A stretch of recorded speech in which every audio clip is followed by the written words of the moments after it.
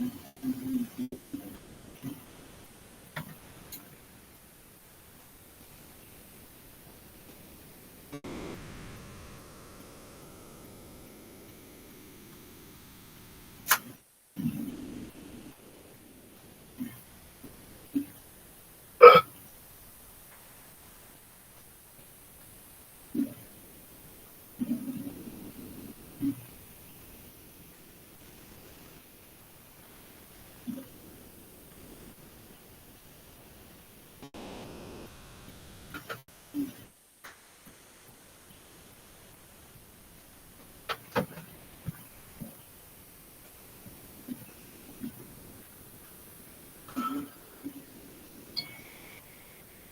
right, guys.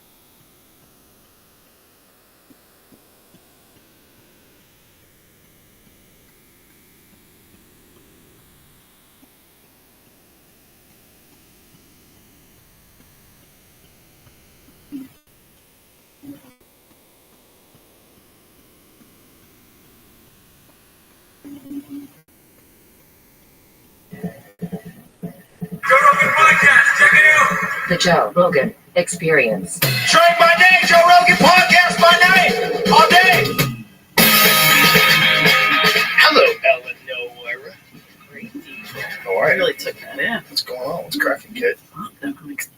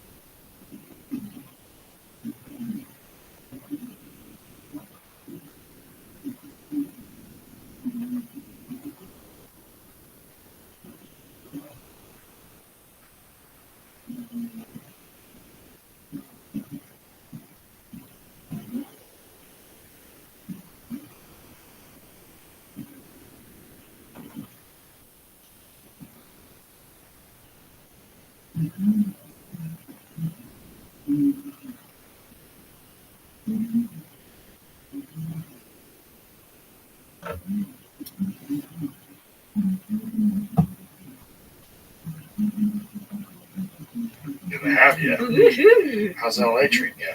LA's good. I mean, I'll be honest, I haven't been there a lot. After I filmed my special, I'm on the road so much. Right? So, which is good. And then I get to go to Philly. In between, I hang out with my mom. So in between gigs, I'll just hang out with my mom's instead of going back to LA. But I feel like I haven't been. Yeah, I think I was there for 5 days last week.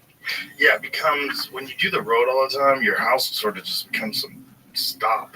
Yeah, but I have no responsibility whatsoever. Like I don't have a plant. I have nothing. Like so.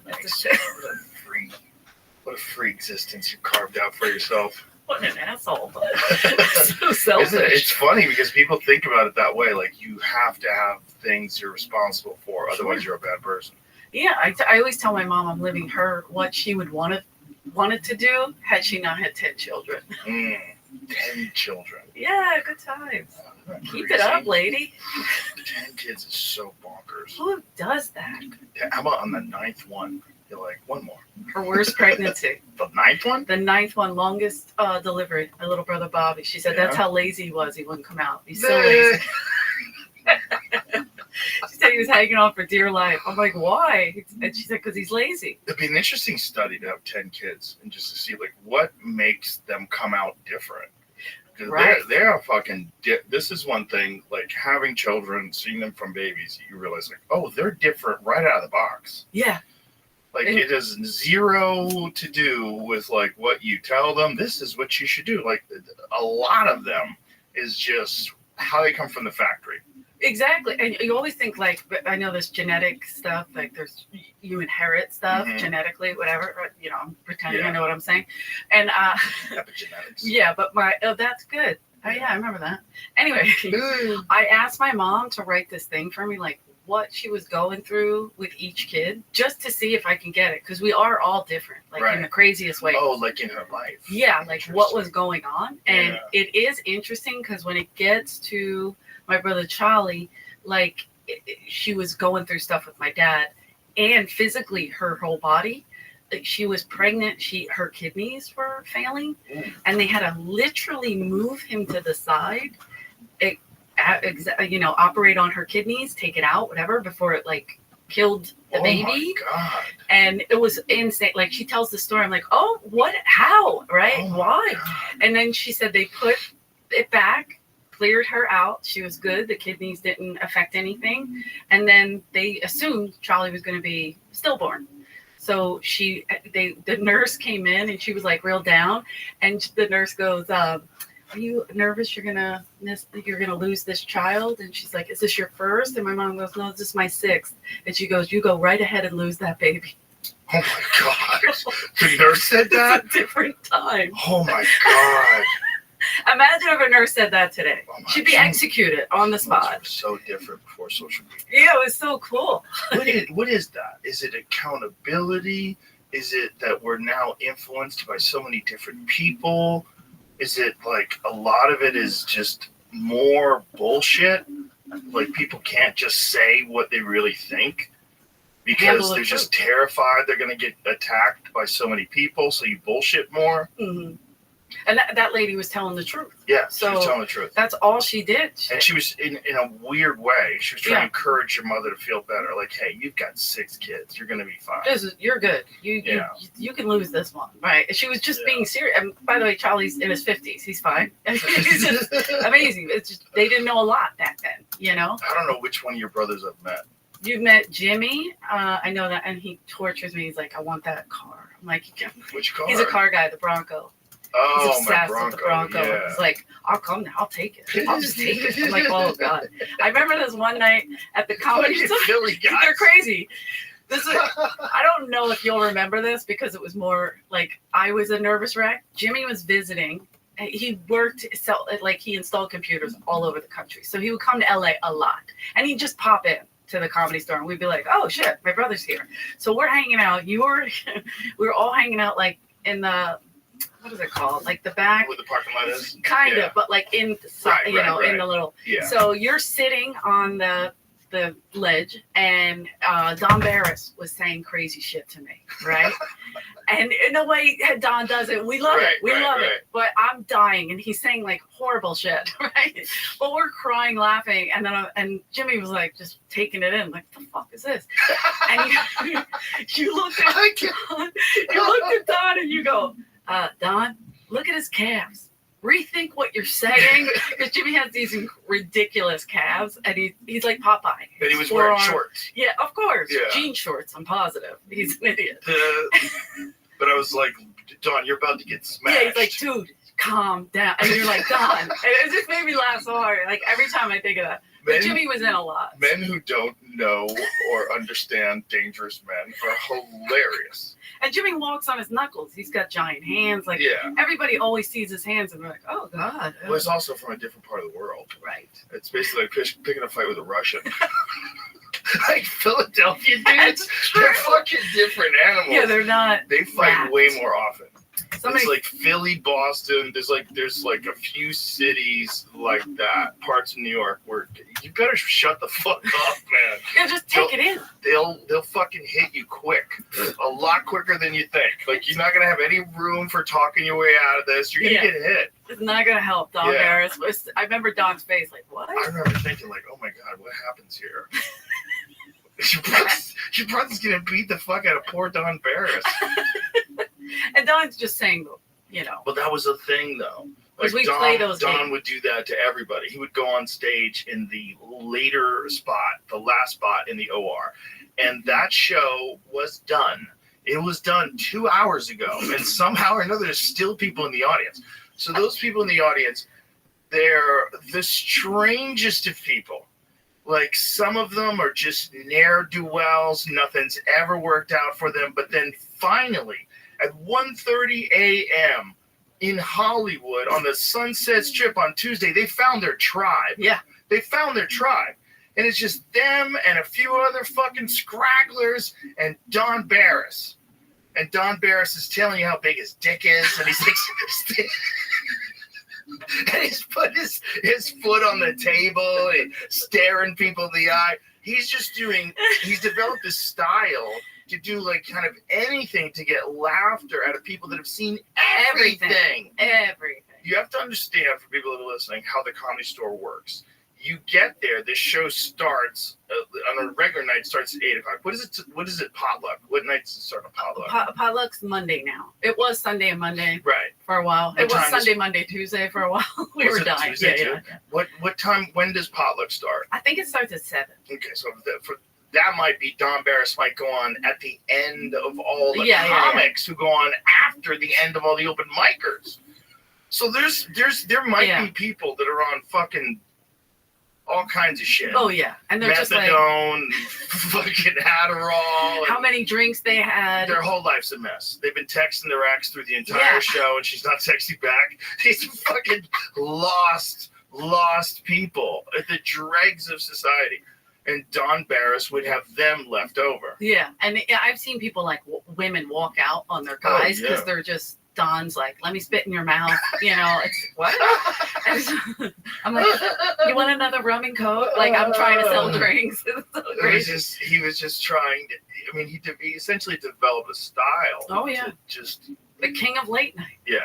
Well, he put on a show, right? Right. It wasn't just his stand-up. Like, he had a show. Yeah. Like, he'll play music sometimes. And yeah, there was a lot going on. He was entertaining you, which is interesting. It's like he's an entertainer.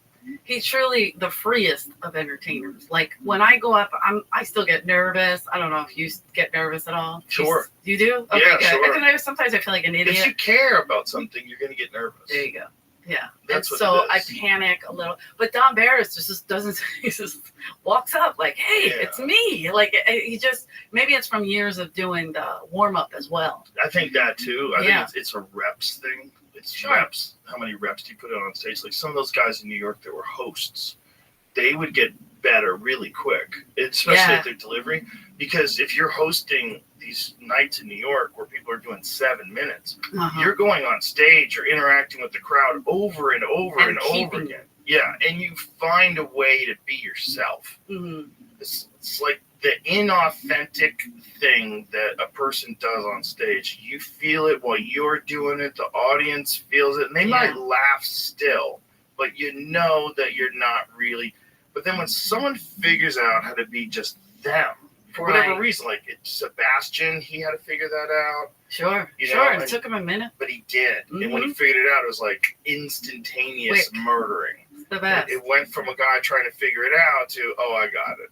Joey. Do you remember the early days of Joey? Joey Diaz? Yes. Interesting. Would you remember? I do, but Joey used to bomb. Joey used to bomb. It was crazy. It didn't make any sense. He was the funniest guy in the parking lot. And then he would get tense when he would go on stage and he wouldn't have a good set. It just wasn't him. Interesting. Yeah, it was like more jokey joke. Like he was trying to be a comedian. He was trying to be some guy that's on late night television or something. Maybe because I saw him in that light, the parking lot light, or he would fuck with me if I was waiting tables. So it would make me laugh. I didn't judge what he did on stage. The funniest guy of all time talking to people. If you would we were, scream. if there's a few of us hanging around and Joey came over, all of a sudden the life of the party was there. And everybody had a big smile on their face. Oh, Joey's here. You know, and it would be fun. But it took him a while, and what it was like getting his heart broken by deals that didn't happen, agents that didn't follow through, managers that fucked him up or fucked him over. Yep. And then he eventually is like, fuck these people. And he just brought that energy on stage. Like, he thought it was over. He thought, I don't have a career. I'm probably going back to prison. I just got out of prison. Like, when I met Joey, he was not out of prison very long. No. I mean, 90. When did he come to LA? 96? 7? Somewhere around that, yeah. I know I was on news radio. Because Joey would come visit me on the set, and they would be like, who's this fucking criminal that's eating all the shrimp? Like, listen, leave him alone. He was going to VIP, because the VIPs had their own separate, like, green room. Yeah. And they actually could watch the performance from the green room, I think, at one of the sets. And, so anyway, they had, like, really good food, because it was, like, network executives, and so they had shrimp cocktail. And so when Hollywood was alive? You got Joey Diaz, this fucking savage, and Joey was like built like a football player back then too. Like Joey wasn't like big belly Joey. Joey was like 235, 240 pounds, jacked, big Cuban dude. He was kind of street, kind of sketchy, a little scary. You know, like high energy, 35-year-old Joey. You know, and so they were like, "Who the fuck is this guy?" So funny. That's a great image. Though. It just took something happened to Joey, and it was right around the time we got big too. Where his belly got big. It's just like he just didn't give a fuck about anything anymore. And he figured out a way to just be that guy who he was in the parking lot on stage. And he did it like that. He did it like that. Theo Vaughn did it like that. Theo Vaughn. I remember that. Did it like that. Now I remember his... Yeah. I remember his break, for sure. In the beginning, it was like, God, this guy's funny, but it's so weird. The act is weird. He seems awkward, but interesting. He was trying to please too many people or something. Or trying to be something he wasn't. And then once he started being himself, unbelievable. It was just finding that authenticity, you know, and that's like exactly what we're talking about with like these hosts in New York. When they do all these sets, if you can get a job hosting, I know it doesn't pay anything and you're committed to it all night long. Like if you're a comic, you could definitely make more money on the road. Sure. But there's something to that in terms of like training sessions. Yeah. First of all, you have to start the show, which is the worst. Death. I always tell those guys at the mothership, like, for the first 5 minutes, you're doing a job. Yep. A real job. A real job. Like, for the first 5 minutes, you're massaging people's feet. You know? You're like fucking washing hair. That way forever. You're fucking polishing people's nails. You're doing a job. You feel good? It's not as simple as, like, you just doing your act. You got to get the audience hypnotized. Yeah. You got to get them hypnotized to laugh. When I open for Dice, that's how it is. It's a cold. You just go out there. And sometimes people are like, are you going to introduce yourself? I'm like, what kind of assholes Callan was at the Irvine Improv once, and I opened for him just for fun. Mm-hmm. Just that's cold awesome. open. Yeah. Just went out It's there hard. and opened for him. It was fun. It was a good time. It was fun. But it was like, whoa, we're jumping right into this. Yeah. It's a little easier because they were happy to see me. Oh, But right. if it was not that sort of situation, you know, and you're unknown, Right. and you're not the person that people came to see, they're like, all right, what do we got here? And if you're a chick, Oh, forget it. that is, I've always said this, and I think this needs to be recognized. Like, women are limited in the way the audience is willing to perceive them right off the bat. Just willing to. You have to break through boundaries Right. in order for them to take you even remotely serious. Like, you start off. If a man starts off at 0, a woman goes on stage, she starts off at -3 minimum. Immediate. Immediately, if a guy sees a girl go on stage, how many guys like your brother?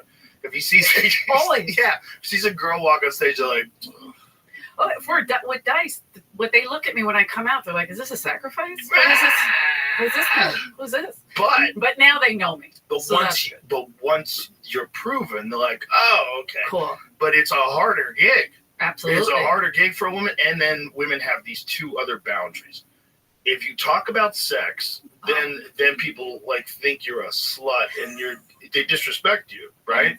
Or like you can talk about how men suck. You can talk about a few things. You can't talk about politics. You start talking about politics to a bunch of men, like, shut the fuck up. I got opinions too.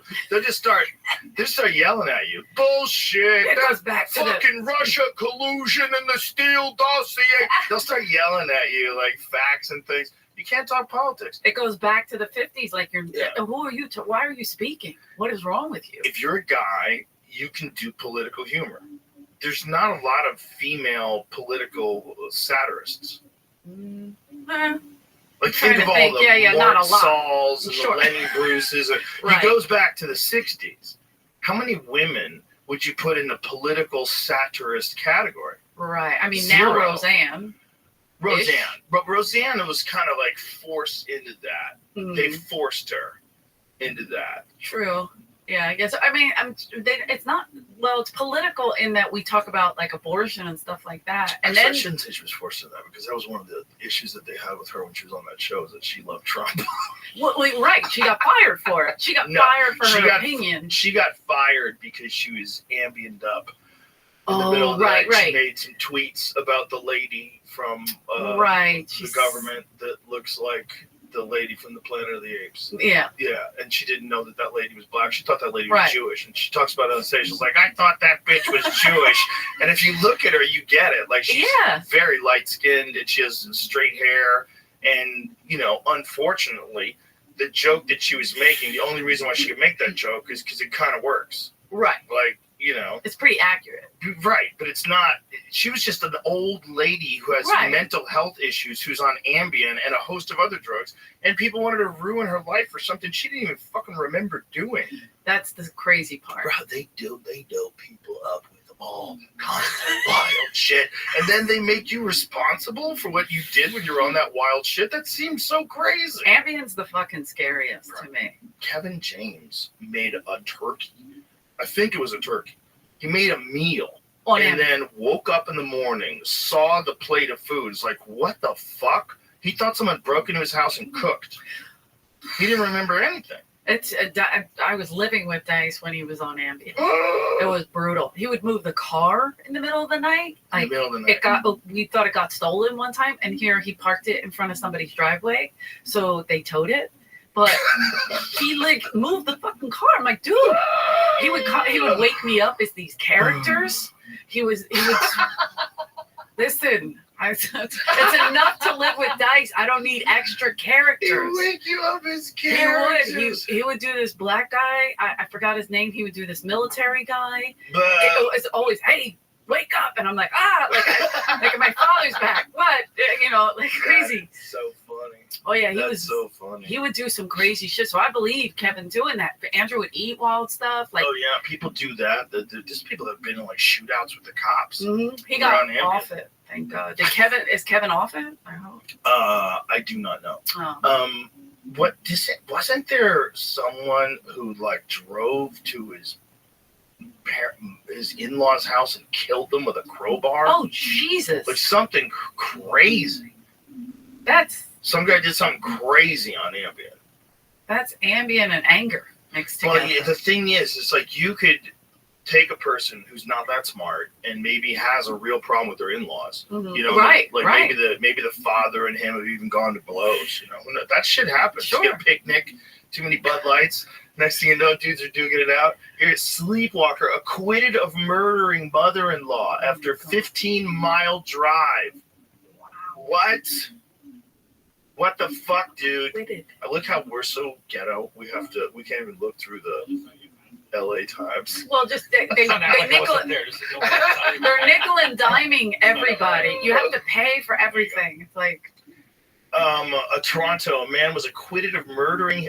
It's Canada. It's Canada. It's basically they're living in Narnia up there. Yeah. A man was acquitted of murdering his mother-in-law after saying he was sleepwalking when he drove 15 miles to her house and hit her with an iron bar and repeatedly stabbed her.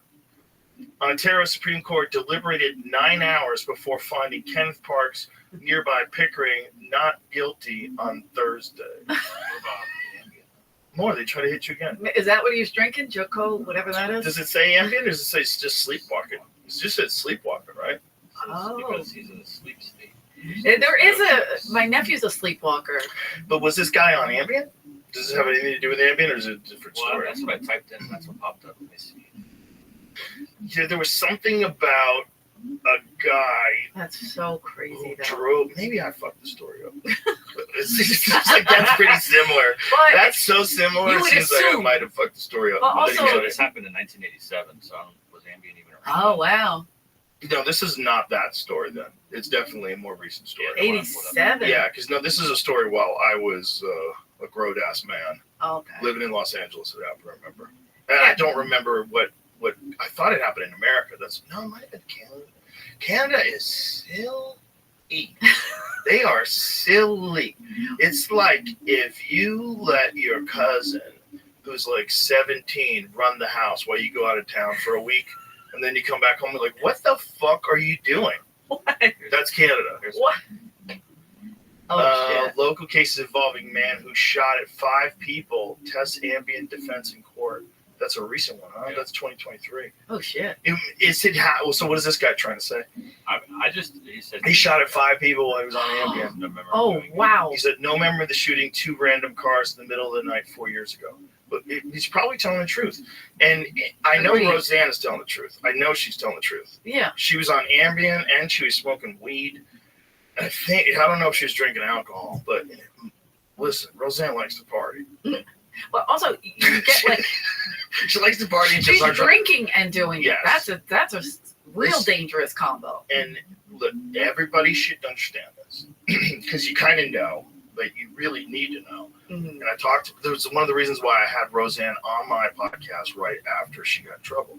I wanted everybody to know what I know. Roseanne got hit by a car Yes. when she was 15 years old, and she spent 9 months in a mental health institute Yeah. when she was a child.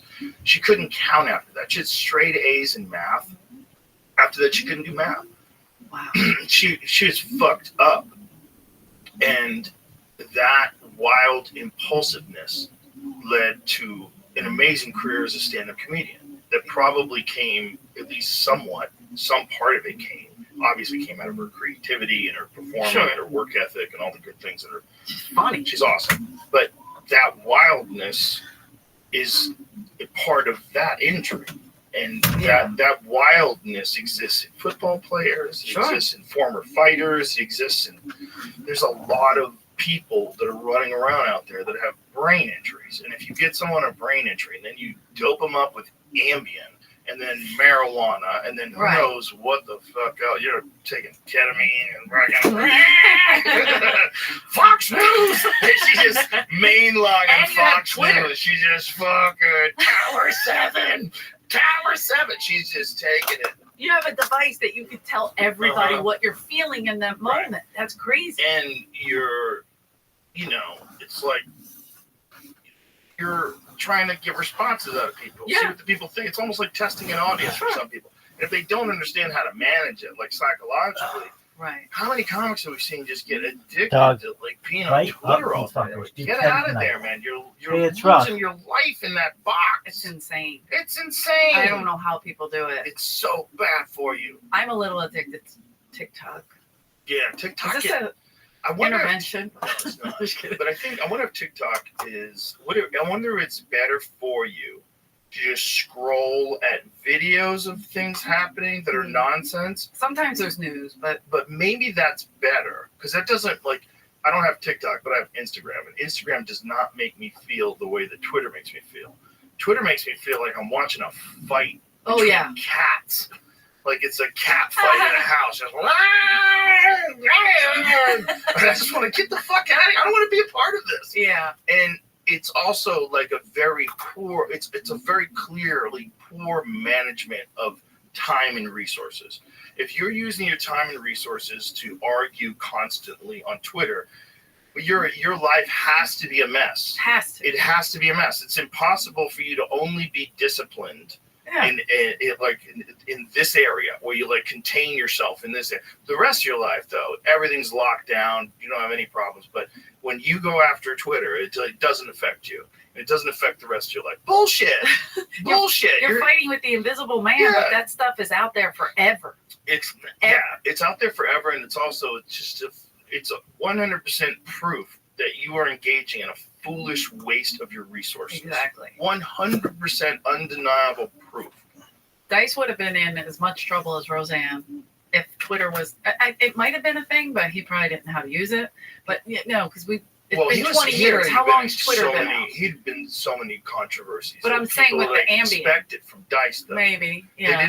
Roseanne was like America's controversial. blue collar sweetheart for the longest time when she was on TV. Yeah. Right? She was beloved. And then she grabbed her pussy. I was going to say, she did some shit. The national anthem. Who knows what she was on back then? Right. You know? Right. Next up is Hey, It's Rough. They've been I fucking medicating love this this lady guy. left and Let me right say her this. whole life. I see everybody And set up. she's always Coast to coast, I don't Atlantic think I to got the Pacific. formula right this time. let's move it South around a little. to- Still working it. And listen, So good. she Arctic. got a lot of money. There's I'm like a sure southern the God ocean. bless There are like her. 5 the oceans doctors now. are helping out. Yeah, that's the But thing. you know, like It they happened were in like telling the her at one point in early time that they were threatening 2000s. her Anyway. that if she kept talking about things. Hey, It's Rough they- has the they'll best release setup her of show. anybody, and I'm going Yeah, to show but they it to you can right do now. things. They can Hey, It's Rough pull deals. is See, an like, amazing if you're not streamer. making any money anymore. Here he you is. own a piece of a Check this television out. show. And He's amazing. also, we're I don't dealing want to fuck with- him it's up. I don't want to. 2024. I'm I not just in the wanna TV follow business him. anymore, but Watch what I happens kinda when you know how follow it him. It's works. amazing. Right. In 2024, He has the I don't absolute know best how many setup. Look people at the are setup, buying people. old sitcoms. I'm sure like Netflix Rabbi and loves streaming you. sites, I'm gonna maybe tell him. they could do. But if they just decide, you know, Rabbi hey, loves you. we don't want Roseanne on the platform. And like, there's shows you Is can't get. making Yeah. Like 90 sitcoms, a you can't personal- find Wow. Grace Under Fire. Try finding that show. No, and I Video love that. I loved her, I should for say. She used to work at you. the store. Yeah. She was wild, Right. but she was funny. I think towards the end of her tenure there, she might have fucking lost the plot. Rabbi loves I you. remember her showing up. And is making a personal She video was for you. crazy. She I was, heard she's Oh, and got they a deleted it.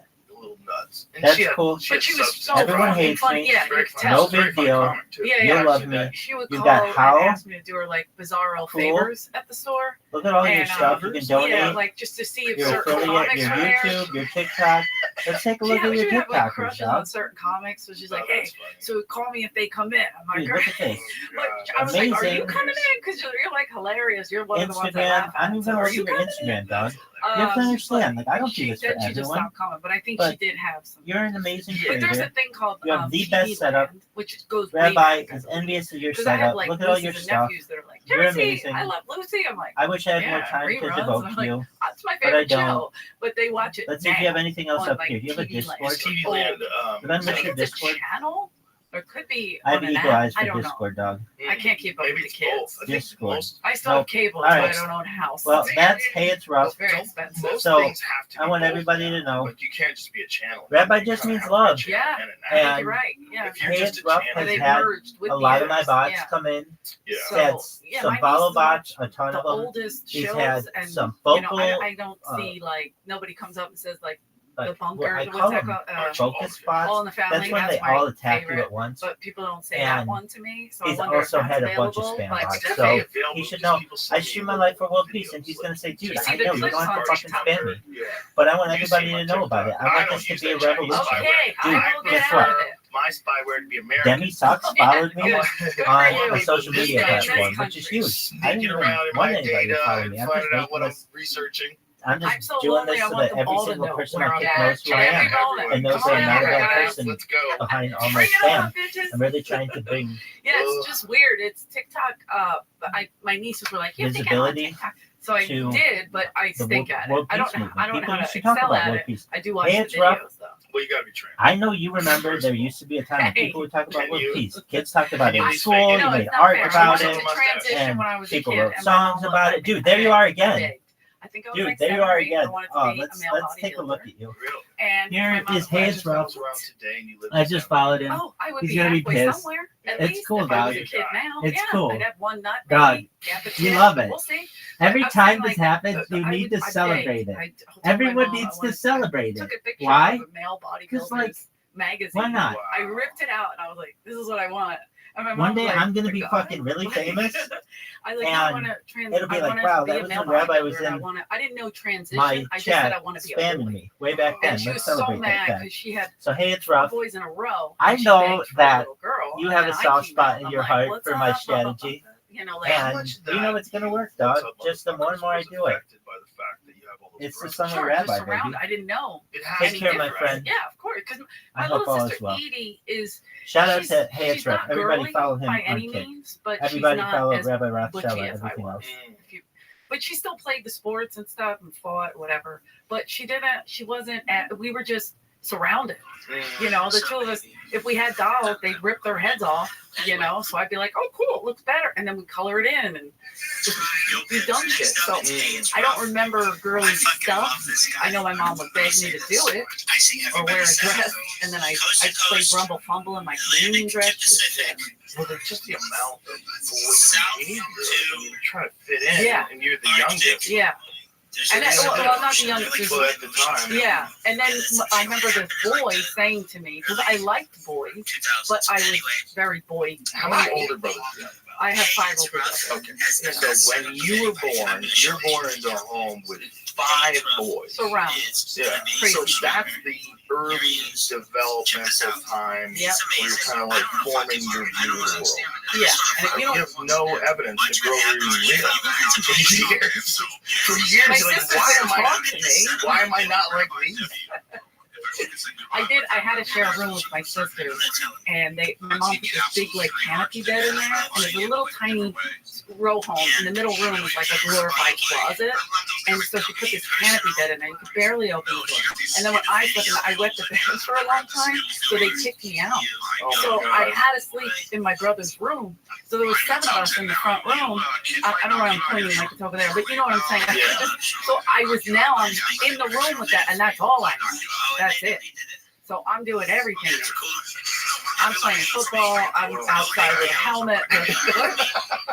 Slow? No, she's got a gait, and you know what I mean. Like I was joking on the I did the Are You Garbage podcast with those guys. They're so funny, and I remembered a story because they were asking questions, and I remembered when I would play like handball or kickball, I'd take my shirt off and tuck it in the back of my pants and spit. And I was like, no shirt. Like, and my mother saw me, Jay, that's right. You know, but I was 8 or something. I don't know. Right. But I didn't care. I was like, that's what they do. Isn't it funny that a woman's nipples mean something? Why? Yeah. It's very, Because there's it's funny. I mean, it's so odd because even a woman that has the smallest of breasts, her nipples, you can see them. that's yeah. Like, it really is the same form as a young boy. Like, if you have a 13-year-old boy and a very thin woman who has no breasts, Yeah. they're very similar. Yeah. But one of them, when you realize it's a woman, you're like, oh, isn't that crazy? It is you're weird. essentially It is. literally looking at the same oh, it's organ, real? the same part of the body. Same It's not like you're looking at a vagina.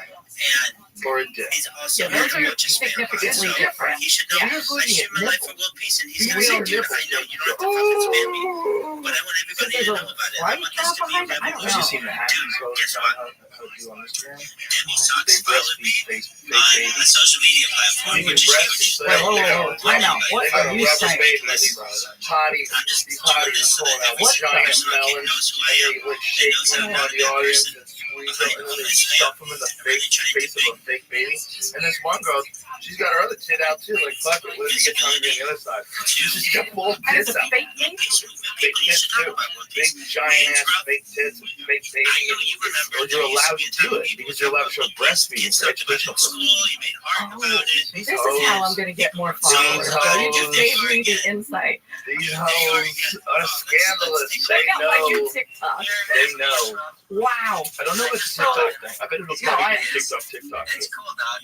Here we go. Oh, look at the Look baby. at this. Oh, Jesus, Yeah, Mary and look at Joseph. That fake baby and big ass. There's a fake lot of titty. fake things on there.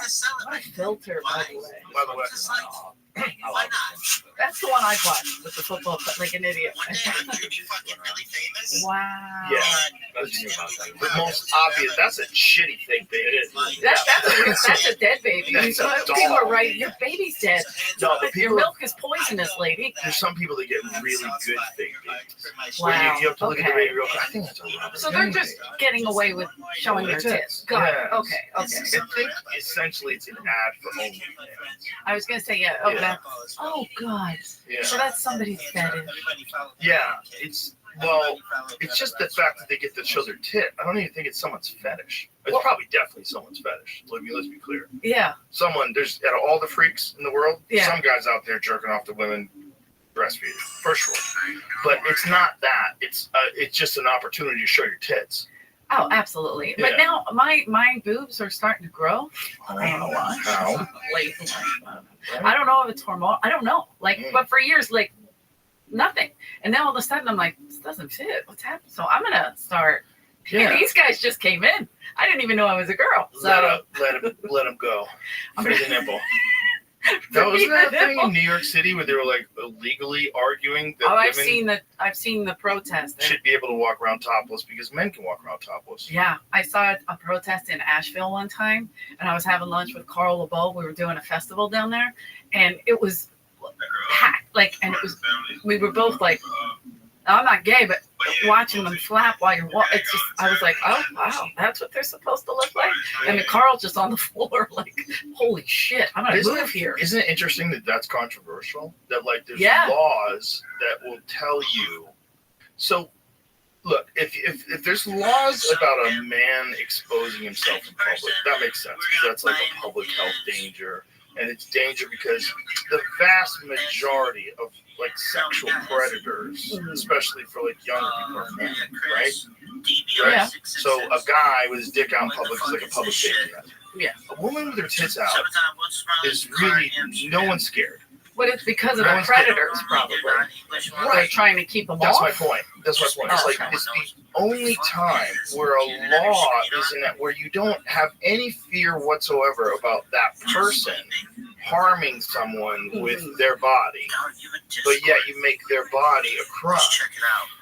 Right. You make showing parts of their body a crime. Like, you can get a ticket, or you can get. Right. I think Oh, they yeah. could probably even arrest you for Indecent public nudity, public- indecent exposure. Yeah. But meanwhile, I could walk right next to that lady with my shirt off, and there's no problems at all. But then before, I think the men got the right to take their shirt off. It wasn't until like the 50s or 40s. For a long time, they weren't allowed to either. I believe so. That's hilarious. Yeah. So what they do on construction sites? Would they just arrest everybody? What do you mean? They can't be shirtless at a construction site. That's their job. You can't be shirtless. They only were shirtless when they were having lunch, maybe. But Have you ever worked a construction site? Are you out of your fucking mind? wait a minute. Are you talking I'm crazy? seeing them in the vest and the shirt, Maybe today. because I'd sit there and Maybe watch for a long today time if in that was major true. cities. Yeah, if we were working I outside, have lots of I did mostly construction jobs when I was in high school. Okay. My stepfather was an architect, so I got a lot of jobs on building sites. And so I just get jobs as a laborer. It was a good job to get because you could always get them, and it's hard work. You would be outside topless constantly. 91 court let stand law bearing topless men. Supreme Court Monday lets stand a local ordinance prohibiting, this is in Washington, prohibiting males from jogging topless or otherwise appearing in public without wearing shirts.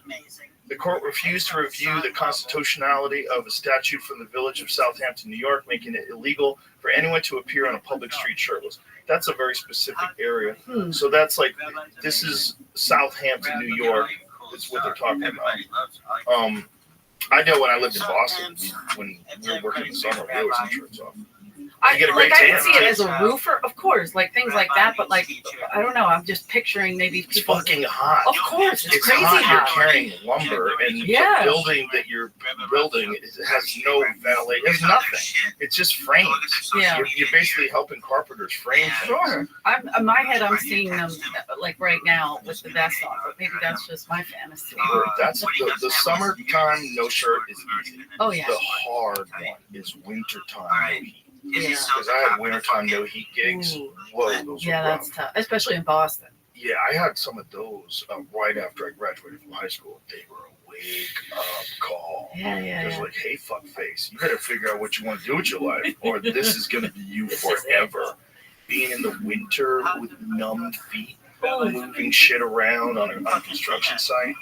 Mm-mm. Fingers being frozen. I hate They would that. have like a little public portable heater that we would all gather around to eat lunch.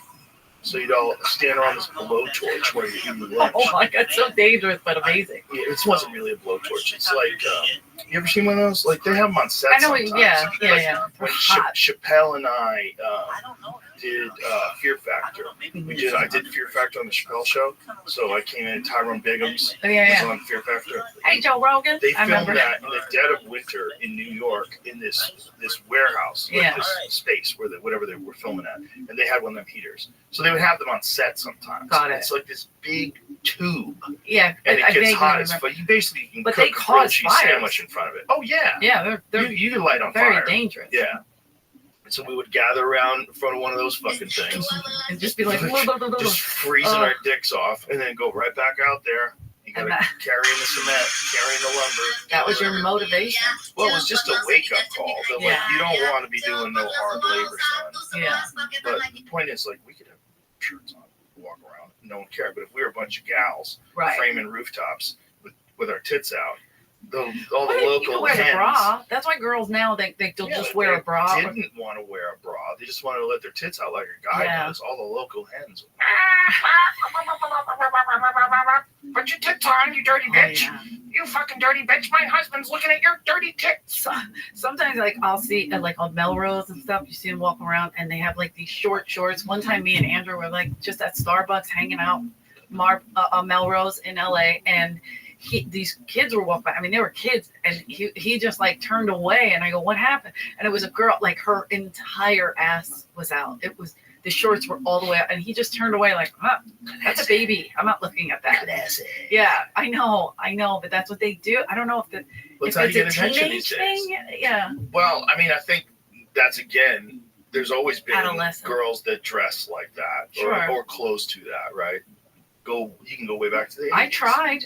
I wore cute little hot pants in Did the you? 80s. Yeah, I used to wear a bustier Mm. because I started clubbing like when I was 14. Oh my God, Eleanor, what a fucking background! Hey, you have. what that- Perfect background to be a comic. True. Well, once this is what happened with the boys, like me wanting to be a boy, I liked boys. And this one really good looking kid that played football, he was like, and I'm like standing there. I remember like I'm wearing shoulder pads, idiot.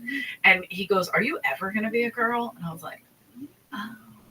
And then I asked another guy friend, I go, "How come so-and-so doesn't like me?" And they're like, "Because he thinks you could beat him up. Like, nobody's right, attracted to the right. girl who may or may not be able to knock him out." Right. So I stopped, and I was like, "Oh." And then boys started to like me, and I was like, "Oh, You gotta learn a new pattern of behavior. yes." Right. But I still am like, watch it. like when guys start wearing cologne. Right. Like, oh, can I clean up my stink? Yeah. I still am like I'm not so grateful to be a woman. Like it bothers me a lot Does it? because I still have that in me. Like That's it hilarious. would be so much easier to just be a dude. Do you think they could have taught you into being trans if you were like 12? Absolutely. 100%. Isn't that crazy? And I'm good friends with Dylan Mulvaney. we did a pilot together. That's hilarious. Dylan was not trans when I met them. How do you say it? I don't Be know. careful. You're gonna get in trouble. She knows I love her, so I can't say anything wrong. But So you knew her when she was a he. right, and we had the best time. But meeting her when I did, I was like, oh, she's more woman than I ever was, ever will be. Like, I know I have the parts. Even with a dick. I'm telling you, more girly than, I mean, girly. And my best friend growing up was like You're a that. very kind person. You're a very kind person. And Why? I just want to introduce this thought into your mind. Uh-oh. People are performative occasionally. Oh, absolutely. And sometimes when people want you to think of them in one way or another, they will behave that way. And people can keep that up for... I didn't know them from anybody. We just met. Right. So you're saying she was performing. Well, I think deciding that you're a woman Right. and then performing like a woman Oh, I see. is a Okay. thing that we can all do. I see what you're If saying. you met me, Eleanor, if you met me, and you're like, oh my God, Joe Rogan is a woman. Like, thinks like a woman, behaves like a woman, has off this He's all feminine. woman energy, like so sweet, so amazing. It's performative. I Like, see. you're a biological man. But you don't think you could be. And there's a lot of social value Mhm. in being trans today. There's a lot of, I you get agree with you on attention. that. You get I attention think- for having nothing interesting about you, other than the fact that you're a boy who wants to be a girl. Right. That's it. And that is like a crazy low barrier to entry to be a part of a protected class and to be celebrated for people that will never be celebrated. But you don't believe people can be born and have like mixed up things? I do. Okay, I do. good. I What believe the both fuck? things. I believe Ah, both things. okay. I believe, yes. This is what we have to be wary about, because when you see these cluster cases, like particularly like young girls, we get like 10 girls that are on the spectrum, they all go trans in school together. That's crazy. And you have to realize that people are motivated just like you were when you were a young girl and you were dressing like a boy and acting like a boy, and then you go, oh, I gotta not do that anymore. And then now boys, like, people are motivated by behaviors that get them positive reinforcement. And there's in this time, in this day and age, there's immense amount of positive reinforcement of being a part of the LBGT pride, whatever it is. Right. And that makes sense because it's a natural reaction to the times when we were kids where gay people were shunned and shit on. And it was up until 2013, Hillary Clinton was saying that she didn't think that marriage should be between gay men. It should be between a man and a woman. Barack Obama used to say that. Oh, They yeah. all used to say it. So imagine being a gay person back then. And so there's like this natural overcorrection. So we're in this overcorrection right now. But this overcorrection gets co-opted by opportunists who are just narcissists, just people with mental illness, and people who realize that they can So get a check it out. tremendous It'll amount make of you wet. attention It'll make your by mom just wet. fitting It's into amazing. this new I place. don't And it's know if also it's a great way for person. I perverts probably just sex watched something sure. halfway through, Yeah, you but I'll see that a lot. finish it. to I'm going at my own pace. like, I'm going at my own pace. if you're a guy, So check it out if you want to know all about me. you get a job as a dog It's trainer, amazing. right? I'm Guys really into amazing. dogs. Rabbi working with kicks dogs. ass. You're a Rabbi bad takes one. names. You know this. You know You this get a job dog. at Nickelodeon? Right. At the end of your story? You would, right? Yeah. Well, isn't there like a scandal that's going on right now? Yeah, bad. What is the Nickelodeon The scandal? Dan guy. It took. Let's see here. Oh, really? A new one? Oh. I just like kids. How I does just this work? like working with Agreed. kids. I just like being around them and Yeah, being so alone with check them. it out. That's my aunt. Being alone Yeah. with them. I like being alone with Teachers. them. Yeah. Just me and the kid. Camp counselors. Shh. Let's keep a secret. What the fuck? That's fucked Right. up. But there's humans that recognize that there's like patterns that they can fall into Mhm. where they can get more attention, get more praise. So this is the Nickelodeon thing. It says the actress claimed he was sexually abused by dialogue and acting coach Brian Peck, Oh. who pleaded no contest to performing a lewd act with a 14 or 15-year-old and to oral copulation with a minor under 16 in 2004. Ultimately sentenced to 16 months in prison and ordered to register as a sex offender in October 2004. His first interview since the release of the doc, Bella shared his thoughts on Nicole and his response to the allegations. Yeah, I mean, how do you know when someone, I mean, if you hire, you're hoping you're hiring people just like kid shows. Maybe they have kids. You know, But why they're can't just- the parent be present? Like this kind of shit. Like they say, kids that get molested and stuff like that. A lot of times it's parents just being like giving them off, you know, like and not being present. There was, I mean, I think about it. I'm like, why didn't we get molested? We were on our own for a long time. I dodged a couple bullets. Did you really? Yeah, but it's you're trusting, and most people you can trust, and you hope you can trust people. Yeah. You know about UFC heavyweight champion, former heavyweight champion Sam Velasquez? His son was apparently by daycare, and he went after the guy and shot at him from his car, got arrested, he was in jail. He's still awaiting trial, but it was literally one of those things where everybody that hears that's a father, if you ask them, what would you do if that happened? Like everyone says the same thing. If you can get away with sleepwalking and killing your mother-in-law, you should get away with fucking blind rage that makes you shoot at some guy who molested your kid. Listen, I don't have children, and if that happened to one of my nieces and nephews, I'd be the one who snapped. I'd lose it. It's the most evil It's thing. disgusting. But it's one of the weird ones that today they're trying to normalize. They're trying to call it minor attractive persons. When I say they, I'm really clear. Yeah, it's just a few fringe psychos. But the problem is that Those are pedophiles. that fringe psycho dialogue winds up on social media and then gets amplified by places like TikTok Right. that want us to be upset at these kind of things, whether it's to program us or whether it's just to keep us like fighting and then engaged in the algorithm, which is ultimately beneficial for them because that's really what they want: is more views and more interactions. Yeah.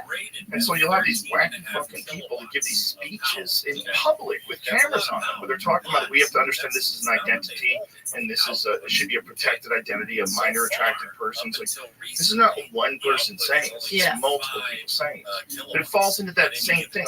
Like, some people are fucking insane.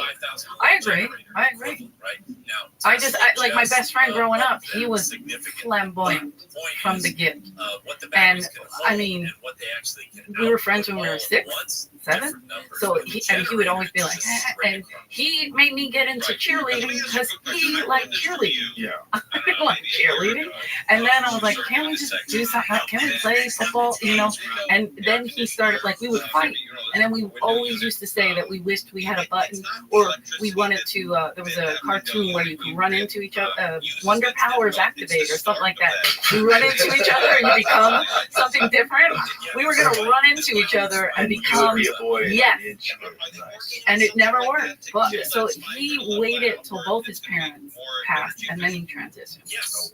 But he wanted that his whole life. He just didn't want to disrespect his parents. It's 100% a real thing. It is. The problem is, But I agree that there's always people that jump in and act. there is that, and then there's this other thing. And the other thing is money. So you have to realize how many gender-affirming care clinics have opened up just since 2007. If you look at the map, but 2007 versus 2023, it's crazy the difference. I mean, it's probably now we're in 2024. It's probably even more. But the number of those things that by the way, they're just like a body shop. Yeah. You bring a car into a body shop, they're going to want to fix the car. Okay? You bring a kid into a gender-affirming care, they're not going to go, Billy, you just need to find yourself. Maybe you're just a gay man.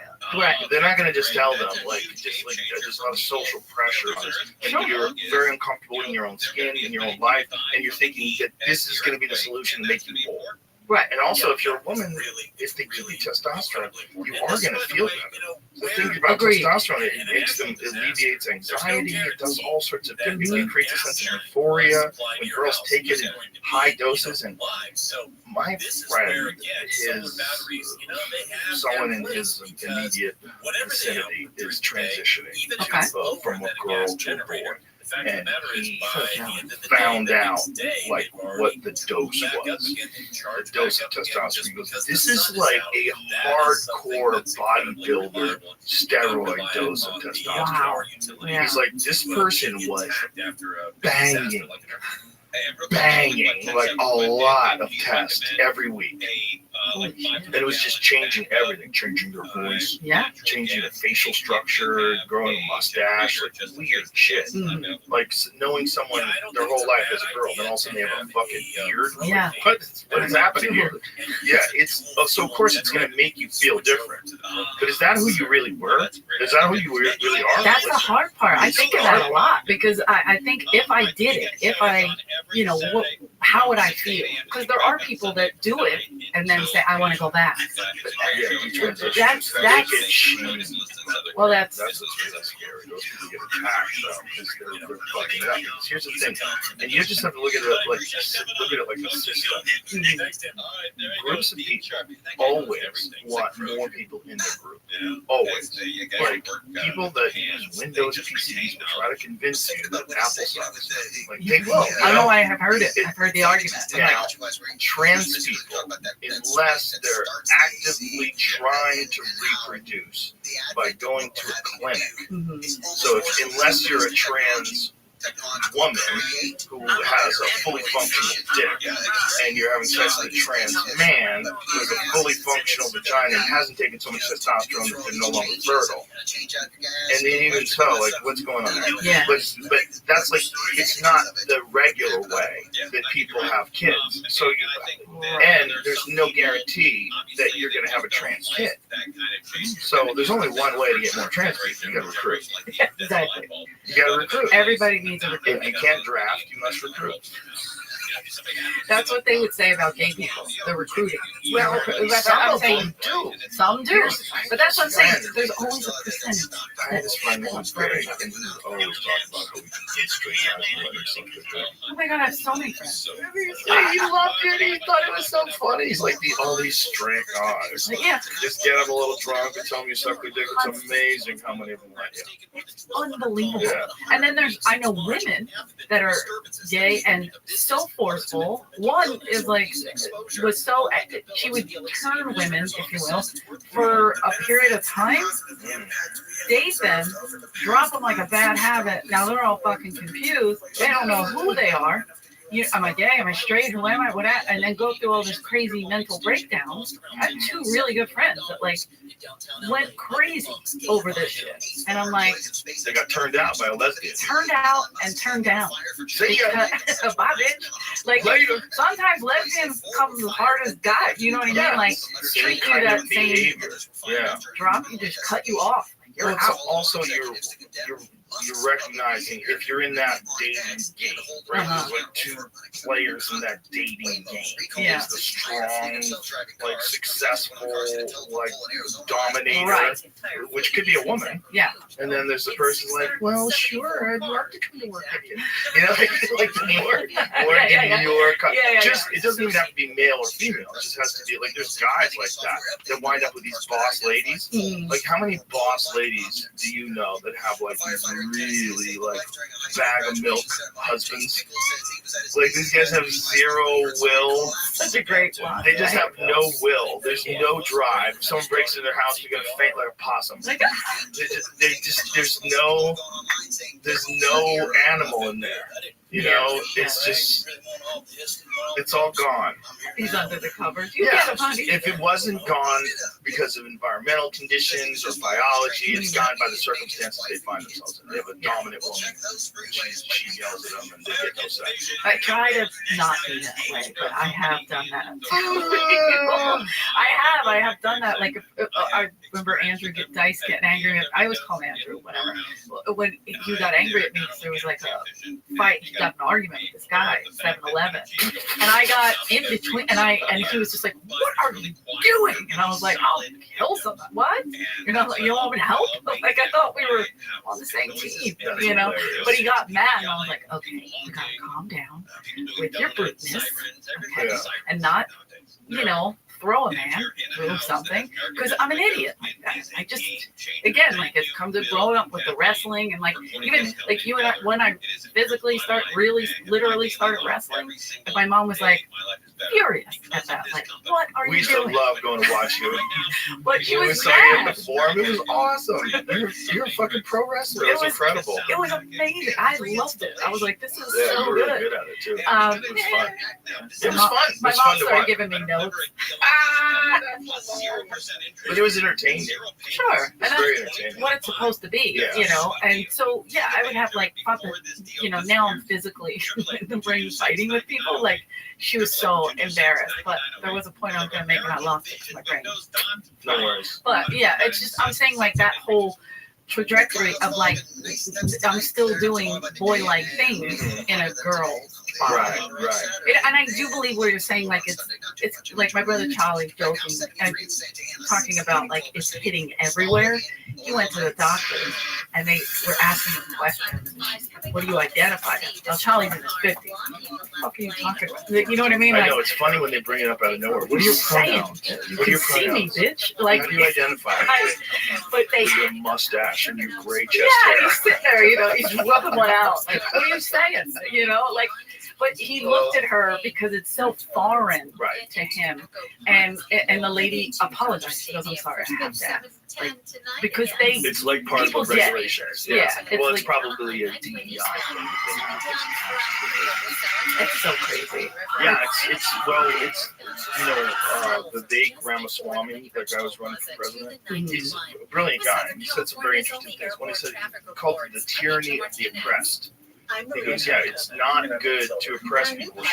Everyone should be free, but it's also not good to give the oppressed so much power that they can just run rampant over Yeah. everyone else, and everybody has to like adhere to their rules Yeah. because they were at one point in time a part We're of an the oppressed win- class. I think that's the overcorrection that we're talking about with like the trans stuff. The problem is today it can be pushed in a way that's so different than when we were kids. When we were kids, if you were a gay guy, you can't preach. Did you have a gay guy in high school that became a priest? Yeah. Yeah, we did. And he's not a pedophile. We used to, He's a our great guy guy. wasn't Yeah. unless it turned into one. But when I knew him, he was a regular kid. He was my friend's sister, or my friend's brother. Whoops, Oregon. My friend's brother, she, like, you know, they would always talk about he's going to be a priest. So we were in high school riding the bus together. Yeah. And I think people even back then didn't know. He was fucking 15. That's amazing. Yeah, Like, like he just everyone, had it on him. everyone knew he was going to be a priest. Yeah. My friend that did it, he's now out of it. Of the priesthood. of the Yeah, he Guinness. left. The priesthood is still gay, still queer as they come. And, but he left the priesthood, which was weird because we were like, whoa, is he coming out? Is he this? And he left, and now he just said they were changing too many things. Like the literal religion messed him up to get him out. Yeah. Interesting. What Because were they changing? The Catholic Church, my mom, she doesn't know listen to the podcast. Anyway, the Catholic Church changes on a dime. Like even something Lent. Right now we're in Lent, right? Right. There were so many rules that my mom had that we don't have, like my generation didn't have, and now it's a whole nother. Like Lent is not. Now I'm looking at kids like, what? You can do that? It's Lent. You're not allowed to. You have to do this, this, and this. But they change. They just change so that they can recruit. That's why the Muslims are going to win. They don't give a fuck who joins. That's Ramadan is you got a month and nobody's eating. All day long, Unbelievable. no water, no food. We were in downtown the other day, driving to downtown LA. And there's an alleyway. This dude was in the alleyway. In LA or here? In Austin. Okay. Did I say LA? Yeah, yeah. Did Okay. I? I'm sorry. In I'm Austin. just Downtown Austin. And there was this dude that was in an alleyway, and he was, it was the sun was going down, so he's praying. Oh, Yeah, I saw that. Wherever the fuck you are, you gotta pray. I saw it in New York City, Yeah. and he was like, and it's so hard to find a space in New York City. So I was like, wow, that is That's impressive. devotion. Exactly. He was behind like a pillar that like went into. There was a little bit of room to go into these offices, and he was literally just behind the pillar, just doing that. And I was like, wow, that is great. right in Times Square. Have you ever seen the one from Toronto? Oh yeah. Toronto is Toronto, right? Call to prayer in the street. It's Really? the street is filled. They just do the call to prayer and people just come out of their I houses, don't know or where this is. I don't know why they were there. I just saw the video and I'm like, oh, this is Canada. It just seems Canada's a mess. I don't know if they've been there in a while. Well, I'm sorry. I know they have health care, but it's not working. It's a mess. Their president sucks. They need some sort of no nonsense president to straighten everything out. Prime Minister, whatever you want to call him. Yeah, the nerve of them. Yeah, better care. What you're doing is nuts. Like the way there's every week there's some new strike on rights and laws and freedom of speech, and they just keep cracking. They stop people from being able to get guns. You can't have a handgun anymore. They're cracking down on all sorts of different things in regards to what constitutes hate speech online, whether or not they can filter your internet access. What's up, you sexy It's beast? not good. Natural light. I think you look best like that. Oh no, that one. Oh, there. That makes all the difference. How about this one? Oh, there we go. How about this one? Oh, whoa, it's fucking dark as shit, dog. Dude, you give me bullshit ones. Oh, that's coming. All these are cool. All right, there you go. Next up in our search of streamers, I call this a cavalcade for the carousel. Rabbi's carousel of people. All right, next up we've got, oh, this person, XQC. Yo, no one knows who the fuck you are. You're at the #1 streamer right now. Oh, man, are you fucking kidding me? Who the fuck knows? Nevertheless, we're going to see your shit. We're going to go to your about. You can donate there. They're the YouTube. Sweet, you have a Discord. Yes. Shout out to XQC.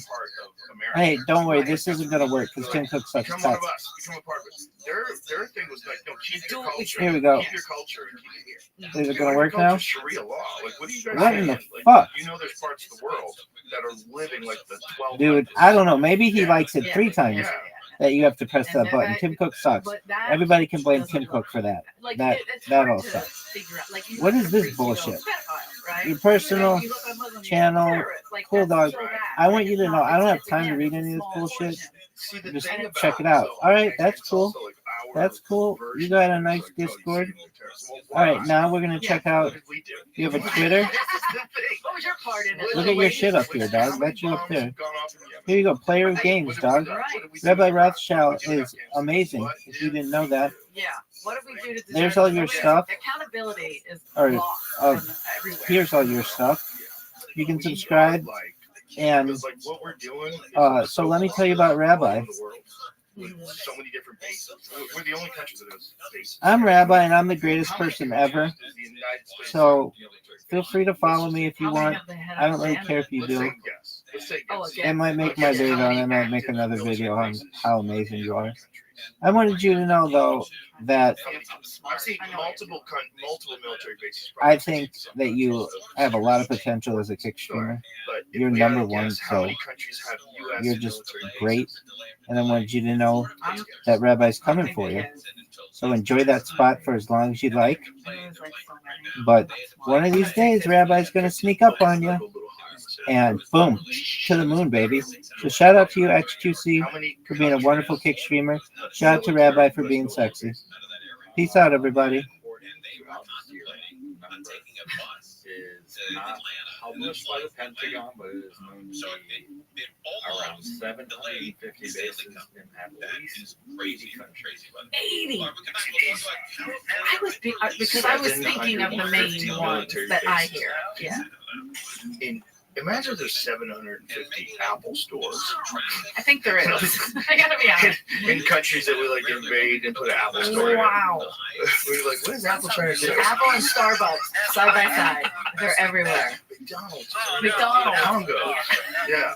What, that's nuts. 80 countries.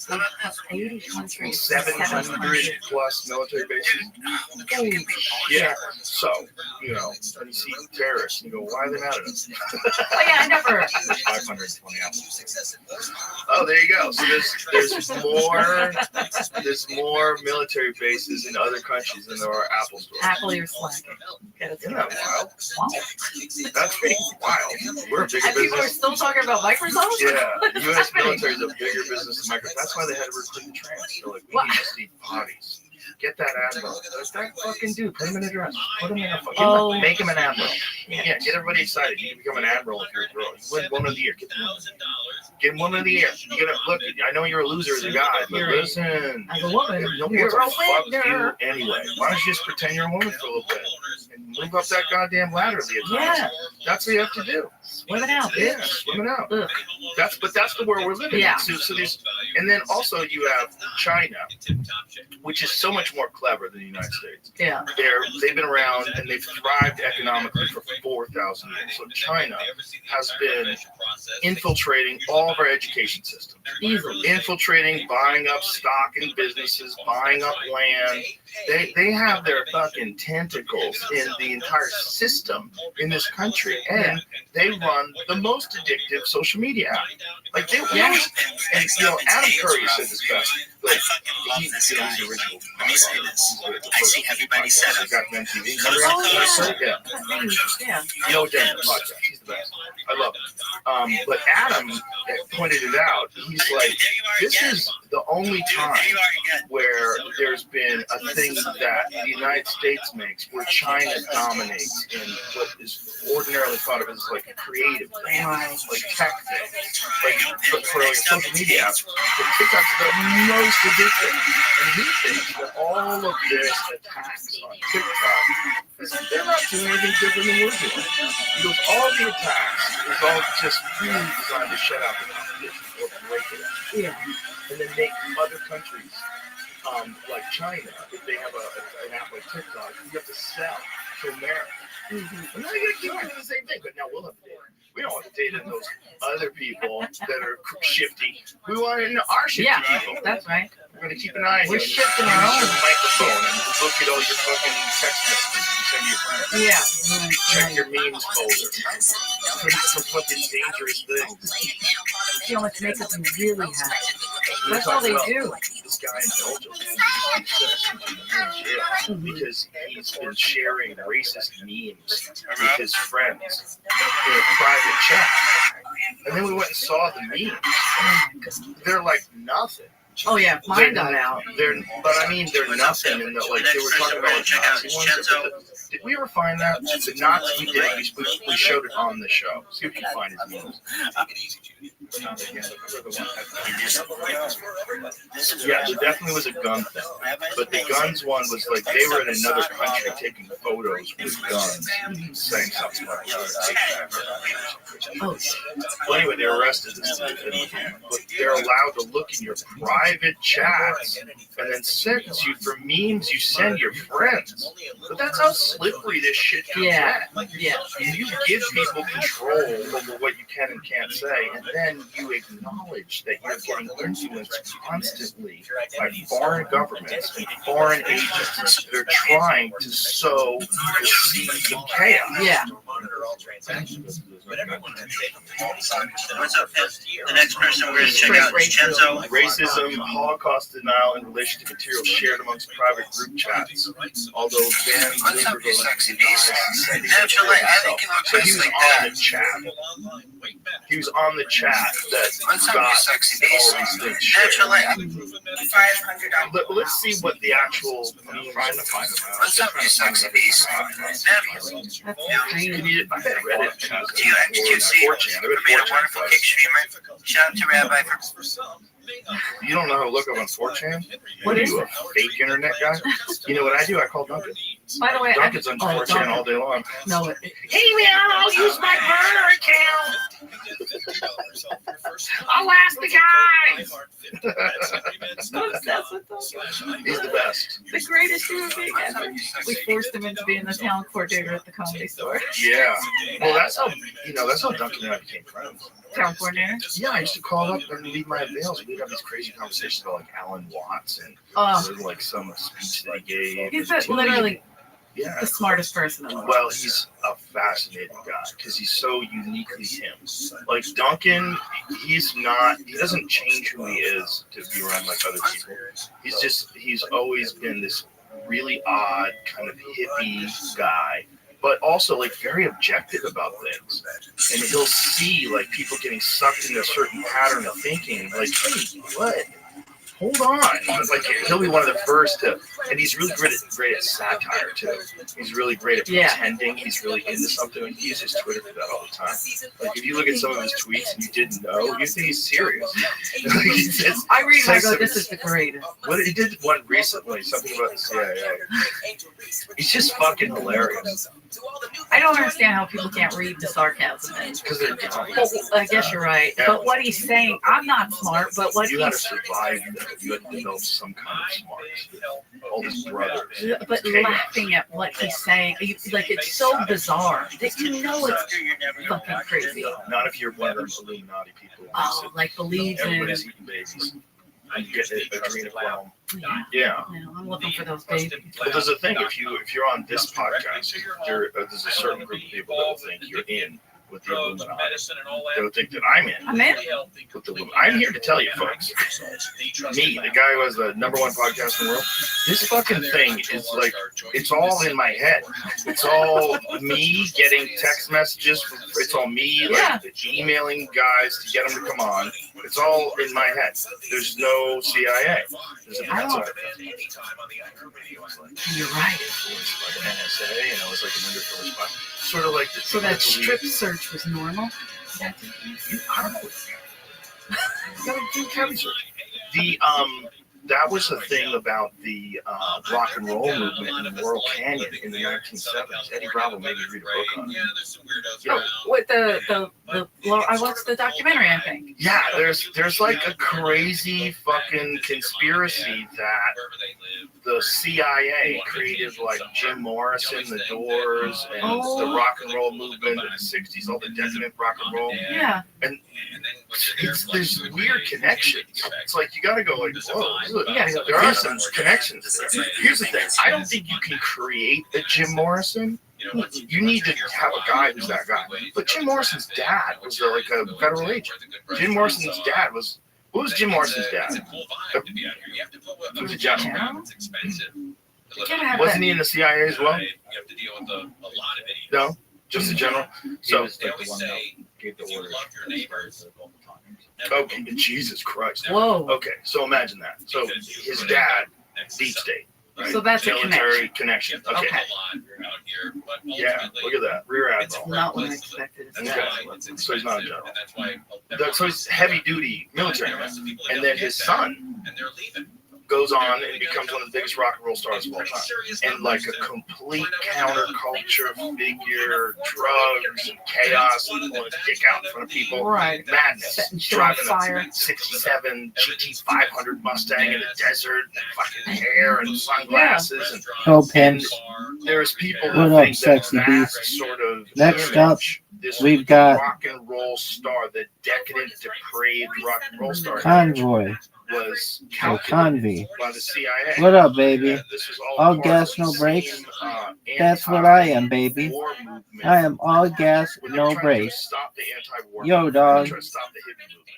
And they think that Let's check what out they your did social was media. encourage a chaos that came All right, out of you've got worshiping Twitter, these Instagram, degenerate rock and roll TikTok. stars, Let's look at your drug addicts, TikTok. saying crazy shit. Right. But as it, like you're taking away his talent. No, but you're not. Wow, You're I not. expect You're you to have a essentially bigger saying TikTok. that Well, I'm they gonna add to your promoted TikTok. Don't like, worry. the talent already exists, I'm but here. they realized You're a you really can big get this streamer. Crazy, chaotic guy, sign him to a major Yo, record dog. label, and then push Follow him Rabbi everywhere. Rothschild. Look at all your Young shit. kids see this guy worship. This like, guy was yeah. just saying. Worship this weird. I'm gonna even look at your Twitter, lizard dog. king. Right. This fucking Why? Because I'm wild amazing. dude that, Look at you. Look at all your shit. All this shit is cool as fuck. Excellent. All right. Well, you're a good person. It seems like I believe that. if you're not, shit happens. People forgive me. All I can see is that, you're a big time streamer, dog. And I want you to know that I'm amazing. And if you have any questions, you should just put in hashtag Bible Rabbi in any search engine. And if you can, filter by live, and you'll see all my shit. All right, dog. Shout out to you, Conby. From Rabbi. I hope you liked your video. Take care, dog. Warships had been attacked in the high seas. He was asking Congress for support to counter the North Vietnamese aggression. At the same time, Morrison and his staff told Navy headquarters in Hawaii that the radar returns the destroyers had targeted were probably false returns generated by the rough seas. Headquarters relayed the information to the Secretary of Defense, Robert McNamara, but he failed to give those details to President Johnson. So based on Johnson's testimony that the destroyers had suffered an unprovoked attack in international waters, Congress approved of the Gulf of Tonkin resolution, giving the president the authority to conduct military operations in Southeast Asia without a declaration of war. So that was Morrison's dad was a part of that. So the thing is, it sounds super far-fetched, but when you look at what they definitely did with the Manson family, what they definitely did with Operation MK Ultra and Operation Midnight Climax and all these different crazy mind control experiments they did, and what they did with the Harvard LSD studies, what they did with they were dosing people with acid and trying to make them do things and trying to turn them into psychopaths, and they did it with the Manson family. They got Manson when he was in prison and dosed him up with acid and allegedly taught him how to be a cult leader, allegedly, and then provided him with acid, and then repeatedly let him out of jail every time he got arrested for things. Yeah, because he was arrested a lot. Yeah, and someone would step in and say, "This is above your pay grade," and he would be out. Yeah, and they know that he worked with Jolly West, who was the guy who was running MK Ultra for the CIA. So if they were doing that, you think they're going to leave rock and roll alone? No, right. No, they probably would do it. And then there's also some people now that are saying they were a part of funding the gangster rap movement of the 80s and the 90s. Yeah. That was another way to sow discord in society. And when society is unstable, you can control people more. When society is stable, then they want to go, hey, let's fucking get rid of some of these bureaucrats that are useless. Let's fucking clean up the streets. That's a stable society. Yeah. Great economy. But you want things in chaos.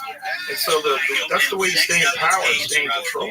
Yeah. What was it? It was a movie or something silly where they would play in it was a music, they were musicians, whatever, they had an album out, and in the album they were putting something to get people to buy certain things or do certain things. Subliminal messages. Yeah, but I forget what it was, but they would show one frame that said "Hungry and Popcorn."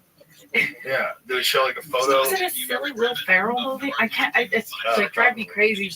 Ben Stiller, and so but it was getting people to do things. It was crazy, and I was like, that probably fucking happens.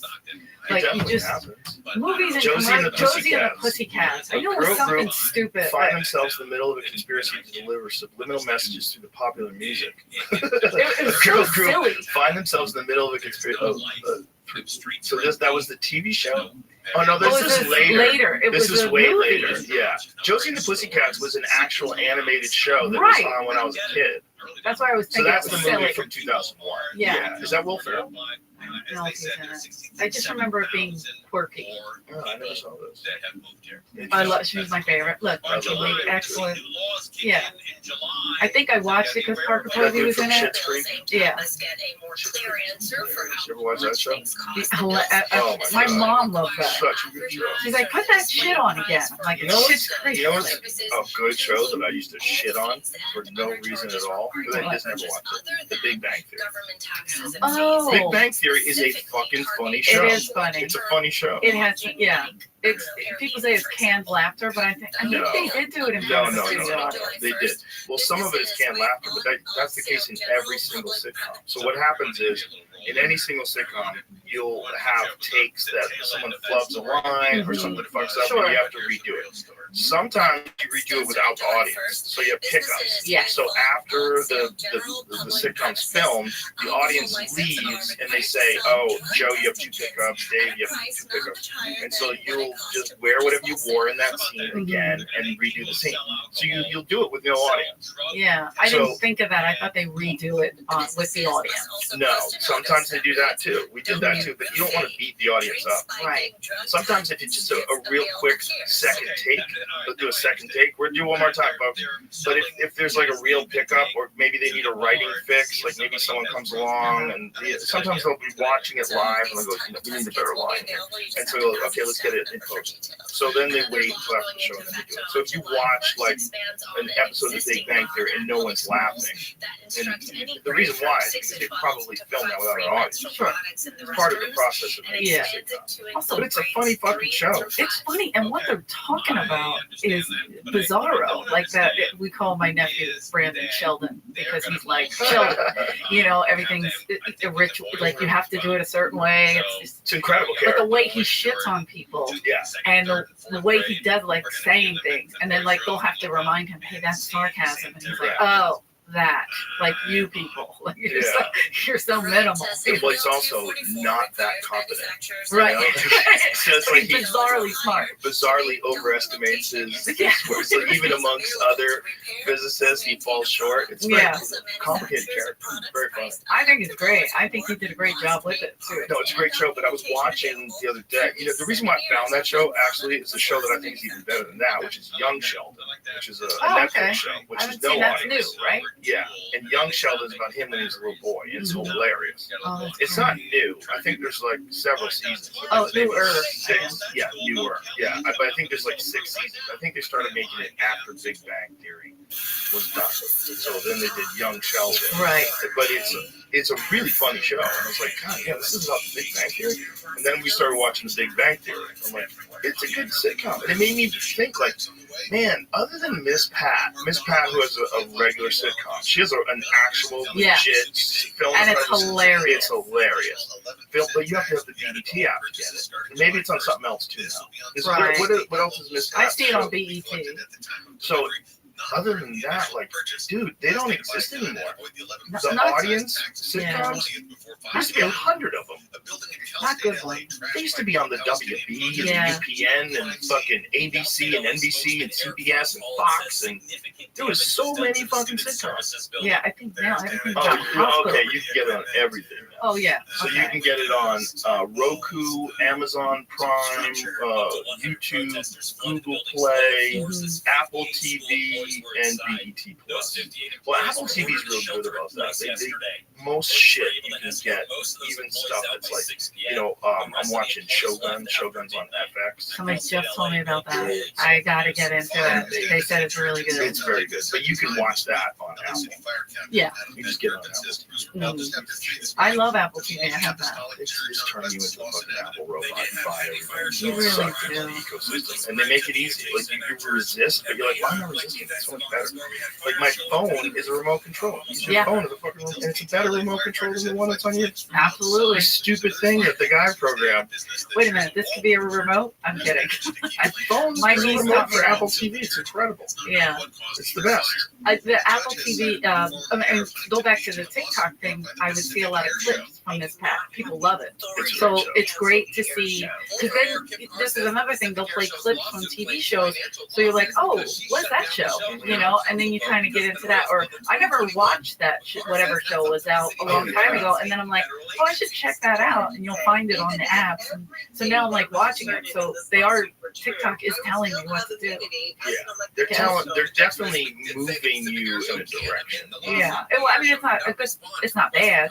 The thing is, the question is, should we protect people from the kind of influence that can scramble their brains? Because you can't, like, remember a few months back, all the TikTokers got a hold of fuck's his name? Osama bin Laden. Osama bin Laden's letter to America. And they were like, oh my God, Osama bin Laden. He was the good guy.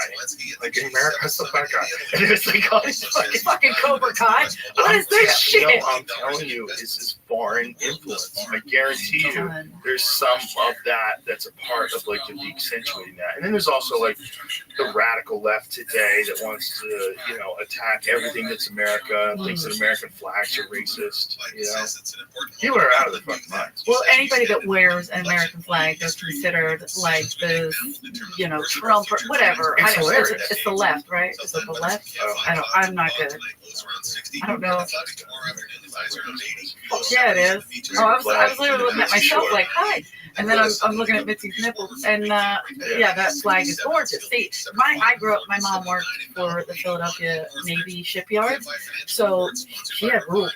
You weren't like when I see people with flags like bikinis, we weren't allowed to wear that. My mom was like, "That's disgraceful. That's not how you wear a flag." I'm like, "Oh, okay." Like you couldn't have shorts with it on. You had to fold it a certain way. We drive down the street and she'd see tethered flags. Those people are un-American. Like she had to fold it a certain way. You had to take it in when there was a storm. Like she is a little crazy about the flag. So when I see it, I'm like, oh, like I stand up straight. You know, get yelled at by my mom, so I get nervous. But yeah, I do. I don't look at a flag and think, oh, that. Have you watched Cobra Kai? It's bizarre to say. I watched it for a little while. Okay, but you see what I'm saying? They made Johnny like. No, but they made him like he was. Yeah. Right. No, he's the good guy, and Ralph Macchio is the bad guy. Right. He's hilarious. I was like, this is, and then I'm like, is that really what happened? Like now I'm starting thinking. So the Osama bin Laden, people are probably like, fuck, we've all been lied to. Because we do get lied to a lot. So the second you see one thing, you can be like, see, we're right.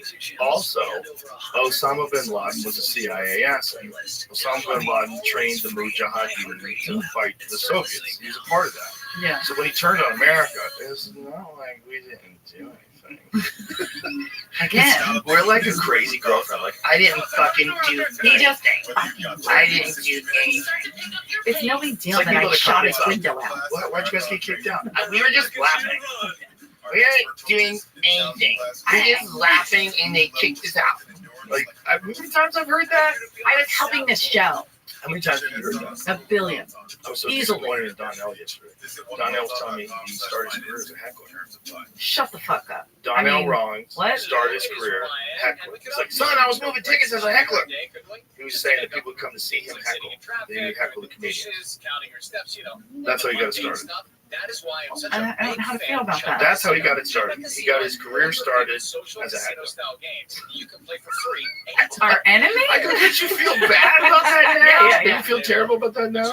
Yeah, like, I mean, that's awful. So how would he move tickets? Like he would go to shows and like prove he was better than the comics? It's all like He's so funny. gonzo journalism. Right. You're not sure what's real, what's not. I do love him. He's the best. I love him too. He's like sharp. He does dress so nice. Yeah, sometimes he does. He's like changed his look. He had a 3-piece with a tie and a Ooh. pocket square. Okay. Yeah. Netflix special and a Oh, pocket square? My man. Slim cut. He looked good. He looked like he's in good shape. Yeah. He lost weight. I like it. My special's on YouTube, so I'm wearing a sweatshirt. Yeah. But specials on YouTube are great because they're accessible to everybody. No, I love it. It's good for it. I was a little bit like, is this like, oh, I should try to shop it, and I sent it to a few people, you know, did a little bit of the shopping, but then I was like, no, I think the YouTube's the better option. It's a great way because you can ensure that people will find it easy and be able to get a hold of it instantaneously. Everybody has a YouTube account. Or if you don't have a YouTube account, you just use YouTube with no account. Exactly. YouTube is like the only thing that'll let you watch stuff with no account. Well, I knew that when I saw my brother Charlie watching it. I was like, wow. Like, he can't work Netflix, but he's got YouTube. This is amazing. Things like Instagram or TikTok. Like, people send me TikTok links all the time. I don't have TikTok, so I'm not going to click on it. So, then I would have to sign up or I'd have to watch on the website. It's annoying. I don't want to do that. And I don't want to sign up for TikTok. So I don't have it. So I don't click those links. But if someone sends you a YouTube link, it just starts working instantly. That's You good. don't have to have a YouTube app on your phone. It just shows you that you can go to YouTube from other websites. And like it'll be like a embedded link, and you can watch YouTube without ever opening up a YouTube app. I don't think I knew that about the TikTok thing because I do send them to my brother Jimmy a lot. He doesn't have TikTok, Facebook, nothing. Well, you can kind of watch them, but you got to go to the website and it asks you to download the app. You're like, no thanks, China. Fuck up. Yeah, my Fuck brother up, did. China. I'm buying all the American propaganda. Oh, I'm not that's going to your crazy. Chinese website to Yeah, watch an yeah. open letter to America from Osama bin Laden. By the way, I'm going to Google that later. Want to hear it? Want to hear the open letter to America? How to Because hear they translate it. See, the thing is, through AI, one of the really wild things about AI is it can seamlessly translate your voice and even your lip movements Yeah. to other languages. So they're going to do that with this podcast, where they're going to translate this podcast to Spanish, German, and what was the other one, Jamie? Was it India? Was it India? No. That's great. French. I think it's Spanish, German, and French. I think that's it. Is that right? I think those are the three at first. That's And then- awesome. Right. So what they can do now, though, is they can translate like Hitler's speech. So they've got Hitler's speeches that Hitler gave in German. And you get to see it in English, and you're like, oh, he sounds like Trump. Like, Yeah, right. He doesn't Yeah, sound like- nearly as radical as you thought he did. And I'm just kidding. He doesn't brag about himself. Right. It's He not. doesn't? No, I it's thought not, he he's not did. funny. Like Trump Okay. Trump is funny. definitely funny. He says funny things. No one's like him. But what he's doing is not like, we gotta kill the Jews. Like that's what I thought it was all. I thought it was all like, we gotta exterminate the Jews and kill. When you see those things, those speeches, that's not what he's saying. You can't convince somebody just to say it outright. You have to manipulate them first. So he brought them in. He really brainwashed them. For sure. And also, oh yeah, Hitler's on all kinds of that. Literally the You only. didn't know that? I heard it, but I didn't like. You can I'm see like, proof of it. There's a okay. video of him in the, I think it was the 1936 Olympic Games, and he's in Moscow, and he's just rocking, just sitting there, look at this, look at this. Oh yeah, but I'll look at that and I'll think it's the film from back then. And how, It's made off Hitler, 1936 Olympics. Yeah, Yeah. whatever, dude, whatever. dude, I'm doing that now, and I'm not on that. Just look at all the other people in the audience. They're not moving like that. Yeah, that's weird. Bro, that guy's messed out. Even if it's sped up, but it doesn't look sped up. The guy next to him does not look like he's moving faster than normal at all. Well, maybe he That's not does. what it is. Maybe he does. That's No, creepy. Look at the way that guy lifted up his binoculars. It looks a little bit sped up, It like looks maybe off. 1.5 speed. Something's off. You know, sometimes people watch podcasts at 1.5 speed. Yeah, I've I seen was that. watching I was watching this YouTube video where these guys were watching another YouTube video, but they were watching it 1.5 speed, and I was like, wow, that sounds weird. And then I realized what they're doing. I'm like, oh, they just speeded up Yeah. the point quicker. Yeah. When I was in high school, I got a little bit obsessed with Hitler. It was literally, I was a bad student, terrible student. The only thing that piqued my interest is this creepy guy was able to run 5 countries, get 5 countries to believe what he was saying and do what he was saying. He was conquering these kids. And I'm like, this is a real person? Like, I was oblivious to everything. So I started getting my good grades because I was paying attention. And my mom was like, just like during the pandemic, she's like, remember when you loved Hitler? No one loved Hitler. I was just... Well, listen, also back then when you were a kid, that was 50 years after the war, Right. which is like it just happened. Yeah. So you're looking at like your grandpa's fucking age. serious? Yeah. Your grandpa was alive when this happened. Mm-hmm. Like what? Yeah, he What was are you in the talking war. Yeah, so it's like, wait, what? This is a real person? Like, I just did it because it would seem so far away, and then you're like, this just happened. It seems completely insane. Yeah, It seems completely insane that just happened. yeah. But so the point is, like, so now they can take this Osama bin Laden speeches and they can translate that to English. Wow. Yeah, Do you use AI for anything else? Like, I don't use it. my friend is trying to get me to download this app, and ChatGPT. Yes. Yeah. yeah, No, she I says it every day. I know a lot of Duncan uses it constantly. She says Duncan, it fixes her letters. It if you fixes hate her. someone, say if you hate someone, Duncan will make an audio recording of you praising that person and talking about how you want to go down on her, and I'm not even gay, but there's something about the sweet smell of her pheromones that excites me on a cellular level. Like he'll anytime anybody is mad at somebody, he will make some ridiculous audio recording, some satirical audio recording of Duncanisms. Because it's almost the smartest Duncan. Almost. To me, I just put him on a pedestal. I just, even like he would torture me when we were working together. He's the tower coordinator. We called him the Sheik because he came in after Princess Corey. So, he hated the nickname, he hated the whole job, everything. Well, he's just a comic that wanted a job. Exactly. Yeah. And he says that, you know, when I was waiting tables at the store, I would be very harsh to comics, right? And especially if I liked them, I would fuck with them a lot. And he said that he got off stage and I said to him, I don't know what that was, but it wasn't comedy. I'm like, I did not, because it doesn't one of my favorites, but I probably did. For fun. Probably For did. fun. We all did that to each other. It was a Yeah. good time. It was part of the fun of performing together.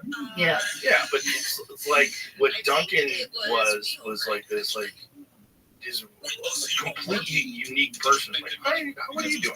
Yeah. You know, you should be in an ashram somewhere. What's in the box? Well, hobo. Oh, Freaking fucking doll everywhere. Someone stole Little Hobo and he replaced it with a better Little Hobo. I know. I was very upset when I heard Little Hobo was stolen because that was like one of my favorite things to watch in the original room because it would do the music, you know, the whole thing. It was so good. And then Dice would sit in the back and just be screaming. It's his favorite thing ever because I was like, you have to see this. Yeah. And then he came in to see it and he's like this to Duncan worships it. No, it's incredible.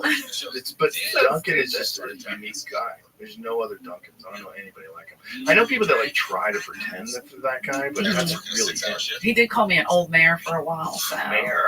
Motherfucker. I'll kill you, Duncan. But you were always really good to go to. Like if I could always ask you if someone was coming in from out of town. If they were any good, you were the one who would give. Because a lot of people would bullshit. Because they were thinking maybe this guy's gonna get a sitcom, and maybe I'll be on a sitcom. I'll probably say, oh, he was great. It's good set, Right. solid material. And I go to you, you're like fucking hack. He's a hack. I go, really? Yeah, he sucks. Now I'm like, wow, really? You're like, yeah, terrible. as a comic, I feel like when people ask me, like, hey, so-and-so's coming in from New York, and I'm like, oh, wow. Like, I just, because I don't want to, right, but I'm also, when I was waiting tables, I had no stake. Right. Like, I wasn't a comic. So it's like, okay, I can say whatever I want because I'm in a different field that you know, but now I'm in the same field. So what if I'm coming to New York? Right. Somebody's like, you know, Well, whatever. But then be undeniable. Yeah. It's the simple. So I get nervous that it's going to backfire. But will. so It will. That's how it works. It will. If you talk shit, people will look at you. You know, yeah, like it's if true. if you watch groups of people that have developed like a hater community, Mhm. that hater community will always target them. They'll eventually turn on them. Yeah. Because you've developed like a bunch of attack dogs. Yeah, but now people like in a text thread they'll ask about people, and you know we always fuck with each other in the text threads, and we can be very vicious, and you know send horrible shit to each other. And Yeah. so, I you know somebody brought up a comic from New York, and I go, oh, they're really good. Oh, that's the new Eleanor.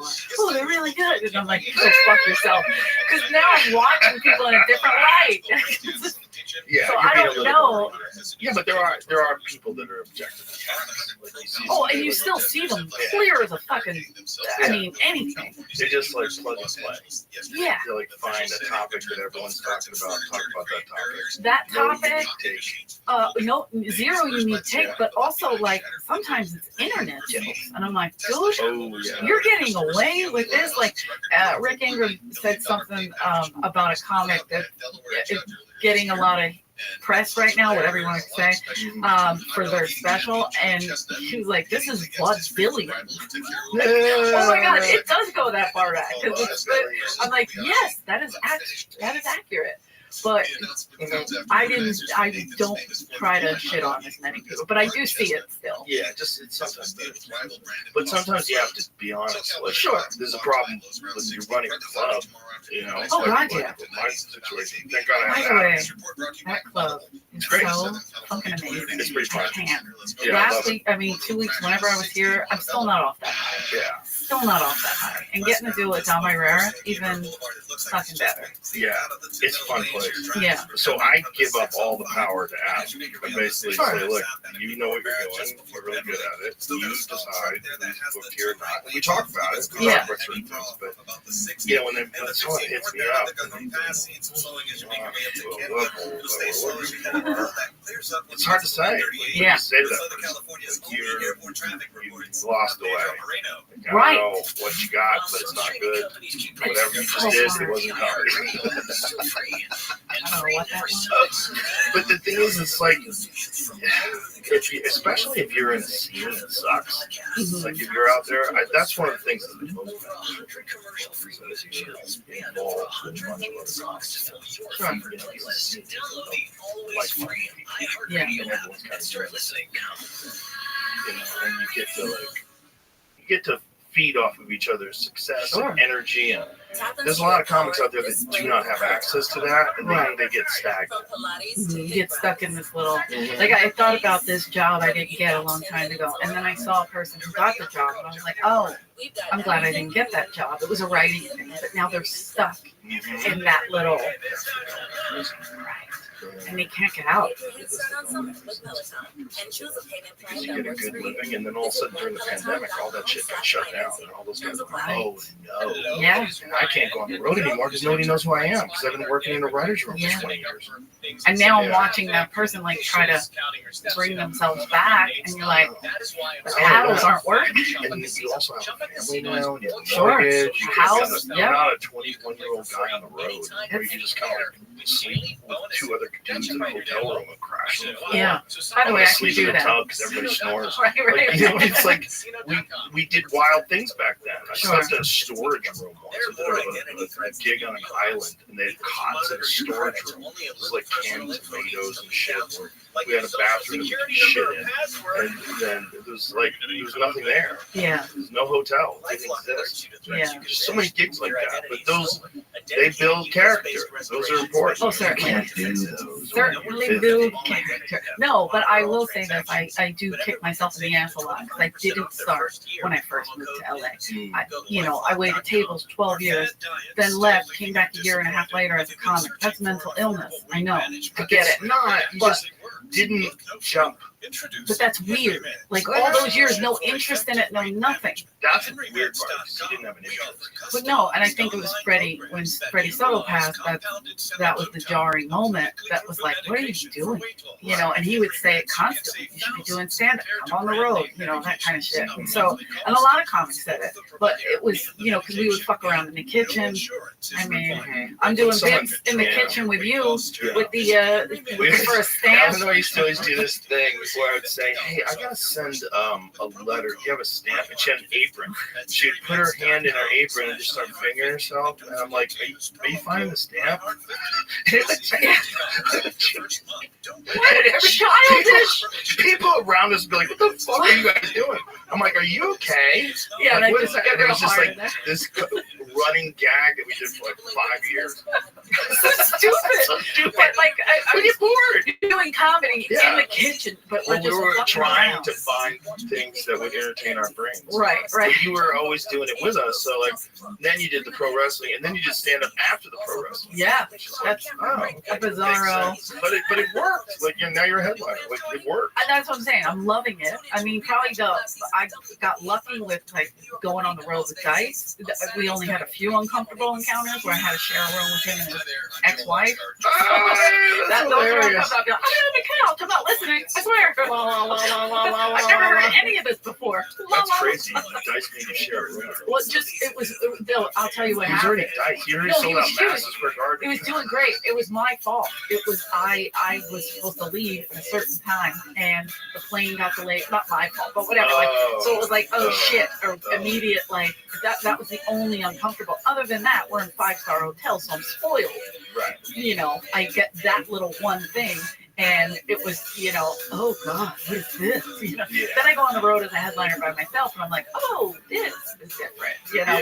Not as bougie, but we're getting there. Are you bringing people with you? Not yet. That's why I want to make this like my special. I needed to go up because I think that's a great asset. Like me and Andrew have so much fun on the road because we're such good friends, and we fuck around through those videos all day, and so we make the most of it. But when you're on the road and you have to use people you don't know, and they're fine, but having your friends is really it's a great way to travel. It's the only way. It really is. Yeah. But you've got to get to a certain level to be able to pay them to do that.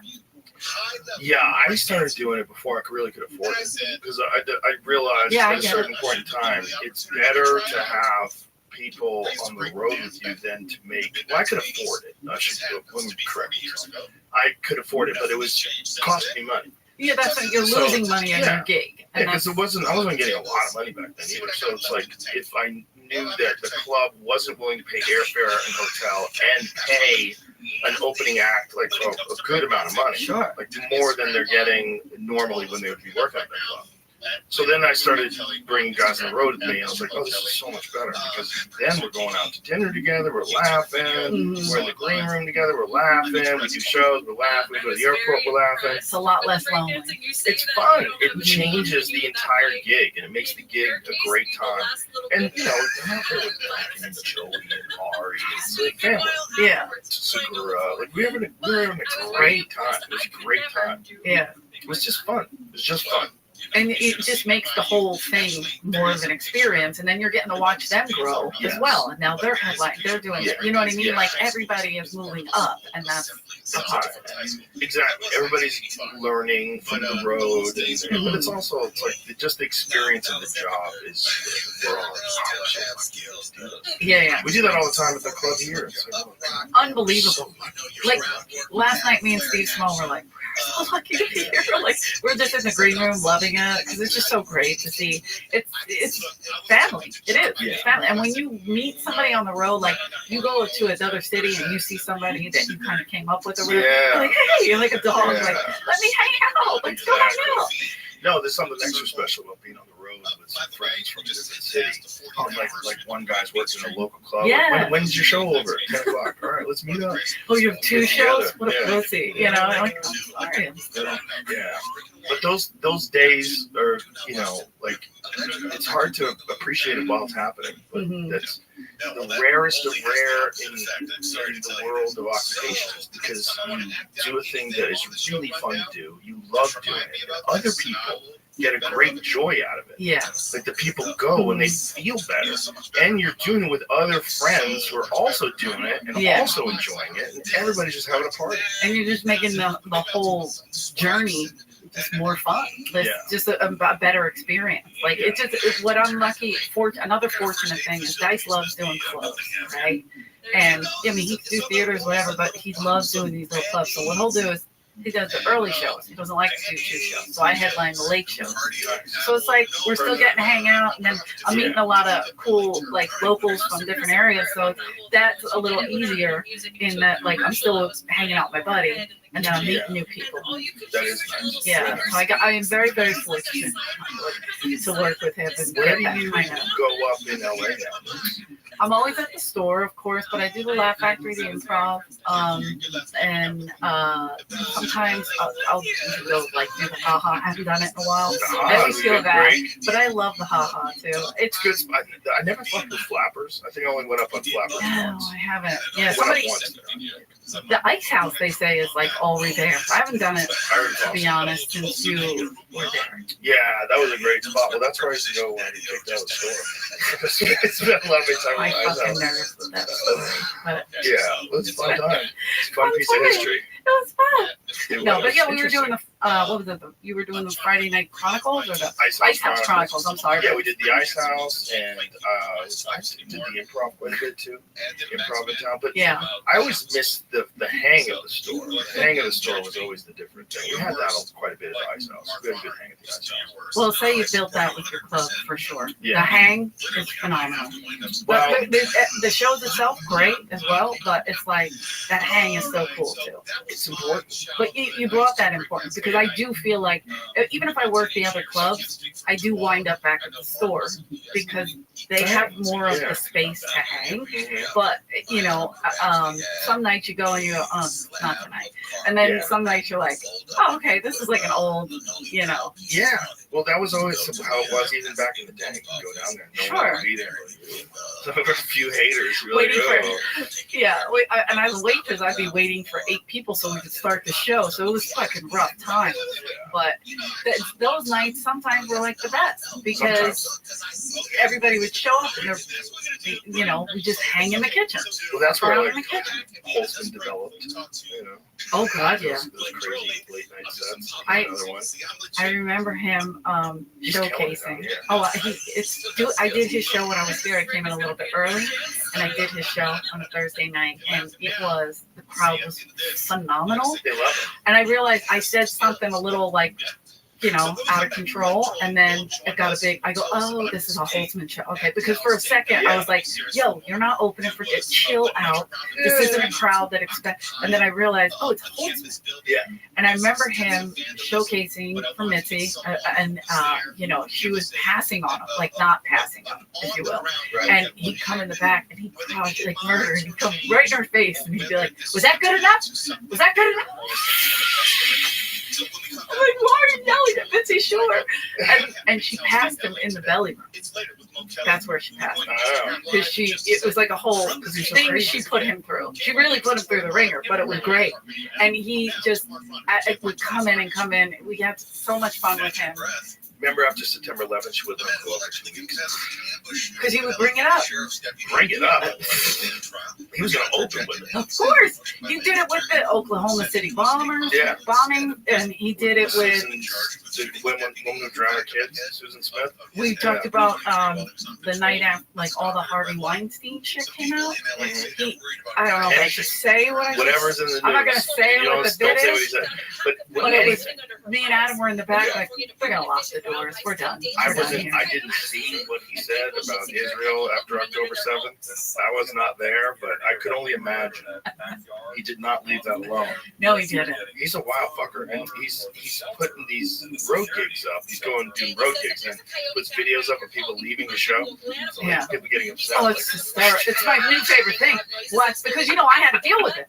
And back in the day, like, they would walk out. Can I see the manager? Like, it became a thing. I used to fuck with Holtzman, and he'd say, he was like, you'd see he's saying stuff, people aren't, like, loving it.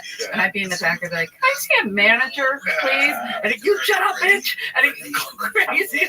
But it was like Right. I feel like Donnell, I used to heckle. Right. But it was a bit. But it was a bit. It was a running gag. We did at the store a We lot. used to do a running gag with Brian. So tell us about your gay son. Of course. It's my favorite thing to say. But people would say it too early. I'm like, not yet. So you got to wait on that one. Yeah, And he yeah. would go, I'm proud of my boy. That's my boy. He would just go into the spin. You're just like, what the fuck are you saying? Sometimes he would add crazy shit to it. Oh, Like, yeah, we were yeah. at dinner. Yeah. We were at Mitzi Shore's house. Art Linkletter was there. Who?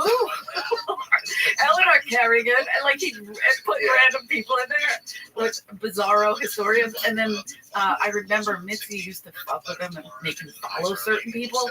So he would follow Tanya Lee Davis. I don't know if you remember her. Yes. Very funny. I don't know. A little person. Thank you. I couldn't remember the proper term. And she'd crush, right? And then she'd get off and she had a chair on stage and everything. And Mitzi would be sitting in the back, Holtzman go up, throw the chair down.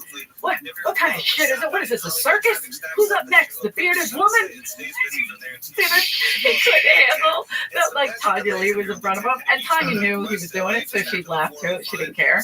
But he'd throw the chair down and just yell at Mitzi for booking little people. And Mitzi loved it. She thought it was the greatest thing ever. And Tanya would laugh too. So She loved gay. yeah, but it was fun to even make it more fun. Like like a drama. Like Tanya's walking away like, but she knew it was a gag, so she didn't care. And she's killing it. She's still bored. But it's just so funny. Like, I would love to put them back together just like a bunch of years later. Because it's got to be like 20-some years.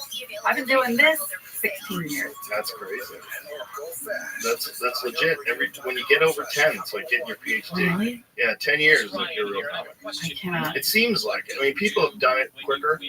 Like, you got to be really obsessed, and maybe you have a special talent. Maybe Pretty lucky too. Could be lucky, but it also could be you are used to talking in front of people. Like, maybe you were in AA. Like, a lot of guys from AA became really good comics. Yeah. Especially in Boston, because they go up in front of people and tell stories about being hammered and all the shit they did. So now I got to find my car, and everybody's laughing. And it's funny, but it's sad, but it's hilarious at the same time. A lot of really good comics started out in AA. Yeah. And so that was like, and also they had a lot of experiences to draw from because they had this crazy life, but now they're sober. So they had sort of a theme when they would go on stage. Yeah. That was like a cheat code, and I saw some guys get good really quick that way. But it seems like 10 years is the number. That's the spot. Yeah, there's a lot of, and even then at 10 years, you're still really good. But you're trying to like sort it out. You're trying to figure out what it is that you do exactly. I feel like that at 16. Yeah, it takes a while. Yeah. I still feel like that sometimes. I still sometimes I just reevaluate my stuff and really, I love to be inspired. You know, when I'm inspired, the key is like acting on that. Like if I get inspired, if someone really funny who's at the club and I see him like, that was great, someone will write. Right. But if you got to really like go act on that, like right while the inspiration is still, like we got that ember, keep it lit, and then go with it. But you know, it's like you always should be fucking with it. You're always like looking at it and tweaking it. It's like me and Norman were talking about this. Did I ever get to Groundhog Day? I was like, not if you're writing new shit. It doesn't. You always get something on someone. So there's always like some new thing. We do a lot of shows in New York together, and I see him at every show. Like if I'm at New York Comedy Club, if I'm at the Cellar, wherever I'm at Mark's on the show, I'm like, this is great. Like no matter what, he's still out there. Like I think the night before he just did a big one in New York. Not the Carnegie, but I was so tight. He was doing a big one, and he was like, you know, how do I take the subway like a normal? I'm like, take the car, get a nice car or something, and take it there.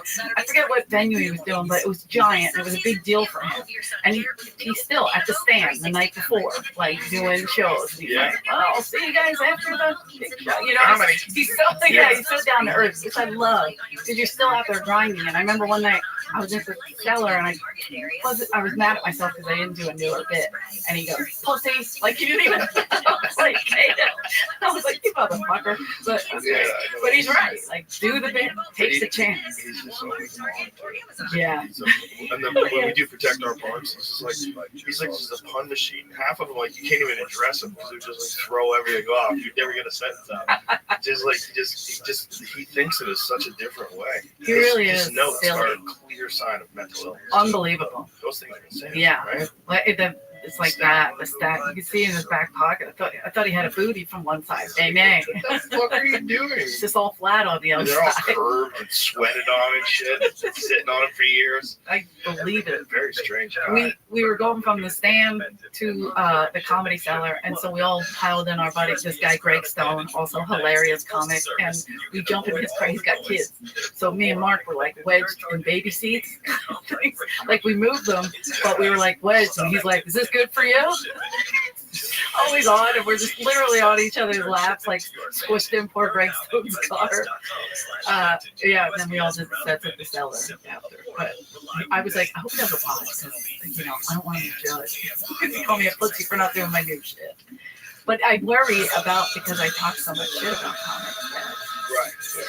Well, that's why you got to really make sure you dot your I's and cross your T's. Yep. So you can watch my special, and you can see that I work really hard. And where's the special? Tell me about it. It's on YouTube. It's called No Country for Old Women. It's a great day. I know. And it came out March 1st, so it was like Women's Month. And I was like, if you don't watch it, you hate women. No, I'm kidding. Is that March? Women's Month is longer than Black History Month. Well, we're women. I thought, oh, look how they spelled my name. No in the country market. for old women. Do you fucking believe that? That's how my name was? Was that on purpose or was it a joke? No, they didn't know. We had a windstorm the night before, and it blew those letters off. Oh no! How fucking crazy That's is that? hilarious. Yeah, and I did it in the OR. We kept the lights on. We did good. It looks beautiful. The lights are incredible. My friend Lexi Shoemaker was the director, and she really, you see the light on the bottom of the stage, it kind of brightens it up a little bit. There she is, popping my stage, huh? The nerve of her to do this. Somebody, it's really good. I'm very, very proud of it, and I love the name, of course. I love being silly. That name's awesome. But you know what it is, because we were talking about women, you know, people that if you talk about sex, if you talk about this, Right, politics, whatever it is, they do tend to, she always talks about her, you know, sex. She always talks about this. She always talks about that. Fine. So and they always say, you're old. Yeah, I know. And I'm fucking fine with it. Like, I'm happy to almost be dead. Like, I don't know what else you want me to do. Like, Well, it's just people are just always trying to find some way to shit on you. Because Yeah. you're the person on stage So I'm getting telling them, attention. I'm old in my title. Yeah. Deal with it. fucker. Yeah, deal with it, fucker. All right, Eleanor, am I going to see you tonight? Yes, Okay, I'm excited. beautiful. All right. Thank you, my friend. You got more This things is to tell exciting. people? No, the Comedy Store podcast. Still, we're still doing that. Nice. Comedy Store podcast, Nice. and hopefully, What's Up Doc with Jeff Danish will be back, where we watch documentaries and review them. We have so much fun doing it. Oh, beautiful. Yeah. Cool. All right. Give everybody your Instagram. Instagram, EJ Carrigan, and I think it's just EJ Carrigan across the board. And somebody else, Twitter, TikTok. TikTok. Go ahead, China. Get in there, Get China. information. Okay. I love you. Love you very more. much. All right, bye. Bye.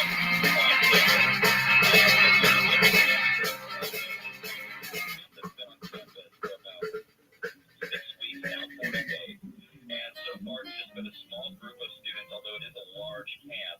I did post a video of this. If anybody wants to look at it, it's on my Twitter, @Trolley.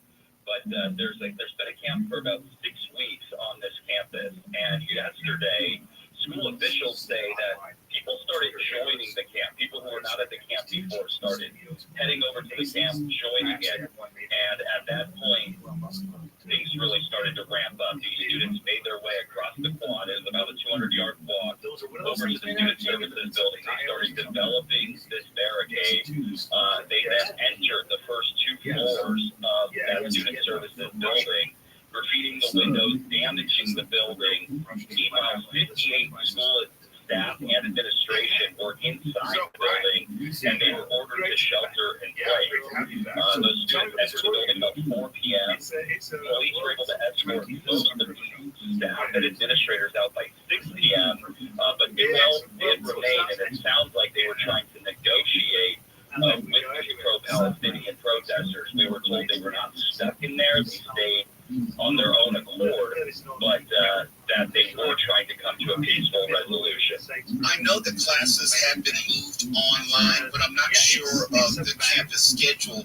Are we post-graduation and these are summer classes, or are we still in the main school term? Science. Yeah, so they've had their graduation for the spring of 2024. So these are summer classes, and there were students showing up today. We actually spoke with one student, and he was, first and foremost, he was very confused about the whole thing. He showed up only to have a bunch of the local reporters of LA tell him that class had been moved online. He had not gotten the memo yet. There were a few other students like that this morning on campus, and he was really frustrated with the whole situation. He felt like these protesters were being selfish and disrupting campus for everybody else. So he was very unhappy, to say the least. Is this a coordinated effort? What I mean by that is we know that the demands include divestment. We know that they are reticent to budge on those demands. But do we know if this is organized in any way, or is it just going day by day, just being intransigent and seeing if that's going to move the meter? If that makes any sense. My assessment of this whole thing is that it is organized, and we walked back about a month. Students were speaking, or students had some sort of meeting with campus officials, and at that point in time, campus officials had green-lit the idea of becoming more transparent with how the school invested money. That said, the school did not make any commitments to divest, and it sounds like from that period, when at least the protesters were complaining about, they feel like the school went quiet on that. Again, this is about a month ago. Then you hear those reports. We heard this from school officials this morning that a bunch of other protesters, so this camp has existed for 40 days, but a large number of protesters joined the camp yesterday, and that's when they headed to the building. They chained themselves to each other, and they said that they would not budge until the school president spoke with them. And keep in mind, that school president, the school president, her name's getting away from me right now, but she was on campus. The student services building that they went into is the building she works in. We're told she was on campus, and she left at about 1 a.m. this morning. So she was part of that contingent of school staff that stayed on campus past 1 a.m. Trying to speak with these protesters. President Better Naseda J. Eanes, is that who you mean? That was her. So she was on campus. As was the PIO, actually the spokesperson for the school who came out. He was actually part of the group that was there at 1 a.m. So just speaking with him this morning, he had a long night because he was there till, 1:15, 1:30 in the morning, and it sounds like he had some sort of commute.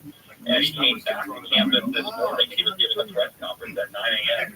We know that the protesters are on a path of escalation. They feel it's justified, but we know that they are on a path of escalation. And we know that this university, Cal State LA, and other universities are treading lightly. I would say that they don't want to have another UCLA situation, but do we know how much time before Cal State LA will resort to some sort of law enforcement solution and remove the protesters and the encampments?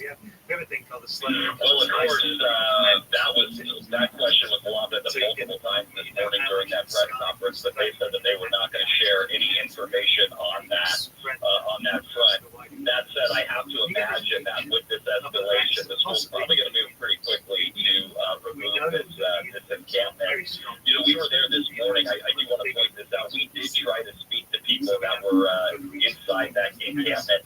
When I showed up to the front of this camp, it seemed like there was some sort of recruiting. There were recruiting paperwork in the beginning, and it seemed like they were open to speaking with us when they didn't know I was a reporter. I'm a radio reporter, so I don't look like a TV reporter. I showed up to the front of it, and it looked like they were open to speaking with me. Once I said I was with the media, they essentially retreated in, and that was that. They were not open to speaking with the media. I wouldn't necessarily say it was hostile, but it wasn't very friendly. And I would imagine at this point the campus is seeing just the overall nature of the way this camp is operating, that it's so self-contained. Now you've got this escalation. I'd imagine the campus is going to move pretty quickly to eradicate this camp. Well, Blake Trolley, thank you so much for being there, getting eyes on the scene, and giving us a perspective that we did not already have. Blake, be safe out there, and I'm quite sure we will check in with you again as the story continues to evolve. All right, thanks, Bob. It's Later with Mo Kelly. We have a Disneyland update. When we come back, KFI AM 640. We're live everywhere on the iHeartRadio app. And be sure to go to @Later with Mo Kelly or @Mr. Mo Kelly on Instagram. And you can see me acting all sorts of unusual and trying to relive my breakdancing and pop locking past of 1984. Now let's go to the newsroom and Mark Ron. The LA County DA's office has announced investigators are making some progress in the search for the person who shot and killed former General Hospital actor Johnny Wagner. He was killed in downtown LA May 25th, trying to stop thieves stealing his car's catalytic converter. 3 suspects are on the loose, but cops say they think only one person shot Wagner. The Supreme Court has preserved access to a widely used abortion pill, ruling unanimously that a group of anti-abortion doctors who challenged the FDA's actions to make mifepristone more accessible didn't have legal standing to sue, throwing out the case. And a 5-minute sample of a rare Wu-Tang Clan album, Once Upon a Time in Shaolin, is now available to the public for $1 plus tax.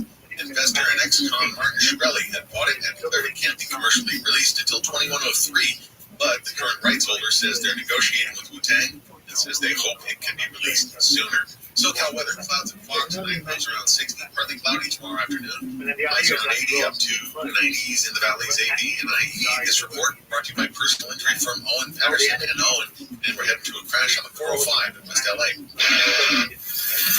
It's heading southbound. That's just before Wilshire. It's blocking the two middle lanes. Causing some slowing on back until about sunset. And as you make your way on the 110 heading north and into downtown LA, stop and go traffic starts to build up just after Exposition. It stays busy until you get to Stadium Way. And if you're on the south in Anaheim Hills, heavy traffic builds up at the 55. Who's this? They're up just after Gypsum Canyon Road. With Southern California's only airport traffic reports, I'm Pedro Moreno.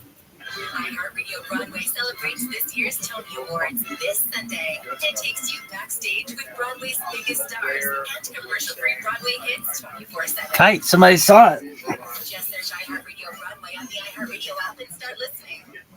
Hello, it is Ryan, and we could all use an extra bright spot in our day, couldn't we? Just to make up for things like sitting in traffic, doing the dishes, counting your steps, all the mundane stuff. That is why I'm such a big fan of Chumba Casino. Chumba Casino has all your favorite social casino-style games that you can play for free anytime, anywhere, with daily bonuses.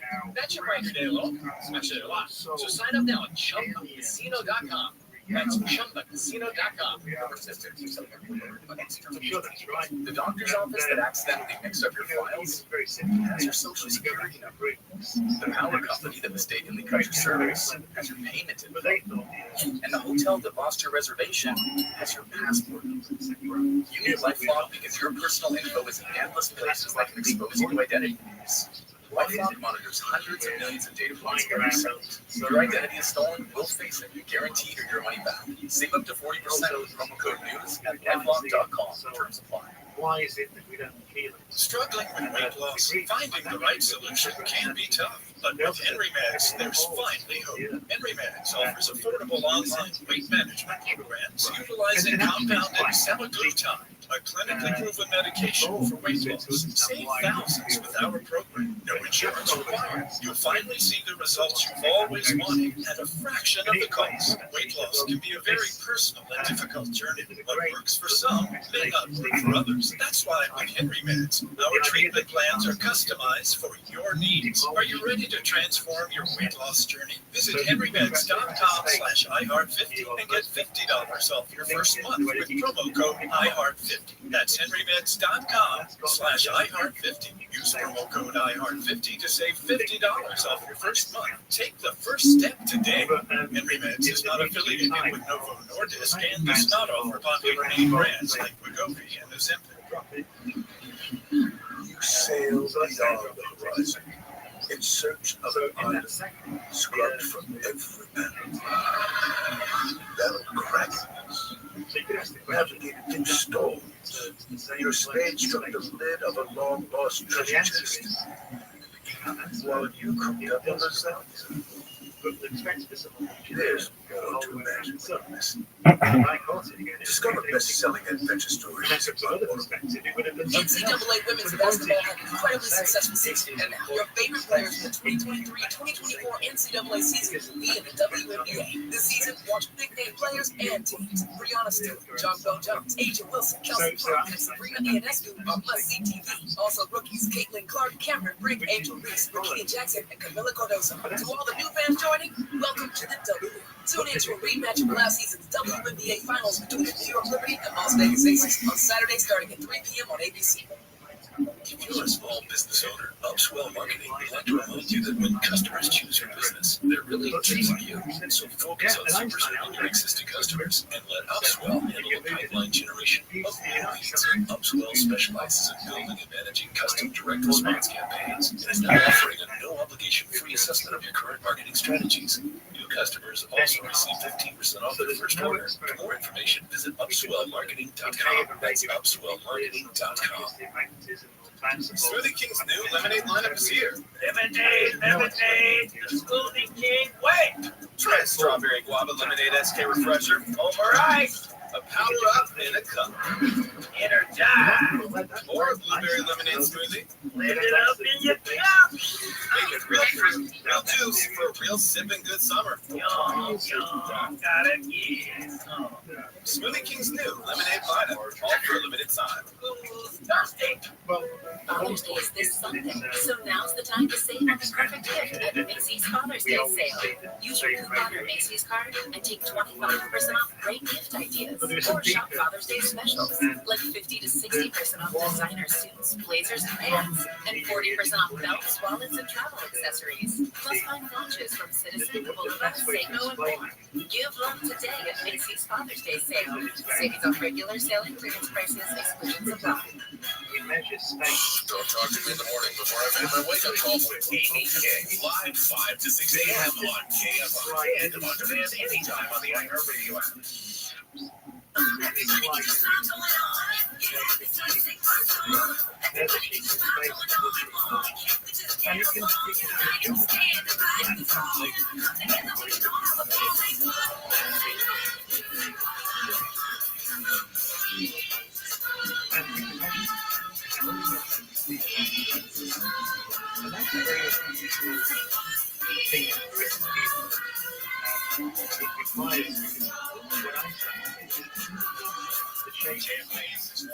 It's later with Mo Kelly Live everywhere on the iHeartRadio app. And Disneyland is cutting back on entertainment during the peak summer season. Say what? Why would Disneyland be cutting back or even canceling shows during peak summer season? Well, that's what's happening. Disney California Adventure, let's start there, has canceled 2 shows and cut back performances on 2 more as Atmosphere Entertainment continues to shrink at that theme park heading into the busy 4th of July weekend. Speaking of summer, Disney California Adventure is trimming schedules in July for the Warriors of Wakanda and Avengers Campus and the citizens of Buena Vista Street along the park's main entrance promenade. Disney California Adventure continually evaluates entertainment offerings and makes adjustments, that's according to Disneyland officials. Both Warriors of Wakanda and citizens of Buena Vista Street perform daily in June, but they'll cut back their performances in July and going forward. I don't know why they would do that. Of course, there's a monetary component. I'm sure they are making a calculation that this saves money. But given how often we hear about how Disneyland has raised the price of this, the cost of that, the passes and so forth, I didn't know that Disneyland, the theme park, had anything to worry about in that regard. And I know there has been this union fight as of late with these performers, and maybe they are forecasting the financial impact, and so they are pulling back and saying that this needs to be done. I don't like but I think they might be making a calculation mathematically where they don't want to put out more money every summer months than they would have before. That's just me on the outside looking in. But someone who may have a little more perspective than me is producer Kiana, who worked at Disneyland for the past 34 years, if I'm not mistaken. 34 years. Longer than I've been alive. But he started plus 10 years. But when you saw this story, was there anything that jumped out at you, or is this just business as usual? Disney, the company, just making adjustments and calculations for the summer? It just feels like business as usual. I'm not surprised. Yeah, I'm not surprised that they're doing more. It's like they're coming back from pre-COVID to post-COVID. Like so much has changed with from the cast members' perspective of just quality and everything. It felt cheaped out, and I cutting corners all the way. Yes, yeah, and so it felt like we were chipping off the guests, and the guests were noticing it, and we're just doing our job. We go to work, we go home. It's day to day, but we're there to make magic. We want to see the guests happy. We want to show the kids that, you know, this is a magical place, to have a great time. And so it's not surprising that they're doing this, and it's really sad that they're doing this for both the cast members and for the guests that are paying so much money to go to the parks. So when you see that they are pulling back some 20%, does that mean that they wouldn't do a night show, or they would do single shows? Are the cast members, when you were there, were they being paid by the show, or was it just a 6-hour period in which they're supposed to be working? I think from what I can remember, and don't like super quote me on this, but from what I can remember, the character performers I think they were on a contract, so it would be for whatever time that they were working. Is it possible that oh, okay, but if they're, let's say they're supposed to work 6 hours in a given day, that could be 2 or 3 shows. Yeah. It's exactly like release. All right, so there has to be some sort of cost benefit to doing cheaper shows. I don't know if it's a saving of resources beyond the people performing on. I was wondering if they were saved by the performance or not. Was it just an hourly rate of the period of time that they're supposed to be that part? As far as I can remember, it's when they are performing and in their costume that they are getting paid. Okay. And don't totally quote me on that. I wasn't an entertainment cast member at all. I was just regular attractions host, costuming, and quick service. I didn't really deal with that, but from the areas that I worked and talking with other people, that's how I saw it. It's while you were at Disneyland more recently than any of us here. Was there anything that you noticed? What's up, my guy? I know you need to get home. Will's got to get home because he left a crock pot on, nigga. That's fucking old fuck. Whoa, take it easy, bro. You're the only guy I know that's nothing tops on his fucking ankle.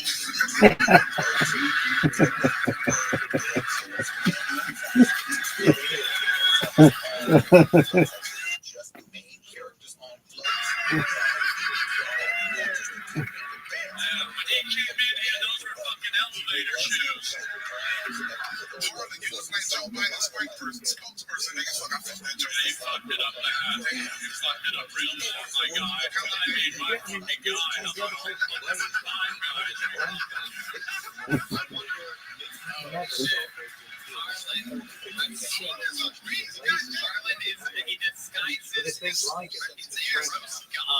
I thought this guy had a tattoo of the Monster Energy drink logo on his stomach. It turned out to be his fucking stretch mark.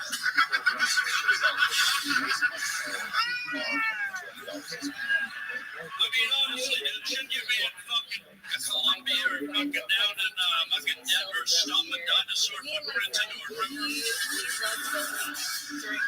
got a tattoo of your medicine schedule, nigga. Get your motherfucking 3 p.m. Alzheimer's, 6 p.m. blood pressure. This is the only guy I know. Everyone else in the country has Lyme disease. This guy's got key lime disease. Yeah, this motherfucker cooking. Fuck this old bitch.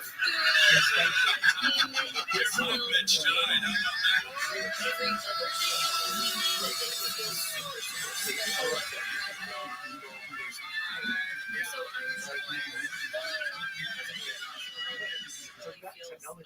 I can see it every time I go that it feels less magic than. Oh, you're just getting old. As you get older, that's true. It's not the same. Also, the food is so expensive, so every time we're like, let's share some nachos. Oh, see, it's different now because you're paying for your own food. It's not like your mother's taking you and paying for your food. Yeah, but I still get my 10% off the food, and it's sad because I used to get, 20% off the food and merch, but now I'm no longer a cast member. No, you're just a peon. But since we were talking about 4th of July and summer season, remember, do not miss Born on the 4th of July. It starts with an early morning and a knocked-out party to raise funds. Woke up at 4:45 a.m. with the goal of getting to the park an hour and a half before the state and park locals. I work out for energy. I braid my hair because of the humidity and get Disney ready for the big day. And at 6:30 a.m. I get the boys going and book our first Genie Plus for Jungle Cruise. At 7 a.m. we are at Disney's Contemporary Resort using this walkway, which is the fastest way to Magic Kingdom. At 7:30 security opens, and at 7:45 the park officially opens. You're going to line up at Fantasyland and rope drop 7 Dwarfs Mine Train,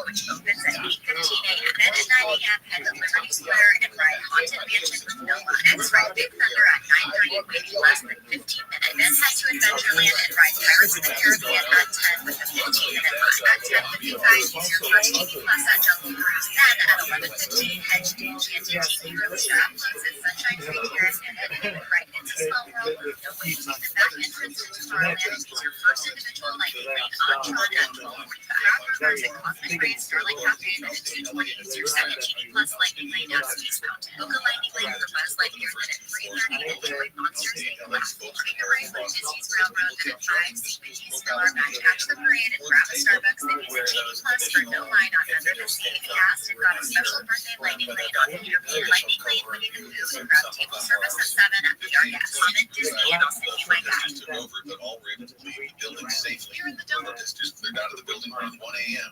No arrests have been made. Tenants facing eviction at LA's Barrington Plaza apartments may get to stay. A judge has issued a temporary ruling saying the building's owners improperly ordered tenants to vacate while never intending to permanently remove the units from the market. Hundreds of people living in more than 700 units took their landlord to court in April, accusing the owners of abusing renters' laws.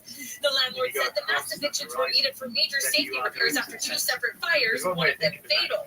Some of the people living in the complex have lived in rent-controlled units for decades, including seniors. Renters say the owner's plan was to give them the money, renovate the units, and hike up the rent. In LA, Chris Adams hit fighters. A woman in California has been arrested and extradited back to Wisconsin for allegedly shooting her husband to death in a cemetery. ABC's Derek Dennis says a jogger found Jason Sawtell dead in a cemetery in 2020. Police arrived and found a shell casing in the car, along with 2 McDonald's cups and a receipt. DNA and fingerprint analysis revealed one of the straws from the cups had Sawtell's DNA and the fingerprints of his wife, Cassandra Holt. Sawtell's wife, Cassandra Holt, later moved to Arizona and then California. Witnesses say that's when she confessed to killing her husband. He was charged Monday in his murder. The temporary theater is ready to open as part of Irvine's decades-long tradition of live music in the Great Park. Tomorrow night we open with DSP, a tribute to Journey. Irvine's Melissa Haley says the 5,000-seat outdoor venue has added parking, traffic, and noise controls to reduce the impact to the surrounding community. It is a night market vibe with food, shopping, beverages. Next weekend will be tributes to Queen and Taylor Swift, followed by the Pacific Symphony performing the music of Chicago with fireworks for the 4th of July. The temporary venue will serve till the permanent amphitheater is ready in 2027. In Orange County, Corbin Carson, KFID News. So that's the smallest. The Supreme Court has unanimously decided to preserve access to medication used in nearly 2/3 of all abortions last year. ABC's Devin Dwyer says it's a huge win for the drug industry. But came out in force against this challenge to mifepristone, warning that if courts could strip away the availability of some individual drug that had been approved by scientists for decades, it could imperil access to any number of medicines. The mifepristone ruling was its first decision on abortion since it overturned Roe v. Wade 2 years ago. President Biden says the fight for reproductive freedom continues and doesn't change with the Supreme Court decision. He says even though the ruling means women can continue to access mifepristone, he notes there are other state laws on the books and ongoing efforts to restrict reproductive care. ABC's Karen Travers says Biden called attacks on medication abortion part of an extreme and dangerous agenda from Republican elected. Could not be higher. Collapses. And that's when you get what we hope. Try to put that in perspective. The sun is a million times bigger. Clouds and fog tonight, lows around 60s. Rather cloudy tomorrow afternoon with highs around 80, low 70s at the beaches, 90s in the valleys, 80 and 90. Partly sunny and a couple degrees warmer for the weekend. In LA it is 64 in Newport Beach, 68 in Orange, 69 in Sherman Oaks, 71 in Burbank. Got a crash on the 405 in West LA. Setting southbound just before Wilshire Boulevard. It looks like it's just been figured out with the 2 middle lanes, so your drivers recovering from the kind of jokingly. Southbound in East LA just after Dibden. Seeing some bright lights there. That car stays slow until you come across the 605. And as you make your way on the 91 eastbound in Anaheim Hills, you'll start seeing traffic building up right around the 55, and it's going to be a pretty slow crawl from there until you get past Gypsum Canyon Road. My Southern California's only airport traffic reports. I'm Pedro Moreno. I'm Maria Cunningham, and our new podcast, Risky Business, is a show about making better decisions. We're both journalists who unite as poker players. And that's the lens we're going to use to approach this I entire show. don't know. We're going to discuss this episode I with the read race something over to about personal relationships. Like whether I should call a plumber or fix my shower myself. And of Yeah, course, I mean, we're there's talking some about the evidence, election. a bit of Listen to evidence Risky Business something on out, America's yeah, #1 podcast network, because of the iHeart. periodic Open your free iHeart app and search Risky Business. periodic bombardment.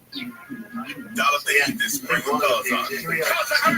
Well, yeah, so pretty much, Whether you've got 30 or 60 minutes Start to pick up your pace. for full body strength class or marathon training. Get right back into your run. we Our don't know expert what coaches goals and challenging classes some push you to a new level of strength and endurance like never before. So yeah, there are theories that there's something. Get your head start on something with Peloton and choose a payment plan that works for you. Visit onepeloton.com/financing. Terms apply. Lucky Land Casino asking people what's the weirdest So there's place some you've gotten lucky. Lucky? In line at the deli, I guess. I my Well, dentist's there's office. it is a More than once, actually. Right. Do I have to say? Speculation was In the that car before my kids' something PTA meeting. Really? Yes. Excuse me, what's the weirdest place you've gotten lucky? I never win in town. Well, there you have it. You can get lucky anywhere playing at yeah, LuckyLandSlots.com. I mean, I Play think for free right now. I don't know the exact about the stellar side of mass objects. I don't know. There are more I mean, there's identity threats than you some realize. suggestions. Even if you monitor your credit, only a little personal info needs to leak Well, out. you're right. Like your social security number or password. LifeLock alerts you to threats you can miss. If your identity is stolen, a dedicated US-based restoration specialist works to fix it. No one can prevent all identity theft or monitor all transactions, but everyone can save up to 25% off their first year with promo code NEWS. Go to lifelock.com. KNR AM 640 and iHeart Radio Station, the exclusive audio home of NBC's coverage of the 2024 Paris Olympics. Yeah, I mean, I think the planets around altitude, it seems like there's planets around. And that was interesting because we could conceive it going with this idea. It's Let Football Killer live everywhere on the iHeartRadio Let's Talk Tech with Marsha Collier, who joins me in the studio. Marsha Collier, it's great to see you. Happy summer. The weather is beautiful. I hope your drive was a little easier. Wait, we've got to turn on our microphone. Hey, the weather's beautiful for what? And 2 hours? I'll take it. I'll take it. It's better than that June gloom that we've been seeing in that May gray. Look at that. Look at that out the window. It's sad. It's 8 o'clock and there's still light out. I know. I love that. I really do. I do. Because you can see the plants, the trees, the flowers, and that And so wonky we could building. imagine going The there. Warner Brothers And building. that'd be fascinating. It's a beautiful looking building. It's just nobody in it. I just wonder what was the inspo for this, the design. It's interesting, you know. Some architect was paid very Well, well yeah, for the so design. it is. I I wasn't think that person, so I don't know the if I idea can pass judgment. If you have a chance to look it up, I mean, 4 light years or so. it's kind of. So you would have this. I'll post a picture of Yes, it. please do. I'll do that. You had Oh, the you're a robot, opportunity bro. It wouldn't to be. watch the Tesla Wouldn't be annual possible. meeting. No, I did that for us. Okay.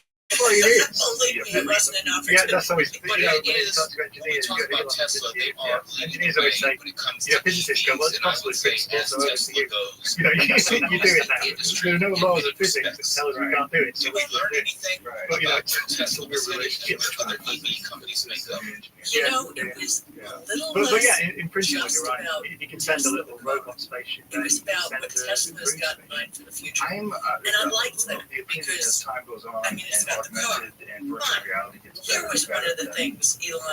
it Well, doesn't first of really all, you know, Elon totally did make get his sense. That's gigantic talking sound about rate. colonizing someplace. He To did, send you know, He biological did get life it, but to that's another based planet. on We can performance. send some So probe I don't know that that doesn't it's worry that about horrible that he's making biology, rockabilly but dollars. Well, they had, from a stock valuation standpoint, they had a really rough year. send something out there. But and it was almost originally given to him in there 2018. So virtual, goggles, there's all virtual kinds of legal reality goggles. complications that I don't understand. I Yeah, just say, you hear that. good for him because In I don't know science, anybody else at the who would moment, space care to science, run we a have to company launch. with so Of much course, stuff. spacecraft like So Curiosity. he came up with one idea, which I thought was crazy. So compared to not some really crazy smart. So Each quite Tesla often, scientists has a who want computer to in it, find out right? about the world will say, well, we should spend Each it on robots. computer, We shouldn't spend it on it's not I being think used. It's crude parked in space the garage. exploration is When in the some ways, Tesla, I mean, it's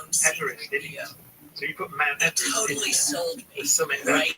Well, there's C-3PO and there's iRobot, and that could go either way. Right, but I couldn't see through. So you could go there. But that's the thing. It probably starts out as C-3PO, then all of a sudden it's iRobot that's trying to kill you. Yeah, there's that. But maybe if you're just really nice to it. It's quite warm. I don't know. See, that's because we'll find out. We'll turn into the Terminator. It's later with Mo Kelly. Can't find games and sports live everywhere. The iHeart Radio app. Exactly. We're going to talk about WWDC 2020 Developer It can be Convention warmer in than just this. a moment. Now, Mark And, Walker has so there are places where Revolution's it's doubling not the number of California National Guard service members statewide, and of course, Yeah, so entry now- along the border to prevent illegal drugs from coming into California, up to nearly 400 from 155. Apple is now the most valuable public company in the U.S., edging past Microsoft today, when shares rose 0.6% and its market cap closed at $3.29 trillion. And late night with Seth Meyers is having budget cuts and losing its live band. My former Saturday Night Livecast member Fred Armisen had been with the show 11 seasons, and we are Cones on the 5, Santa Clarita. But they are. Down from the line instead of Metropolitan Parkway, the left lane is off limits there until 6 a.m. Expect some slowing as you approach. 5 heading southbound at Los Feliz, you'll see brake lights approaching Los Feliz Boulevard. That'll ease up for you once you get to Stadium Way. And if you're on the 101 southbound in Hollywood, some stopping go traffic builds up at Vermont Avenue. It'll start to clear up for you approaching the 110. With Southern California's only airborne traffic reports. I'm Pedro Moreno. I'm Maria So my Conrad, point is a bit silver. and our new podcast, Risky Business, But is a it's show because about it making is true better that decisions. lights We're both journalists who relate as poker players, and that's the lens we're going to use to approach this entire show. We're going to be discussing everything from ice and poker to personal stuff. That's And engineering. whether I should call a plumber or I agree fix with my you. I shower agree myself. with you. The distance And of thing. course, we'll be talking about elections. Listen to Risky Business on America's #1 podcast network, iHeart. Open your free iHeart app and search Risky Business. So why not make it really long? Tap into your power this spring with Peloton. From Pilates to hit rides. That's just a laser. Whether you've got 10 minutes or an hour, Make it so short. Yeah, I agree. we've got everything you need when you give everything you've got. You are thinking holes correctly in the Get your engineering head part. start on summer with Oh, the Peloton. only point I was making is the Visit physics system, onepeloton.com. which I think is quite interesting. Light can't match on light. Hey guys, it is Ryan. I'm not sure if you know this about me, but I'm a bit of a fun fanatic when I can. I like to work, but I like fun too. It's a thing. And now the truth is out there. I can tell you about my favorite place to have fun. Chumba Casino. They have hundreds of social casino-style games to choose from. With new games released each week, you can play for free anytime, anywhere. And each day brings a new chance to collect daily bonuses. So join me in the fun. Sign up now at Chumba. Why is it easy to see this? It's just like, you can have way those. They're really slow, aren't they? So Yeah, you're so angry. And you're like, this is so dumb. We're speeding this play himself and travel the speed of light. And the hotel that lost your reservation so has your slow that you can duck out of the way. I'm Yes, so dumb. lifelong And it's not crystal Star and Wars. those endless places that Every you single expose film your does identity. that. Yeah. Lifelong Yeah. monitors Well, hundreds of millions of data It's like, points it's like every films like, second. Your identity is also, stolen. We'll I fix it. worked Guaranteed your money years back. ago. Save up to 40% off Oh, code very names at lifelong very, monitors. very underappreciated. Yeah, I think so.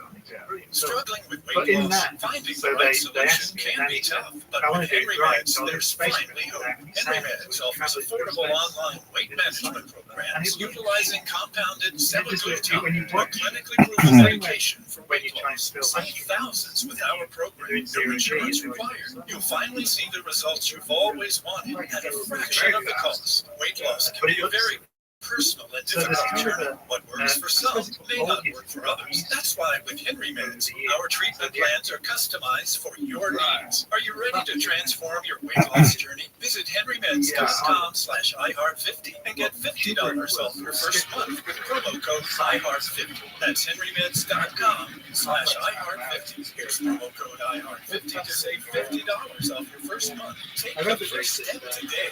Henry Meds is not affiliated with Novo Nordisk. And does not offer popular name brands like Wegovy and Ozempic. it's kind of really simple. Sail beyond the horizon. In search of an island scrubbed from every man. Well, krakens. Navigating through storms. Your spade struck the lid of a long-lost treasure chest. But it was keeping, that was keeping sense of it. falls into the monolith. More to imagine. Yeah, they just put in this room. Discover best-selling adventure stories on Waterman. This sun season, evolve your sun care with new Banana Boat 360 coverage. With advanced control mist, it's a new way to spray. An all-new bottle means an all-new mist experience that smells great and is incredibly light on your skin. Better control with coverage you can count on. Tap the trigger lightly to cover targeted areas, or pull for a long, continuous spray, ensuring long-lasting Banana Boat protection. Plus, feature filters, sweat-resistant sport formula to kids SPF 50+. Shop Banana Boat 360 Mist at Walmart, Target, or Amazon. I mean, it's time machine. NCAA women's basketball had an incredibly successful season, and now your favorite players from the 2023-2024 NCAA season will be in the WNBA. I always season, watch big name players and teams. Brianna Stewart, Jonquel Jones, Angel Wilson, Kelsey Plum, and Sabrina Ionescu on must-see TV. Also rookies Caitlin Clark, Cameron Brink, Angel Reese, Rakia Jackson, and Camila Cardozo. To all the new fans joining, welcome to the W. Tune into a rematch of last season's WNBA Finals between the New York Liberty and Las Vegas Aces on Saturday starting at 3 p.m. on ABC. Here's what you missed today on the Bill Handel Show. If it's legal to right to sell arms is a constitutional right, how does the state say on our ground you can't sell arms? Well, of course you can. The Supreme Court's going to say the state can't do that. And the state says, no, we have the right to do that. Well, they don't. They don't. That's clear violation. Bill Handel live 6 to 9 a.m. on KFI and on demand anytime on the iHeartRadio app. The last one. I'm not saying like with that's why it's second year. And I thought this is just and then I thought it's just lost its way. KFI 8640, Mr. O'Kelly here with Marcia Call. KFI 8640 Live everywhere on the iHeartRadio app. Now, Marcia Call, more excited. I am not one of these Apple fanboys like maybe Mark Ronson. Okay, I don't have anything Apple in my life, but I understand the importance of Apple to some people. I make it very clear I'm a Google guy. I'm an Android guy. Yeah, I mean, the there's also, I mean, 24 Developers Conference is still very consequential. Yeah, I mean, Alien, you always just I try to watch it. Again, there's only right? Want to see what they're doing? Maybe they're doing something fabulous that I'll be jealous of and will make me go to the other side. Because I too am an Android. I write books about Android. I love Android. So, and especially having a Pixel phone, Google trumps all their tests and secret stuff on us. So first, we get it first. If it doesn't work out, then it disappears. Is the Apple experience improving? Well, I suppose that's not the point. It's about ideas. Certain things that the Google experience can do or does differently than Apple. And if you like those things, you tend to be an Android supporter. I mean, obviously, Apple has a very loyal fan base, but in terms of software innovation, I would say, for the most part, these tend to trail. So both of those things, it fails on its first line, in terms of really. But the idea is let's talk a little turkey here. Let's talk about this. First of all, everything was the big deal was all about AI. Oh, there's going to be AI. And this all reminds me of how, do you remember when everything was going to be 5G, everything? Oh, yeah, that does. Did you know that if we continue on the track we're going, by 2027, the calculated energy usage will be the same annual energy as the Netherlands, just by AI. A whole country's worth of electricity being used just to push AI, and they go through with all of these things. Now, we don't have a grid that's holding barely everything together that we need. You know, then what's your reaction? But, you know, can't have a gas pool heater anymore because electricity. So one of the there's that. That's a subject for another time. But yes, everything was on AI. It can help write emails, reports, personal text messages. But I don't need help with that. I don't very right.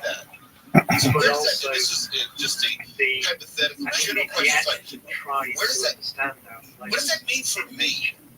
size and scale of the It universe. means they get to read your stuff. Tiny. Because they have to read it Value. and offer.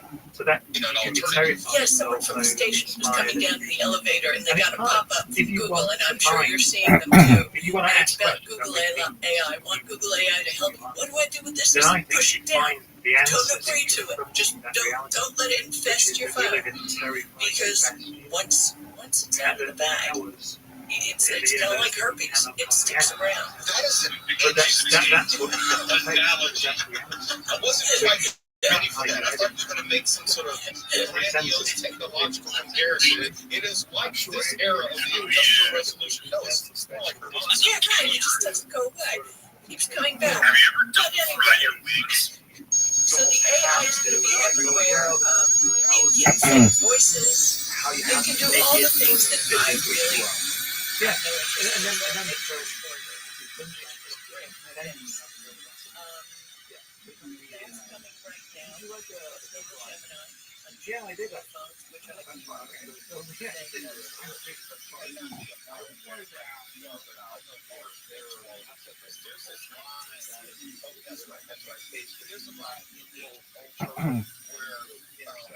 This super AI is saying that humans have this substance called vibranium, and the only thing that it can think of is to turn it into a frisbee, which was Captain America's shield.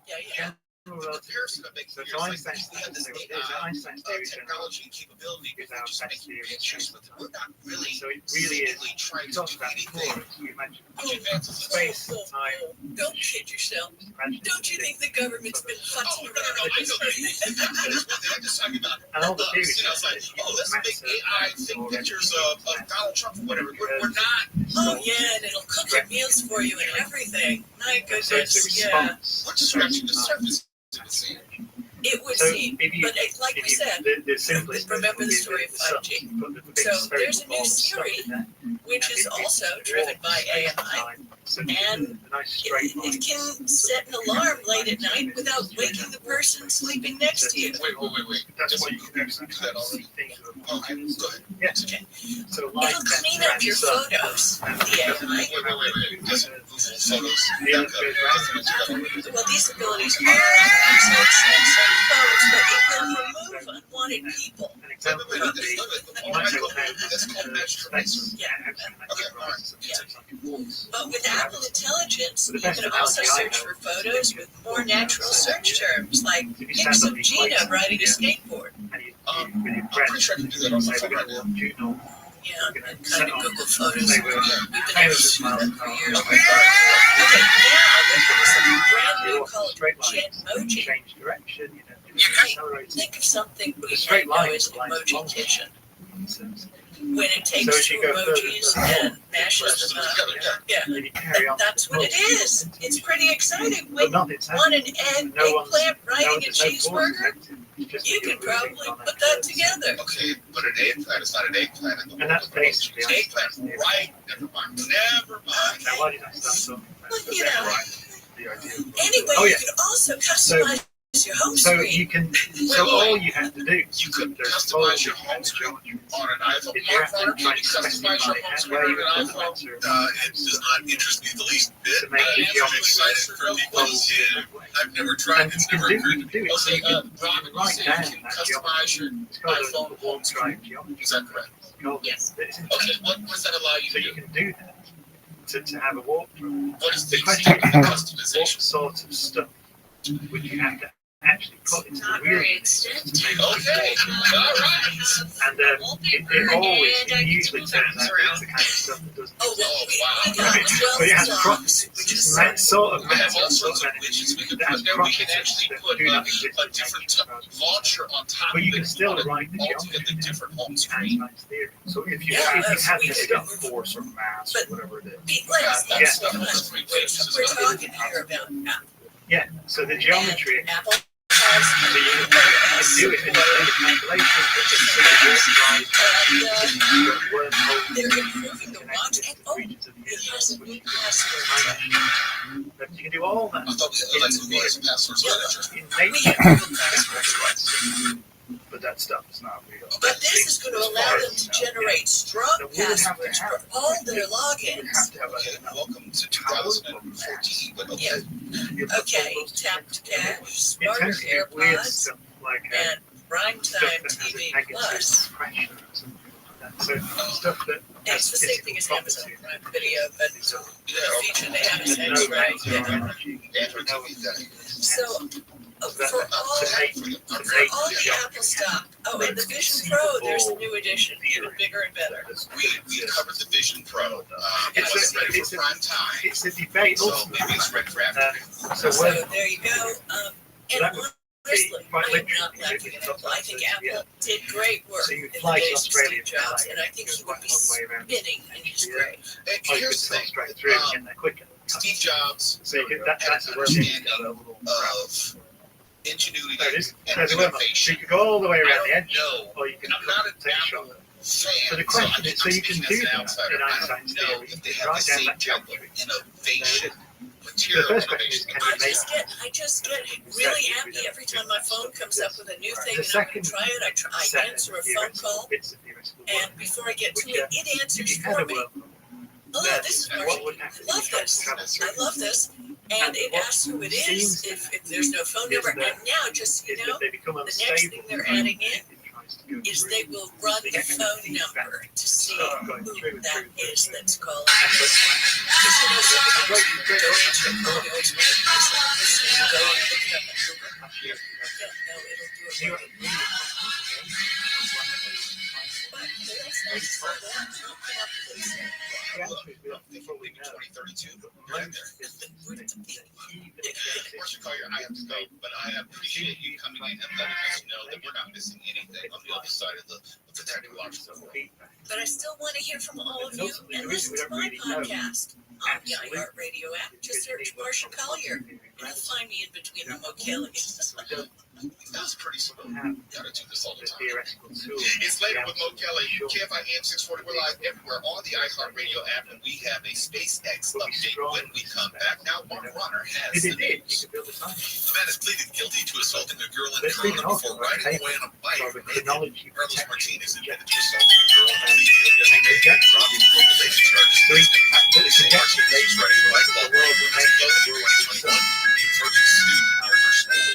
They say he removed his clothes, exposed his body, and pushed himself in front of him. By running on the bus, Martinez was to get that sentence next month. The LA Homeless Services Authority's pilot program in South Carolina.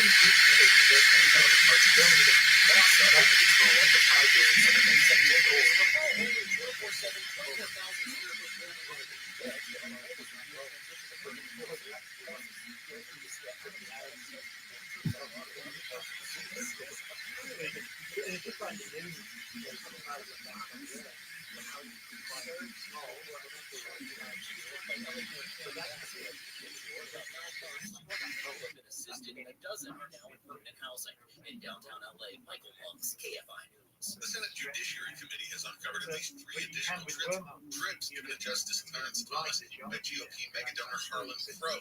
Discovery comes as part of the panel's ethics investigation into the Supreme Court, and particularly Thomas, after reports claim he accepted expensive gifts from Crow. It says it will release a full report later this year. The justices adopted an ethics code in November requiring monetary gifts to be reported, but Democrats say it isn't strong enough because it lacks enforcement. President Biden's in Italy for the G7 summit, where he signed a bilateral security agreement with Ukraine's President Zelensky. Hours before the official opening of the summit, negotiators agreed on a U.S. proposal to back a $50 billion loan to Ukraine using frozen Russian assets as collateral. Another 55 miles far. Yeah, I think Beaches, 90s, and Dallas 80, 80, and 90. And partly sunny, a couple degrees warmer this morning. Right now it's 66 and Irvine, 67 in Brea. We've got a stall, 10 Glendora. the reason it's not 60 looks like it's just out of the right there. So you got that covered from Azusa Avenue. Measuring your way on the 45 southbound in West LA, seeing some great lights. That'll start to clear up as you make your way past the 90. And we have a work zone on the 570 in Santa Clarita. So somewhere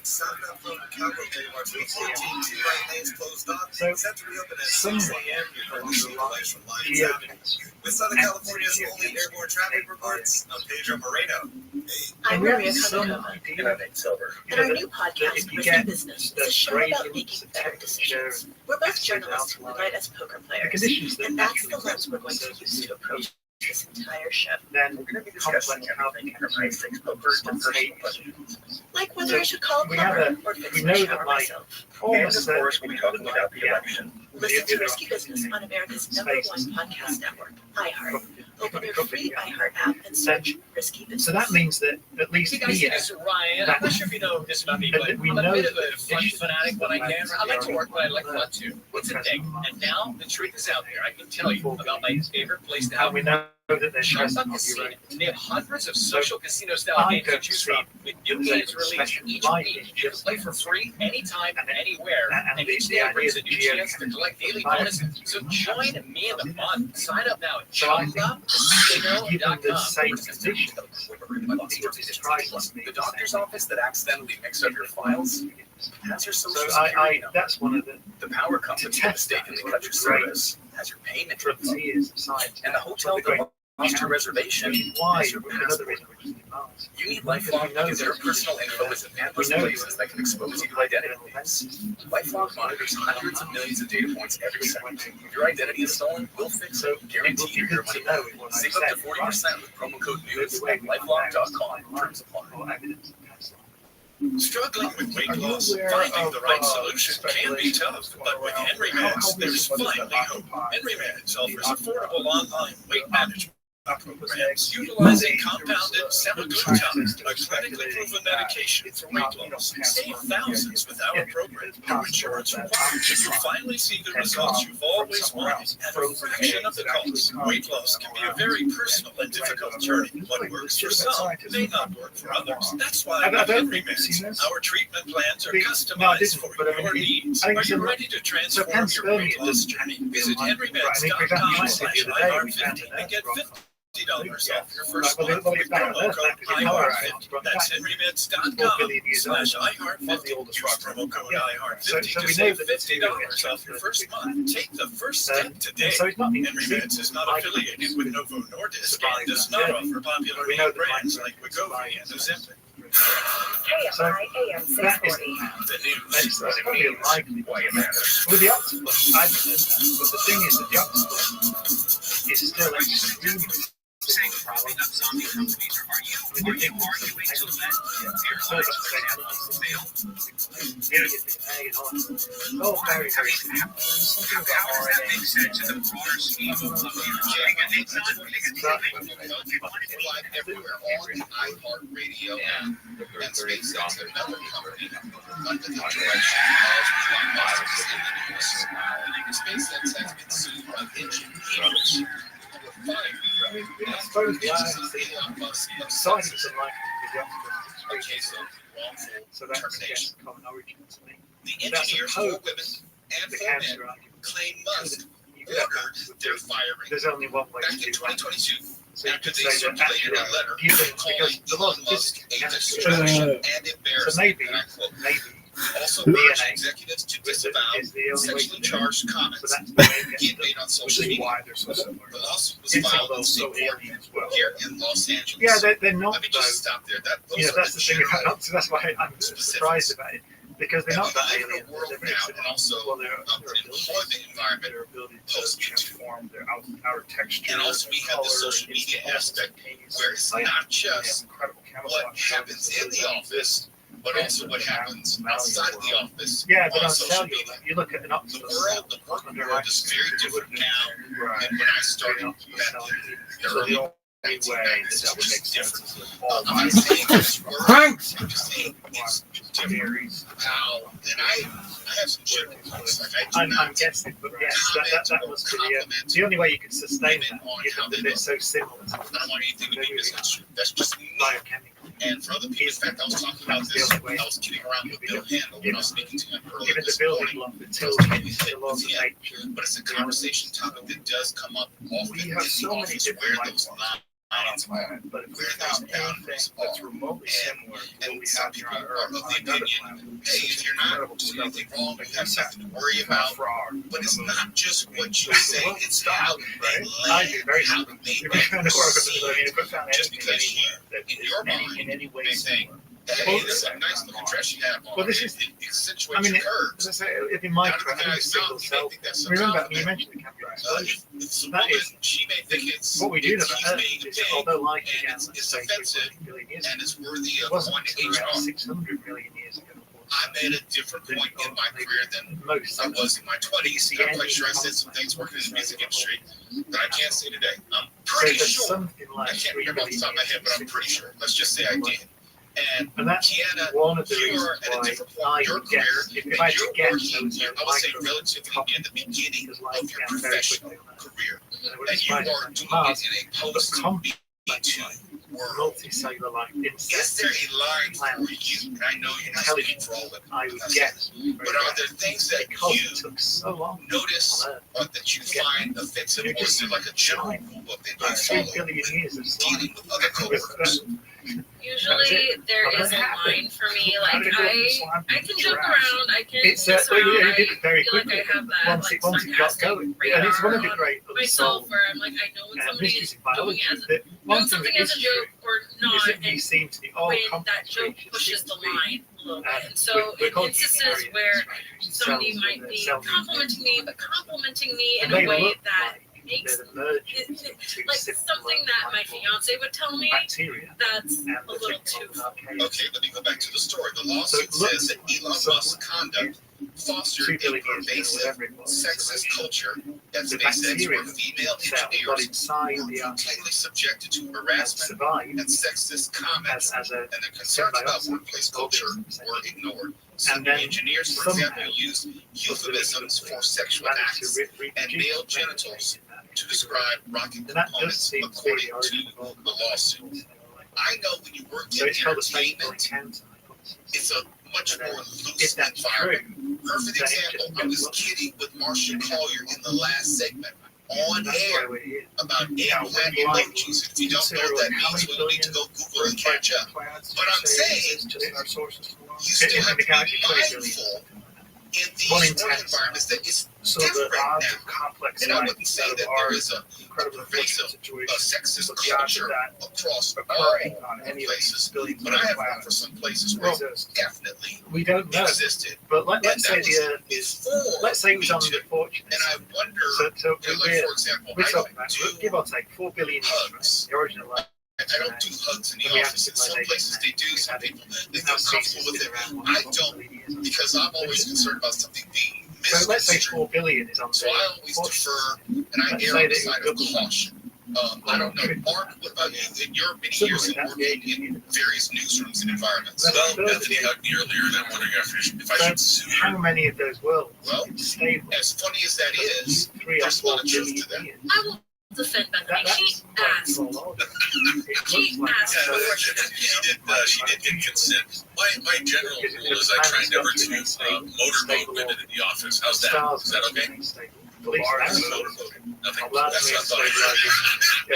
Sometimes it's changed. I remember my first newspaper. They walk around and give shoulder rubs. You know that there's a thing. That's not a thing anymore. When I work in the music business, It's legacy. now what is going on in SpaceX, to take it back to the story, comparison, what we're dealing with in the music industry. I won't tell you the person's name, but there's a guest who I work with in the music industry. She was telling us a story off here of how she was working for a music executive. Is that remember when we talked about Bus Daddy, Diddy, all the stuff that was going on years ago? It's like, don't be surprised now. Well, she was telling us a story about a music executive, I think it was her boss, who asked her to come into the office, and he laid his Johnson on the table as a proposition. Subtle. That's called Tuesday, or was back then. You know, the world has changed so much. You think that's unthinkable now? Of course that's it. Of course that's harassment. Of course they should sue. And in the computer ones, the interaction back then. Just right on stop. Yes, literally. It's almost like a dictionary down on top of it or something. And they both get dragged out again. Correct. Yes. And so to where they are today. that seems to be Well, I'm looking one of the best photos things that of your rocket down. I'm not saying Elon Musk isn't a creep, but these rockets, they do look an awful lot like, if you look at Blue Origin, most definitely. That's the thing I think about these rockets. I'm being serious. That doesn't mean in order to get it's civilization, okay to have science in the office all day long to either intentionally or unintentionally make people uncomfortable. I'm not saying that. I am saying that it's probably more widespread than people are willing to. How does Bode's law work? And I appreciate that. I just had a conversation with a co-worker today asking about some other things where the line began and ended with certain things about race. And I appreciate that more because the more you talk about these things, you better have a better understanding of one another. I don't know what this workplace environment was at SpaceX. I do know that there seems to be a pattern and a consistent complaint about places like SpaceX and Tesla regarding more permissive work environments. That's all I'm saying, because this is not the first type of lawsuit that we've seen come out of SpaceX or Tesla being directly attributable to Elon Musk. And how it works out in the court is how they work it out in the court. But this lawsuit accuses SpaceX and Musk of retaliation, as I was saying, and wrongful termination in violation of California law.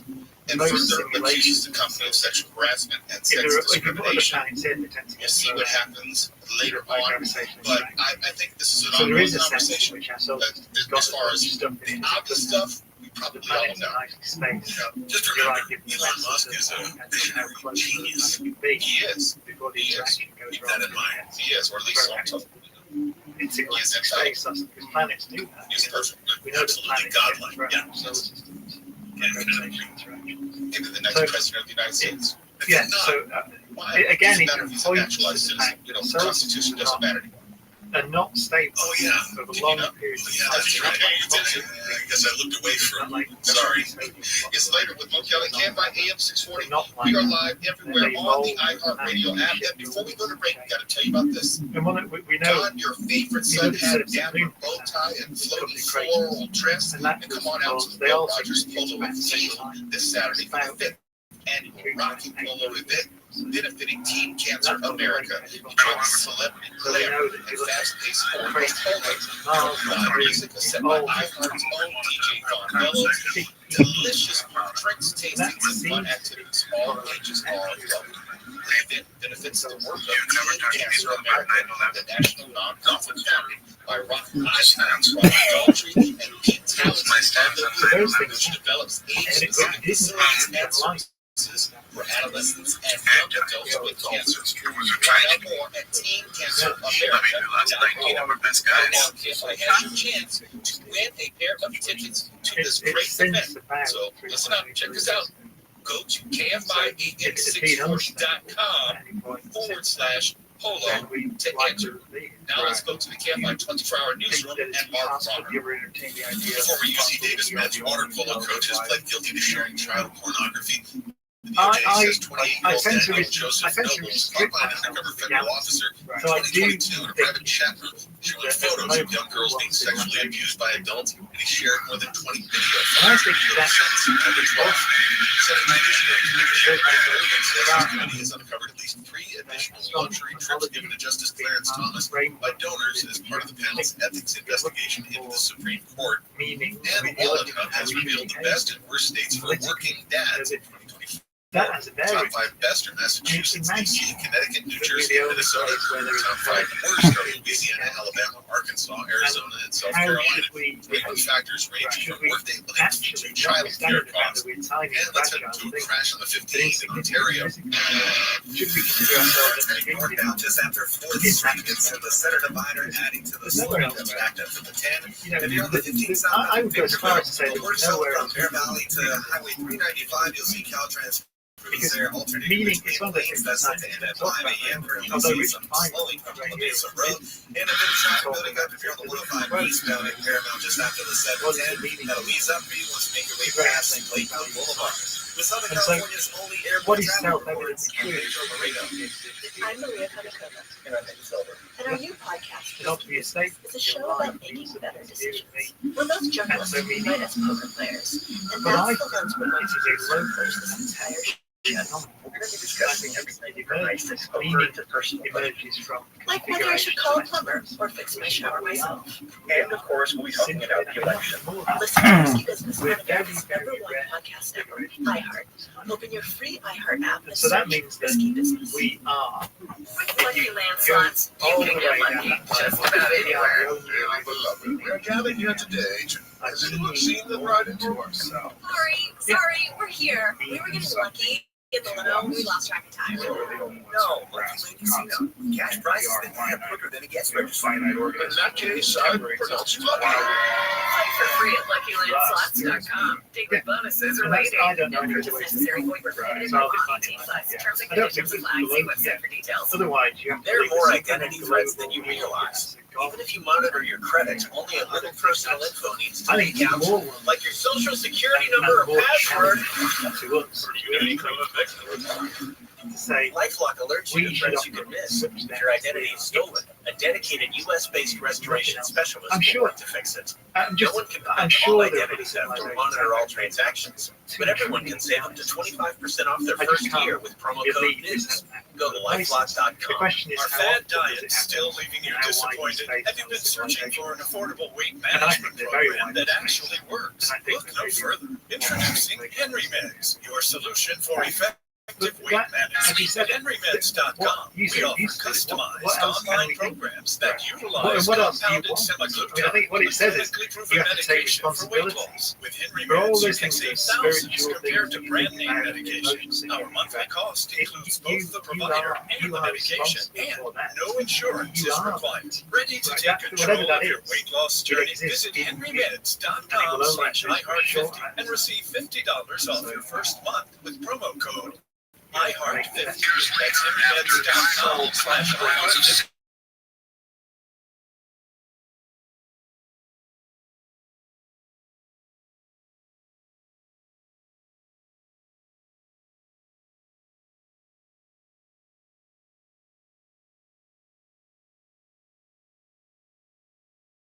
Then there should be. I mean, we've been around. We've been around. Civilization. Give us a thought.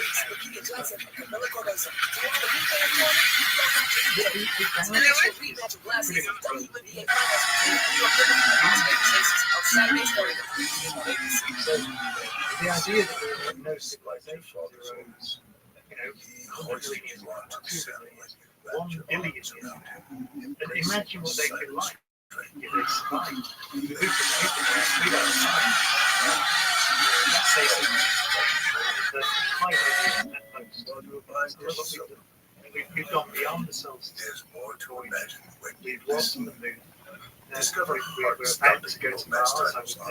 So we're about to begin This colonizing sun season, Mars. involve your sun care with new So, Banana Boat 360 we've done that coverage. With 5 years. advanced control mist, So it's a new way to imagine- spray. An all-new bottle means an all-new mist experience. So I would- It smells great it's and one is of the incredibly light on your skin. Better control with coverage you can count on. Tap the trigger lightly to cover targeted areas, or pull for a long, Because if you imagine continuous spray. civilization, Ensure really, long-lasting Banana Boat they should protection. have Plus, written it's refillable. Sweat-resistant sport formula to kids SPF 50+. I mean, you see Shop it. Banana Boat We 360 survived minutes at really Walmart, years Target, or Amazon. the future.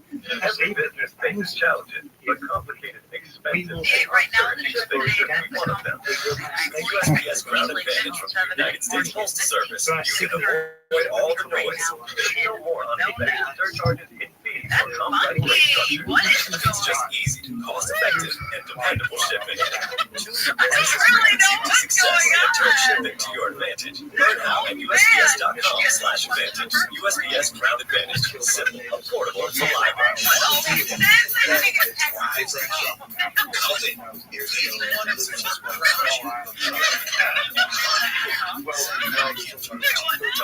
Follow Shark Saturday evening at 5 on KFI and on demand anytime on the iHeartRadio app.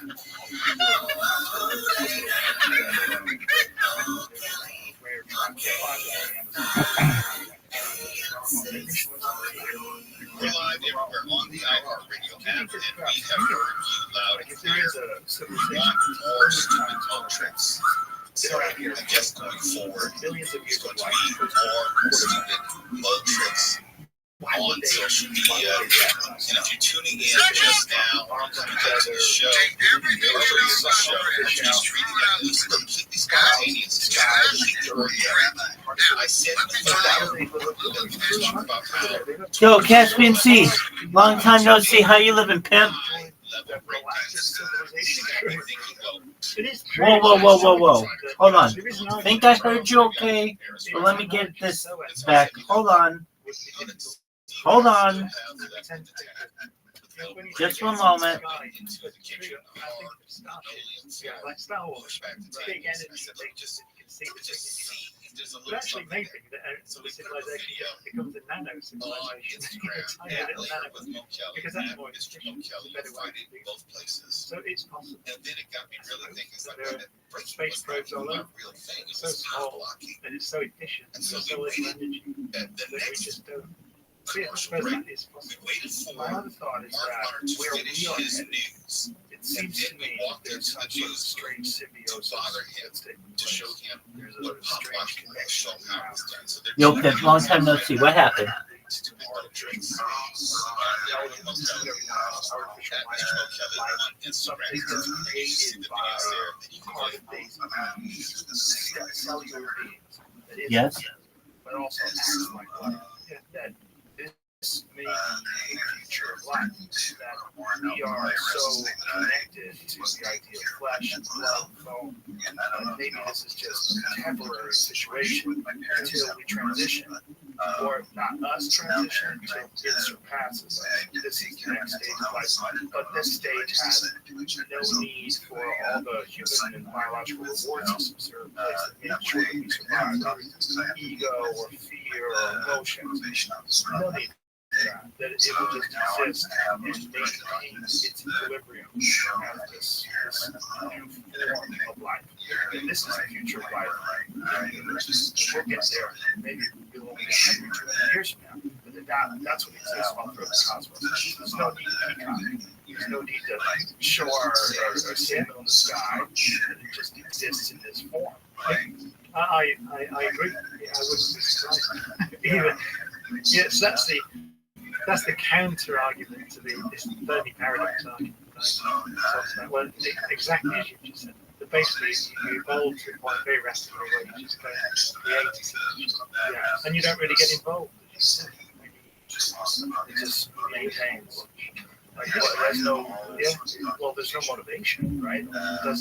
Our motivations are so weird, right? We have these biological motivations to survive, and those motivations to conquer and to innovate and to spread our genes and to move into new territories. But if you didn't have biology, you would exist completely from man-made materials or from materials found on Earth that this new form of life was created out of that. It wouldn't have those unless you program them. Why would you do that? It is interesting, isn't it, because we don't know what consciousness is. Right? So it's something called That's bullshit. We don't know. So it's a good question whether you can build, let's say you want to build a self-replicating machine. Was the thing you did with your parents misdemeanor or a felony? Maybe go to the moon or Mars. Damn, they're treating you like shit, dog. Does it have to have a sufficient level of intelligence that it actually is conscious? Oh, horseshit. And all these things that we talked about, this word earlier, we all understand, can't define. Is that a emergent property? So can you just leave state? If you've got something that's intelligent enough to replicate itself, live, as you said. Can they get you? I don't know the answer, but it's worth considering. This thing, Okay, that makes sense. Love and fear and those are just the things that happen when you are intelligent. I don't know the answer to that, but it could possibly be. And does consciousness have to have a local origin? Like, does it have to come from a thing? Like, if you think about cellular communication, if you you send me, if you're a neighbor, you send me a video from your phone and it reaches my phone. It's getting to me through space. Yeah, exactly. It's going through It seems like time. It's like literally from a device not connected by any wires or anything. It's coming to me. If there's a possibility, well, what they'll do is they'll put out a warrant for your some arrest, sort of and then when you're in another global state, you get pulled over. You're going to show up in the National Criminal Database. Then they're going to take you in. They're going to call the state that originally arrested you or had the warrant out on you and ask if they want to extradite you to that state. And depending on how desperate they want you, yes or no. Probably in Nevada, they'll get you. If you went to a further state, probably not. Or, I'm sorry, probably in California, they get you. Or Arizona, anything bordering. That we can conceive of because our brains are too crude. Like trying to explain to Australopithecus what a satellite is. Yeah, I mean, yes. I mean, if you think about our brains, they are ultimately what are they? They're just a distributed network of cells by neurons. I mean, they're very complicated, but they are a colony of things that are autonomous in a sense, and they communicate with each other. So yeah, I don't see why you can't scale that up. I mean, I should just. The caveat is always that we don't know this. It's just not understood. Well, I think there's something weird. It's physical. I'm damn sure it's physical. I'm damn sure that there's nothing going on in my head other than what is allowed by the laws of nature. Yeah, I mean, so eliminating. I'm going to be honest with you. Yeah. That looks ridiculous because it's like, well, if you're taking care of your mental health, then you're just like living a normal life. A normal person generally, generally doesn't need to go and check themselves in and get a week's worth of paperwork to say that they are normal. However, you're in a situation that is different than most people, where you're kind of an enemy of the state, and right, and so you're like doing everything you can to prove your sanity, and but if you look at the history of particle physics, particularly the study of matter, we spent decades making what caused this?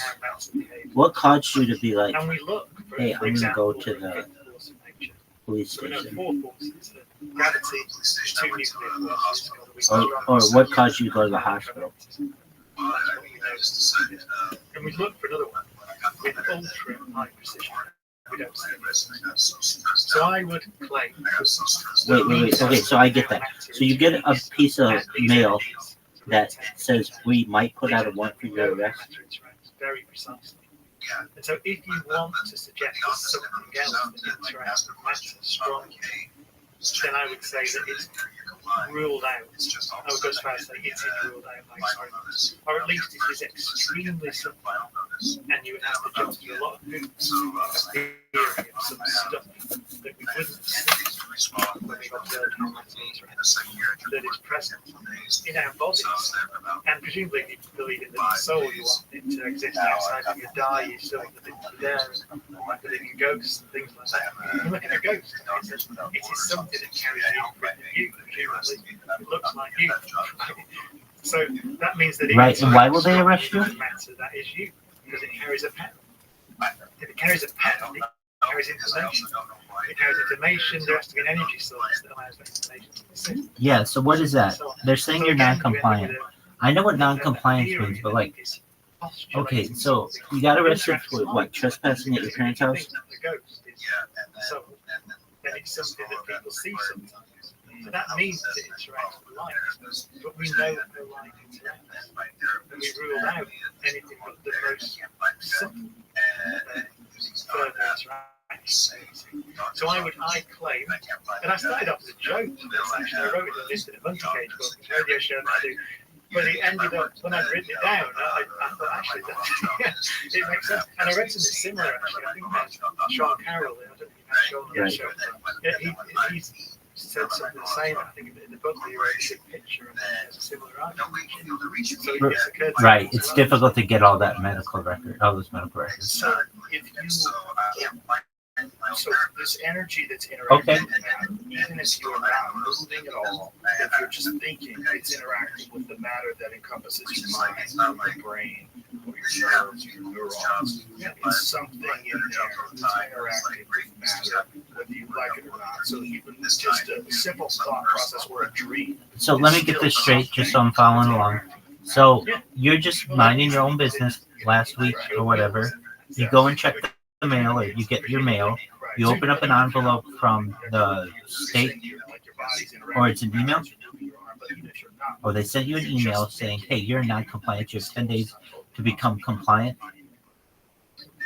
Somehow or another, you were able to Okay, isolate and so just you the get thought scared because you get this letter, and you go to the nearest hospital, and you just basically say to them, "Look, I want to prove to you my own sanity." And I would say there isn't.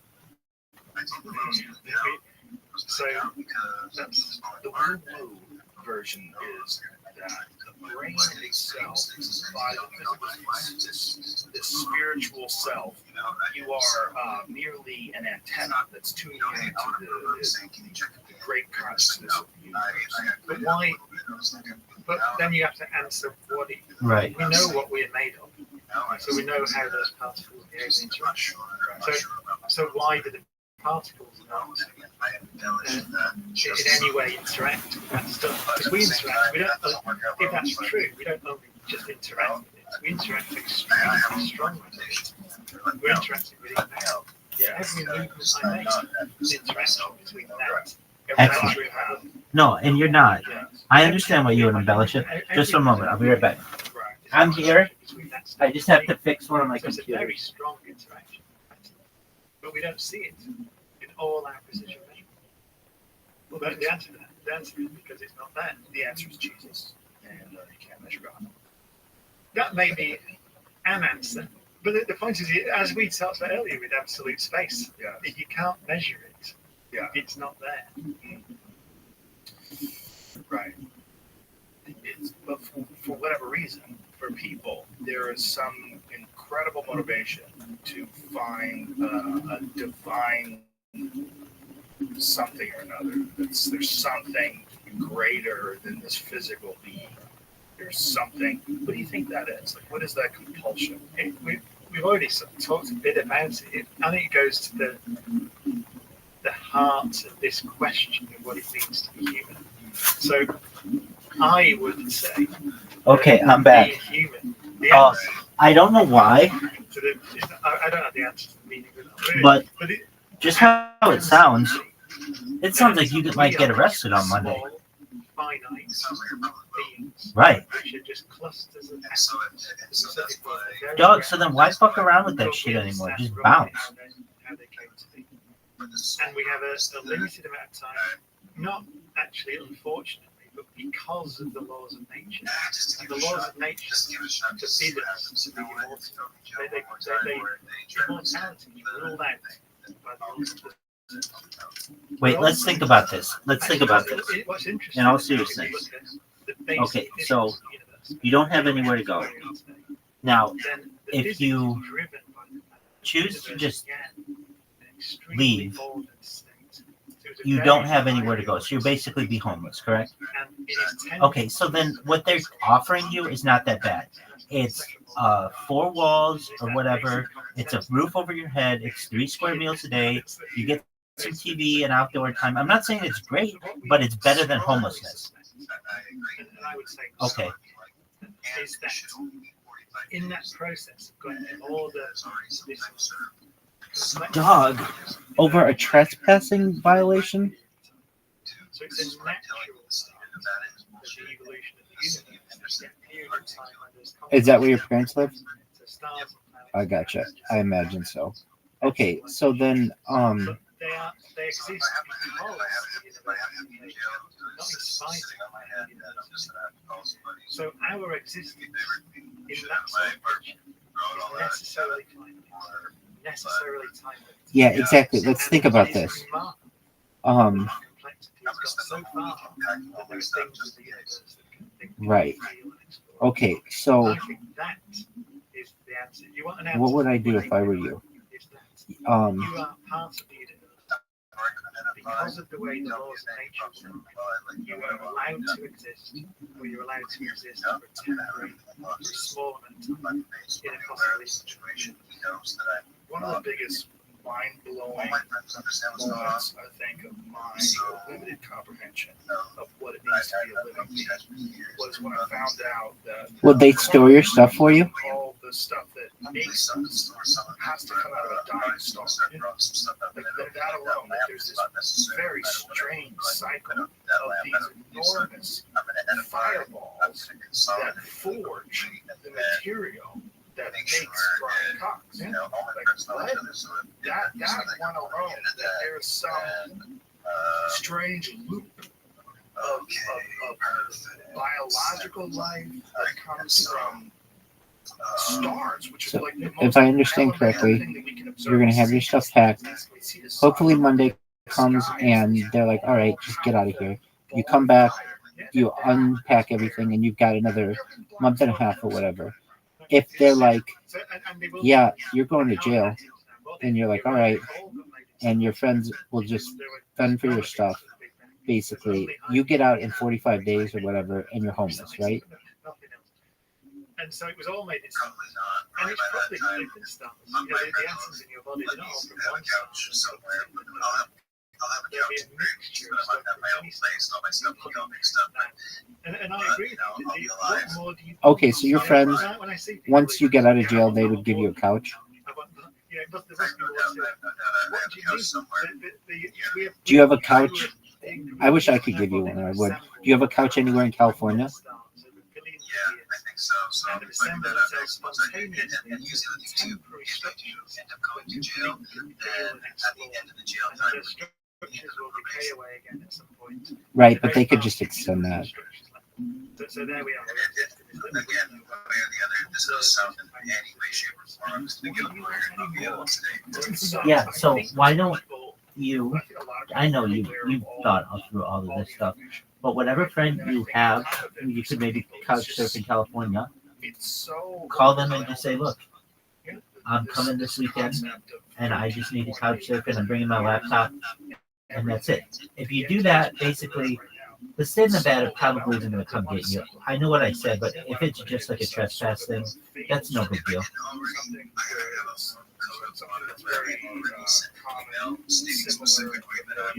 Yeah, I agree. But I think that's... Dude, who the fuck cares? Just bounce, dog. The journey that we go, the real treasure is in that journey of trying to face. Well, I mean, I'm looking at it this way. They're no matter what, they're basically going to put you in jail. And so if you go to another state, then there's not that as good a chance that they'll put you in jail. And you can start a new life in California. But I think that's what I think you miss out. Right. So what I'm saying is this.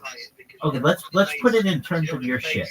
I have very little confidence in your friends that they're going to hold on to your laptop and all kinds of other shit just indefinitely. Maybe they will, but like, let's just be honest. So if I were you, okay, so then what happens? You have like a lot of nice stuff.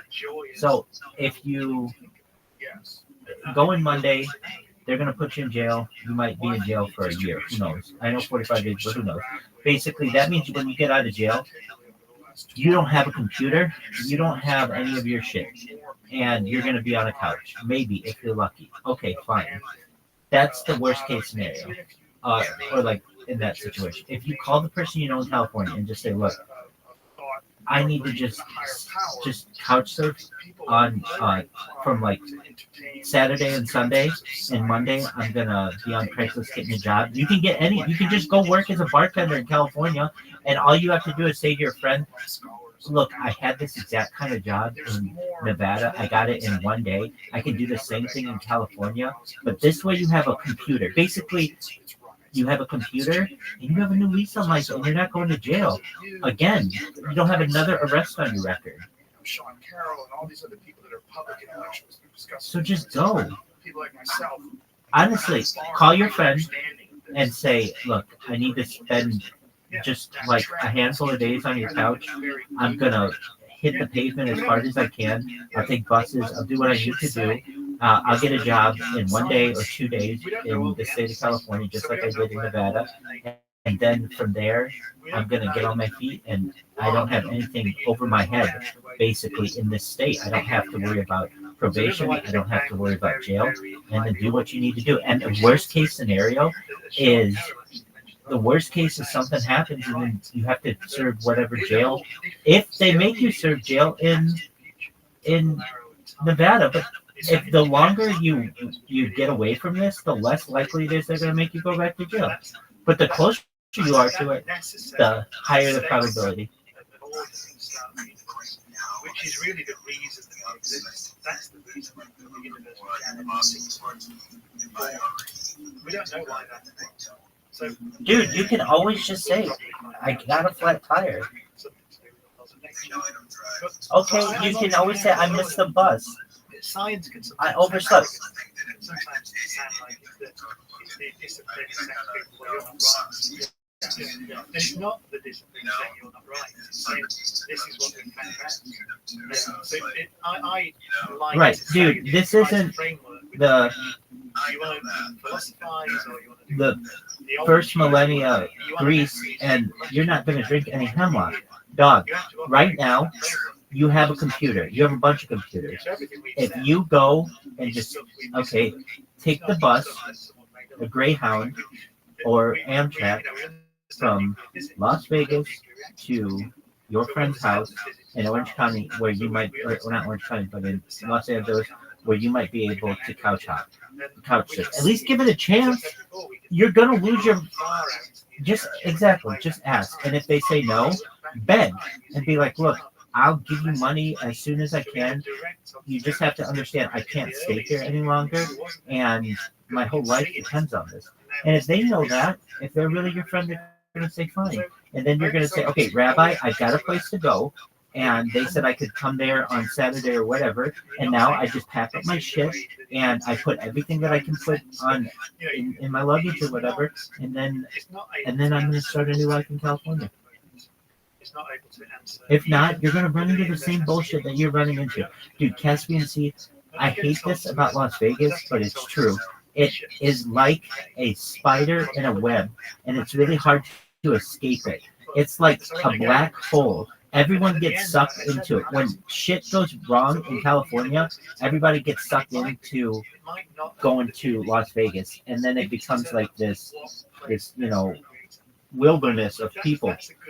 Get back in that California game, and you can escape all of this. Like, here's what's gonna happen. Okay, you go back on Monday, they put you in jail. Now you gotta fucking, let's say 45 days or whatever. They let you out. You have nowhere to go. You don't have a cell phone. You don't have a computer.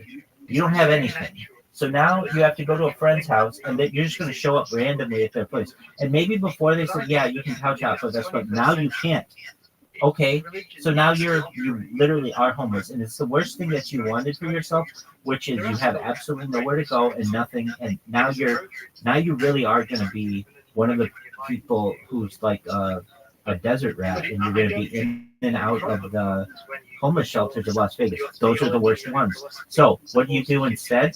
You, if anything, get your computer, get your computer and get your like backpack and stuff, and if anything, just get on a bus to California, and if anything, get to a shelter. I'm not saying that it's warm here, so it's not terrible, and it's I know it's kind of a coin flip. Okay, but jail sucks, and you want to live in California anyway. I mean, that's what. But I don't want you to lose your computer. I don't want you to lose your cell phone. You're going to lose all that. And, like, it's hard to start from zero, but you're not at zero right now. You will be at zero the day that you get out of jail and you don't have anything. And the problem with that is people go, fuck you, you're an idiot. Like, is it a natural inclination? How, though? I mean, I know you're saying like your friends are going to hold on to it, but you can't guarantee that. You don't do that. I think that's very important. And I think that a guy like Dawkins just gets frustrated from all these years of okay. Why even take the risk, though?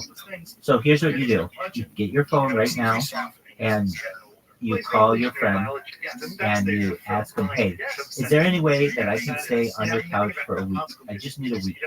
And maybe you can work that week into 2 weeks once they see that you're working really hard. And so go call them right now. That's what you have to do. Having said that, that works. I've kind of softened the And over the years, actually. if they say Now, if they say yes, then what you do is you get an escape plan.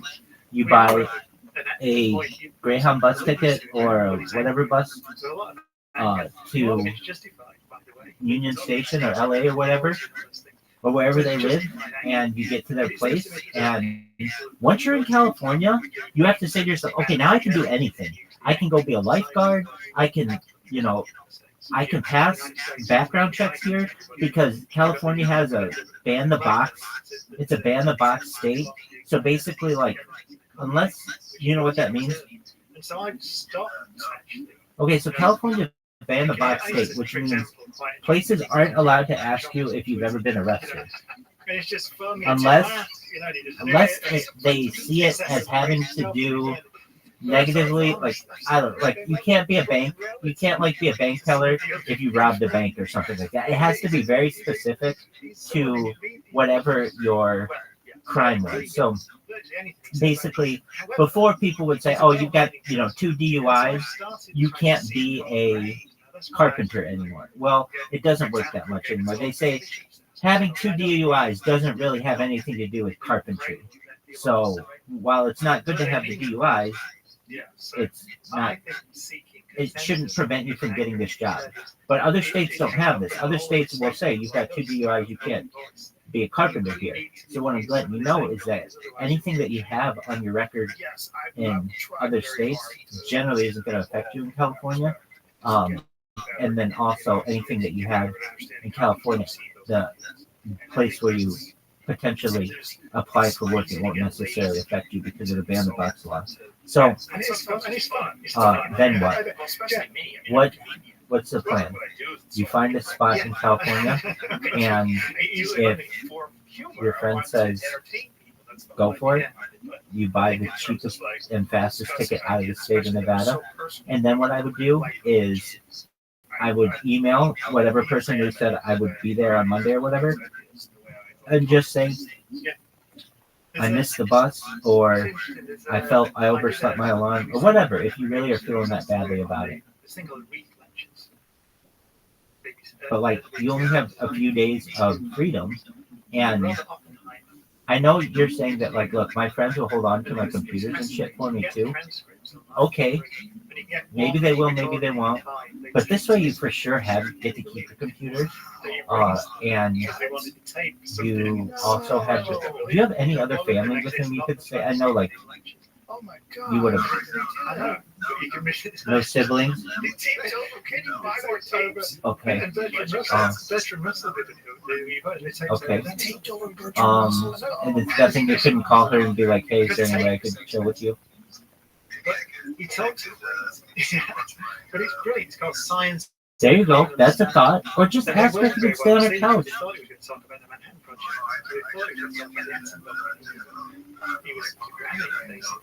He didn't. He talks about how thinking like a scientist. Okay. Did she live in Nevada?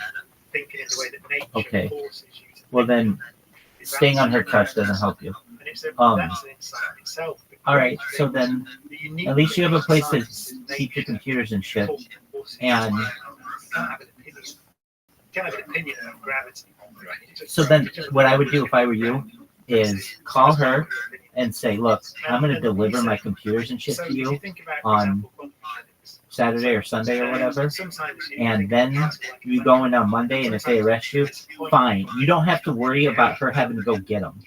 You know what I mean? Because then what happens if her life turns out where she doesn't get in touch with your roommate, and then so don't worry about it. You just put all your shit in a box, give it to her, and then just say, hopefully I get this shit back from you on Monday, and I do everything that the police need me to do.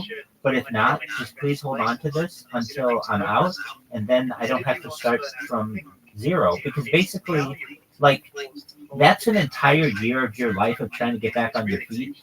If you can start out and you already have a computer and you already have a cell phone, that's great. If you don't and you get out, then you got to get that fucking cell phone. So you got to get a free cell phone and do whatever you can do with that. And then from there, you got to get a computer. And it's very difficult, as you know, to get a computer if you have no money. So then you'd have to get a job, and it's hard to get a job without a computer, all that other shit. That's it. But actually, of course, to have a functioning society, you need a mixture of the two. And we can weight it one way or the other. But you need to hold both ideas in at the same time. And he said that one of the most valuable things about science, because it forces you to modes of thought that are valuable. Right. And that's what we're talking about. Some absolute positions are always just a blink of some subset of what's actually happening. You can't understand the world by being an extremist. Yeah. You've got to hold all these views. Well, I find that so often on this podcast because I talk with people. Right. I agree with them, disagree with them. I always try to put myself in there. Right, I understand. Basically, figure out how they're coming to those conclusions and where they're coming from. Right. And I think it's so important. Right, some bullshit like that. No, I understand. So basically, the sometimes you change your opinion. yeah. I go, yeah, I do. If it's a bad thing, I'm not flip-flopping. I'm not a politician. Like, I'm not flip-flopping. Yeah, there's that too. There's that too. Like, so then, have one opinion on a thing, whether it's a controversial thing like universal basic income, I'll change my mind 100% in 2 weeks. Now I think it's probably a good idea. And then I'll go back. Well, hold on. It all depends on what your friend says. I don't know. I bounce around with these things. Because if your friend says, "Yeah, I've got a spot for you," you take it. You have to. It's okay, but if your friend says no, it doesn't work or whatever, then you do what you need to do. You fucking swallow your medicine, and then hopefully you get your computers when you get out. But if you have the opportunity to flee, which you do, see, here's the thing: you might not have the opportunity to flee when you get out. You're gonna have zero money, and you won't even have like a way to get to California. So that might take you another. You might be able to hitchhike or something like that, but like right now you have a little bit of money and you have a computer and you have a cell phone. If your friend says to you, "Yeah, I've got a couch on which you can stay," take them up on it. It's the open door, the open channel. So if we want, you have to at that point. Because if not, you have to look at it like, okay, well, when I get out, I have no way to get to California. I have no money, and I don't know if I'll have my computers and stuff. If I just bounce to California, and wait, you have to think of it like this too, dog. I just thought of this. You don't have a warrant on yourself right now. So you could leave and of their own accord. That's what I would tell them if I were you. That's what is fucking would be smart. Is just to say, I don't know if you're allowed to do this, but I would consider it. Just think about it. You tell them,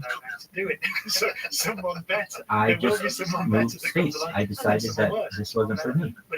And then it's off their fucking plate. You don't have a warrant for your arrest. They don't have to deal with you anymore. You let your probation just run out. Then you don't have to serve any time. Is that for sure? Bertrand Russell was a good he would talk about how he wouldn't fly if he wasn't smoke. Like he had to get us back when they had smoking sections of airplanes. Well, just refused to fly without all right, then I guess you see what your friend says about staying on a couch. If they say you can do it, I would take them up on it, just because it's the most solid opportunity that you have, where you have a computer, you have some money, you have a cell phone, and you're in another state. If they say no, you can't, then contact your sister, put your shit in a box, give it to her, say I'm gonna need to pick this up from you in a few months or whatever, and then honestly, jail isn't that bad. considering I would just be telling myself this entire time, I could be in the elements right now. It could be raining on me. It could be the sun could be beating down on me after an entire day, where people would honestly would commit a crime just to be in jail to get out of the elements. And I know that sounds strange, but like there are these cases of people who will go up to a bank teller's window with a note that says, I'm not really wanting any of the money, but this is a holdup just because I want to go to jail, federal prison, so that I don't have to be homeless. And they arrest the person and they put them in federal prison because it's a nicer, it's a federal crime, but also the reason why they say federal prison is because it's nicer than the state prison. So, I mean, I would say before, when they would beat you in prison or they'd rape you in prison or like those kind of things or in jail, like those, I'm not saying they still can't do that, but it's much different now where you consider, look, if I were outside in the elements, no one's going to help me, and I'm going to be cold, I'm going to be hot, and I'm going to be really thirsty. I'm going to have to go to the bathroom, and I'm going to have nowhere to go to the bathroom. Fuck it, man. Instead of doing all that shit, I can just be in this one little room.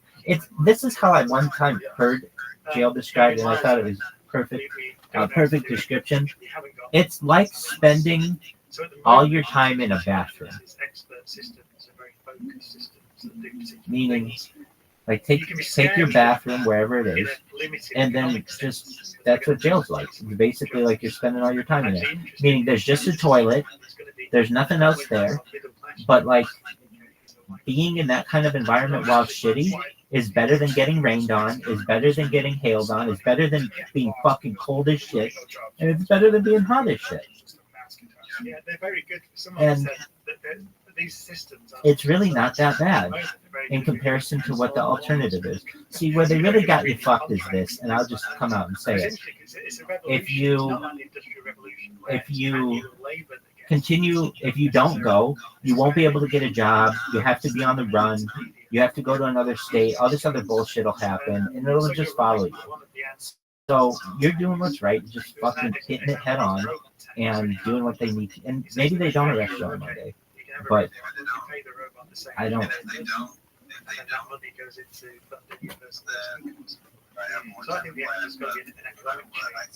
Well,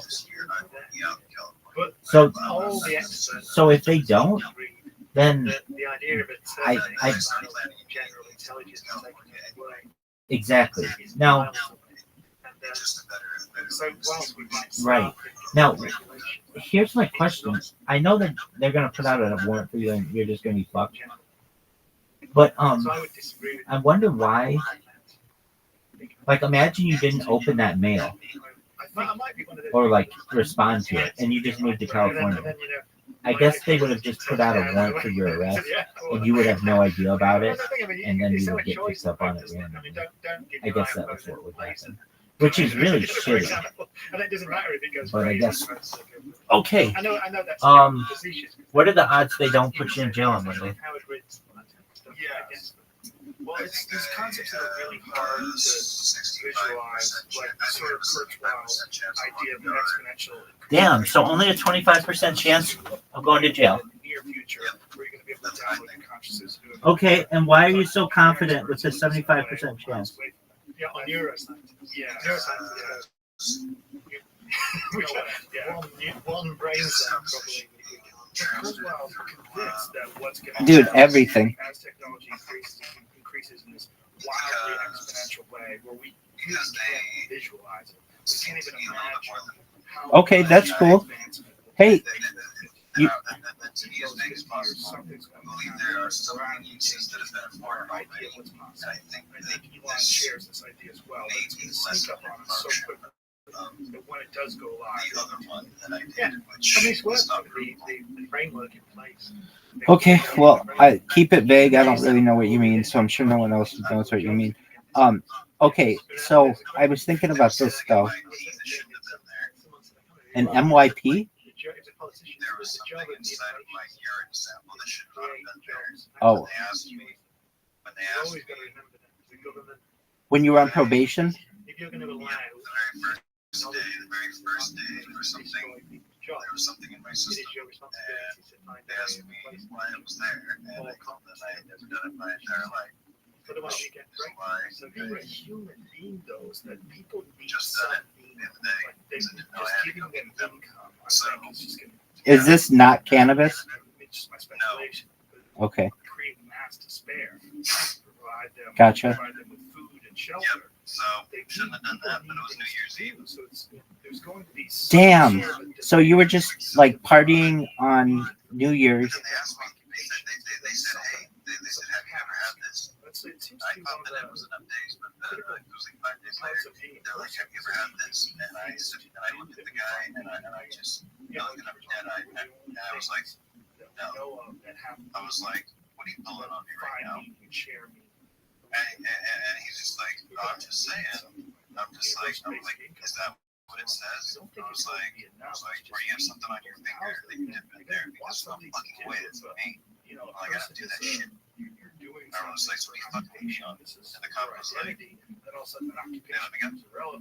Oh no, wait. So they didn't fail you on that?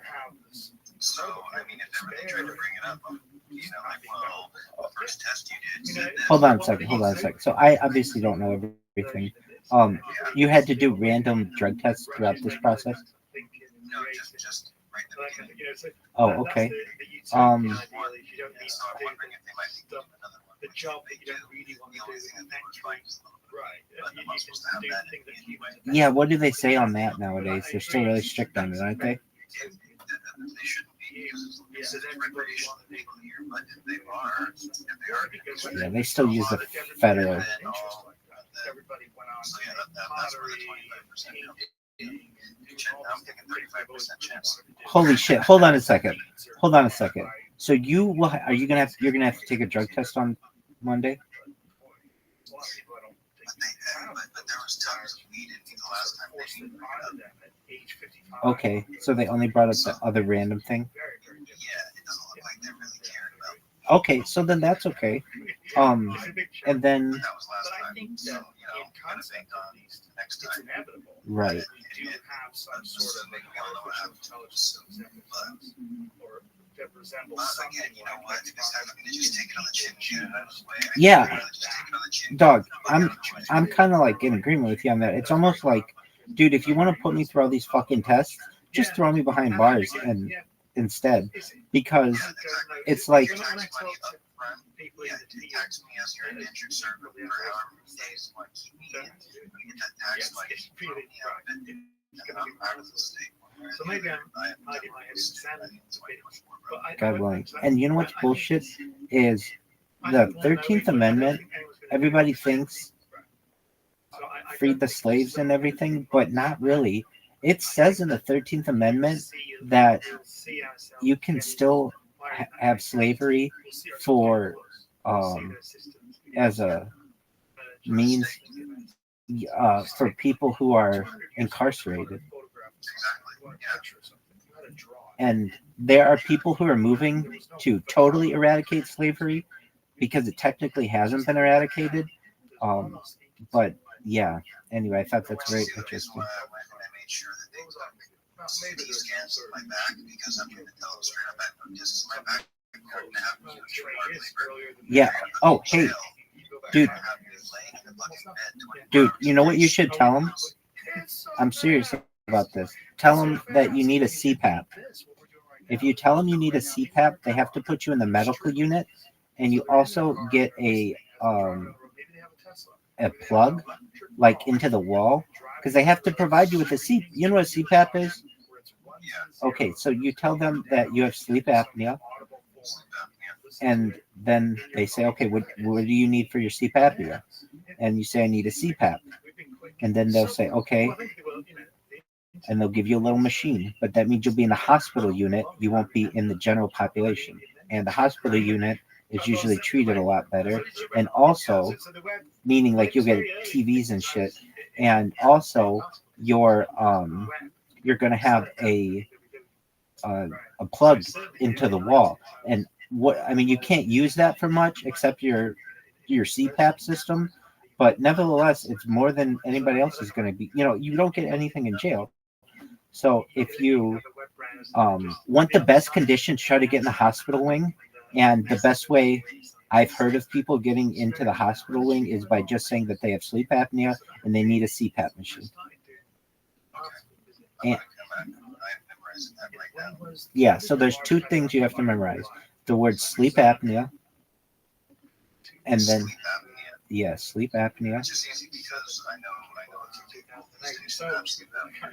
Excellent. And then you need a CPAP machine.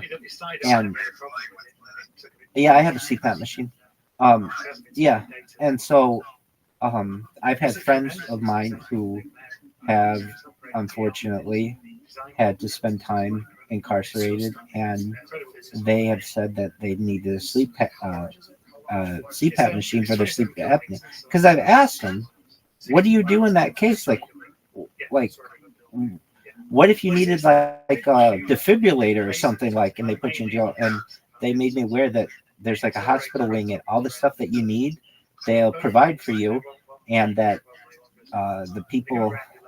two people I know who have had the CPAP condition, and they told me, at least in California, that the state had to provide it for you, and they provide it for you like on site immediately. So you'll get it your first night, and whether you use it or not, it's no big deal.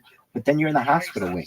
You're not with the general population anymore. So it means probably, it doesn't mean too much except a little bit better treatment, I would say.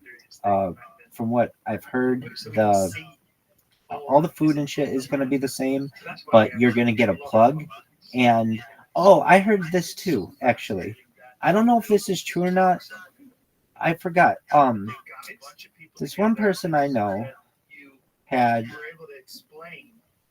a CPAP, and they were in the hospital wing, and the hospital wing, and only the hospital wing, was issued tablets that they got once a day, and they get tablets for 4 hours a day. And I was like, you got tablets? I'm like, what kind of tablets? They're like Android tablets. Now, I know this is California, it's different, but they said because they were in the hospital wing and they got issued a tablet, and the other people in the other parts of the prison did not. So I'm just making you aware. I knew this kid. This is a really sad story. He was like 19 years old, and he I think, he robbed some kid for their PlayStation because they had Grand Theft Auto. Okay, so like a common thing back then. You remember how popular Grand Theft Auto is? Okay, so this kid, he robs him. There's a gun. He goes to jail for like 20 years, and he went to Pelican Bay. And I actually met this guy through a synagogue. He converted to Judaism, and he's got a really nice Jewish family now. And he's he turned a new leaf and everything. But he told me a lot of the inside shit that you can do. And one of the things was, if you can, try to get in the medical unit, and the way that you can do that. And they can't really prove it. Like, how are they going to say that you don't have sleep apnea? You know what I mean?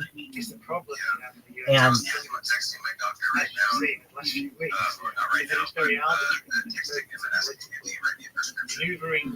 so you certainly can. Usually you have to be tested with a sleep study to get a prescription.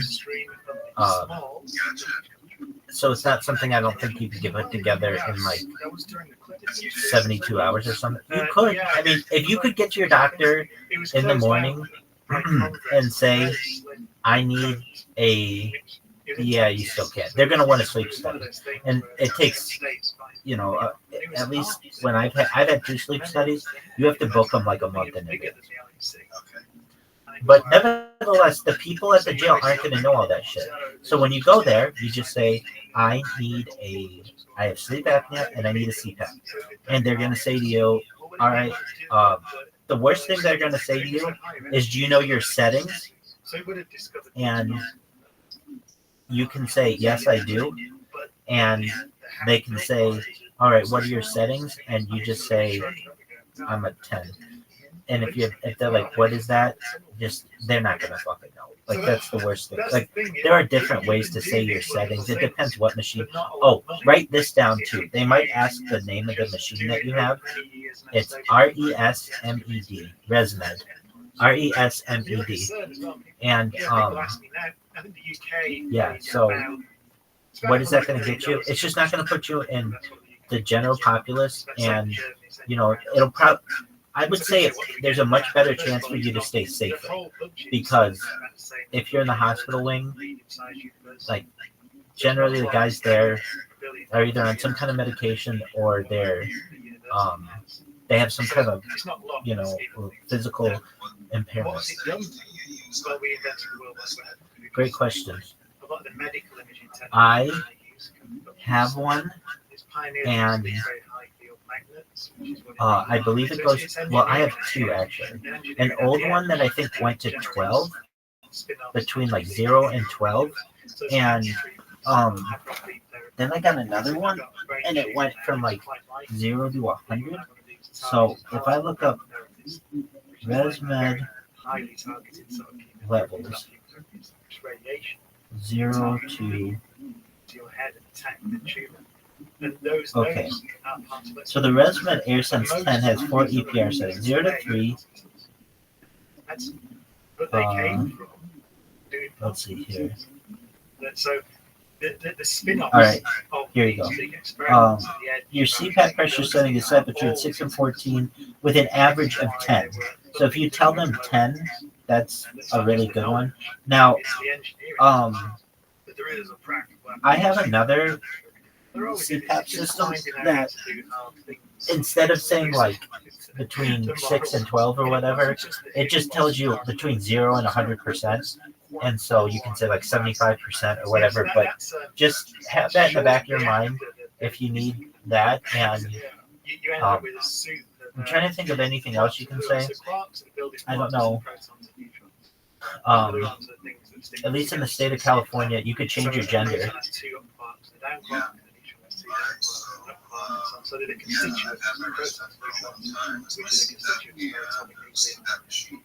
Yep. If you go to very high temperatures or high energies, then the process of neutrons falls a bit.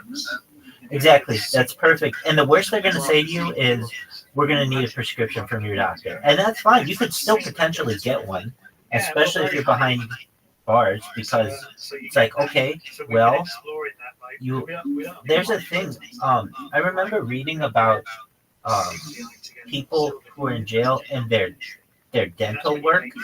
And there's some kind of law that was passed, or at least that is followed, that just because you're behind bars does not mean that you're not entitled to medical treatment.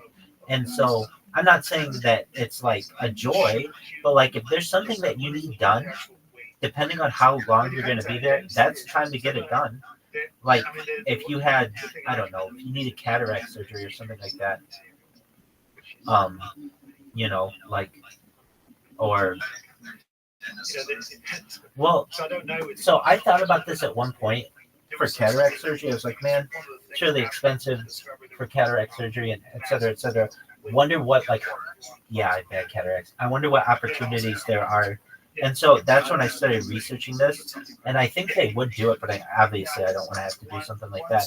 But yeah, there are protections. So in the same way, if you are behind bars and you have some kind of medical issue, particularly sleep apnea, because if you die behind bars and you say that you needed a CPAP machine, and because of sleep apnea and they don't provide it to you, then your family can sue the state for huge money.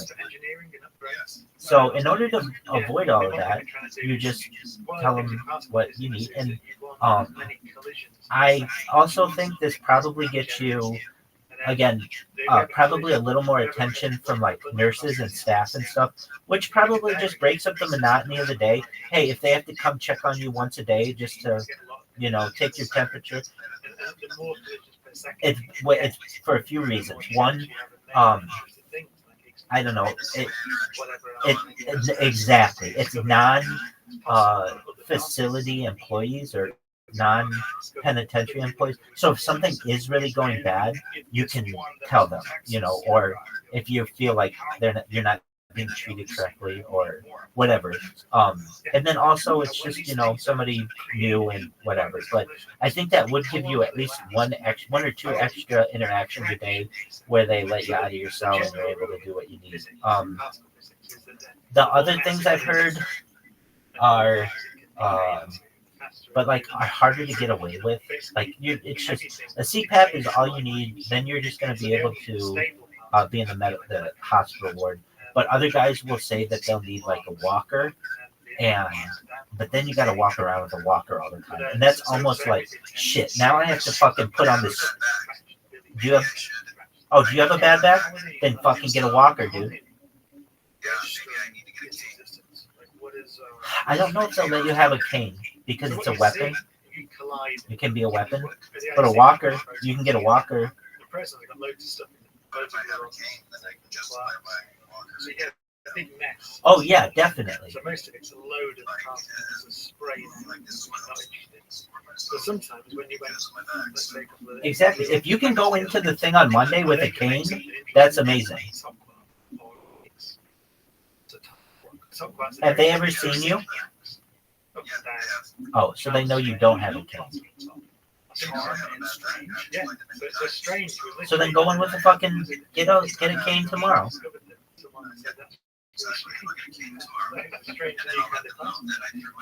So yes, we have 6 cars, and there are 3 families. So the up and down are 1 family, and then the challenge strength, another family in the top one. There you go.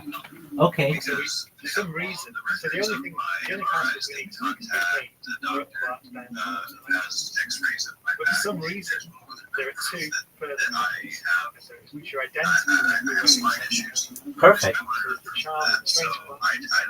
And a heavy electrical and then the top and bottom one, and another heavy electrical tank. Well, yeah. Well, I would get. Yeah. Well, I would give myself a cane anyway. And they look cool, but it's like, hey, you're trying to raise that percentage for yourself that they're not going to put you in jail on Monday as high as possible. And so if you go in there with a cane, they might take a little pity on you. Yeah. Oh, but if they say no or whatever, then just when you get to jail, just say I need a CPAP and I have a bad back, so I need a walker. And I would also say, I don't know if this works, but sorry, I don't know if this works, but I think it's just so long as there's spitball in here. If you fundamental thing that gives mass to all the other things in the universe, the most fundamental level. So electrons, for example, and the up and down ones, they're going to have mass interaction things. That's why they're massive. There's another reason we exist. It goes way back. We wouldn't exist if there wasn't mass. And the Higgs is ultimately responsible for that mass. I keep caveating it because then you get other sources of mass generated, but the fundamental basic seed, as it were, is from this. So what we want to know is how that thing behaves, and so you want to study it. So you want to make a lot of them, so you can take a lot of pictures of it and study it a lot and see exactly how it does that. So that's what we're doing. That's what we're engaged in at the moment. We're making high precision measurements of the way that particle behaves, so we can understand the laws of nature. That is the laws of nature. How those particles behave and what they're doing. But it is possible some new form of... Yeah, sorry about that. Okay, so what I heard is that you could tell them that you need a special kind of bed and this other shit. Almost know that there are other particles out there in the universe. That's what I thought you said. Is that correct? Yes. So we look at the universe and we see that there's a lot of stuff there that interacts with gravitation. Well, yeah, exactly. So if they say to you, do you have any medical ailments? Instead of just pulling, I don't know what you did last time, but just be like, no, I'm fine. You say, yeah, I do. I've got a bad back, so I need a walker and an extra cushion, and I have sleep apnea, so I need a CPAP machine. That's it. You have to say that and then be fine with it. You can't sit there and name 100 things. But if you name 2 things for them, that's realistic. Oh, the other thing that you need, your glasses. So, I don't know. Some places they take your glasses from you.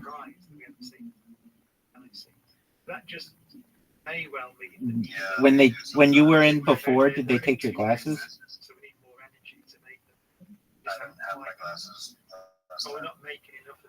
Okay, so yeah, I think it's something like you can keep your glasses if they're not a weapon. I don't know though. Like what makes them a weapon? Like if they have a bunch of metal in them. So maybe if are your frames plastic? Then you might be okay. I'm not sure. Can you see without your glasses?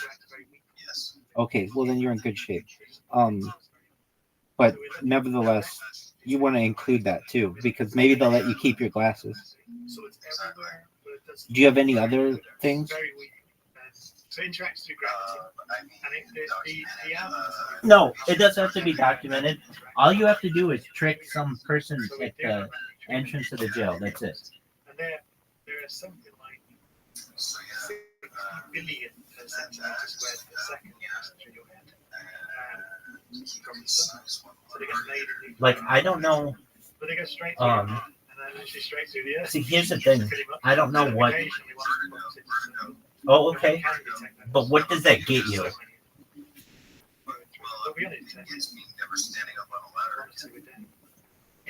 Okay, but what about?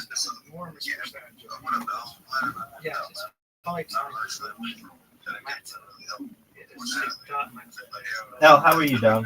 And the number is 25%. So roughly speaking, about 5% of the universe is normal stars. Yes, 26. Yeah, so that's 5 normal, that's 25 stars, and about 17 stars. That's the other thing. Yeah, so what the hell? Don't know. Know what it does. So again, that's it. We talked about Einstein's theory earlier. So Einstein's theory, which works spectacularly well, says that if you put stuff into the universe, which is walks, exactly, and it very precisely tells you, given the stuff. Hey, do you see this chick? Just one moment, I'm going to show it to you. Do you see this chick? The measurement we have is how it stretches. So we observe, the thing we observe. Do you see her profile picture? That girl followed me on Instagram today. So we have very precise measurements. Yeah, I have this fucking really good strategy that I've developed, and it works like 100% of the time. Okay, so this is what I do. I go through everyone on Kick, all the biggest streamers on Kick, and I make every single one of them a custom video, and then I upload it to TikTok, and I upload it to Instagram, and I tag them in it. And I've been getting every single person, every biggest streamer that with whom I've done this, they have either liked the video or done a shout out back to me, or at least started following me or something like that. Like before, I would just, spam people. Okay, that's fine. But then when they see there's a human behind it, and they're like, hey, I apologize for all my bots. I just wanted you to know. So this is what I do. And you can see all of these if you go to my my TikTok has it, Super Rothschild, or my Instagram has it, Rabbi Rothschild, and you'll just see it's a list. I've done like 30 of them right by now, and so what I do is, and it's I think a really good strategy. While the person is streaming, I do a recording of my phone, so you actually watch me on my phone, and you'll watch me spam them, or you'll watch me follow them, and then what I do is I go to their social media and I click on their Instagram, and I click on their TikTok, and I click on their Twitter, and then I join their Discord. And so I do a highlight of every single person's social media, and then I do a closing part of the video where I just tell them that I think they're a big streamer. I think that they're going to the top. And anything like personal that I know about them, meaning like, you know, if they've done like an outreach tour recently, or if they've traveled recently, I'll do something like that. And then I move on to the next person. But it's been fucking genius. It's absolutely been genius. I mean, the biggest streamers out there, that's how you connect with them and diversify yourself from other people. So I was proud. Somebody today said, let's see here. They just wrote this like an hour ago. All you do is spam your shout outs in actual talented streamers chats, which was a really big surprise for me because it was like, dude, I've only been spamming these shout outs for like 2 days, not that long. So it already tells me people are starting to find out about it. Einstein actually produced it. Anyway, I think that's cool. Initially, because Einstein's equations strongly suggest not just so even before we'd observed anything, Einstein had a theory. Well, you got that right. And so what I also do is I humanize myself. Like people, when they first see me, they think I'm a robot. Literally, they're like, "Oh, this fucking bot's back," and they don't think I'm a real person. Then I start typing to them, and they're like, "Oh, are you real?" Yada yada yada. Then if they see a video of me and it's personal and it's me going through all of their social media and highlighting it, then it's like, "Oh, this person, I want to be their ally. I see what they're doing now. I see that they are talking about world peace, and I see that they are highlighting everyone's social media, and it's actually a really fucking good idea." I go through the biggest streamers on Kick one by one, make them a personalized video, tag them on the other social medias, and then they know who I am. L. What the fuck happened to L? Anyway, he bounced. Okay, I'll keep an eye out for him. Back to the other thing. You were saying you had vertigo. I don't know what that gets you. Like, nobody's gonna be like, "Hey, you don't have to be here because of your medical," unless you have like a heart thing or cancer or something like that. But you can't put that together in 72 hours. So then the best thing you can do is just be like, "Okay, how can I keep myself safe in this place?" Well, by going to the hospital part of it. And then how can I keep myself comfortable in this? By saying that I need like an extra pad. And then you just get a couple books, and I'll fucking still be screaming in here, dog. And if anything, will get you out. But you know, if anything, you gotta do the time. He missed what the equations screaming to it, which is that no, the universe expands on track. Yeah. And he missed it. So I think that's probably what he meant by it. Anyway, he took it out. Let's hope. And then later in the 1990s. Dude, okay, so then if that happens, you get all your shit back, and then you got to make the move to California. Well, and that's the thing too. I wonder if you can ask them on Monday and just tell them, "Look, I want you to know that I have a job in California, and the second that I get out of here, I will move out of the state." Like, that's to the state probably the best thing that they can hear, because then they don't have to deal with your shit anymore.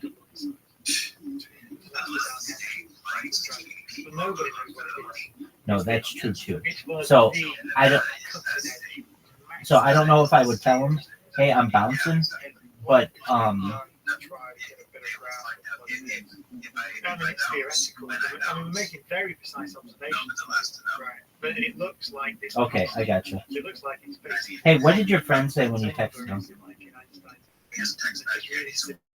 Okay. It looks like he's maybe. Dog, he's a bartender too. He could easily get you a job. But it looks like a very simple thing. Dog, shut the fuck up. If you needed to, you would lift the keg.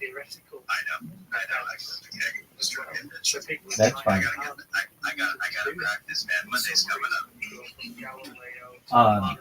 Okay, so do you know where you have to go on Monday? Yes, I do. I know exactly. I think I have it right down there.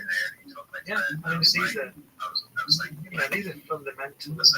problems. We're talking about the origin of technology. And it's also Dog, you're not going to be able to send a text south. these things, this stuff, we keep talking about stuff in the universe. That's what the galaxy is. That's it. Right now, it's very Yeah, theoretical. exactly. Trying to wrap their minds around what not sending updates anymore. I was like, yeah, we don't get too close back. I just need to write it down here so that somebody has eyes on it. Right. Dark energy, and I don't know. Oh, okay. And then that's perfect. Okay, so then let's think about this. You get a ride from him to the place, and then you leave your keys with him. Your computer and shit is at your sister's house. Your cell phone will be with you, and then it's right. Exactly. And the worst thing that they're gonna say to you is, "All right, you gotta come in here." Yeah. For what though? What would be the reason? Wait, but hold on. I'm asking a very good question.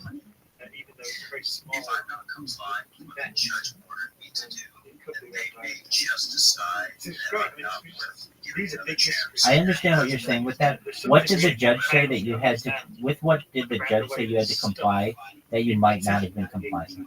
The drug thing, I get that. Very naive.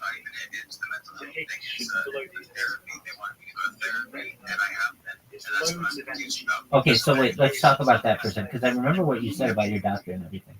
So you're going to say to them, I was attending therapy regularly, and then my doctor bounced.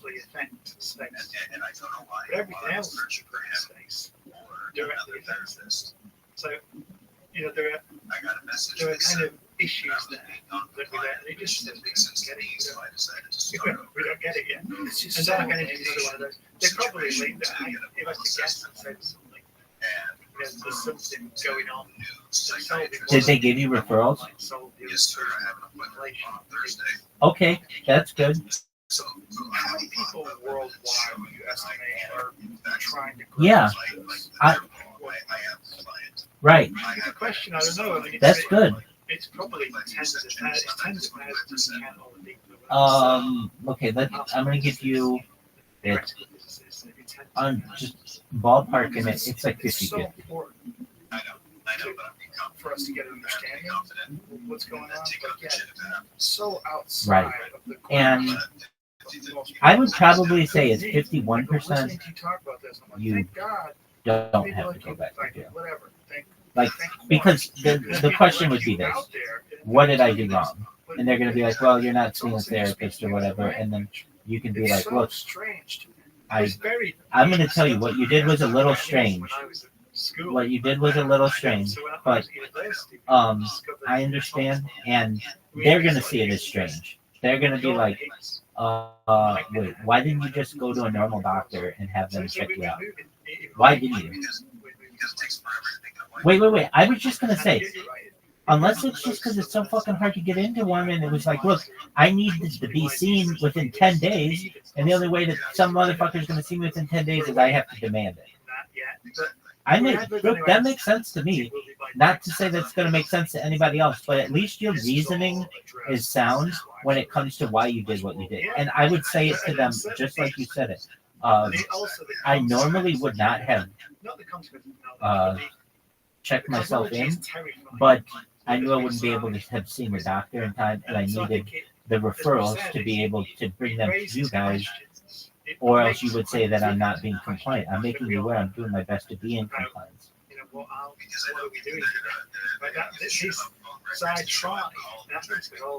They're not going to care about that. That'll help you.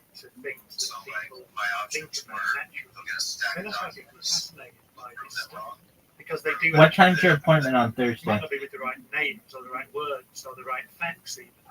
But they're thinking about how did I get here? How did I come to exist? What is the future? Okay.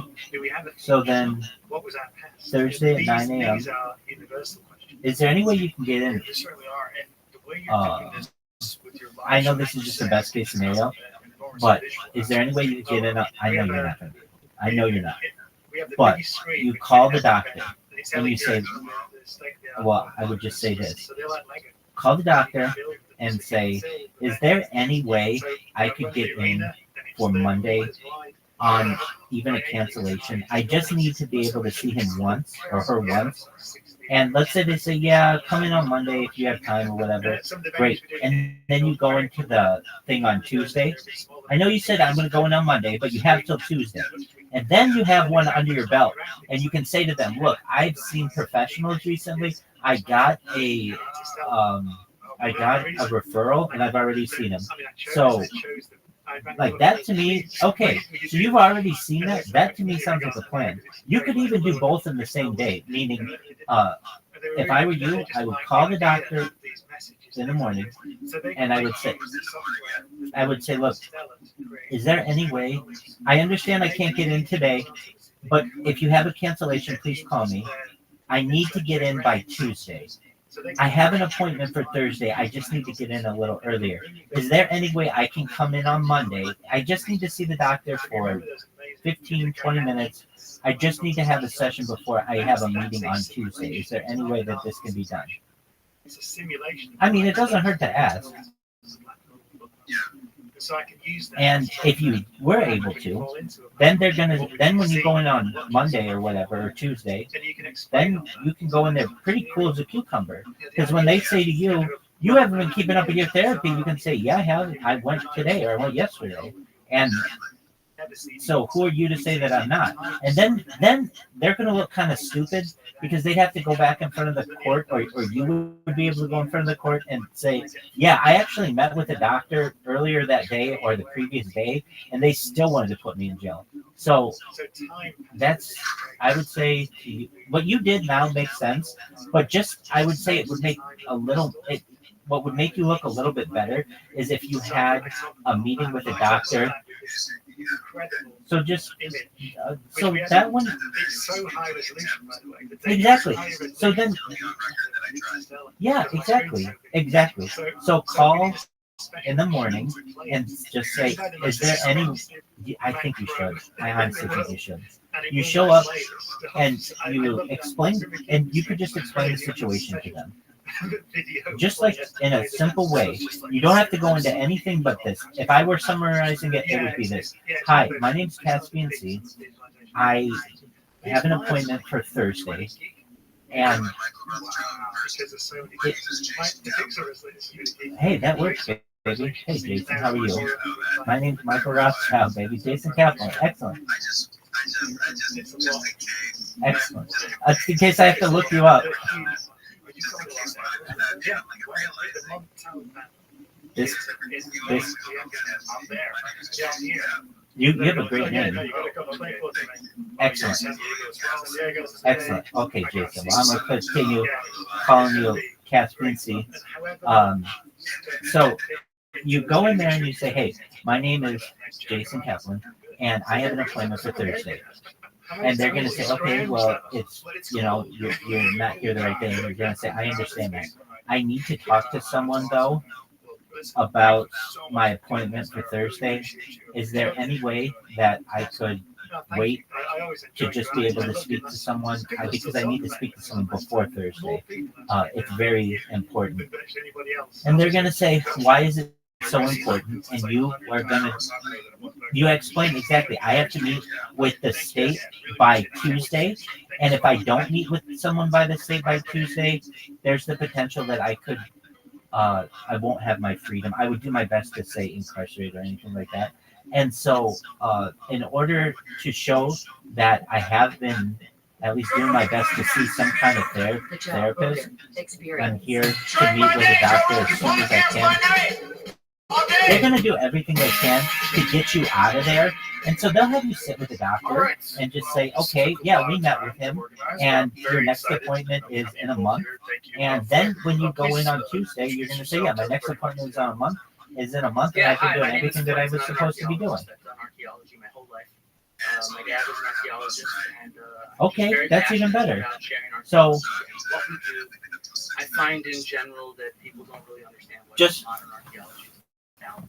So I'm gonna try to get that across. Just one moment, my phone died. Okay, so then that's a really good idea.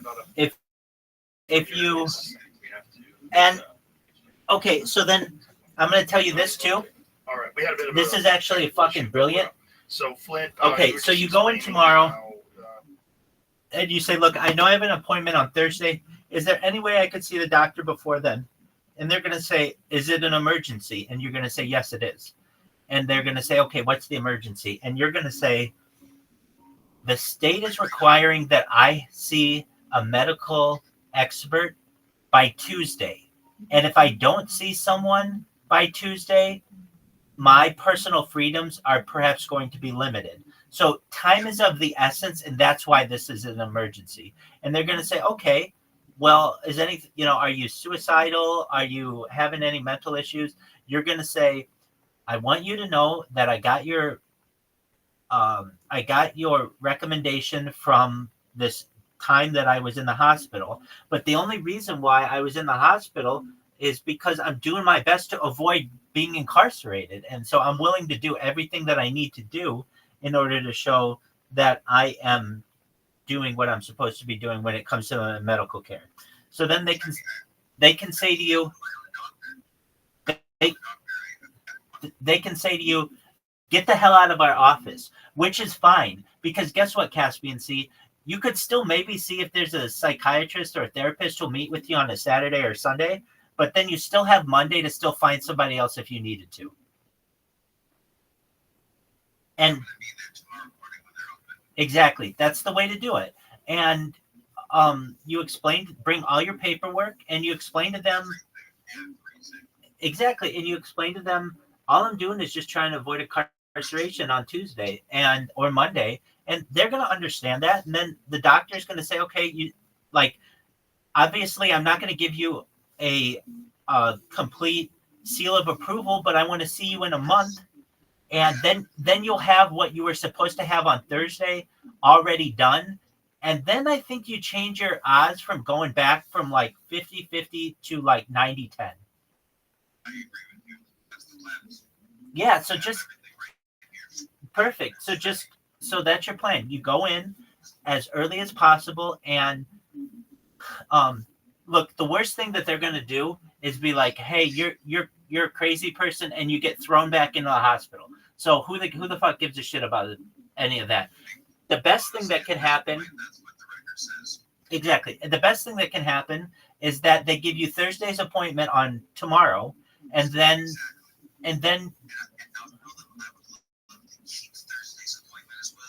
if you can, but they're probably going to say to you, "You know what? That's what you should say. I will." Yeah, exactly. That's 100% right. Look, I've got an appointment on Thursday. I need it earlier. We can keep the one on Thursday if the doctor thinks that it's necessary. But if anything, I just need you to know that due to a medical emergency, and I would even say my own mental health, I would just say that whatever person's interviewing me, put yourself in my position. I am unable to have a doctor's appointment when I need it on time, and the punishment for this is potential incarceration. So I am doing everything I can to avoid that situation by scheduling this medical appointment as early as I can and leaving it up to you all to see if you can treat me. The worst is they're going to say is get the fuck out of here.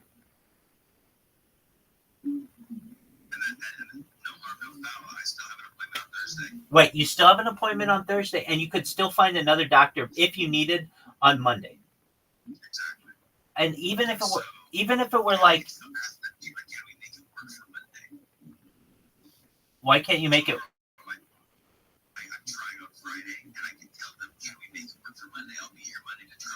Exactly. That's what I'm saying. Like, if they can't meet with you tomorrow, then say, "I'm doing everything I can. Just schedule me in for Monday." And if they say, look, again, I've never worked in a jail. I've never worked in a doctor's office, but I just hear how these things work. And one of the things that they do is they at least they'll schedule people in a staggered way so that if they have any walk-ins that come in, that they can fit them. Yeah, no, I'm in agreement with you on that. I need to show up at the very least. Can you print up that I came in? Can you print up that or something? Can we do just by showing up? Just by showing up, there's a lot that can happen. Oh, definitely. And I really think what they're going to do is they'll just basically give you Thursday's appointment tomorrow, and then that's. And I'll keep Thursday because I would like to make sure. I have to keep it continued because I'm not trying to. Yeah, they'll probably keep Thursday as well, just to keep an eye on you. But then when you go into the state doesn't have the argument. You haven't tried to find another. You're like, look, not only do I have another doctor, I've already met with them, and I've got another meeting with them on Thursday. And you have to understand, I had another doctor, but I've had to overcome all of the challenges. And so if you can find this person, go ahead. But in the meantime, I've had to adapt, and this is the adaptation route that we've taken. And honestly, and I would say this to them, and honestly, I think I've done a very good job of being able to avoid any further detour on this journey. I gave her his contact information, and I told her, I said, the therapist I was seeing, the one who told me to give you his information, he doesn't work there anymore. And I haven't been able to reach him. I was like, I'm trying my best. I was like, to get that. I was like, but I mean, the thing that people need to understand is, this isn't just happening to me. The entire world is going through a crazy time right now, and it's not a personal attack against me that a therapist changes jobs for whatever reason. Whether they fired him or he got a better job, that's not the point. The point is he's not there, and I can't find the fucker. Right. I get that. And they're not going to be so interested in that. They're going to be more interested in, are you seeing a doctor? And you're going to have the ability, hopefully, after tomorrow's session, to be able to tell them, yes, I have. And I'm going to continue to see them on Thursday, so long as you let me.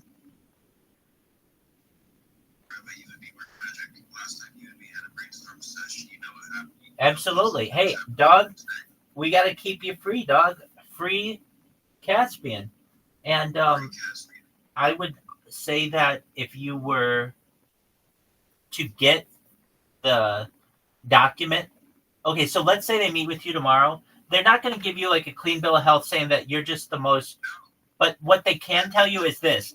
I would tell them, exactly. I would tell them this. I need a letter that states that we met today and that we have another appointment on Thursday and that you plan on being my primary therapist for the indefinite future.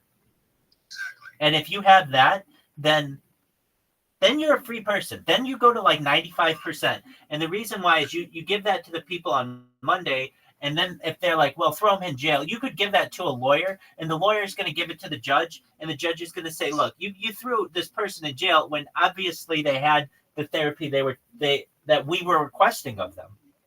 Exactly. And then maybe I have a suit against the fucking state. Absolutely. I think you would at that point. Shut up somebody, and then I got an RV.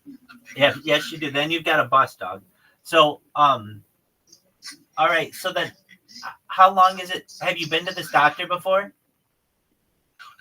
Are you sure they're open? You got to Google all this shit. For some reason, sometimes doctors close early on Fridays. You know how all that shit is. Right, but nevertheless, they sometimes can even close on Fridays. You got to think, hey, dog, is it like a special holiday, Juneteenth? It is not. I'm just making you aware. Dude, is Monday Juneteenth, and is it going to be open? Caspian Sea? Like Juneteenth is being celebrated now as like a federal holiday.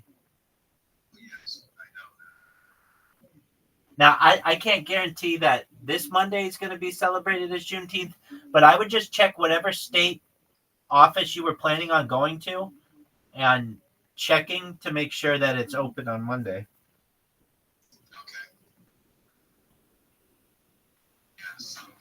I'll look it up for you. Does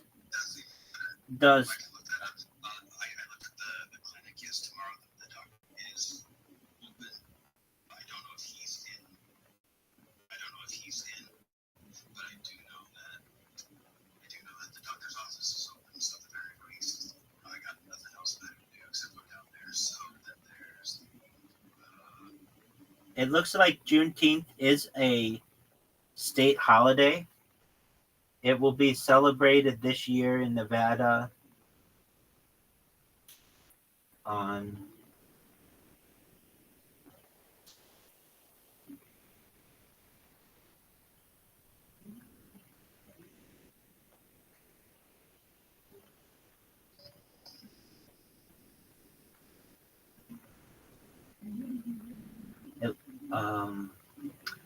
it looks like it's the 19th. So basically you're going to make it by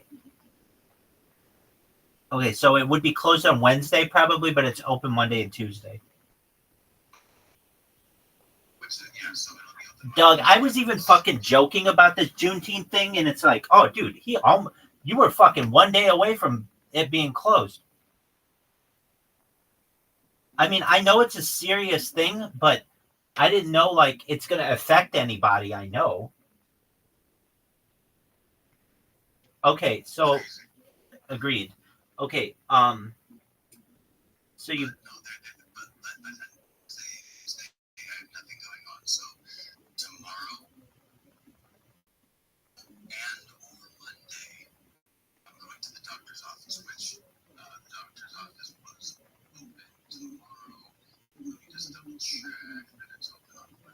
Hey, I have another question for you, too. Yes, sir. Does it say what kind of therapist that you have to go to? No, there's nothing specific. Dude, stop. Then, of course, try to go Monday and everything. But if anything, you should just sign up for that app. I know. That's your that's what you do Sunday night if you need to, or whatever. Dog, that's what I would do. That's a fucking thing you should do, man. Get one session with a BetterHelp person. So, well, hold on a second. You don't necessarily have to do that.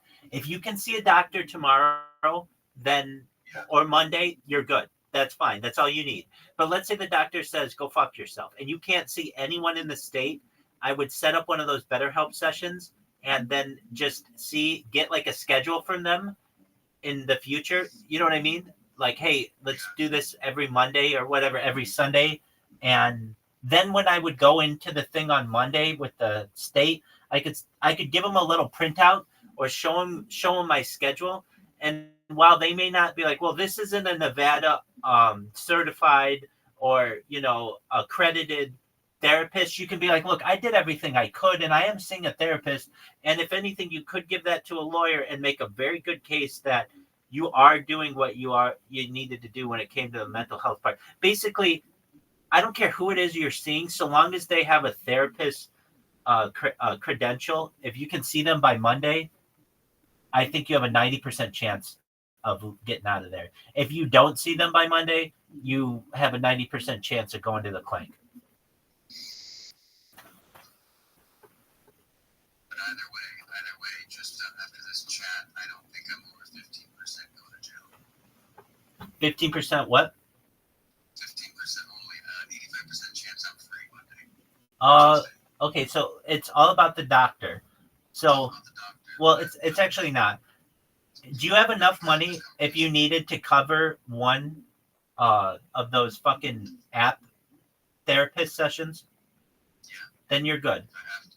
Yeah, if you have to, then you have to, and I would say then you have a 90% chance. Just so long as you can show them on Monday that you've seen someone recently. Look, I don't know what happened with the state, but this is what I imagine happened. They have a list of people who you have to see as a therapist. And so long as you meet with them, that's fine. But the fact that your therapist bounced, they weren't getting the regular update. So they sent you a thing out that said, look, we're not getting a regular update from your therapist. We don't think that you're following our rules. You have 10 days to comply, right?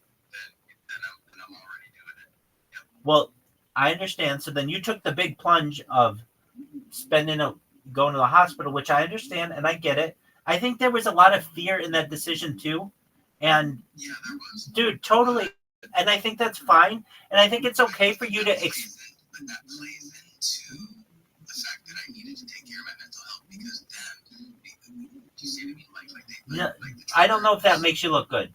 I don't know if it looks like, hey, then I had to take care of it. No, you would just be like, look, I was scared I'd have to go back to jail. So in order to show that I was mentally fit, I went and voluntarily subjected myself to all these tests. And then in addition to that, I got a regular doctor and I've already seen them. I saw them on Friday or I saw them on Monday or whenever it was.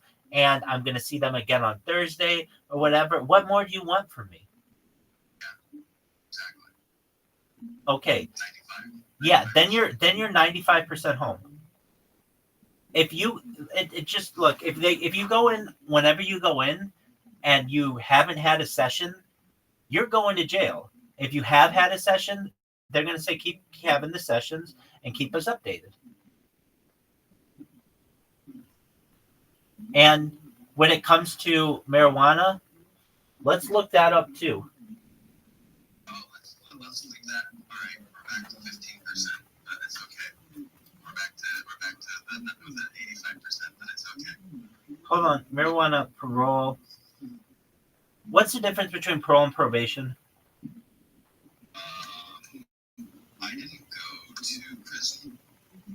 I didn't have a felony. Yeah, but isn't there still a difference? I don't know. Probation is a term used to describe offenders that have been convicted of an offense but whose prison sentence is suspended. Parolees, let's see here.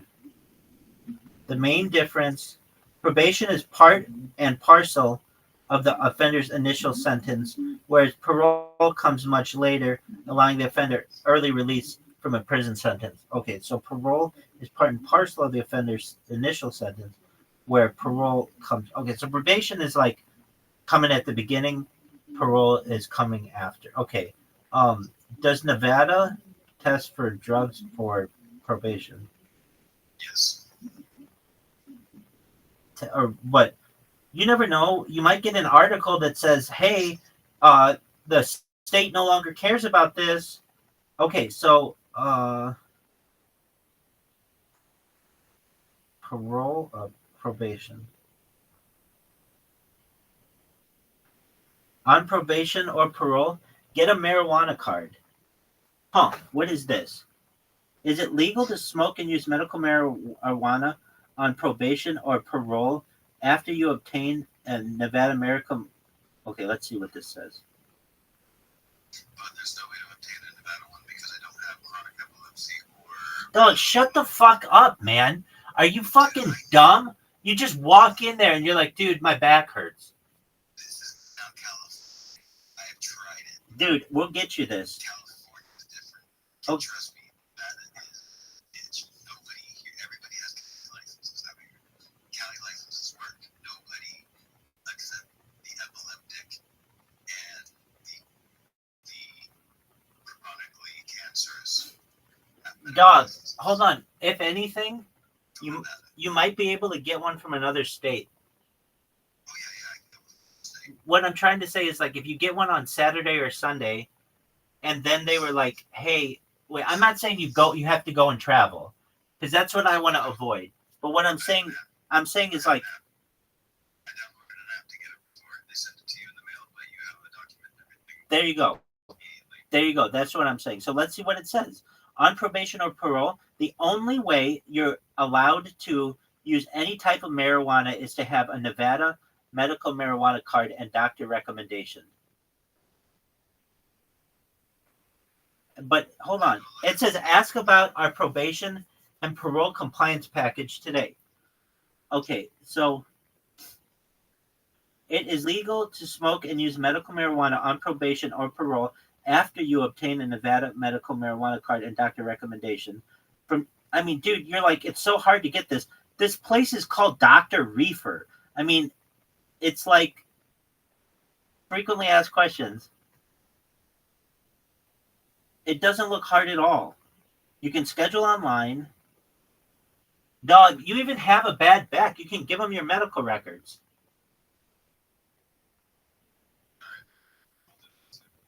Hey, look, I'm not saying that you have to, but I'm just trying to come up with some ideas for you. Okay, so here's the thing. Here's what you could okay, here's what you have to say you have.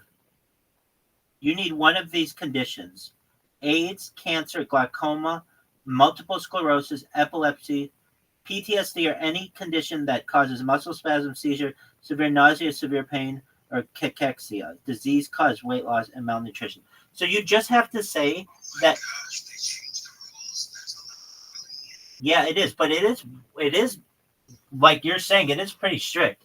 But you just have to say, dog, that you have severe nausea, and you get this fucking card. Okay, so go for it.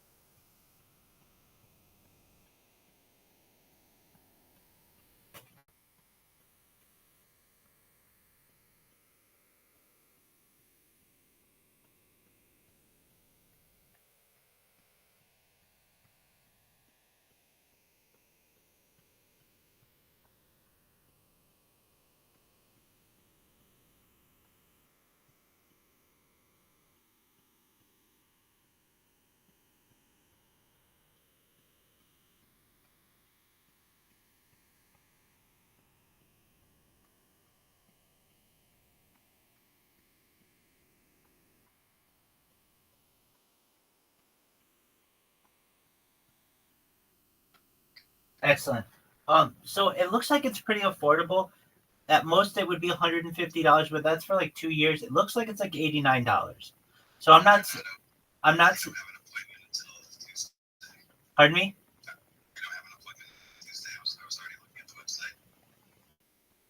So I wouldn't be able to make an appointment until, but I wonder if I should try to just walk in there too. Exactly. Well, so here's how you have to see this.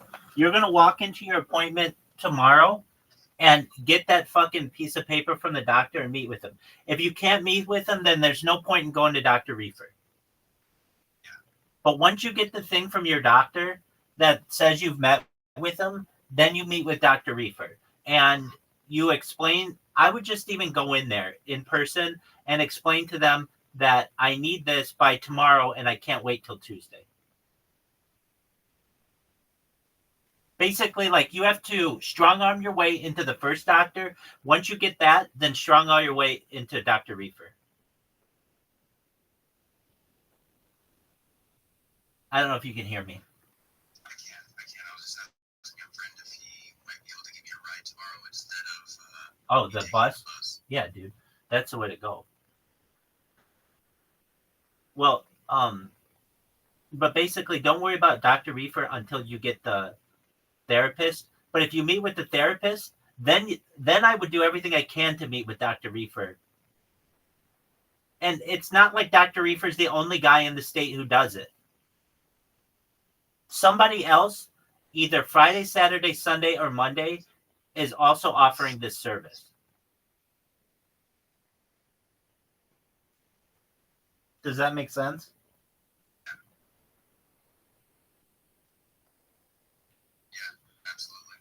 So it is cool. So then what else could they have said that you're not doing? Okay. So those would be, that's it. Those are the two big things, right? All right, man. So basically, like, if you were playing a sport, if you were playing football and like I were your blocker, I would have blocked it, or you've got a seam basically that you can run through. But all this shit has to go correctly. Basically, the opening has to stay open. You have to see the seam. You have to run through it. But if you run through it, you basically have to get through one obstacle, which is the therapist, and the second obstacle, which is the drugs. And then if you get past both, I don't see anybody tackling you. Like, that's...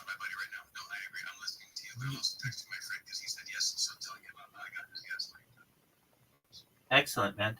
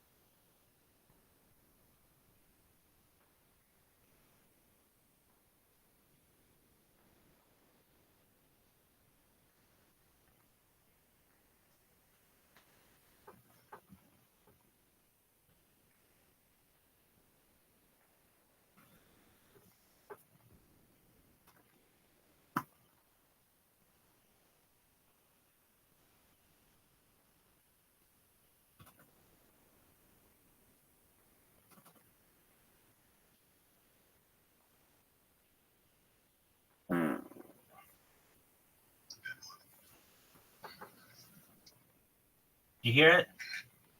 Hell yeah, baby. Allegedly. What did your friend say? Yeah, he's down. So even if he might not be able to give you rides everywhere, but I was like, bro, even if you just give me across town one way, you save me fucking 3 hours.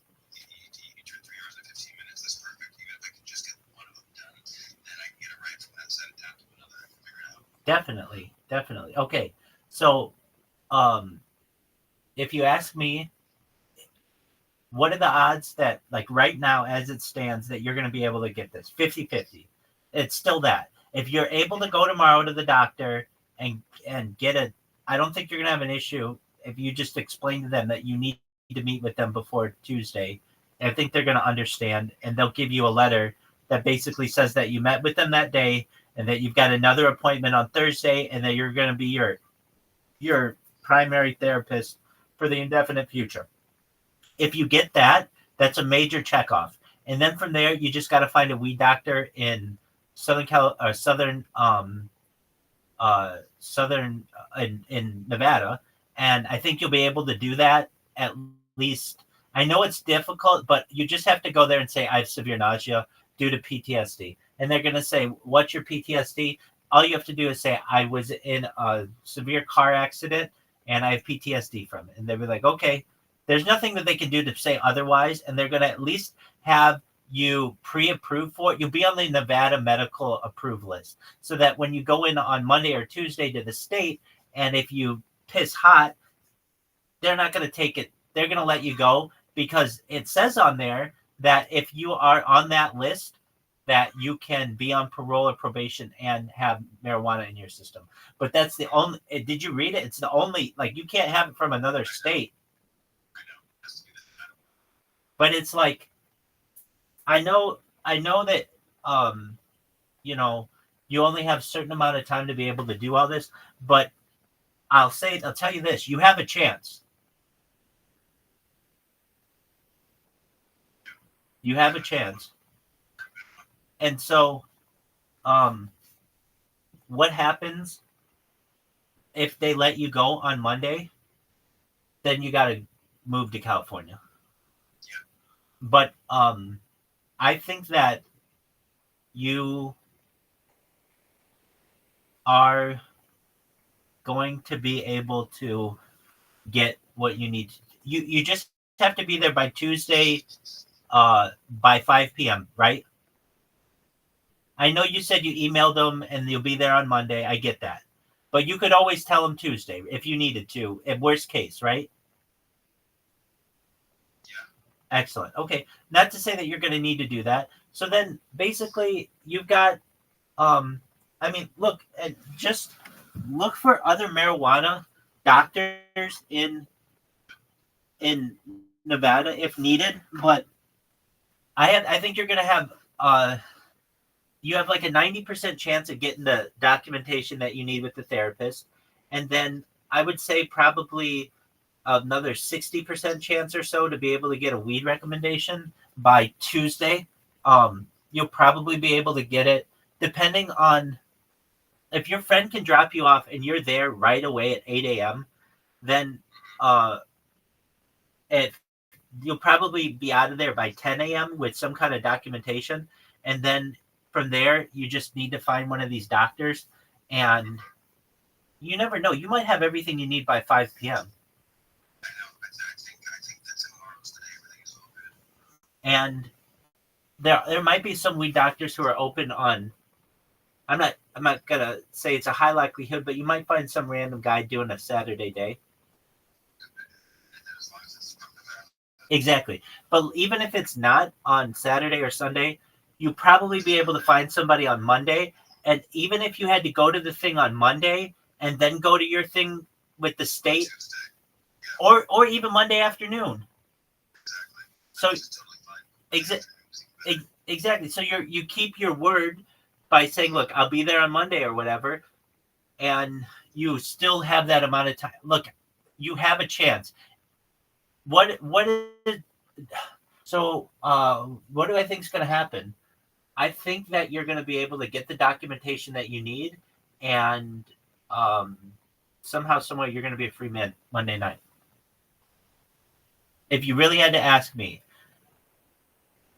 if you don't get the medical thing, I think that your odds go down to probably 50%. And then if you don't get the therapy thing, you've got a 10% chance of getting out. But if you have the other two things, you've got a 90% chance. Yeah, but I mean, it's not anything that you can't get. It's not like you have to interact with the cops or something like, where they could just be dicks to you. It's like you have to interact with basically 4 people. You have to interact with the front desk person, maybe 6 people. The front desk person of the doctor, the nurse of the doctor, and the doctor of both places, basically. So you just say to yourself, if I can get past 6 people tomorrow, all my cares aren't gone away, but you can walk into Monday with a lot of confidence. Because then, if anything, like you said, I don't really know what they could tell me. I have the plan for my therapy, and I show that if I piss hot, that I've justified for it. So they're going to let you go.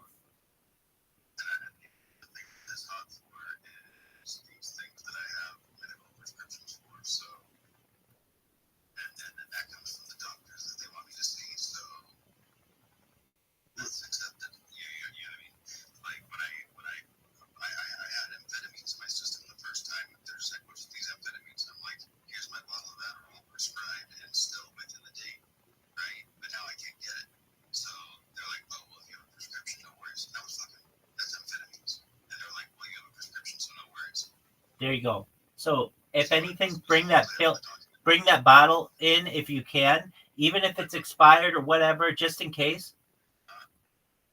And bring everything that you can, and hope for the best, basically. Okay, and then I would just explain my plan to my sister. And I would say to her, I would just tell her the truth, or if I don't know your relationship with her, but just say, here's my computer and stuff, and I will need you to hold on to this for like Monday, basically.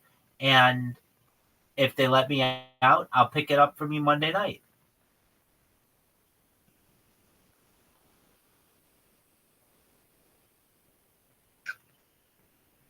And I mean, it depends. You could just leave it where it is right now, but then you're telling her, you're going to have to get the key or whatever. If you can just deliver it to her, it's a lot better. And you never know. Something random might happen where she may say, do you need a place to stay?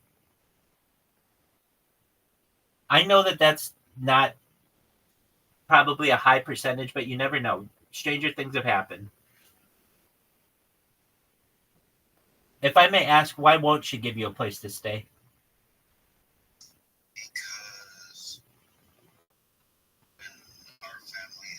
Because I was staying with her for a year, and when our whole family had a big spat, we all went separate ways. She no longer wanted me to live with her and her family.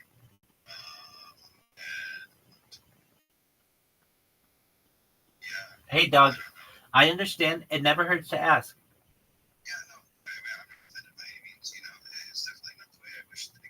Absolutely, but just tell her that, and you can say to her.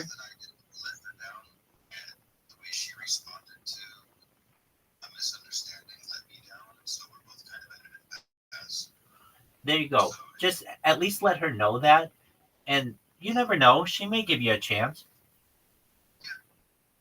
And if she doesn't, then just store my computer for me for as long as I need. And I just really would appreciate that. And it sounds like you've got a working relationship with her. So, at least she might do you a solid. Now, your parents, you can't talk to at all, I imagine, right? Right, but I would even think legally you can't even talk to them.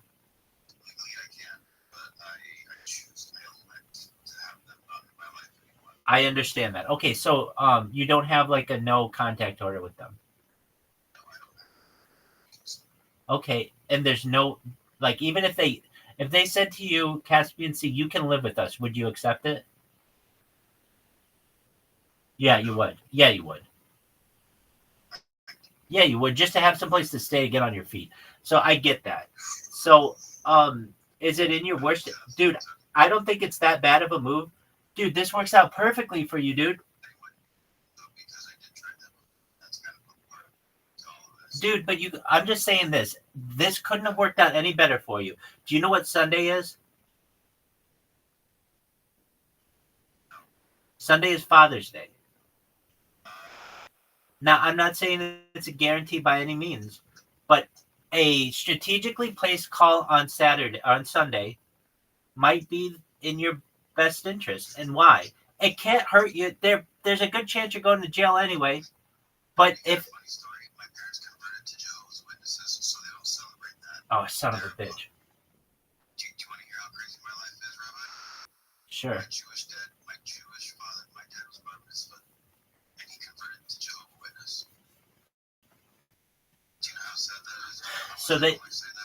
So they're not gonna. Father's Day means nothing to them, correct? Okay, well then you just call them like it's a normal Sunday and see if you can start the ball rolling on that.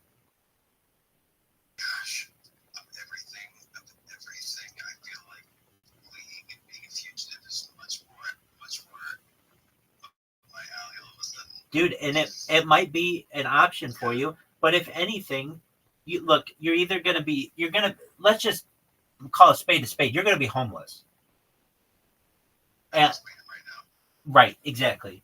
So exhaust all of your opportunities. Talk to your sister and say, is there any way I could couch surf for a month or two? Talk to your parents and say, look, is there any way that we can reunite or to have a discussion of it? Do you ever want to talk to me again? I understand, but I'm your only son, and I'd like to, just bullshit him a little bit, but I'd like to have a relationship with you guys again. Is there any way that I could stay in a spare room or on your couch or whatever just for a little while because I don't have anywhere to go? You never know. They might take pity on you. And even if they don't, well, then you have to go in Monday anyway to this bullshit. But you never know. The best case scenario could be this.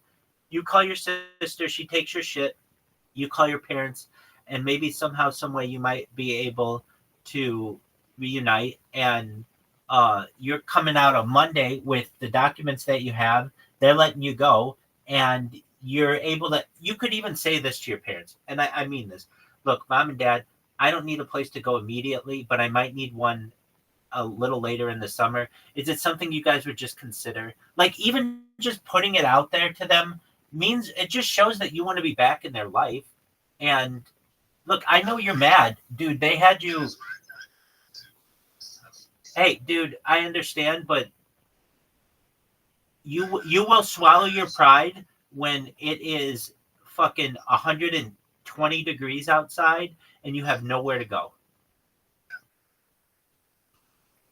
And so, all right, I'm just trying to give you options. So you talk to your sister, and I understand that might not be the place to go. She has a family, and you don't want to interfere with that. But your parents are just like empty nesters. They don't have anything.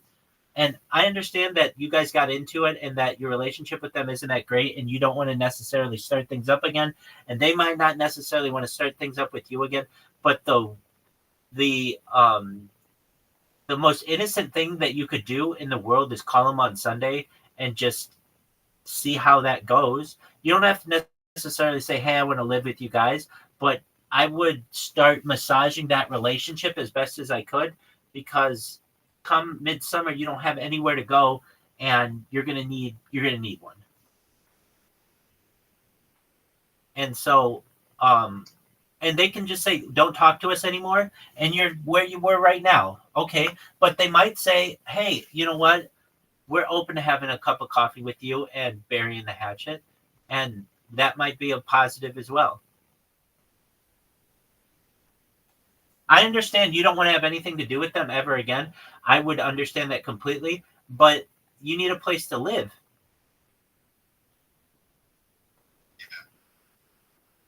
Okay, so you have a lot of options now. When we just started, when you came into this call, there weren't as many. So you're going to have your friend take you to the doctor in the morning. You're going to get the paperwork you need.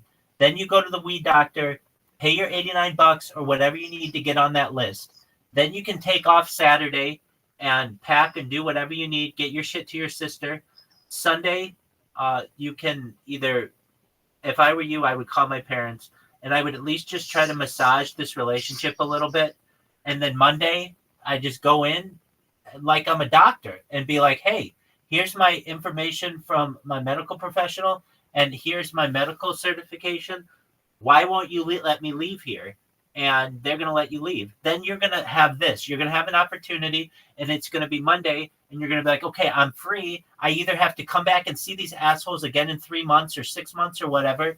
But now, if I were you, I would say I need to have a discussion with my family and see if there's any way that they'll let me back.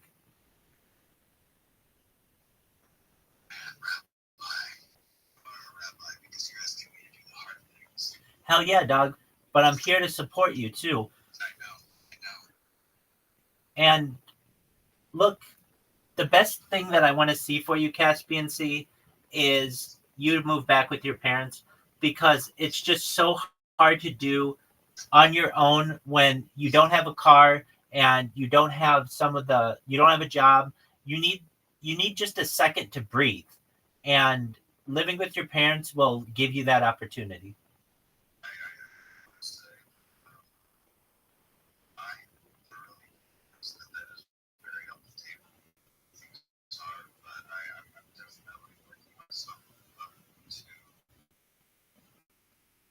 It doesn't have to be on the table immediately.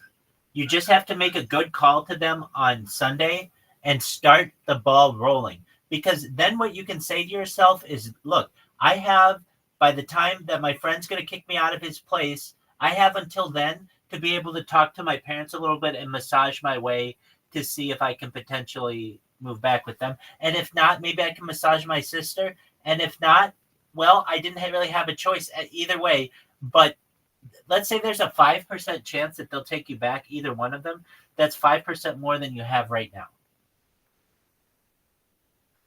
And so long as the police, like if they had a no contact order against you, then I'd obviously say you can't go there. But the fact that they don't have that against you is a very good thing for you. It shows that you've not been threatening to them, and it shows that there's a potential that you can reunite. And I know you don't want to do that. You're going to have to swallow your pride and do that, all that other shit. But,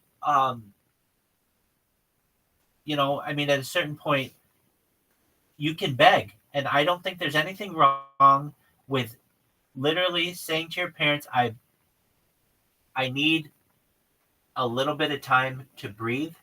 And I would appreciate it if I could do so under your roof for a little while, temporarily.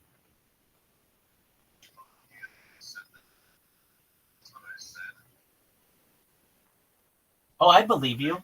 And I would believe that your parents probably could say no. But there's the idea that if you keep if you keep calling them and keep talking to them, you might be able to wear them down.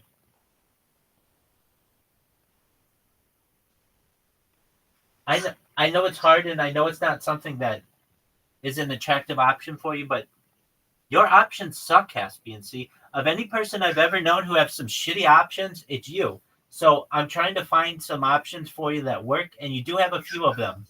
Honestly, you came in here. Absolutely. You came in here, and the way it sounded, there's like, you just didn't have a good chance, but you've got a chance now. And I'm not saying that you have to win over your parents on Sunday. You don't even have to call them. Who gives a shit if what happens? But you got to start working on them in the next month, because that's all you have. Now, let me ask you this. I mean, I'm just going to ask tough questions to you. Of the people who I name, what are the odds? Who has the best chance that you could live with them for till the remainder of the year. One, your buddy who you had just said it's not working out. Two, your sister, or three, your parents. Go. I think this is a great question.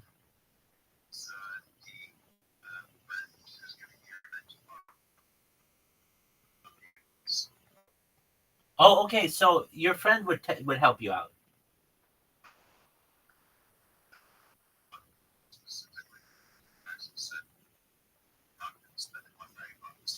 Dog, what a cool friend. I gotcha.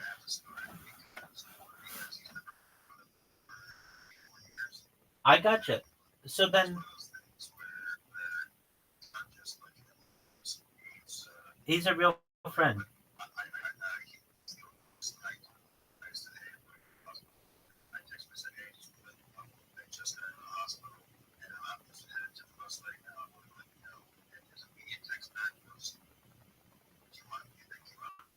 Wow, very cool.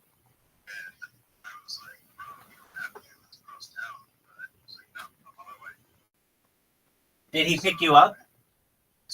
Oh, okay, very cool. So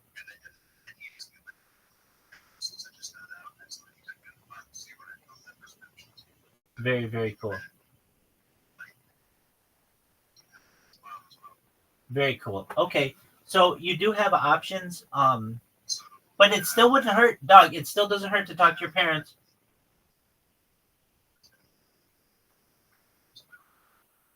I know you don't have to worry about that now, and you don't have to worry about your sister now. What you have to worry about is getting the documentation from a therapist, and then you got to worry about the weed card, and then from there you're good till Monday. You get in on Monday, and then if I were you, and I'm good on Monday, then I'm gonna just try to find a job in Nevada. I hate to say it, but like, you know, you're gonna have to, and then.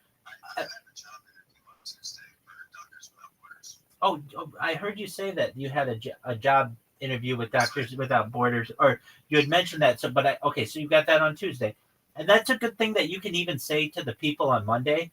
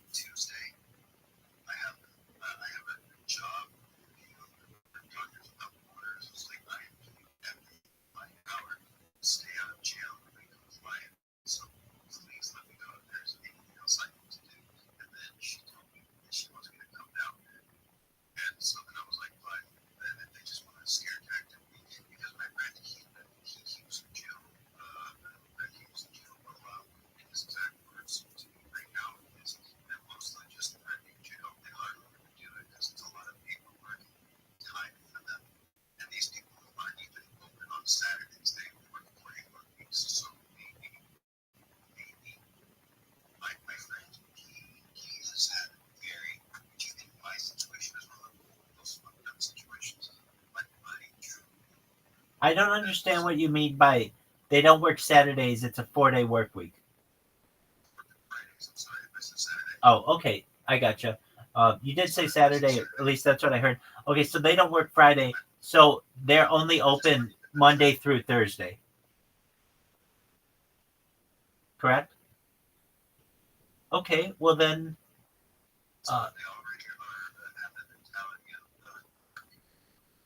I gotcha. Doug, okay, so here's what I think. That woman is telling you to come down there to arrest you. But if you come down there with all the paperwork you have, it's going to be hard for them to arrest you.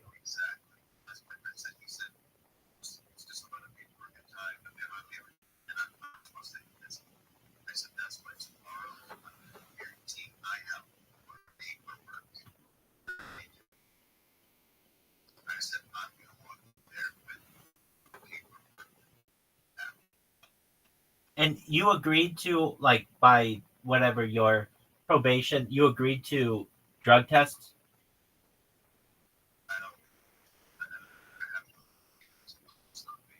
Right.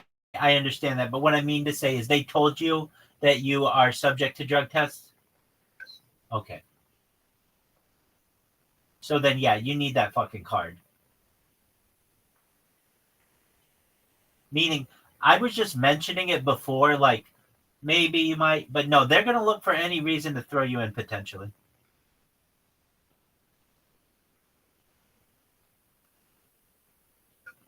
Okay. So then, oh, definitely. I would say,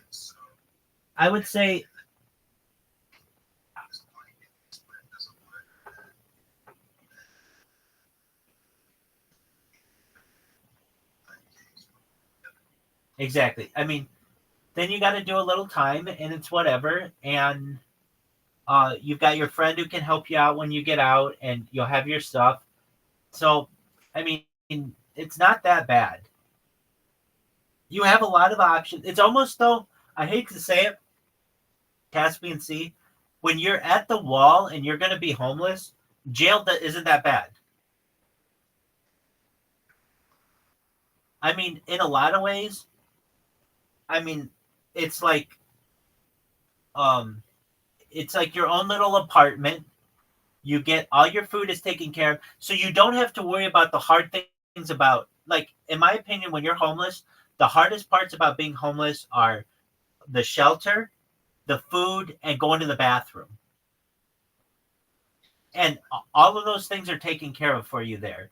So it's like every time you're in that jail, you just be saying, well, it's easier to take a shit in the cell here than to take a shit in the alleyway and then get caught as a sexual deviant or whatever for public indecency. And now I'm a I'm a what do you call it?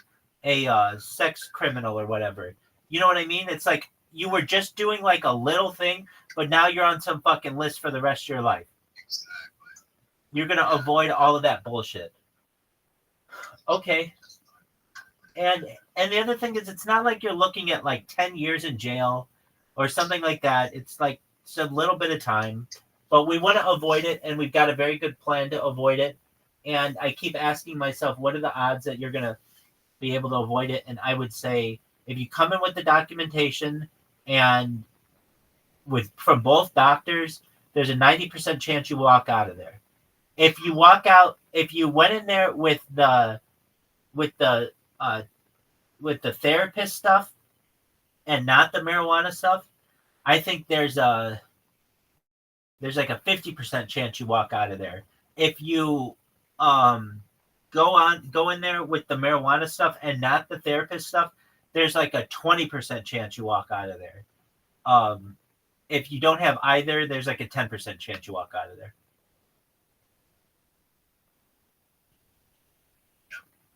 It's something like that. I know my percentages don't work out perfectly, but like exactly, that's how I see it too. The big one is getting the therapist note.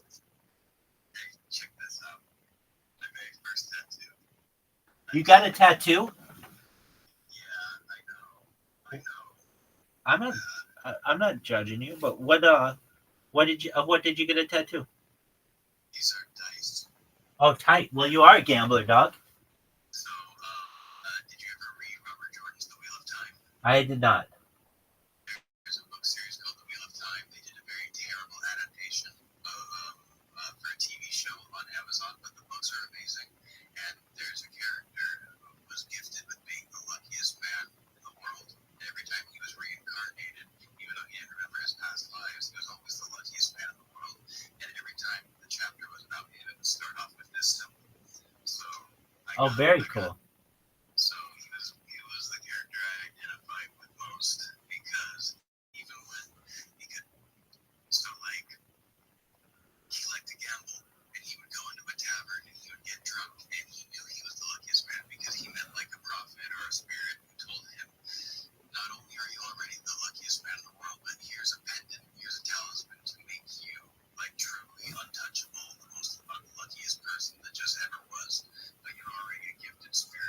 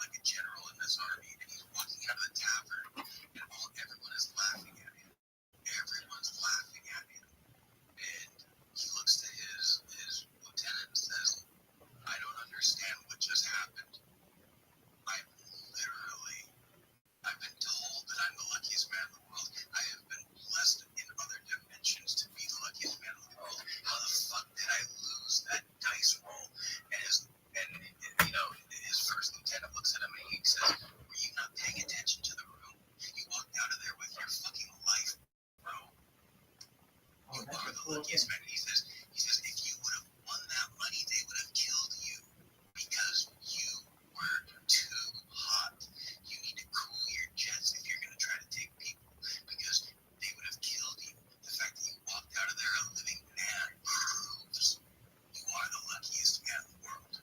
And so, even when you find yourself with no gold in your fucking purse, it could be because you're the luckiest man in the world to have lost it all. So I tried to, and that was my first tattoo. I read that resonated with me, and that was my first tattoo. So I was 19. So 19 years ago. A long time ago. I thought the way you said it, it sounded like you just died. No, but you know, Leviticus. Well, I know.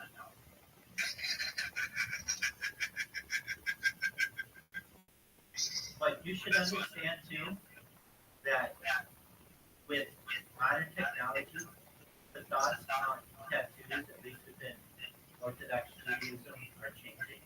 Simply from the fact that we can consider these markings no longer to be permanent because of lasering. That's very cool.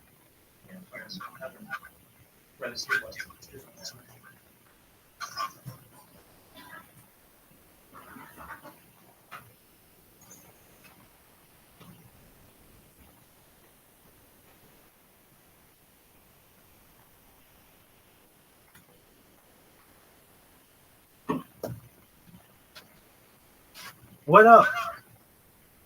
How are you, Annika? What's good, baby? Everybody loves you. Anyway, all right. So to be honest with you, there's one other thing you could do. You could just cheat the drug test. Is it a piss test? Do they watch you? Oh, then you're not gonna fake that. They literally watch your dick go into the cup. Okay, you're not gonna fake that. There's a guy in here who that's what he does for a living. He and not that it's a benefit for you, but he can tell you all the ways that you can get around their tests, or if you have questions about them. Like the guy's job literally is to watch people put their dick in there and piss. All right. He works for the state doing like probation shit. All right. What else could we do to make this more airtight? I think right now we've got this. Let me ask this. On Monday, aside from the therapy thing and the drug thing, what is the next thing they could get you on?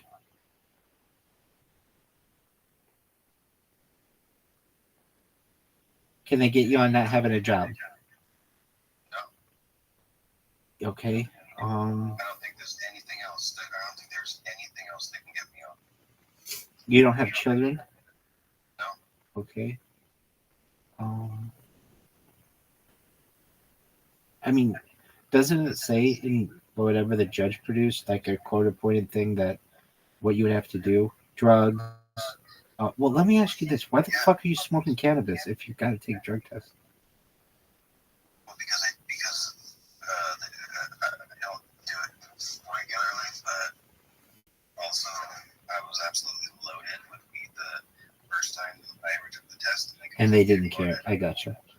And so, even though I am completely reduced how much I take, I'm not going to smoke for the next few days, even though it stays in your body for months. It's like, it's one of the only things that takes the edge off. I get you. I totally get it. No issue at all. Dude, you don't have to justify it to me. I'm just wondering why would you be doing that if you knew you were going to get tested? But then I understand you've already taken a test and they seemingly didn't care about it. And since then, they've reduced it from Schedule 1 to Schedule 3. So I get what you're saying, but I also get they don't give a shit. It's still federally a Schedule 3, and you're not allowed to have it. And under the court-appointed, the court requirements, you aren't supposed to have it. And that's all they're going to look at. They're not going to say it got lowered or whatever. I get that. Okay. So yeah, so I got to get a doctor for that too. I think I can accomplish all of that tomorrow. Have you had any poppy seed recently? Like poppy seed donut, poppy seed bagel, poppy seed muffin. Have you ever had a poppy seed butter roll? Those are my favorite fucking things in the entire world. I've certainly seen them. To be honest with you, I've never seen the attraction of poppy seed just because it doesn't have any taste. Hey, you grew up in Southern California, right? I spent a lot of time there growing up, yeah. Did you ever go to a Kaplan's Deli? I know of Kaplan's Deli, but it closed. Didn't your family own them? Yes, sir. And that's how you got into poppy seed everything? That is how poppy seed became my absolute favorite pastry filling ever. Now, if you have like a poppy seed bagel, can you taste? I know, but does it make such a big fucking difference to you? I don't think so. Exactly. It still tastes like a fucking bagel, right? Yeah. Exactly. But there is something to the poppy seed. I get it. It's little balls that roll around in your mouth, and I get that. There's like, You don't notice the taste? It's got a richness. It's almost like a spice. yeah, that's what I would say. I would describe it like a spice. I would describe it like a spice. You know what I mean? Like that's why they put like caraway seed and onion for everything. It's just not to me worth the risk of a positive heroin. And you do show up positive if you've had that. So that's what I'm asking you. Have you had anything poppy seed in the last month?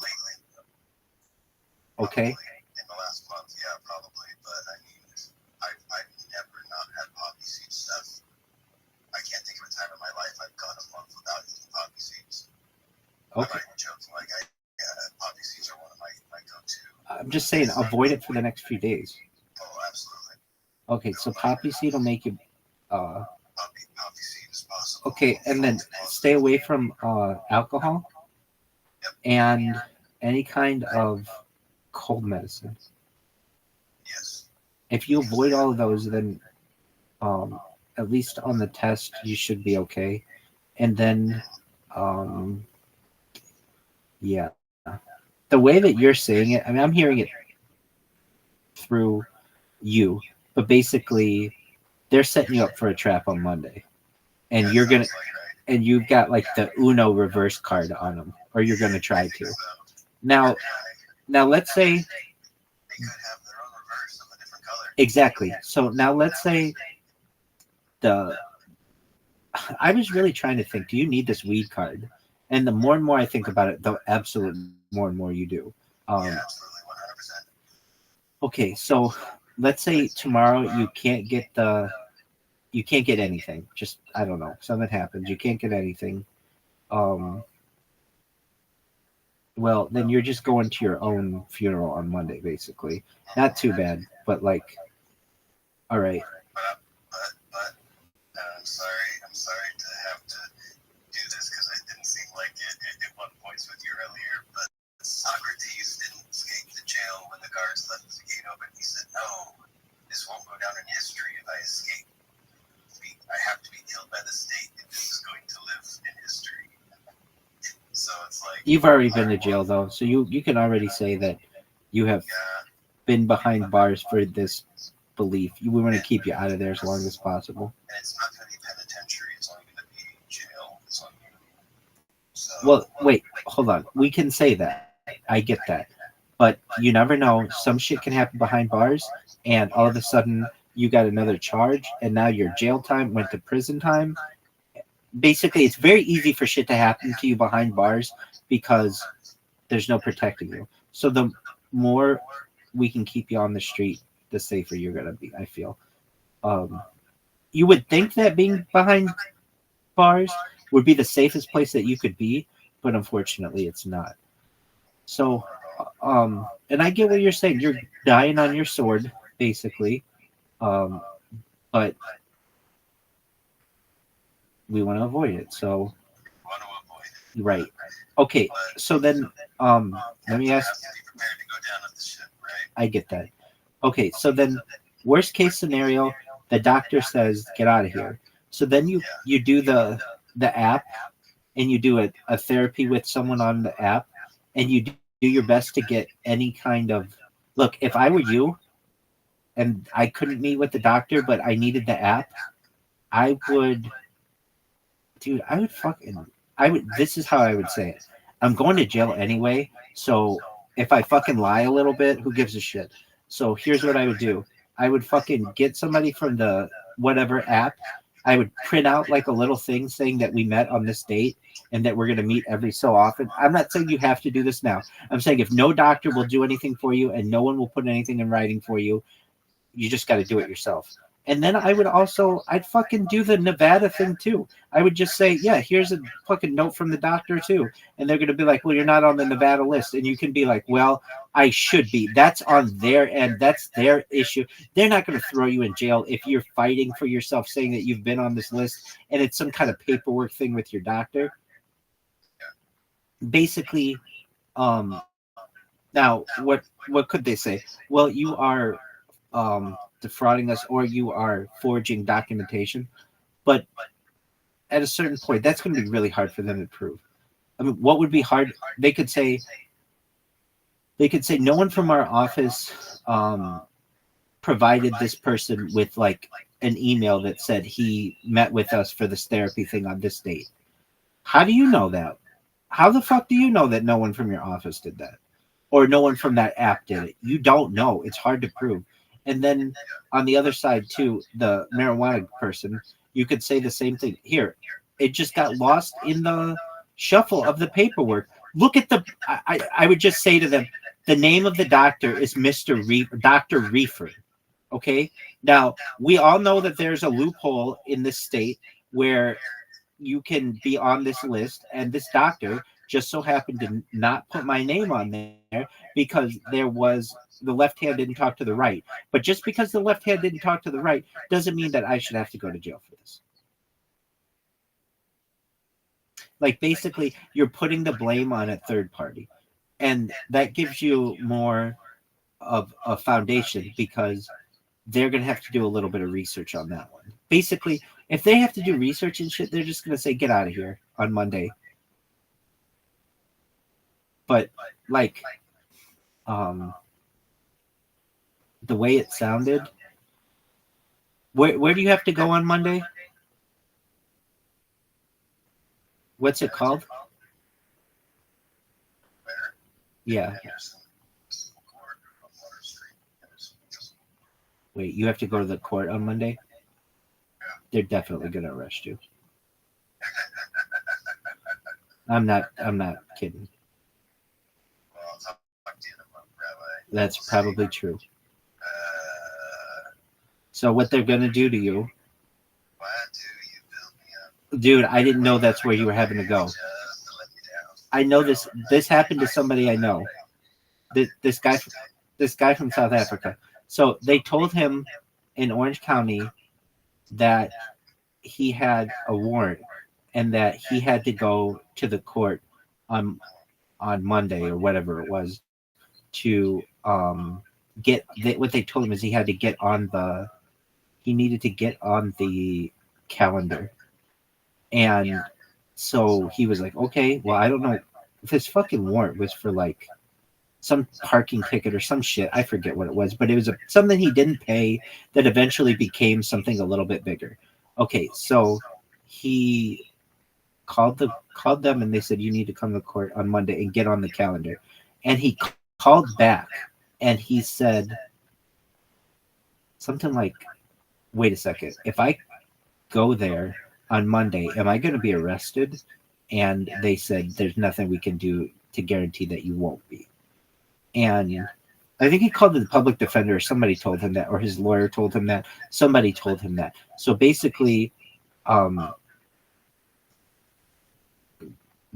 what I imagine they do is they tell you to go to the court, and then you show up to the court, and then they just bring in a police officer and arrest you there.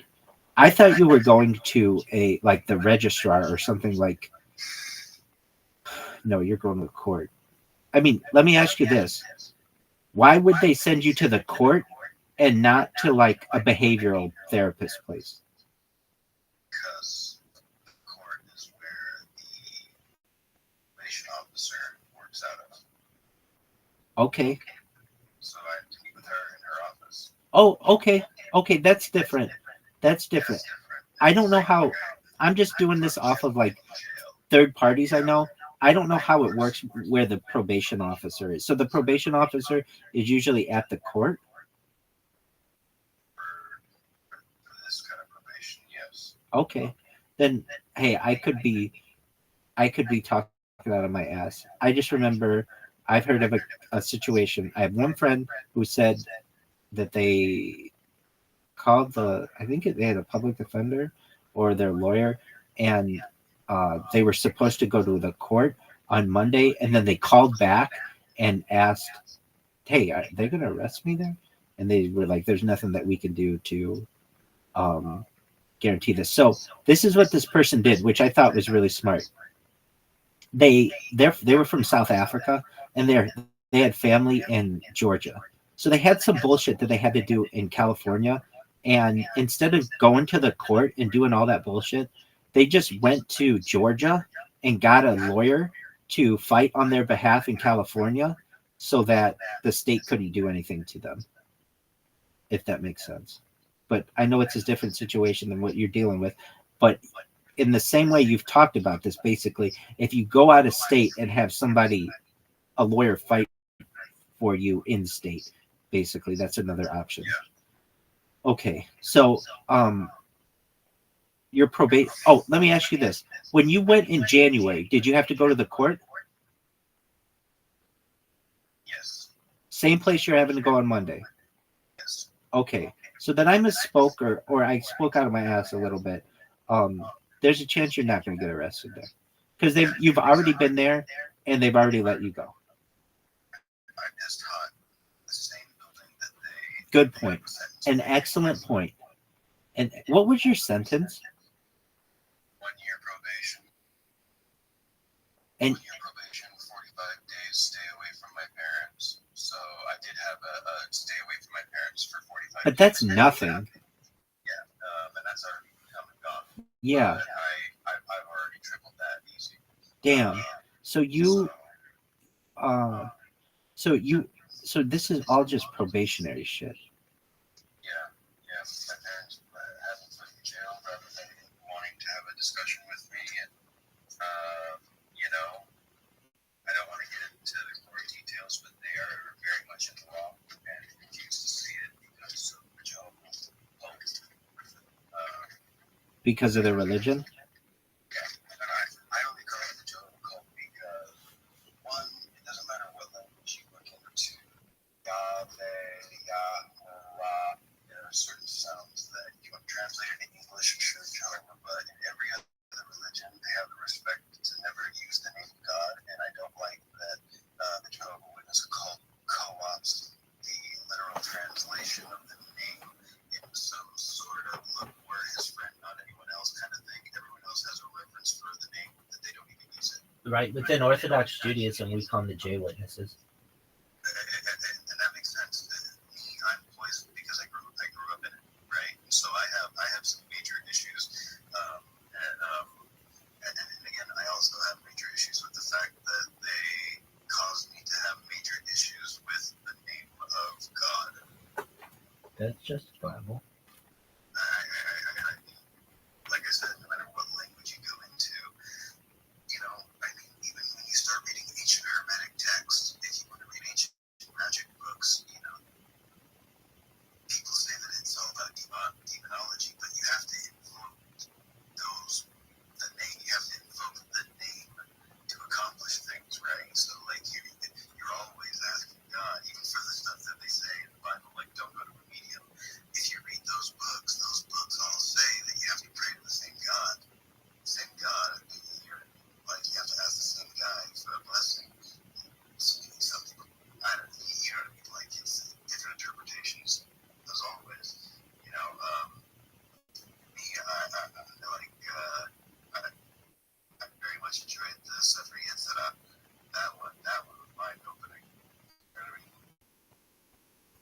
What about it was mind opening to you specifically? When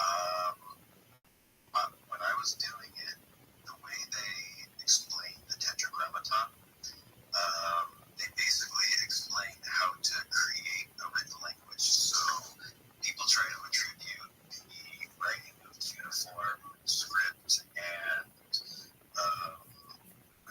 they try to relegate all language as far as like the modern written language to the Phoenicians. They want to say that the first written script is cuneiform that we can tell from the Sumerians. But if you follow the instructions 100% from the Sefer Yetzirah, then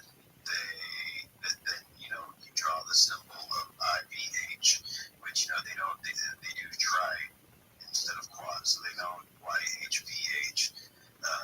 They go IHV, right? Because that was a Latin translation. But even if you do a J, no matter what three markings you want to start with, when you overlap them, you create a geometric shape that you can then interpolate as musical signs, or you can create all language from it. And it's very interesting because the way they explain language, letters, numbers, and spirit, right? So I can't remember exactly the language, but I was kind of like, I had the Hebrew right next to it. And I had three versions open. I had the Aria Kaplan next to the ones in the 1800s as well that I was going through. But basically, if you do that, then you could create your own language, because they say like this sound is like fire. And you go, like if you really read it, like they explain how to create a whole language out of any other language. Basically, that's just some of it. Like there is, I've always said that regardless of magic, the fact that I'm making vibrations in the air with my mouth, and what these sounds mean, language is magic. If someone hops in here and they only speak Vietnamese and German, they're not going to know what we're saying, and that's magic, because we're having a full-ass conversation. So language to me has always been magic and mystical, and even if you go back to the Bible, they talk about the God splitting up the languages. So there's something very powerful with the spoken word. God spoke the word, and even no matter what, language is, I think, the only magic in the world, and language and numbers. And the Sefer Yetzirah is like the oldest science book that is. It's a beautiful basis, man. Honestly, the Yetzirah is something special. It drove me a little crazy. You know what I mean? Because then you look at like I was looking at like the Kabbalah tree of life, and then I started seeing, like how you could interpolate that as a certain crystal. And what did philosophers do? They tried to create the philosopher's stone. So these ancient Jewish books talk about how to create piezoelectric crystals or photoelectric crystals, where if you shine light on them, they create electricity. Anyway, there is so much in the Sefer Yetzirah that it's amazing. It's really one of the most amazing books I've ever read. Phenomenal. I was thinking on my previous point about the person who said that you had to come in on Monday. Is it the same person who told you that in January? Yes. Okay, that's a good sign. Yes. So I'm only dealing with one person in that office at least. So they know me, and I hope that there is a rapport there, that she's just a bitch because it's her job, and everything will be okay after a week. Yeah, I don't know how the fuck they let you go in January. Either. Were you seeing a therapist in January? No shit. So, hold on. So you let this go 6 months without seeing a therapist? No, I let it go 1 week. I thought you weren't seeing a therapist in January. In January, it was 1 week old. Okay, in January it was 1 week old, so you weren't seeing a therapist then. I see. Okay, and then you saw this therapist who bounced on you for how long? Like a couple months ago, but we only had an appointment once every other month, so we only met like once every 2 months. So it's not like it was really anything I've done more in the last week than I even then was happily accepted over the first 4 months. You know? Okay, that'll make sense to me.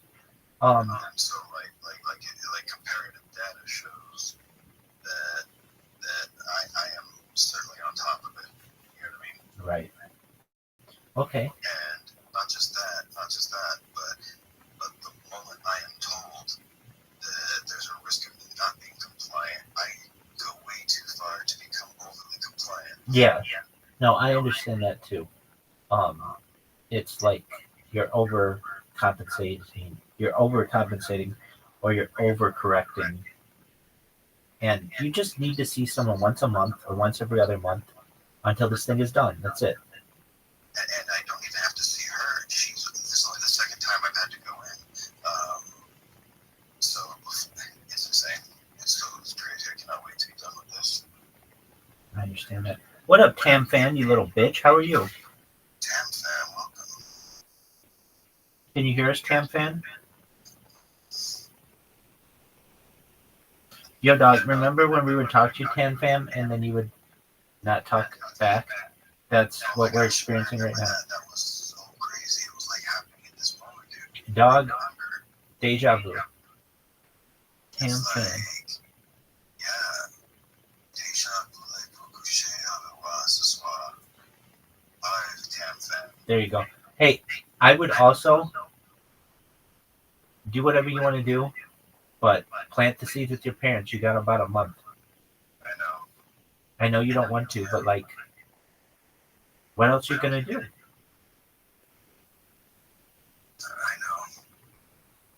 I gotta figure. Gotta play with that. Like, the ideal situation is this, and this is how jail should be. Jail should give you access to a computer. I haven't hit my stomach about the jail. I haven't hit my stomach about seeing my parents again. I understand that. But jail should really be this, where you have to go in and whatever, but you get access to a computer so that you can find a job, so that when you come out, you're working day one, as opposed to what it currently is, where they don't let you have access to anything. But basically, like, if jail allowed you to use a computer, I think it'd be overwhelmed with people probably, because it's like, all right, well, if you allow me to have TV in jail and food in jail, and, you know, the only thing that you're not going to allow me to have is sex, right? I mean, it has everything else. Unfortunately, you still might get some. That's the sad part. Yeah, no, definitely there. Okay. I want you to make up with your parents, though, and I know you get a pit in your stomach. Do you think that you're madder at them than they are at you, or are they madder at you than you are at them? Not when you know what I'm saying. Who's madder at whom?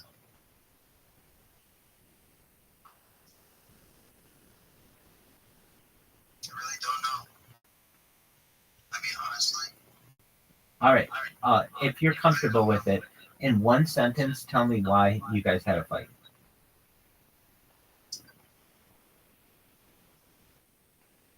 Because of the Jehovah's Witnesses, I was harmed as a child. Oh, physically? That's the way I look at it. Okay.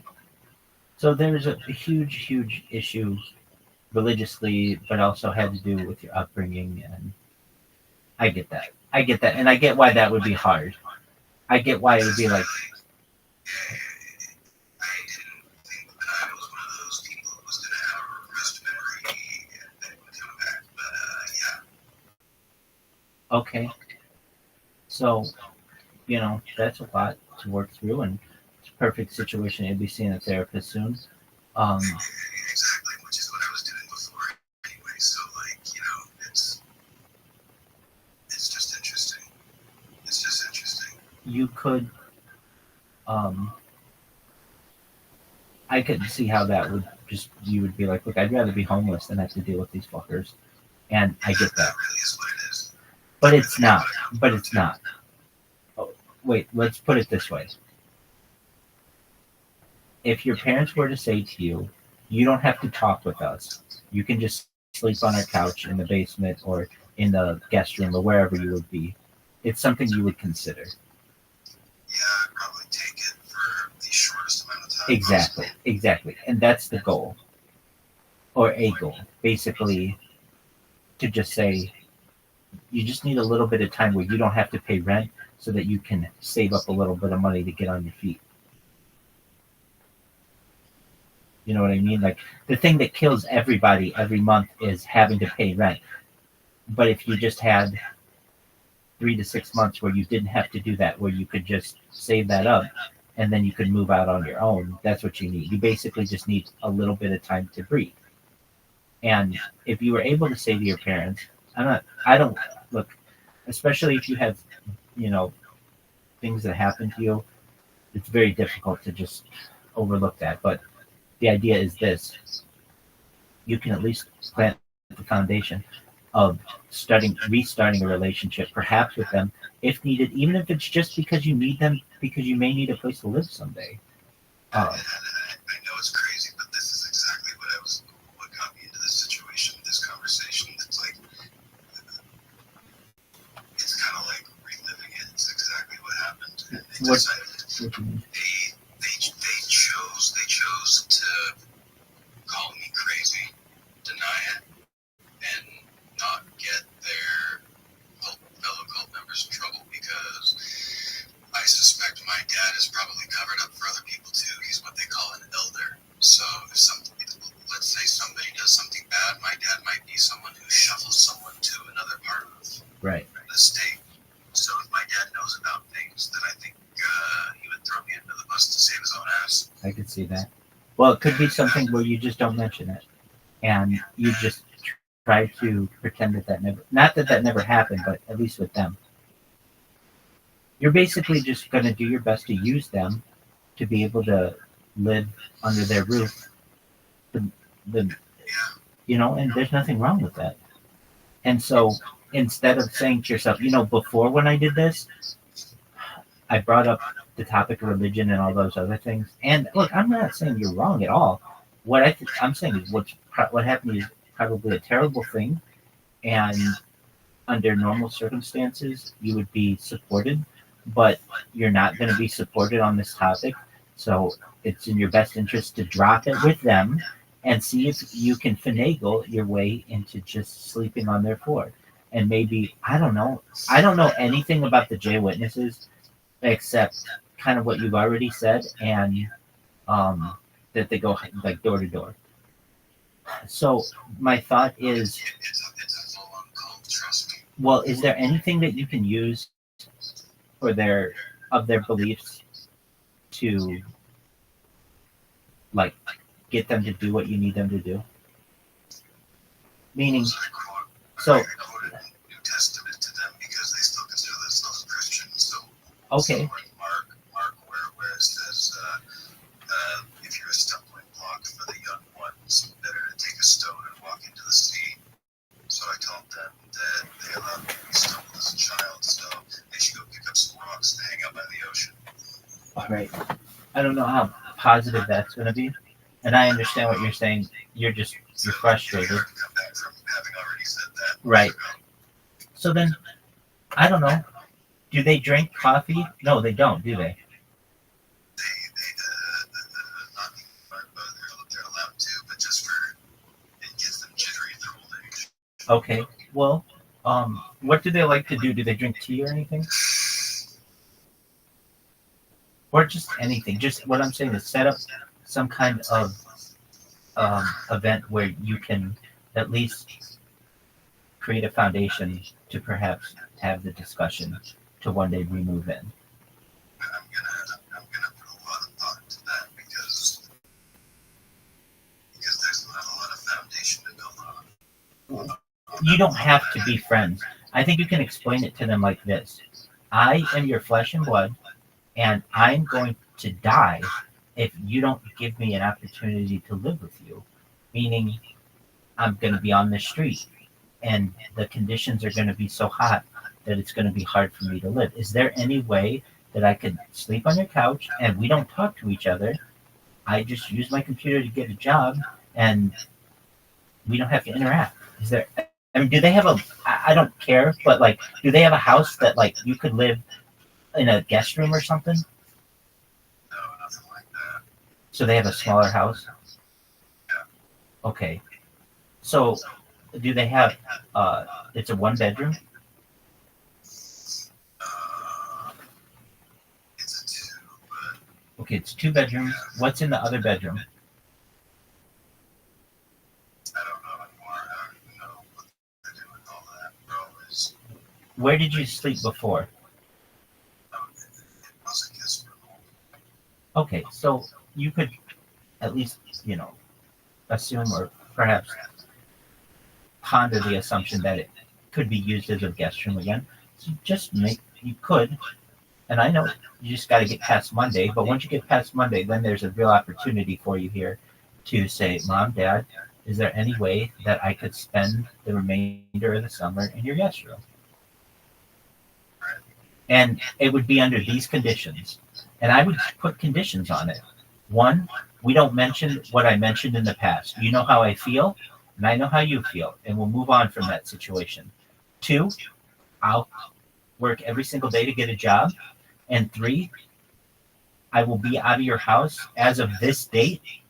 And if for any reason you want me out of the house for any other date, before then, I certainly can be. And I want you to know if things are going well for us, we can extend that date. But basically, this way you know that it's going to be temporary in your mind, and you're helping your flesh and blood, and we're not going to fight. I understand why you fought before, and you stood up for yourself, and that's an absolutely fine thing to do, and an admirable thing to do. But you're not going to win that battle with your parents, and you understand that one. So then you explain to them that we're not going to ever talk about that because we know that it just won't get us anywhere. But what will get us somewhere is if you allow me to stay here. I mean, they have to realize that you're going to die if you're on the street. I said that 6 months ago. I was right. You've got to consider it. For Sunday,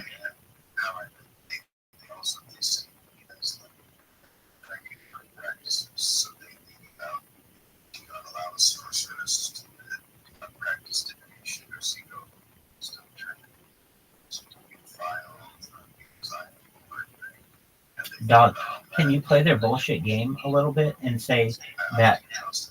Wait, what I'm trying to say is this. You say, I've thought a lot about what you guys have said, and I just need a little bit of time to get on my feet, but I'd like to continue to explore this, and I think that you guys have a nurturing home to be able to do it. Like, basically make them think that, hey, he might be coming back to the religion, so they'll give you a chance, and you just never come back to the religion. You just get on your feet. I even tried that. All right, well, there isn't to say that It's not to say it can't work. it can't work. Yeah, exactly, in the future. But I'm not gonna lie and say, oh, let's do all of it. I hit that with everything. I hit that all of that last time. That's okay. That doesn't mean there can't be another time. I think because my version of religion, which is based on the same books, but just the ones from 1,000 years ago, the recent translations, right? That I that might be considered evil. Well, you just can't do those within their house. Oh, of course, I understand that. And then you just explain to them, I know that it's going to be difficult, but all of those things you don't do, and that you just need a little bit of time to get on your feet, and if they would just consider it. And if they say no, that's fine. Ask them the next week, and ask them the week after that. And at a certain point, you're either going to be homeless, or they're going to let you live there for a little bit. And you can always say to them, if you don't want me here, you can always kick me out. But you have to understand that I have nowhere else to go. You basically have put me in a position where I was unable to provide for myself because I had all this court shit over my head, and I didn't have anywhere to live. Now my background is fucked up because of you guys, and I understand it's a decision that you made. I get it, but you have to understand I need a little bit of help. I mean, have you told them? And I'm asking. Tell me what you feel you wanted. Have you said to them, Mom, Dad, I need your help? Okay, so you've been very honest with them like that. Are they're not rational people at all? I get the religion thing, but like aside from the religion thing, are they rational? No. Okay. No. Up until 6 months ago, I thought so. How old are they?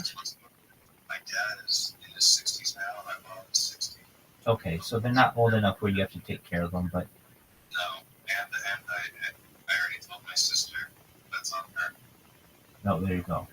All right. I was fucked up, but after this, I was like. I understand that. You never know, though. Things can change. And also, I think family's supposed to tough it out with family, and I don't like that my dad put his own mom in a home, even though she was railing against the wall because of that. I understand anxiety. My dad doesn't understand people who have a mind riddled with anxiety, but his mom, my grandma, has terrible anxiety, and it fucks with her like OCD, and I understand that. Wait, you have a grandma who's alive? Yeah. Where does she live? She lives in a home that takes care of her for not having all of her mental faculties. Gotcha. Okay. And she doesn't have a house or anything? No, she lost it. Okay. She sold it. I understand. I get that. Okay. Yeah. So you've got your parents. Never mind. No more shows. I know. So you got your parents, and you got to get through Monday. But the second you get through Monday, then you put the pressure on your parents. And the worst they can say is no. And if you have to bullshit them a little bit with the religion, you can do that just to get a roof over your head so that you don't have to spend the summer in 125-degree heat. Oh, hold on. You have your friend. I forgot. You've got your friend. Okay, who said that you won't have to be homeless. Okay, well, look, I still don't think it's a bad idea for you. I don't want to say to reunite with your family, but at least have it so that if you need a place to stay for a weekend, you got it. I won't pretend to be inhuman. There is definitely a part of me that still hopes one day me and my parents can come to some sort of agreement. I'm not an evil person. I don't. But I just, at this point, I just don't see it. And the way they've acted toward me is so far off the mark of what I think family should be for each other that I don't trust it's even worth entertaining the notion of a conversation. I understand that, but if it means you're going to be in their will, you might want to say it. You might want to build a better rapport with them. You know, it's funny. I told my sister I told her whatever our parents do in the will, I was like, tell the family to give it all to your kids so that they go to college and have a great life. I don't want anything from them. They're not my family anymore. I was like, tell them to make sure it's only your name so that there's no money stuck in escrow because I will never claim it. I get it, but you never know. I know, trust me. Yeah. I got a little dramatic because I was angry, but I understand that. If the check still shows up, I'm going to cash it. Absolutely, in a heartbeat you are. Okay. I just want to let her know that no. You want to talk a big game. At the end of the day, you're going to take the money just like anybody will. I get it. Don't worry. Everybody understands how you feel. Okay, so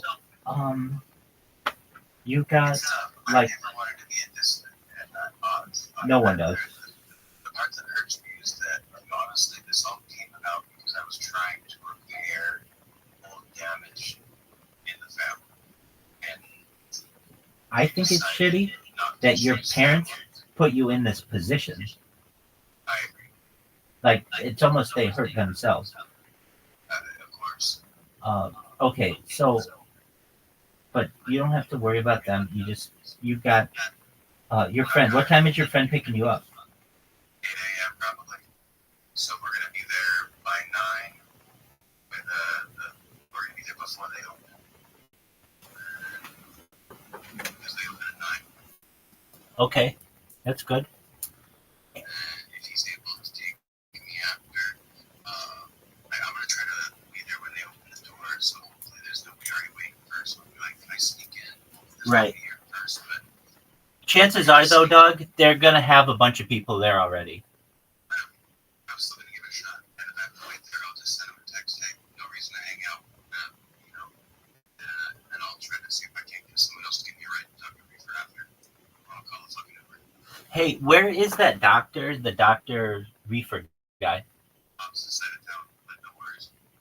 Okay, yeah. I mean, that one, I could see your friend or a friend getting you there if you needed. Because then you can say to them, look, all I need is the ability to go there and I'm home free.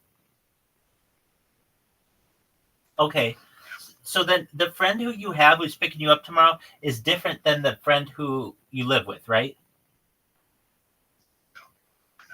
Oh, they're the same guy. No, I'm sorry. He's a different guy. Oh, okay. That makes sense. Because the other guy said you couldn't stay there, but the other guy said that you can. So, okay. All right. So I'm going to give you my honest opinion. And do I think I'll be talking to you on Wednesday, let's say?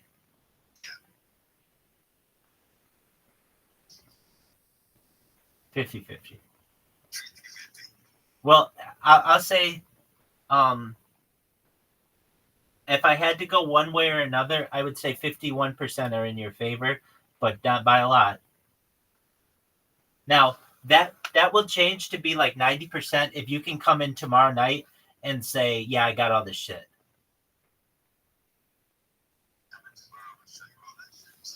Well, hey, dude, if you do that, then the other thing we have to do is go to ChatGPT and then ask it to outline this shit. But another thing I was going to have it do is, and you didn't mention, or you didn't say to the probation people, you are an employed person. Oh, shut the fuck up. What happened, man?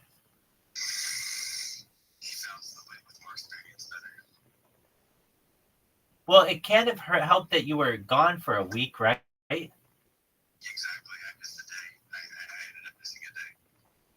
All right. So you only missed one day of work, but he still got rid of you? He hired 2 people at the same time to see which one would work out better. And I knew from the get-go that the other guy was better. Okay. Why was he better? He was just better at the job. He didn't take 10 years off of working in a kitchen. He's been working in a kitchen. He was a rusty with holding a knife and working in a kitchen. I haven't done it in so long. Gotcha. Okay. Well, you could still say that you're employed. There's no hard proof on that. And well, they're not going to be able to prove it, is what I'm trying to say. So you could say to them, hey, I'm an employed person and I've been going to see therapy. I've been going to a therapist and I'm going to a therapist again. And so, and I'm, if they talk to you about the marijuana thing, you're good there.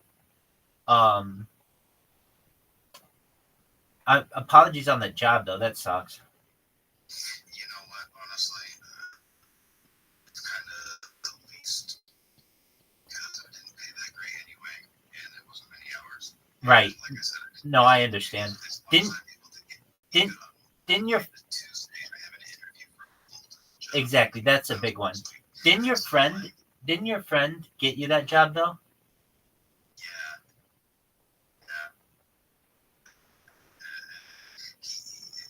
I talked to him first. He's the one who's giving me a ride tomorrow. So he's the one who told me I'm never going to be, after all of this, he's the one who told me I'm never going to be without a house. Yeah, what a nice person.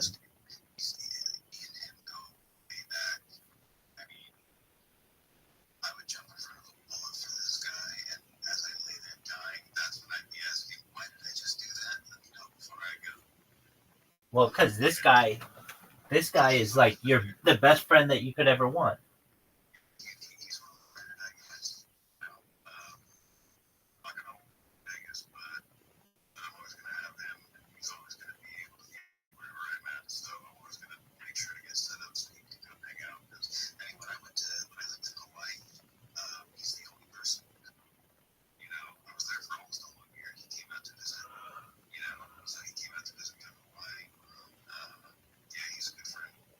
Excellent.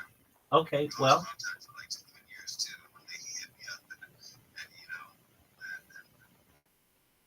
you're still friends today. So he's gonna be at your place in like 8 hours. Yeah, you do that and keep me posted during the day. You take care of it. Let me say this, Caspian Sea. People come into my life all the time, and I don't know what happens to them. Sometimes whatever, but I had a feeling something happened to you just because you're not usually gone that long, and if you have to go away, you have to go away, and we'll still be here for you.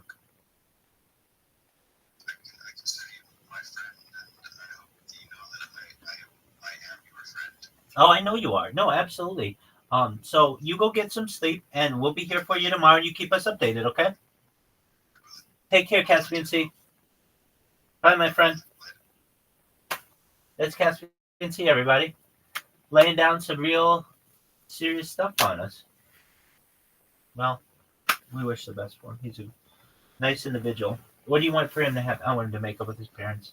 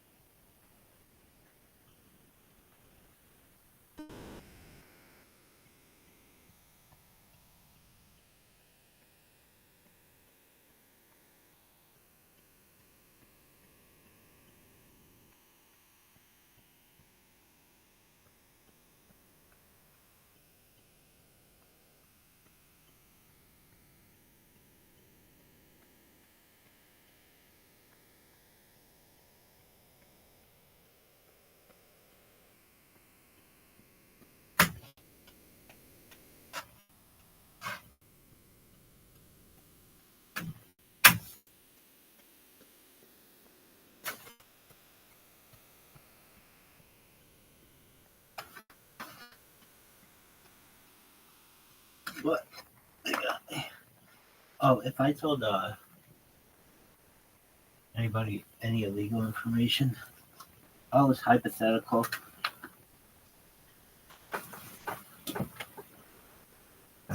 You never know. I thought it was a joke. It was a hypothetical.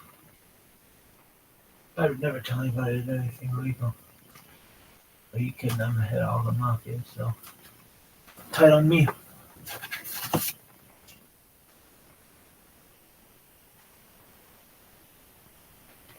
Like, we never got in touch with the journal to retract. It was other people that did that.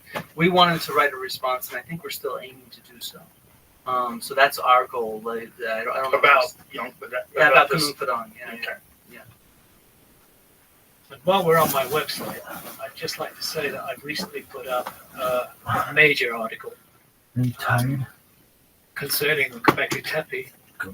The issue of whether we're looking at a transfer of technology or gradual evolution. Or both. No, this shit's tight. There's been a huge amount of research done around Göbekli Tepe. Archaeologists have suggested that research vitiates my argument that Göbekli Tepe was a transfer of technology. I've been investigating that research in depth. Shout out to Yo-Yo. My view is it strengthens my argument. Oh, this merch is so nice. But again, we're getting into material that's too far and too deep to go into here. I would just like. No, I think we should get into. I'd like. What makes you think it's a transfer of technology?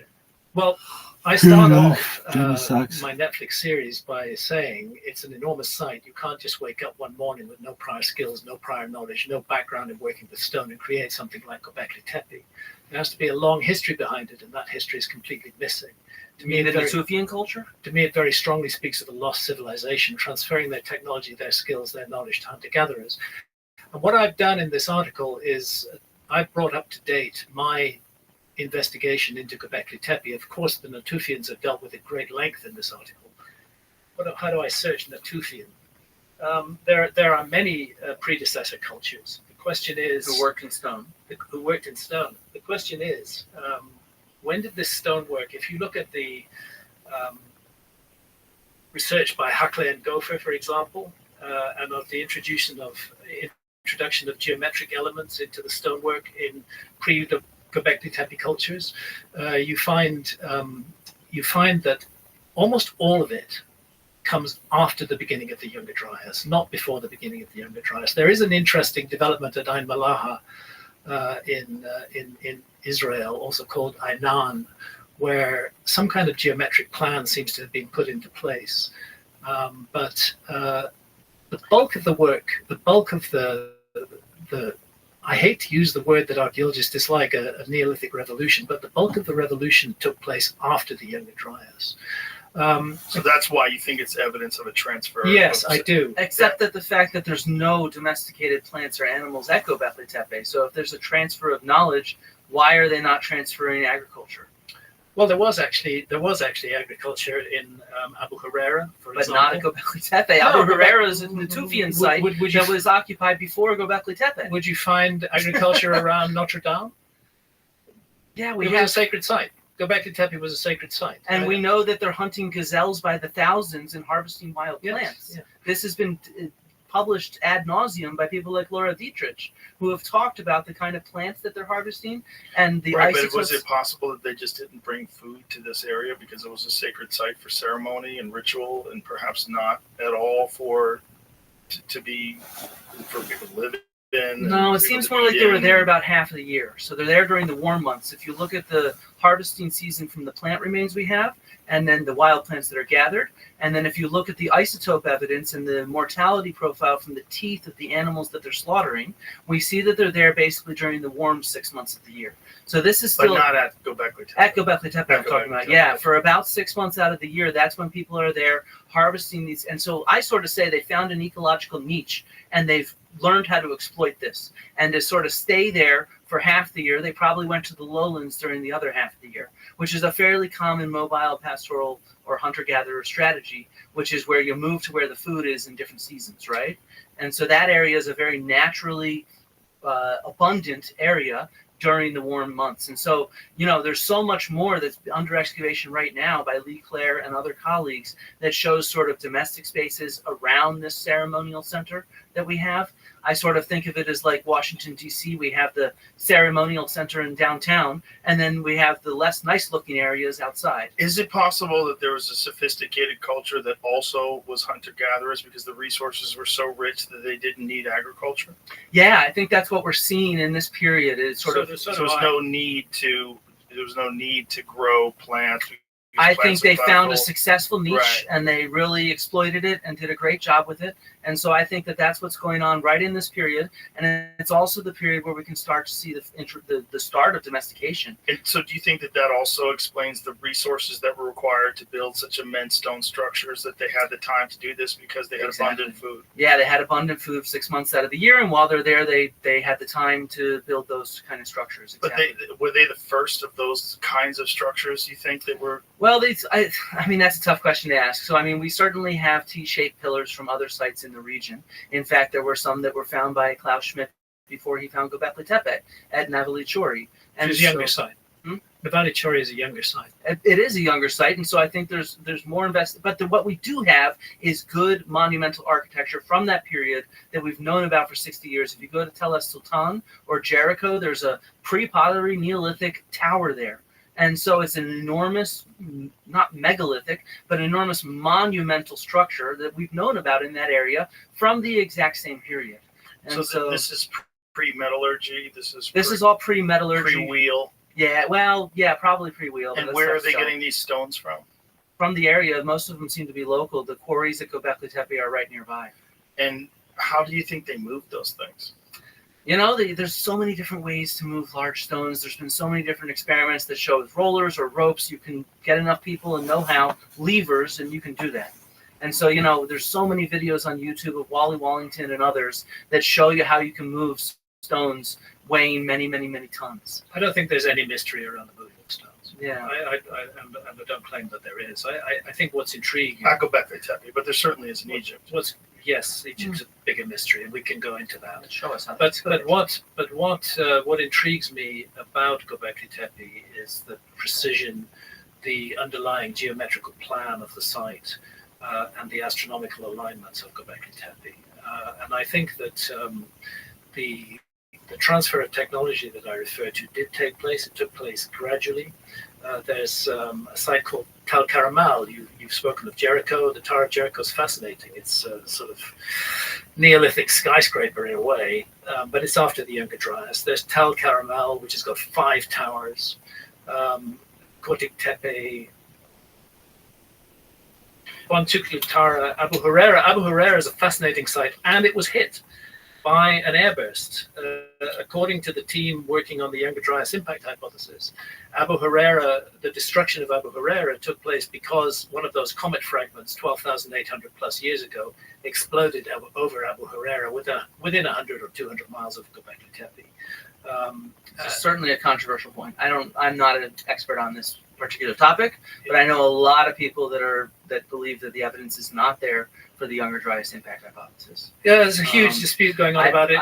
It's an interesting though. It's an interesting discussion in science. I would like to say that the destruction is an archaeologist's best friend.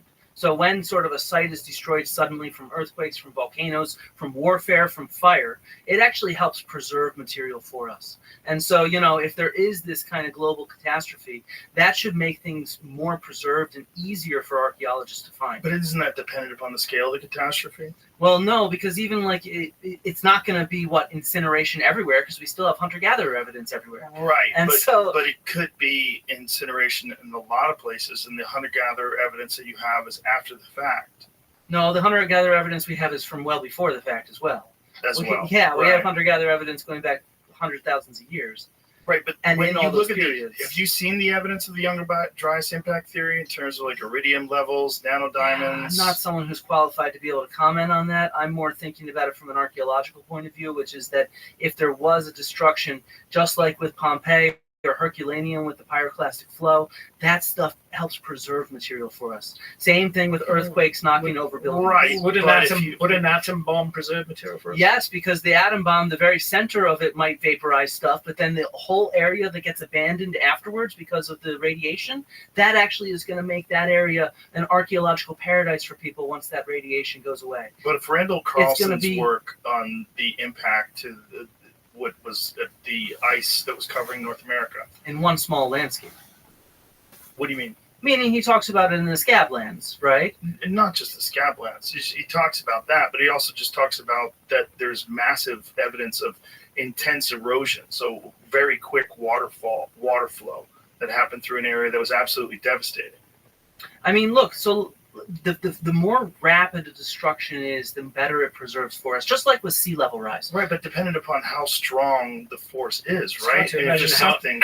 But if it's a global catastrophe, how is it so strong everywhere, yet it's not wiping out our evidence from hunter-gatherers at this exact same time? We have ephemeral traces, footprints, campgrounds, fires and hearths. Right. We have lithics. Because human beings did survive, right? Yeah, but we have it from this exact same period. Right, but human beings did survive at that same period. And it period. didn't wipe out the traces of them from that period.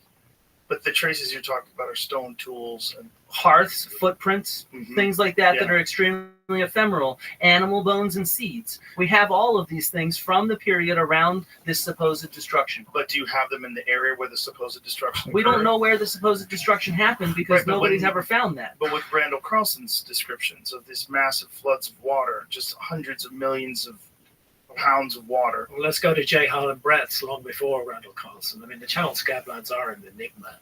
The massive water flows. I don't think anybody's disputing that massive amounts of water flow through there. It's a question of exactly when that happened and why. Well, also, what would be left over in that area? There's not evidence of hunter-gatherers in that area from that time. I remember he showed, when he was here last, he showed sort of mammoth bones from that kind of period. No, that was from Siberia, though. Wasn't it? Was it from Siberia or? I don't remember. But it certainly wasn't from the Channel Scablands. But let's cut to the chase here. 12,800, between 12,900 and 12,800 years ago, a very dramatic climate episode occurred, and that's called the Younger Dryas. The world had been gradually warming up before that, and then suddenly it went very, very cold. There is evidence of a 6-meter sea level rise at exactly that time, which is very hard to explain. But it looks like the suggestion is that was due to impacts on the ice cap, on the North American ice cap, and perhaps on the European ice cap. The evidence for the Younger Dryas impact is found in what are called impact proxies, and that's iridium, nanodiamonds, platinum, melt glass like trinitite, found in sites across a vast area of the Earth's surface. 50 million plus square kilometers, an enormous area. Abu Huraira, next to Göbekli Tepe, happens to be one of those areas. And what they're suggesting is that a fragment of a comet blew up in the sky, that it was an airburst, exactly the same thing that happened over Tunguska in Siberia on the 30th of June, 1908. That was an object that fell out of the sky, almost certainly out of the Taurid meteor stream, which is thought to be the progenitor of the remnant giant comet, because that's the peak of the Beta Taurids. It wasn't big enough to hit the Earth and create a crater. It blew up in the sky. When it blew up in the sky, fortunately over an uninhabited area of Siberia, it flattened 2,000 square miles of trees. It was absolutely catastrophic. If it had, no, there is evidence. There for is that, evidence though. for that. No. Compelling evidence. There's not? No, Vance Halliday and his colleagues just published a huge refutation of this entire hypothesis. Of the what do they think? No, not the Tunguska. We're talking about the... You're talking about the... I'm sorry. Calling something a refutation doesn't mean it's a refutation. No, but it still has not been replied to. That's currently the record. Well, actually, it has been replied to extensively by Martin Sweatman. But are you referring to Abu Huraira? Are you referring? I'm referring to the entire idea of the Younger Dryas impact hypothesis. Right, but Tunguska, you're not. No, I'm not debating Tunguska. But that's what you were saying. Then I misheard him. Okay, you misheard him. Yeah, he was talking about the amount of forest that was flattened by the Tunguska event. I misheard him. I thought he was talking about... and it did happen during the Taurid meteor shower. I guess it happened recently, like 100 years ago. Yeah, but it did happen. Yeah. But it did happen during the same time of the year, where the Earth passes through. Okay. Yeah. I'm not debating Tunguska. Okay, Yeah, that was what it seemed like. I You were saying apologize. that I think this would be a good moment for me to just give a little bit of information about the Younger Dryas impact hypothesis. Can we do that? Because it's very important to my feelings about it. Okay. God, these short sight. I tell you, being 73 is no joke. So the Younger Dryas impact hypothesis. Since 2007, it's been a compelling and thoroughly documented case. It's been put together by more than 60 eminent scientists. Of course, some scientists oppose them as well. It was hit 12,800 years ago by multiple fragments of a disintegrating comet. Mark Boslow is one of the authors of that refutation piece that you just put in. Here he is saying that Graham Hancock's use of the impact hypothesis in Netflix is all wet. Here we have a post responding to that. Graham Hancock is a charlatan and a fraud. Younger Dryas impact hypothesis is widely debunked. I'm sorry, it's not. If you want to learn about the work done, go see Mark Boslow. Here's that paper you're talking about, Flint, the comprehensive refutation of the Younger Dryas hypothesis. Because something is called something does not mean it is something. Have you read it? It's fairly detailed. I have read it in great detail, and I've also read James Lawrence Powell, who the authors of this paper largely ignore, but who is a highly respected figure, and in whose view the Younger Dryas impact hypothesis has been prematurely rejected.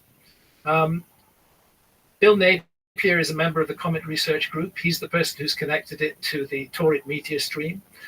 He's talking about the evidence of a large comet about entering the inner solar system about 20,000 years ago, going into fragmentation, creating a wide debris trail through which the Earth passes twice a year. And it's a catastrophe of celestial origin which occurred around 12,900 BC, BP, before the present. Now, you're referring to a refutation paper, but would you really so quickly accept it when you look at the credentials of the people in the Comet Research? I mean, James Kennett, marine geologist, professor at the University of California, he's a world expert in paleoceanography. Dr. Richard Firestone, James Whitker, Albert Goodyear, Alan West. There I am with Alan West at the Younger Dryas boundary in Murray Springs. And the Younger Dryas boundary is full of the signatures of a massive cosmic impact, probably an airburst, rather like the airburst that took place over Abu Huraira. I'm not expecting anybody to read these papers I'm putting up here. I'm just saying that the Younger Dryas impact hypothesis has been widely published, extensively published over the last decade, that there's a huge amount of information in support of it. There we're looking at the Younger Dryas boundary field extending on the right as far as Abu Huraira, and on the left covering most of North America. It's also found in Belgium, by the way. It's found in the deep south of Chile. It's found in Antarctica. It's found all over the world. This platinum anomaly, documented at the Younger Dryas onset, is particularly important. But the evidence of a cosmic impact at Abu Huraira, that one, I mean, we know that Michael Shermer is an opponent of my work. But even Michael Shermer, in my view, by the way, I want to thank Michael for this, a true gentleman. When he realizes he's got something wrong, he says so. And here he says, in the light of the work at Abu Huraira, he says he's going to address his priors about my theory in the light of this evidence from a massive cosmic impact over Abu Huraira. So the fact that a paper has been published which claims to refute the Younger Dryas impact is really not anything at all. The question is, what's the depth to that refutation? Is it a solid refutation? Does it really work? And why is it that the same team who claimed to have refuted the Younger Dryas impact hypothesis in 2023 also published a requiem for the Younger Dryas impact hypothesis in 2011? Clearly, there was something wrong with their 2011 requiem. I am not a scholar that focuses on these kind of questions. I focus on archaeological evidence. So I'm going to try to reply from that perspective. And so one of the examples you give is if this is Abu Huraira, for example, the site is still there for us to excavate. Indeed. We understand that it has some of the earliest domesticated crops there. And so the entire point is that this kind of, even if this hypothesis is true, it would not have wiped out the evidence for the civilization that you're looking for. Because we can see very clearly that if it's true at Abu Huraira, it did not wipe out the entire settlement. It's there. We're excavating it now. Isn't Abu Huraira one of the first places that show evidence of real agriculture? Yeah, so let's talk about some real agriculture. That's part of the evidence. Yeah, so Can we talk about some agriculture? Sure. All right, cool. Can you boot up my HD? You got all excited. Yeah, this is like my stuff finally. I did my dad's stuff earlier. Now I get to do some of my stuff. In fact, this is some of the sites I work on. Okay, I want to be clear that we have a lot of evidence for ancient plants and seeds, right? I'll show you the statistics. We have hundreds of thousands, millions of these just from the time period of thinking about domestication. So how do we even collect tiny little seeds of grains and beans and peas? Any idea, Joe? Okay, so you know how wood floats? So does carbonized plant material. So basically we collect samples from every single unit that we excavate, and we put it in what's called a flotation tank, where we pump up a bunch of air to separate any charred plant material from the soil and the sediment. And then it sort of drains out right around here into a mesh, and then we can start to study it under a microscope. So all right, big question. What the heck is the difference between wild and domesticated wheat? Any ideas? No? Graham? Yes, the domesticated wheat depends on human beings helping it continue. And how do we identify that? Not sure. Okay, that's important though. So all right, let's go to the bottom here. It's the scar, right where that wheat kernel or the spikelet that the wheat seed is attached on, it attaches to the plant. And the reason for this is in wild plants like wheat or beans or peas, it's going to propagate itself by falling off the plant easily. If birds or humans are harvesting it, it's not that it wants to, it doesn't have agency, but it propagates itself more easily by shattering easily off of the stem of the plant. On the other hand, as soon as humans start gathering it, that does nothing, because some seeds fall, it replants itself in the field. But as soon as humans start gathering it and planting it in new fields, then all of a sudden there's an evolutionary sort of impact on the plant itself. And so what's selected for is the mutation for a seed that hangs onto the plant. Do you see what I mean? Because you're cutting off the plant, taking it with you, and then planting it somewhere else. And so this is a shift in grains that we call a brittle to a tough ruckus. And you can see it's kind of a clean scar right here on the left in wild wheat, while it's a much sort of tougher scar on the right. Do we know what the evolutionary mechanism is that would cause it to do that? Yeah, so there's two different genes that actually control this in wheat, for example. And so we actually know, just statistically speaking, and by sampling wild wheat today, that this is going to exist within any field of wild wheat. There's going to be a few seeds with this genetic mutation. And then as soon as humans start collecting it and cultivating it, planting it somewhere, it's going to automatically put evolutionary pressure on that, and it's over time. And we see this shift from shattering to non-shattering in barley, in wheat, in rice, in every single grain species that we have domesticated. And so you can see this statistically, for example, in China, where over time, A, we have 35,000 of these now that we're studying. B, you can see the population of rice at archaeological sites. It starts off mostly as brittle, meaning it shatters easily, and over time it takes about 1,500 years for rice to evolve to become fully domesticated, where it hangs onto the plant more easily. And so we see this repeatedly. We could see this later on in the Holocene. So we're talking several thousand years later, like 5,000 years ago, in sort of the Sahara Desert during the Green Sahara periods, where we see the domestication of pearl millet. Same exact transition is what happens. And you can see these statistics of it happening, changing statistically over time, the population of millets in these regions from, a brittle raucous that breaks off easily to a tough raucous where the seed hangs on. How does it figure out that? It's just selectionary pressure. It's the pressure of humans now collecting it and then planting it. So as soon as there's one seed that's like that with that mutation, it slowly proliferates every single time humans replant it in a new field. And it just takes thousands of years. Yeah.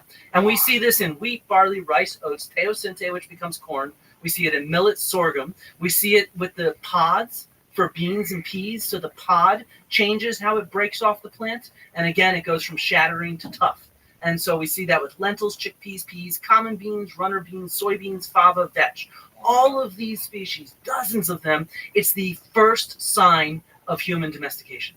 And so that's what we can see. The second sign is how many thousands of years does it take before this starts showing? It starts showing up fairly quickly, immediately. So you get small percentages of it. For example, you can see this with the rice graph here with all of them. So at Abu Huraira, for example, it's a small percentage of the crops that are actually have this feature. So it looks like it's just 150 years it starts changing. Yeah, it slowly starts changing over. In fact, Gordon Hillman first worked out this would happen really rapidly, that it would take just a few hundred years for the population of these plants to change over. Now we know it takes a few thousand years for it to the full population at archaeological sites to go from wild, breaking off easy types to domesticated, hanging onto the plant types. That is fascinating. Yeah. It's fascinating how the plant somehow or another adapts and figures it out that this is the way to survive. It's really cool because it's not human selection either. In fact, 40 years ago when we first started studying domestication, we thought that all this was due to conscious human selection.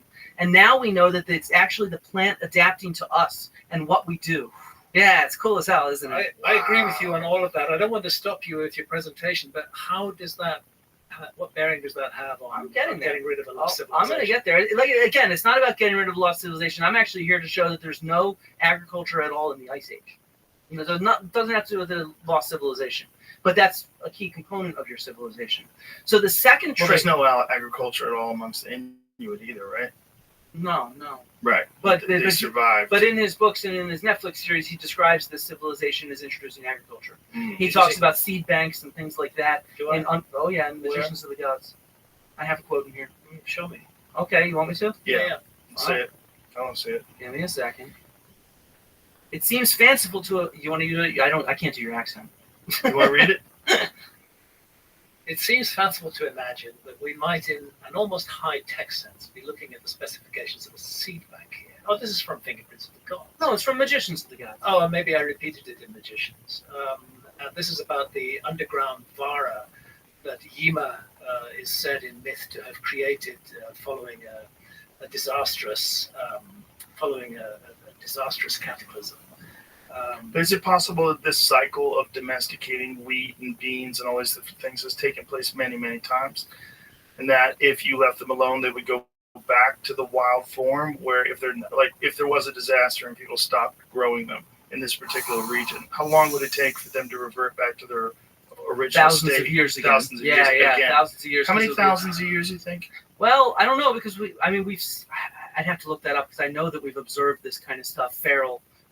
Domesticates going feral, but I don't have that on. And you said how many years from the original till the whole crop? Something like 3,000 years. Dorian Fuller's actually published a lot on estimating the time ranges. Right. Of this. So if you had agriculture in 12,800 years ago, around the time of the Younger Dryas impact theory, and then people are resorted to hunter-gatherers again, it takes a long time before they start using agriculture again. That's not what he's claiming. He's claiming that. Yeah, I know, but I'm asking: is it possible that those plants would revert, and then the process would happen again once people started growing them intentionally? That's tough to tell because what we see is it's exactly at that time, at least in Southwest Asia, where this domestication starts. Right, we haven't seen the reverse happen. No. But is it possible? Well, I mean, it would have had to have happened a lot earlier. If people weren't cultivating it anymore, wouldn't the natural selection revert back to the original state? I agree with that. It would revert back. But it would take a long time. It would take a long time.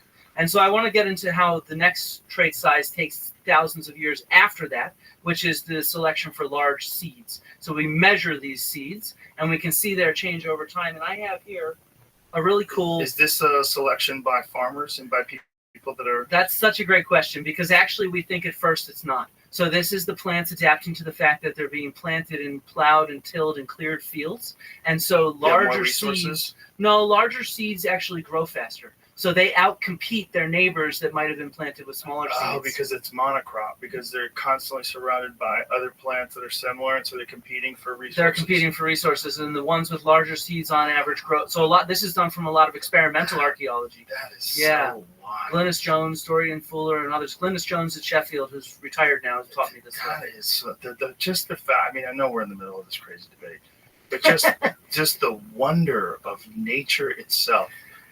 The complexity involved in these natural life forms adapting to their environment is so fascinating.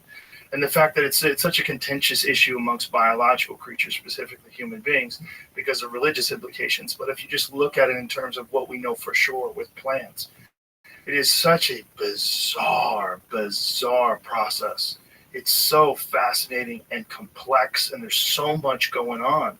Just with our understanding of the communication that plants have with each other through mycelium and the different organisms that exist in the earth, and that they're sharing resources, and like, what a bizarre, fascinating world. Almost mysterious. Oh, there's a lot to learn. So mysterious. Oh, well, there's a lot to learn for sure. But I think that's what's cool, because we have this kind of stuff. So you asked about selection. Yeah. So this is maize cob from about 1250 AD. This is part of the Southern Methodist University Archaeological that's how Research little Collection. they were back then. That's Isn't how that little wild? they were. So if you want to hold it, you can. Sure, yeah. Chuck it over here.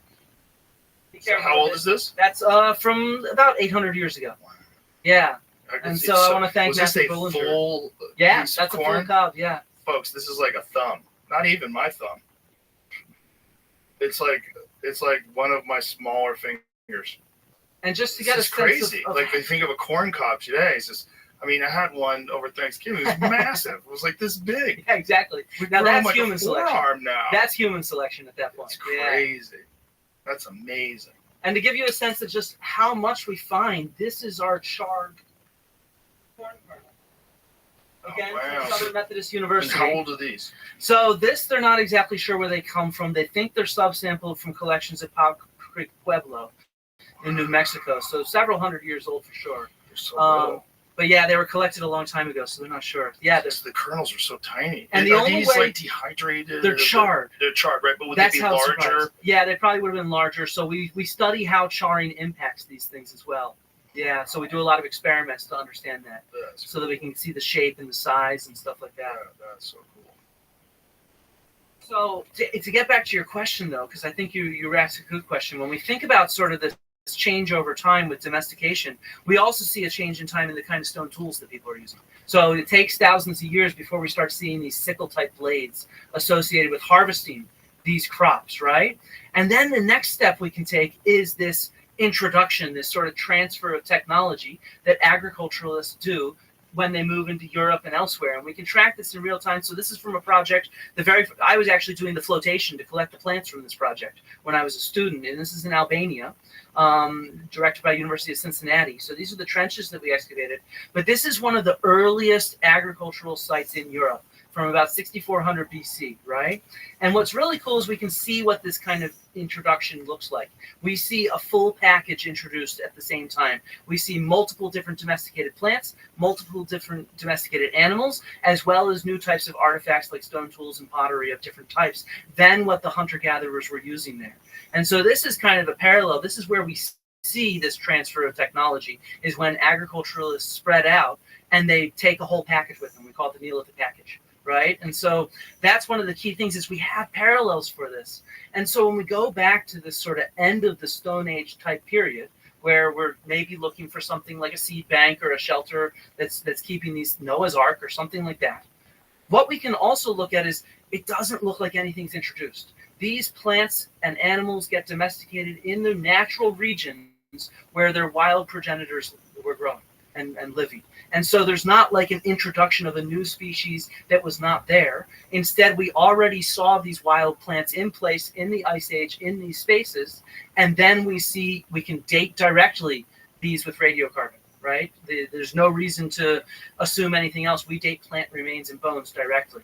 And then lastly, I just want to talk about not archaeological evidence, but paleoecological evidence. So these are kind of cores taken in lakes, lagoons, swamps, on the sea floor. And this is what palynologists, so those are people that study pollen, look at. And so this map is from an article that I was actually a co-author on, looking at different paleoecological proxies around the Greek peninsula. So we're looking Is that a real image of pollen?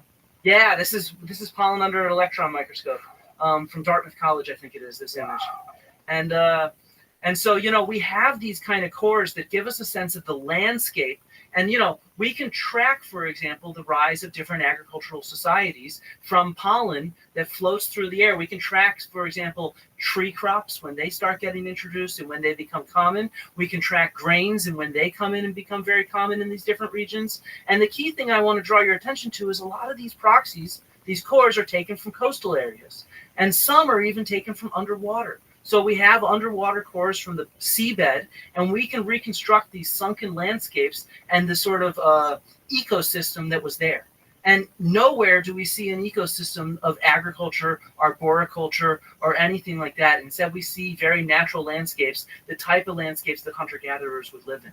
And so this, I think, is really important because there really is, it's not just that there's no evidence for agriculture that early. We have evidence against it from those pollen cores, but also this article by Peter Richardson and colleagues points out that agriculture, it was probably too hostile of a condition for agriculture in the Ice Age. The reason why is because there's too little CO2. Plants need carbon dioxide to be able to propagate and grow and be grown intensively in particular. It's also a period of aridity. It's very dry because so much of the fresh water is trapped at the poles in the ice sheets. But this is not the case of the Amazon, right? At the equator, the environment would be different. But we have pollen cores from those areas, and again, we have no evidence of any kind of intensive agriculture. Those vastly understudied areas. Yeah. I never. But they are vastly understudied, right? I mean, Well, sure, but you have to but imagine that a pollen core is actually tracking a larger landscape, right? Because pollen travels really far. And so you're able to, with one core, track a much larger landscape and put that together. And so, I just cannot emphasize this enough. We need to, I have a phrase I like to use about archaeology. It's we work from the known to the unknown.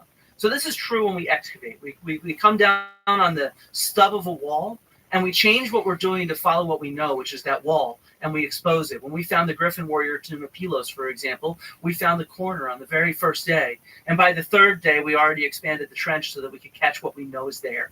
And so it's the same kind of thing when you dig a layer. It's the same thing when you sort of test a hypothesis like Graham's, which is we want to work from what we do know. What we do know from the Ice Age and what we do know from right after this period of domestication. And so what we do know is all this kind of natural evidence about the climate, about the ecology, and about how domestication actually happens. And so that's why I think that, unlike the other part with the Ice Age sort of coastal stuff, I think that's sort of like, why do we keep finding tens of thousands of Ice Age sites that are hunter-gatherers? It's a bit of a coincidence we don't find your civilization. Here, it's not tens of thousands, it's 3,000 sites. That's not true. We have 13,000 different sites in the Paleolithic radiocarbon database. No, I'm talking about underwater. Okay, but we have 3 million shipwrecks that have been mapped. Not relevant. According to UNESCO, and they're on the continental shelves. Can I pick up on some points you've made, or are you not quite finished yet? Sure, you can pick up, Graham. I don't ever claim that very small numbers of survivors of my proposed lost civilization introduced plant species. What I'm saying is that they introduced the concept of domesticating plants. There is evidence of very early agriculture, more than 20,000 years ago at Ohalo. Gatherers. Yeah, of Ohalo too. Yeah. It never reached the stage of domestication. Yeah. They're gathering, not planting. That goes back 24,000 years ago. They gathered, but they did not domesticate. And there are a number of attempts at domestication, but it's after the Younger Dryas that we see this sudden surge in domestication. Now, I'm not saying, and I've never said, and you will not be able to find a quote where I've said that they introduced agriculture. They introduced the idea of agriculture. And we're talking about a very small number of people. The myths speak of 7 sages, again and again, in multiple locations around the world, bringing the idea of agriculture, but the agriculture is then applied to locally available plant species. And we do then see the long process of domestication beginning after the Younger Dryas, not before it. We don't see that domestication occurring before 12,900 years ago. We see some attempts at gathering crops. We see some sheen on sickles that show that people were cutting wild grasses and using the seeds. We do see all of that, but we don't see domestication. The steps that begin to lead us towards domestication begin after the Younger Dryas, and I think that's the elephant in the room. I think that what happened there during the Younger Dryas is extremely mysterious, and I don't think we have the whole story. And I'm simply proposing that the survivors of a civilization who were in very small numbers traveled around the world seeking refuge, sharing their knowledge with those they took refuge amongst, and sharing the knowledge of those they took refuge amongst. It was an exchange, not a one-way trip, and they did not bring plants and seeds with them. They worked with what was locally available, and that's precisely what we see happening after 12,900 years ago in this whole area of hundreds, thousands of square miles around Göbekli Tepe, going right down into the Jordan Valley. Abu Huraira being a particularly interesting example, very close to Göbekli Tepe, is the first steps being taken towards domestication. There have been multiple attempts to harvest wild grains before that, but no domestication. Suddenly we see the domestication happening. And of course it's happening with locally available plants. I've never said that they introduced plant species from elsewhere. But if they're introducing the technology of agriculture, that would imply that they had agriculture beforehand, which, as I'm trying to show, it doesn't make any sense. You need to invent new species of plants. You need to go against all the evidence that we have. What new species of plants? Why do you need to? Well, because they were using wild grasses in the area of where they were too, in the Jordan Valley. They were using them 23,000 years ago. in the area of those wild plants. But they did not domesticate them. But then what was your civilization growing? I don't know. What I do know is I don't know. What do you not understand about the word lost? I don't know what they were growing. But what I'm mystified by is this sudden surge towards domestication, which you rightly say is a long, slow process. It doesn't happen overnight.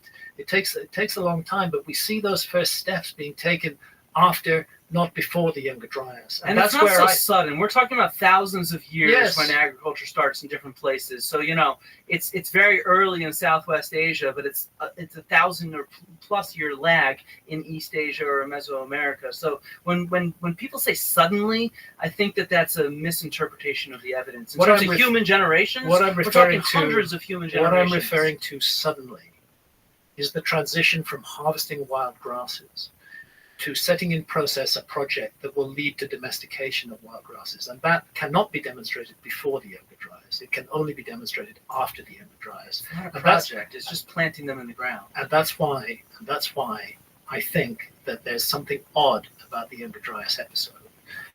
And to me, that's something odd when I combine it with mythology from all around the world about the destruction of a great civilization in the global cataclysm, about the fact that there were a few survivors, about the suggestion that they traveled around the world sharing their knowledge and ideas.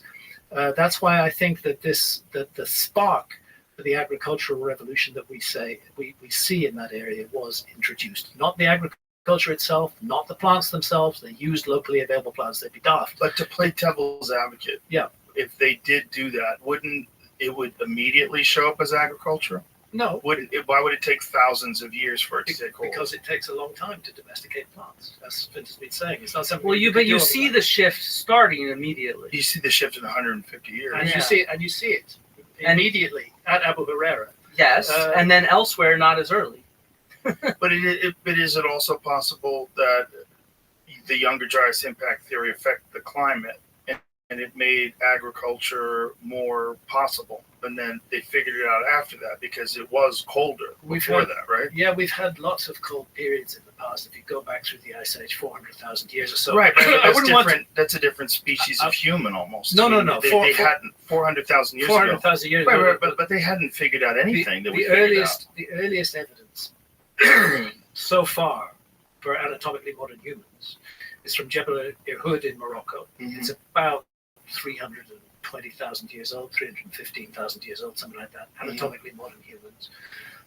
So I think it makes sense. But my point is they hadn't figured out anything that we figured out. No. So wouldn't it make sense that at one point in time, the human species would figure out agriculture? And if that transition would take place for over a period of thousands of years after a massive shift in the climate. The mystery to me is why during the previous massive shifts in the climate that took place multiple times over the 400,000 years. Because humans hadn't evolved to do any of the things that they evolved to do eventually. Build structures, dams, boats, seafaring. Sure. All those things took place afterwards, right? Sure. So there has to be a timeline for all innovation anyway. No, I'm responding to your point. Was the climate shift the trigger for agriculture? It had to be the trigger for something, right? What I'm saying whenever is there's a massive change in the environment, people adapt to that change. And if you look at the sophistication levels of societies over the course of hundreds of thousands of years, they always move towards a more sophisticated, they figure out new ways, new methods, they get better at things. It just makes sense that they would eventually figure out agriculture. In this area, there were multiple attempts to figure out agriculture. Right, but there was also probably multiple attempts to figure out how to make a boat before they figured out how to make a submarine. Yes, right? I mean, so I tend to think that what we see with our record is it's very heterogeneous. So that's why we see agriculture showing up at different times in different places. And so I think that that's really key to get across. I do think that this climatic change, it introduced more CO2, it introduced more humidity and rainfall that made agriculture actually possible, sort of as an intensive undertaking to do. And so I think that that's really important to acknowledge, but I don't want to sort of say that human agency didn't have something to do with that, because humans were the ones that chose to change from just gathering to planting. Right. And so I think that's really, really key to demonstrate. I want to get to Egypt because I think it's one of the most bizarre accomplishments of human beings. And the age of Egypt is a fascinating piece of discussion, because whatever it is, one of the more fascinating things is Robert Schoch out of Boston University, the geologist who examined the erosion in the Temple of the Sphinx and determined it to be thousands of years of rainfall, and which would predate the Sphinx by quite a bit, because this is all stone that had been moved by human beings, and it had been used to construct the Sphinx. And this Temple of the Sphinx had been carved out. It's very clear that it was carved out. And you see these massive fissures that look exactly like water erosion. He specifically said that he showed these images to other geologists without telling them what they were looking at. And they almost unanimously said that it was water erosion over thousands of years of rainfall. And then when he would show them exactly what he was telling them to describe, then they didn't want to have any part of it, because they're like, okay, now you're saying something that's really crazy, because now you're saying that this structure is 11,000 years old as opposed to 4,500 years old. Surprise, surprise! I'm going to disagree with you. Shall we look at? Well, it's not me. It's no, Robert Schoch. Shall we look at some images? Yes. Of the Sphinx. Yeah. Let's look at images of the water erosion, because it's. And then I'll show some images of the quarries nearby. Let's do that. Yeah. Sure. So if you could be up again. And again, credit to my wife Santa, who has taken every risk with me, every step, every dive for the last 30 plus years. This is her aerial photograph of the Sphinx enclosure and of the Sphinx temple, so called. How'd she get that picture? In a helicopter. Wow. Back in the mid-90s somewhere. The Sphinx temple directly in front of the Sphinx, so called, and the Bali temple to the left as we view it. And you can see that the Sphinx is a rock-hewn structure cut out of the bedrock with a trench around it. And if we go in here, the notion that the Sphinx bears the marks of precipitation-induced weathering is an evolution of an idea that the late great John Anthony West had many, many years ago. You've had John on your show. Yes, twice. Yeah. He's a dear friend of mine. He was great. Magical Egypt. I can't recommend it enough. It's such a fascinating material. He has two of them, two series. I think there's like 3 DVDs in each one, and it's just incredible stuff. Just on the undisputable things about the construction methods and how fascinating it is that they built these things. Marvelous, out of the box thinker. I miss him so much. He was a dear amazing friend. It was he who brought Robert Schoch to the Giza Plateau. And Robert took a look at the erosion around the Sphinx and eventually came to the conclusion that the best explanation for it was that this Sphinx enclosure had been subjected to at least 1,000 years of extremely heavy rainfall. And Robert Schoch right now puts that back to around the 10,000 BC date, 12,000 plus years ago, during the Younger Dryas, when indeed there were heavy rains in Egypt. And it's these deep vertical fissures in the side of the enclosure wall which most clearly demonstrate what he's talking about. That rainwater pouring off the edge of the plateau would have selectively cut out the softer areas of rock and created these fissures that we see through it, and this rounded scalloped profile in Robert Schoch's view and in mine. I've had Robert Schoch on as well. Yeah. We talked about it for a long time. And I want to pay tribute to Robert Schoch here. He and I have had our differences, but Robert Schoch, in my view, is a hero. Robert Schoch is a mainstream academic who has stuck his neck out for an idea that is very unpopular with mainstream academics. He's taken all the risks for his career, he's put himself out there, and he's spoken his truth. And I want to respect Robert Schoch. I want to express that respect and kudos to Robert Schoch for everything he's done. He's helped to advance this field enormously and to allow people to think previously unthinkable thoughts. And I've seen him attacked mercilessly. This happens again and again with archaeologists, unfortunately.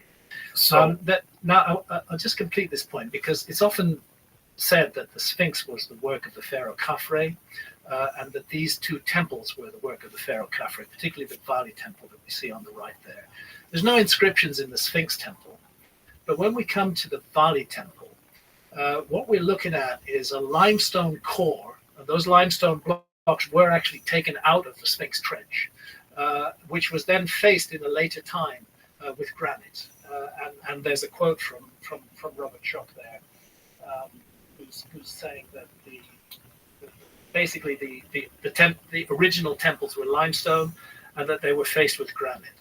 Now, that's the interior of the temple. You can see that there's definitely two phases of construction there. There's the granite, no dispute that that's Old Kingdom Egypt. And then there's the limestone massive megalithic walls behind it, which are heavily eroded, as you can see even from here. Now, interestingly, is that temple really associated with the pharaoh Khafre?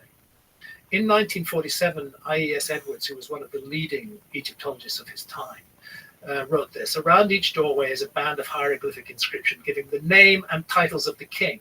No other inscriptions or relief occur anywhere else in the building. That's been taken to assume that the name of the king was given as Khafre. Actually, Edwards corrected himself in 1993. Around each doorway was carved a band of hieroglyphic inscription giving the name and titles of the king, but only the last words, beloved of the goddess Bastet and beloved of the goddess Hathor, are preserved. No other inscriptions occur anywhere else in the building. In other words, there's nothing in that temple that directly connects it to the pharaoh Khafre.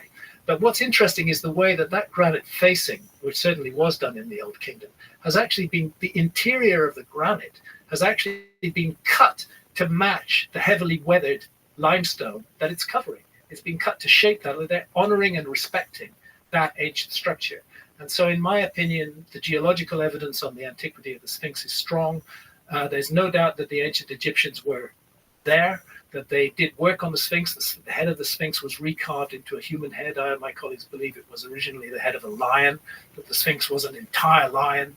But the evidence that it's been carved is that it has far less erosion than the rest of the body, correct? And also the head is way out of proportion to the rest of the body. That's an issue, because one thing the ancient Egyptians were pretty good at when they put their minds to it was proportion. Yeah. And the disproportionate size of the head of the Sphinx in relation to the whole body of the Sphinx. I mean, if you look at other ancient Egyptian sphinxes, they also have small heads. If you put my head on a lion, it would look small. And they all look relatively small. Indeed, it would look small. That's the point. It was a lion before, and it was cut. It was heavily eroded, and it was then cut down into a human head. But it does have a distinctly different form of erosion. No, that's actually where I come and disagree with you. I have some photos as well. What's your evidence that it was connected to Khafre? The head. Oh yeah, and I can show you why. Yeah, because it's a different stratum of the natural limestone. So if you look at the geology of the area, are you finished, Graham? If not, I'll put up some slides. Yeah, go ahead. Okay. Yeah, let's do this. So first off, I want to sort of show this is what it looks like, even the neck. You don't see the neck today because because they expanded the headdress as a support for the head. And so the point is that there's these different layers of this limestone here that we can understand geologically. And so there's this very dense limestone that's up by the head, and then the rest of the limestone is much more fragile and porous. So I do want to be clear, how do we date the Sphinx? What kind of evidence archaeologically are we using? Mm-hmm. And so what that comes from is largely radiocarbon dates from the pyramids themselves. So pieces of wood that were in between the blocks of the pyramids have been radiocarbon dated and definitively tell us that the pyramids were built during the Old Kingdom, right? But didn't they do work on the pyramids at multiple stages where they would probably like reseal things and surface things and clean things? If they were constructed 12, 13, 20,000 years ago and people were still inhabiting them 5,000 years ago, wouldn't it make sense that they would do things to them? Well, we have inscriptions in there from areas that are sealed off from the actual construction, graffiti from the workmen, referring to, for example, Friends of Khufu and different workmen gangs that are in there. And these are in areas... It's graffiti, like they tagged they tagged it, exactly. You know, and that particular graffiti in the Khufu cartouche has long been suggested as a forgery by Howard Vine. Except it uses versions of Khufu's name that were not known until later by scholars. And so that's what versions of those? I don't know, man. I don't read hieroglyphs. I Where did you read get that information? Egyptologists. Where'd you get that information? I got that. Zahi Hawass. No, not from Zahi Hawass. I've never met Zahi Hawass. I got that information from reading, man. But okay, so let's go back. How do we know that these radiocarbon dates with the blocks in the pyramid relate to the Sphinx itself? Because the Sphinx is just hewn out of natural stone, right? These different layers here. Mm-hmm. So the reason we know is because geochemists have done stone sourcing on the chemistry of these stones in the pyramids, and they've been able to trace them to different quarries at Giza. And so this is photos of different quarries and cuttings for the quarries, and so they've taken samples from the quarries themselves and from the stones in the pyramids. They do different kinds of geochemical analyses to show the ratios of, in this case, magnesium and iron, and then they trace them back to specific quarries there. And so they know that a bunch of the stones from Khafre, for example, come from the area of the Sphinx. The Sphinx is from a quarry. It's a quarry site for those stones. And so one of the things... Go back to that slide for a second. Yeah.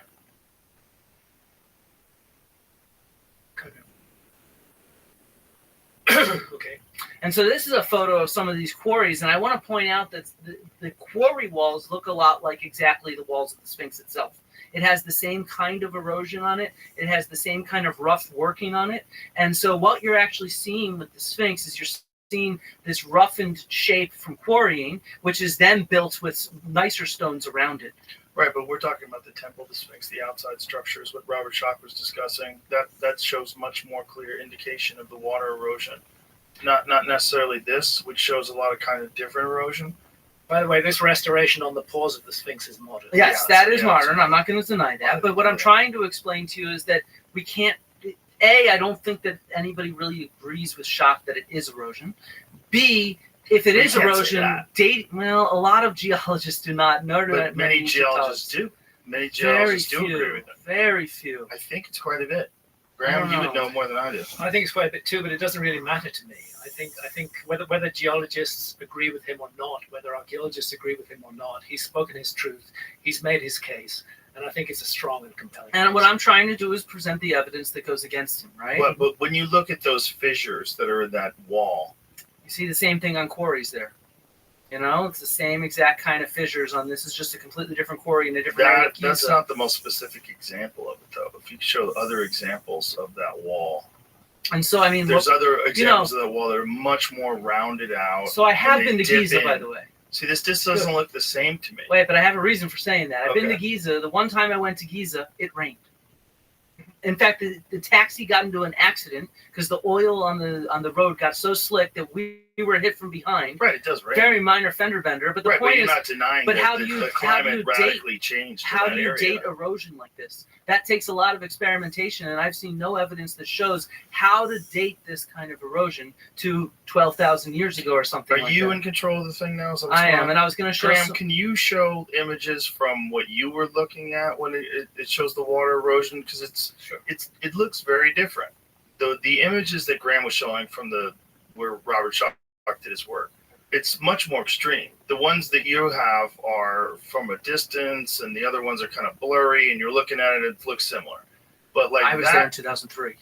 So I'm sure you were. I'm sure you were. But this is different. The fissures in there are different. They really look like water flow. And if you're talking about the different layers of stone, which are softer in some layers and harder in other, if you did have that kind of water flowing through it, it would make sense that the softer layers would be more eroded. And that's Robert Schoch's contention. And how are you going to date that, though, to however long ago? One of the other key But don't you date it though by the amount of rainfall that we know took place at a certain time? Because a small amount of rainfall can also cause erosion, especially in a dry environment. So in but very if dry it could environments, a that- tiny amount of rainfall can actually damage things even worse because things are so dry. But that level of erosion? Well, but you need to come up with some independent way of dating it, Okay. right? And that's where the issue is. What we do have is independent confirmation that the blocks in the pyramids came from the quarry right there. Right. And we have dates on those blocks from radiocarbon dates of wood in between those. There's an area where my work is misunderstood. I strongly support Robert Schoch on the 12,000-year-old dating of the Sphinx and of the megalithic temples in front of the Sphinx. I've never claimed that the pyramids are 12,000 years old. Oh, I know it didn't say. I didn't say I know some either. people do though. Yeah, some people do. Yeah, some people do. I've never claimed that. I do not seek to divorce the ancient That's Egyptians why I brought up from the great notion pyramids. that they've been resurfaced, because that's Yeah. the claim. Yeah, I've heard that claim as That well. people have been living in them for thousands of years, and so that the material that you're dating is from that time period. Yeah. And what do you make of the hieroglyphs that show kingdoms going back 30,000 years? I've never heard that, so I have no comment. It's in all the king lists of the. Oh, you mean the dating of that? Yeah, well, so there's a lot of issues with the way that those are dated because they're not precisely dated. It's just generations. So it's about how you interpret that kind of stuff. But it's still, it becomes an issue of mythology. Are they adding in extra generations there and stuff like that? Or are they actually reporting their truthful memory of their past? Well, but we'd want to have directly dated evidence of that. You might want to have that. I think if we're going to talk about archaeological evidence, we need directly dated stuff. And one of the things that's fascinating about Egypt is the discovery of older construction methods that are below and very sophisticated, below the surface. That the different temples were built on previous construction. I mean, that happens in every culture, Right. where you see sort of spaces being reused in different ways. Right. Temple of Horus at Edfu, where the Atlantis story is told in an ancient Egyptian context, is a good example of that. The Temple of Horus at Edfu was just the latest incarnation of a series of older temples that had stood on that site. It does is a regular issue Right. in ancient Egypt. And so how much time are we talking about then? So if we go back to 4,500 years ago, which is the established date of the construction of the Great Pyramid, right? Somewhere around then? Edfu dates to the Ptolemaic period, Yeah. so it's actually after Plato. So can I talk a second about Edfu? We'll come to that. I think it'd be really good to talk about Edfu and Atlantis. All right, briefly though, let's- we've been doing this for a long time. Yeah, I know. That's great. Everybody's hanging in there. But these temples that were built on these older temples, what time period is ascribed to them? Like, what's the oldest construction? Well, in the case of Edfu, it comes into the early Old Kingdom, the earliest, not prehistoric. So what year? Maybe 4,000 years ago. And so what is the oldest construction that we're aware of in Egypt? I mean, we have Neolithic buildings that go back, 8,000 years or something, 9,000 years. Yeah. I think the oldest construction that we're aware of in Egypt is the Great Sphinx and the megalithic temples in front of it. That's my view. But we have no evidence from the Giza Plateau of any occupation that early, and that's one of the most intensively explored archaeological landscapes in the world. In terms of food, seeds? In terms of anything, yeah. In terms of artifacts or seeds or food, we have nothing that dates back that old. The question is, like, what would be left? Well, we'd find stuff just like we find stuff everywhere. I mean, is there a point of no return though? Like, is there a time period, whether it's 20,000 or 30,000 years ago, where all the stuff you're looking for would have already been consumed by the earth? No, because when you work in stone, this survives. Stone tools. But what about fire pottery? Bones themselves are going to survive in that kind of environment. What do we think they used to transport these stones, cut these stones, place them, and how did they have a mathematical understanding of geometry, to the point where they could put together this immense structure of 2,300,000 stones? If you think about everybody else that was alive 4,500 years ago, you don't think of anything even remotely sophisticated as Egypt. I don't know. I think what we're starting to see is that there is a lot more stuff that's very right, but there's nothing like the Great Pyramid. Look, in terms of like visual striking stuff, I agree. Also accomplishment. But the Egyptians tell us that they do it. They tell us the names of their engineers that design it, like Imhotep, and they have depictions of them moving enormous stones and statues that take 50, 60 people. They do it on sand. Here, wait, I have this booted up in my Google if you want, Jamie. This is from later, but sorry, I hate Google sometimes. But this is from a little later. I think it's New Kingdom, but it shows people moving this enormous statue, and so what they're actually doing is doing it on sand. Come on, Washington Post. And what year is this image from? Oh God, I think it's New Kingdom, so maybe 2,500 years ago, something. No, more than that, 3,000 years ago ish. But what they're showing is they do it on a sledge right here. A sledge. And then they pour water on the sand. so that it can actually help move it. And so it makes it actually doable to move something that large. And so, I mean, I just want to get back to the point that, look, humans are smart people. Can I ask you this, though? Is this is 2,000 years ago? Probably more like 3,000. Isn't that after these things were made?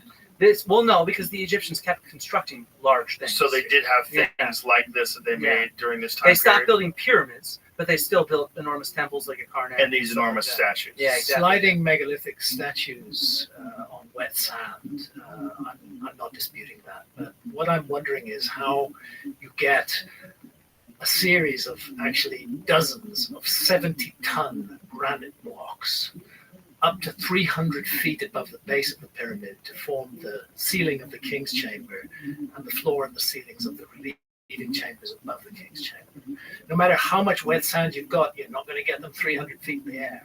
Levers?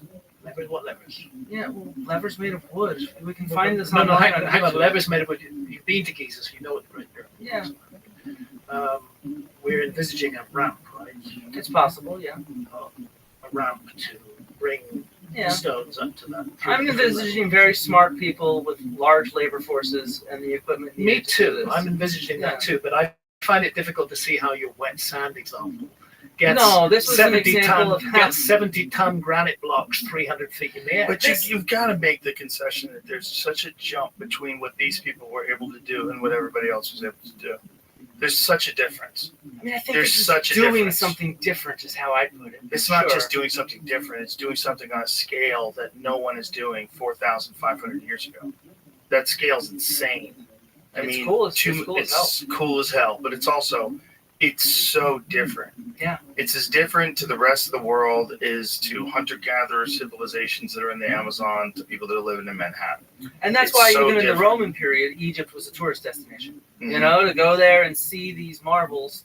And so ever since they've been built, it's become a tourist destination because they're so visually striking and they really grab at everybody's imagination, right? And so there's something very enigmatic about that.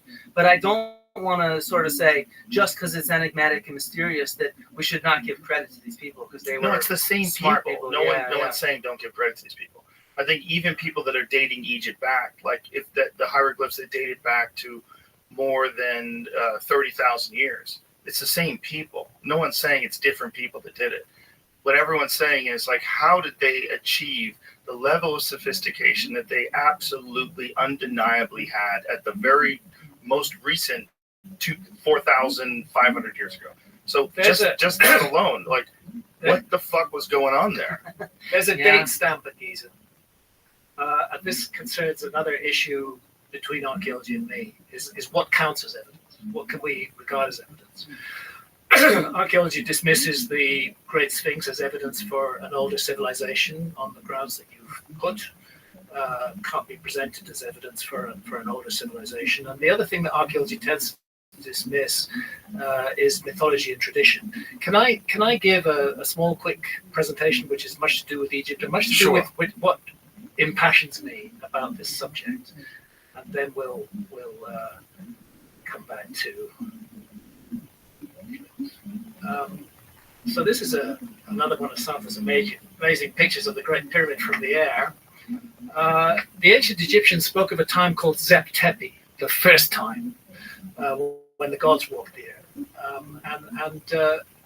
If we're going to find out when that was, you need to have knowledge of an obscure astronomical phenomenon called the precession of the equinoxes. Now, we all know that everybody's heard the song, "We live in the dawning of the age of Aquarius." Actually, this connects to this idea. Because the Earth wobbles on its axis and is the viewing platform from which we observe the stars, it changes the times that particular stars rise in times of year, and it changes the positions of those stars in the sky as viewed from the Earth. Right now, at dawn on the spring equinox, the sun rises against the background of the constellation of Pisces. We live, if you like, in the age of Pisces, and we will do for the next 100 years or so. But because of the precessional wobble, we're going to move into the age of Aquarius in about 100 years. That just means that the constellation of Aquarius will house the sun on the spring equinox in that time because of the precessional wobble. And these shifts take place at the rate of about 1 degree every 72 years. Now, the discoverer of precession is attributed to a Greek astronomer and mathematician called Hipparchus. and we're looking at 127 BC. But these guys, Giorgio de Santillana and Hertha von Deschend, in an amazing piece of work called Hamlet's Mill, strongly dispute that. And they suggest that we're looking at an extremely ancient knowledge of precession, worldwide heritage of a lost civilization to which all subsequent civilizations in all parts of the globe, forgetful of the source of the precious legacy they received, are the ungrateful heirs. Giorgio de Santillana was professor of the history of science at MIT. Hertha von Deschend was professor of the history of science at Frankfurt University. So they're no lightweights. They refer to the fact that a series of numbers keep cropping up in ancient myths all around the world, associated with imagery. And those numbers are all based on the number 72. I have to be quick about this, but 72 divided by 2 is 36. 72 plus 36 is 108. 108 divided by 2 is 54. There's a whole series of numbers in ancient mythology, far more ancient than the Greeks, which deploy these numbers. They go back right into the Rig Veda in written forms and much, much earlier than that. If we go to Angkor in Cambodia, an amazing site, again, Santa took this from a helicopter way back in the 90s, you'll find at Angkor a myth displayed on the walls, and that's called the churning of the Milky Ocean. And here we see the great serpent wrapped around the body of Mount Mandara, and teams of demons and angels are pulling on the body of the serpent. And this is seen as an image of precession, of the precessional wobble by Santillana and von Deschend. And they point out that it's not only expressed in myth, but also in architecture. So at Angkor Thom, we've got 108 statues on the bridge. That's a precessional number. It's 72 plus 36, 54 on each side. And it's the churning of the Milky Ocean by Mount Mandara that's being displayed there. Angkor Wat is, like the Great Pyramid, is aligned to within a fraction of a single degree of true north, south, east, and west. And on the spring equinox, if you go to Angkor and stand at the end of that long causeway right in the center, you'll observe this, and you'll only observe it then. You'll observe the sun rising directly over the central tower and sitting on top of the central tower of Angkor Wat. This site, nobody disputes it, is an equinoctial marker. It's designed to celebrate the spring equinox. And that's what you see at that time and at that time only. Let's jump over to Egypt now. When we come to the Nile Delta, here's the Great Pyramid. Now, I give you some statistics. It's 481.39 feet high originally. It's a bit lower today. It lost some 30 feet from its top in an earthquake. Footprint of the base, 13.1 acres. Weight, 6 million tons. 2.3 million blocks. Lost casing stones also came off in that earthquake. 115,000 of them weighing 10 tons each, covering an area of 22 acres. Angle of slope is 52 degrees. This monument is aligned to within 3/60ths of a single degree of true north. Why do I pick 3/60ths? Because degrees are divided into 60 minutes. So we're talking about 3 arc minutes, a tiny fraction of a single degree of error in the Great Pyramid. The Great Pyramid seems to be speaking to the earth. It's not only aligned almost precisely to true north, it's placed very close to latitude 30, 1/3 of the way between the equator and the North Pole. And most mysteriously of all, if you take the height of the Great Pyramid and multiply it by 43,200, which is a precessional number, it's one of those numbers, you get the polar radius of the Earth. And if you measure the base perimeter of the Great Pyramid and multiply it by the same number, you get the equatorial circumference of the Earth. So we have a monument that is perfectly aligned to geographical north, and that encodes the dimensions of the Earth on a scale based on a key motion of the Earth itself, the precession of the Earth's axis. This to me is very clever. Now, I'm not going to support that here, there's not much time, but if anybody wants to freeze the frame and look at this slide, all this information comes from IES Edwards about the statistics of the Great Pyramid, and the calculations are there. Now, there's the Giza Plateau, there's our 3 Great Pyramids. It's hard to, can you see the Sphinx in this, Flint? How about you, Joe? Was that in the left-hand corner? Yeah, it's in the left there. It's in the left there. It's 270 feet long, but you can see how it's kind of dwarfed by the pyramids in the background. The Great Sphinx looks over the Nile Valley. The Nile Valley we're looking at. And the Great Sphinx is oriented perfectly due east. We talked about the erosion of the Sphinx. This is the view from the back of the Sphinx's head. If you were there at the summer solstice, you would see the sun rising very far to the left, far to the north of east. If you were there at the winter solstice, you'd see the sun rising very far to the south, south of east. But if you're there on the spring equinox, you see the Sphinx is looking directly at the rising sun, just like Ankh-Wa does. It's an equinoctial marker. It's clearly there to celebrate the equinoctial moment. And we find the same kind of metaphor of a whirling, churning process taking place in ancient Egypt, for example, here. The question then becomes, was there a time when the lion Sphinx looked at the lion in the sky? And yes, there was a time when the lion Sphinx looked at a lion in the sky. That time is around 12,600 years ago. It's not a single moment, it's an epoch of several hundred years. But the constellation of Leo, was the age of Leo, was rising, housing the sun 12,600 years ago. Precession can be used to fix the date of monuments, still is today. The Hoover Dam has a star map built into it, which freezes the skies above the Hoover Dam. And the reason that is there, the architect said, in remote ages to come, intelligent people with knowledge of precession would be able to discern the astronomical time of the dam's construction. So let's use this precessional tool to consider the age of the whole Giza Plateau. I strongly reaffirm, I do not insist that the pyramids are 12,000 years old. I do insist that the Sphinx is 12,000 years old. I think it's a very strong argument that Robert Schoch has made. But I do think the ground platforms for the Sphinx were there. I think that for the pyramids were there 12,000 years ago, and I think the project was completed much later by the ancient Egyptians. You need to know a bit about Egyptian mythology. The god Osiris, who walked the earth in the legendary Zep Tepi the first time, murdered by 72 conspirators, another one of those processional numbers, eventually becomes the ruler of the ancient Egyptian afterlife kingdom, which is called the Duat, which is both an underworld and a region of the sky. And here's Robert Bauval's Orion correlation. And one of Robert's strongest critics is Ed Krupp from the Griffith Observatory in Los Angeles, who doesn't accept the correlation. Nevertheless, he does accept that according to the pyramid text, the pharaoh rose to the stars as Orion. Egyptian astronomy recognized Orion, at least his belt, as the celestial incarnation of Osiris. And I want to pay tribute to Robert Bauval. He's another researcher in this alternative field who has suffered massive heart-rending attacks by the academic establishment, and yet who has contributed a key idea that is worthy of further consideration. One of the reasons I don't separate the Great Pyramids from the ancient Egyptians is that there are 4 shafts cut through the body of the Great Pyramid, and this is not disputed. The southern shaft of the King's Chamber points directly at the belt of Orion, specifically at the lowest of the 3 stars, as it crosses the meridian, which is the north-south line in the sky. In the epoch that the pyramids are supposedly built, around 2500 BC. And so do all the other 4 shafts also target stars in that epoch, the epoch of 2500 BC. But when we come back to the Sphinx, we have to remember this alignment is slow.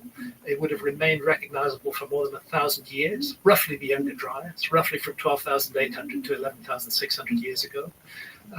What confronts us at Giza, in my view, is a 3-dimensional representation of the sky of about 12,800 to 11,600 years ago.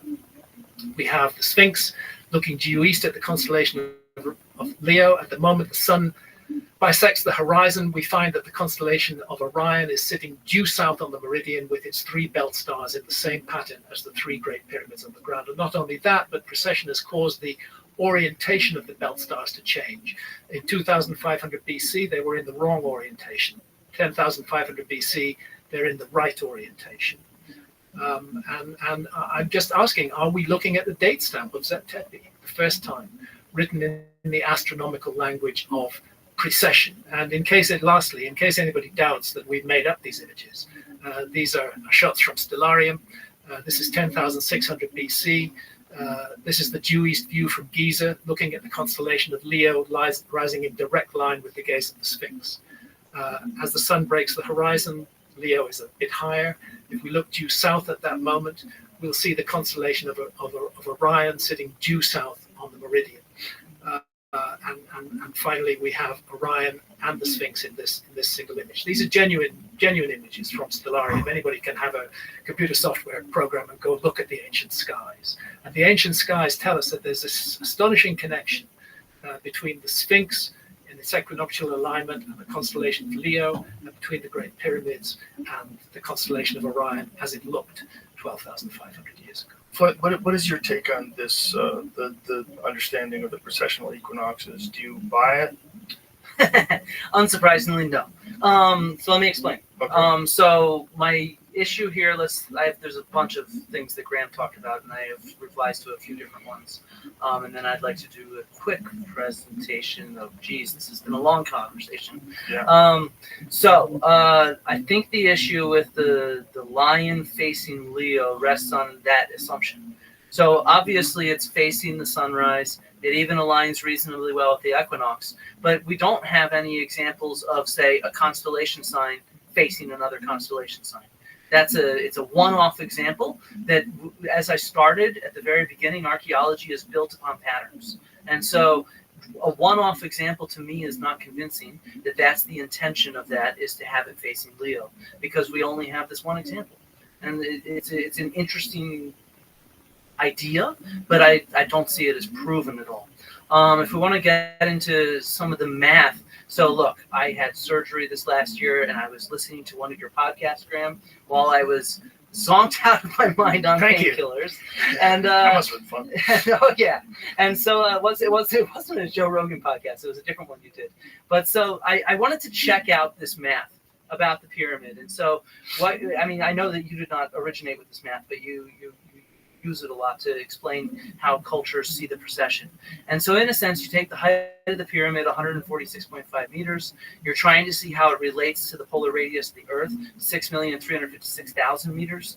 And then you're using this precession number, 72, which is the amount that the Earth's wobble changes by 1 degree in 72 years. And so you multiply it by 43,200. Why is that a precessional number? Because that's 72 times 600. And I checked it. I checked it in different kinds of things. If you do it in feet, or you do it in metric system, it works, right? Because that's how math works. So with multiplication, it's going to be transferable to different kind of units, and it's 99.57% accurate. But then I thought to myself, wait a second, can we find this elsewhere? And sure enough, as Graham states, you can. So I went to my own backyard, the Parthenon in Greece. And the Parthenon has 46 inner columns plus 23 outer columns for a total of 69 columns, which I think is a pretty cool number in and of itself. You got 69. And then you can multiply 69 by 576,000, which is also a precessional number of 72 times 8,000, and you get 39,744,000, which is 99.17% accurate to the global circumference of the Earth. And kind of my point here, though, is that this will work for everything, because you have such a large number, you can solve it yourself. So let's take 420. We all love 420, right? So you just do this backwards. You take the polar radius of the Earth, 6,356,000, divide that by 420, divide it by our precession 72, and you get the solution to this problem, which is 210.185. Let's round that to 210, which is pretty cool because that's half of 420. Plus it's 3 times 7 times 10. And then when you do it in reverse, 420 times 15,120, which is that precessional number of 72 times 210, and you get 6,350,400. It's 99.91% accurate, more accurate than the height of the Great Pyramid. So every time you smoke a joint, you are connecting with the Earth mathematically. The reality is that math is there to find relationships between numbers. And so we can go and find those very easily if we work them out. And I'm not saying that you did this in reverse. I'm saying that we're always going to find mathematical relationships between such numbers. And so that's what I think is really important here to think about, that it's always going to be there if you look. It's not something that the Egyptians necessarily encoded in there. That's a large assumption, if you see what I mean. Yeah, that makes sense to me. What doesn't make sense to me is, how do you think they were able to align the pyramid to true north, south, east, and west within such a slight degree of error? And do you think they had knowledge at all about the precessional equinoxes? For the second one, I'd say I see no evidence of knowledge of the processional equinoxes in ancient Egyptian architecture. In terms of the first question, aligning it with true north, there's different ways you can do that with the North Star, or by even on an equinox. If you hold up an obelisk or a stick and you trace the shadow that it makes, you're going to end up getting true north, east, south, east, west. And so there's different ways that they could have worked out what true north was. Which one they used, I'm not sure. But the level of accuracy they achieved. Smart people. Yeah, Smart but people. just be kind of beyond smart. That's what freaks me out about the whole subject. It's like, how was this, regardless of the argument about the date, whatever it is, humans built it. They did somehow. They made something that is so immense and so mind-blowing that today people scratch their heads and say, how? Yeah, and I think that that's such a cool thing when you think about the past. You know, they didn't have TV. They didn't have Joe Rogan to listen to. They had the stars above them. And so, you know, I fully agree with Graham that a lot of ancient cultures are looking at the stars, and we can track different times when they're aligning things with solstices, equinoxes, or different. What do you make of the what looks like ancient drill marks and all these different bizarre ways it seems like they were carving the stones out? That's kind of inexplicable. Yeah, see, I'm not sure if I'd say it's inexplicable. You oftentimes see those drill marks, and so they're not as precise as some people always claim online and stuff like that. Not just that they were precise, but that it required a drill that moves at an insane speed. Well, I think it required a lot of insanely sand. It was hard. the abrasion of the sand that actually did that. And so it's the sand itself is just slowly abrading down the granite. With a core, but Yeah. coring it. Like, what would you use to do that? A drill made of copper or bronze, and then sand and water. Yeah, Has that ever been shown to be possible? To Yeah, do that, yeah. I to think have that it's kind of Scientists results? Against Myths on YouTube that has They've done those core samples. Like they've dug into they've, stone they've like drilled that. into granite like that. Yeah. I know that they tried to cut them, and it took a long ass time. Oh, yeah. Like sawing back and forth. I think that's what we need to think about. Is this takes a long ass time? It's a huge achievement of human energy and things like that. I'd Yeah. I'd like to just finish on this point of the date stamp.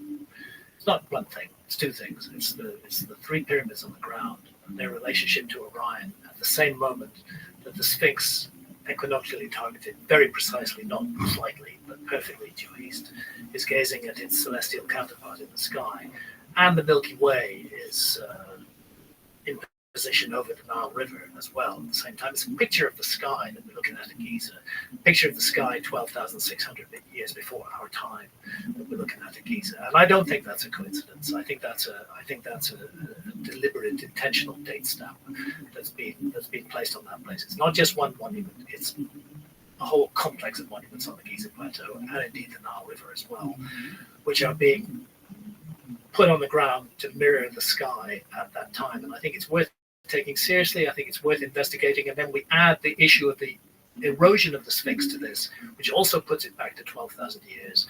And I think it's unfortunate that archaeology is so hurried to dismiss all of this and so unwelcoming to the possibility that we might be missing something in the human story. Can I give a little conclusion myself? Sure, please do. All right. Jamie, do you mind if I can share my slides? First of all, I really want to express thank you to both of you for having me. Thank you. And Thanks for coming. I want to say I'm not here to tell people what to believe. I really am not. I'm here to try to share the kind of evidence that we have and what archaeologists actually do. And I really do strongly believe that we do update with new evidence.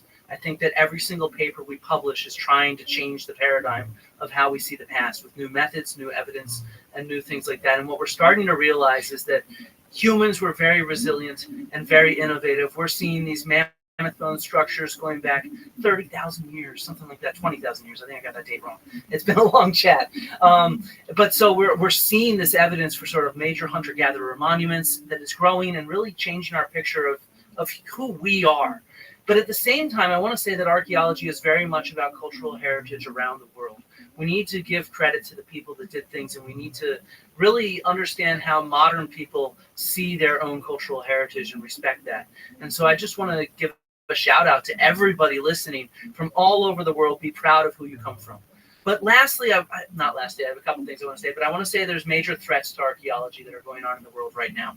There was just a major BBC article from yesterday. Wales, where I am right now, there's a 20% across the board cut to cultural heritage in Wales. They're talking about closing the National Museum in Cardiff. The National Museum of Wales, one of the jewels of that sector there. And so I want to draw everybody's attention. I'll share the links with you guys to this petition in front of the Welsh Parliament to try to get this debated, because it's really important that these scale of cuts do not happen. Everybody that's listening, Graham, I think you and me can agree that archaeological research is important. You could not do the research you do without the kind of cultural heritage initiatives that happen. Absolutely not. I couldn't do any of the work I do. Yeah. The work that's been done by others. And I've said that on Joe's show multiple times. I agree with you, and I want people to support the funding of archaeology, history. At Cardiff University, where I teach, there's threats to cut all ancient languages from the program, from the teaching program: Latin, ancient Greek, Sanskrit, and Hebrew. And so this is a huge deal. If you want to have people go out and do their own research, we need to have these kind of subjects available at public universities like Cardiff University. One of the top archaeology departments in the world, it was just ranked just a few weeks ago in one of the world rankings as like in the top 20 or 30 in the world. It had just closed. Sheffield, where I learned how to study ancient animal remains. University of Sheffield just completely axed and destroyed a few years ago. And so what we're seeing is a complete defunding of the humanities and the social sciences and history and archaeology, anthropology, and classical studies and more. And so please, if we care about understanding these mysteries from the past, we need to fund being able to teach people. We need to fund the actual research into it. Can I ask you, what's the motivation behind defunding archaeology? Saving money.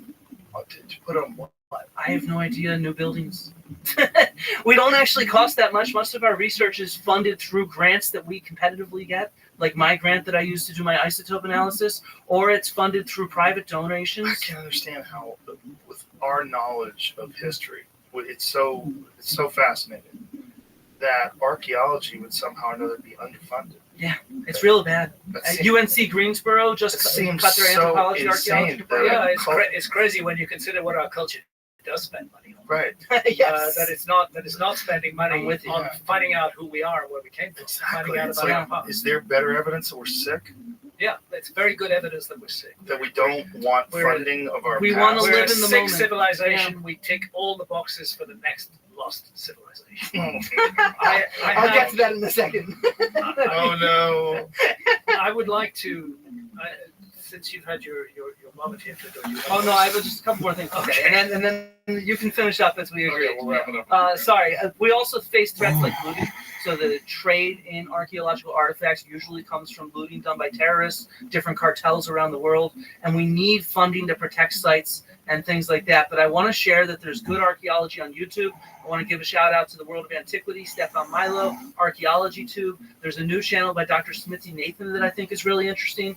Pause this, go check out some of these channels. There's also a lot of really great archaeology podcasts. I want to give a big shout out to the Tales from Atlantis, The Dirt, Movies We Dig, and one that's not on here that I'm going to appear on next week talking about the Bronze Age collapse and climate change in the Eastern Mediterranean is Let's Talk About Myths, Baby, hosted by Liv Albert. So check those out. But lastly, I just want to talk about why it matters that we study the past. When we look at scholarship and understanding the collapse of societies, what we usually see is human resilience. It's not like everybody dies. People survive. It's the upper crust of society that disappears. It's the palaces, it's the political structures, it's the major temples, it's the monuments, it's the art. Normal people survive. And so what I want to say is if you are wealthy and you're listening to this and you're worried about societal collapse, don't go and try to hide from it. You need to invest in our society. That is what your wealth and status is based upon, is our society itself. So you need to invest in the resilience of the people around you and not thinking that you can protect yourself. Because if you look at history, go read these books. Eric Klein's book comes out tomorrow. Guy Middleton's book goes all over the world and looks at collapse. It is the rich and the elites who get eaten.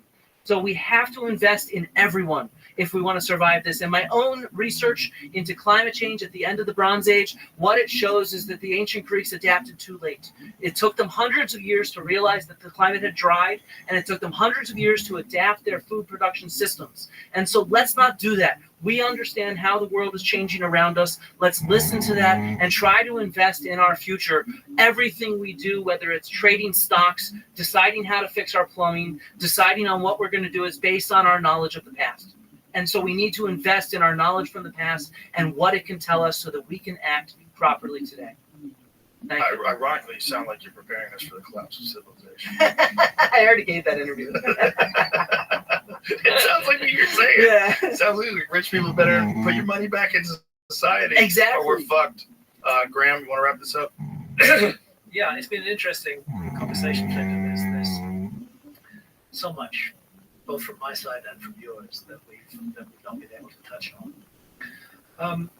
My request to you is, I showed that clip where you're calling for a crusade against pseudo-archaeology.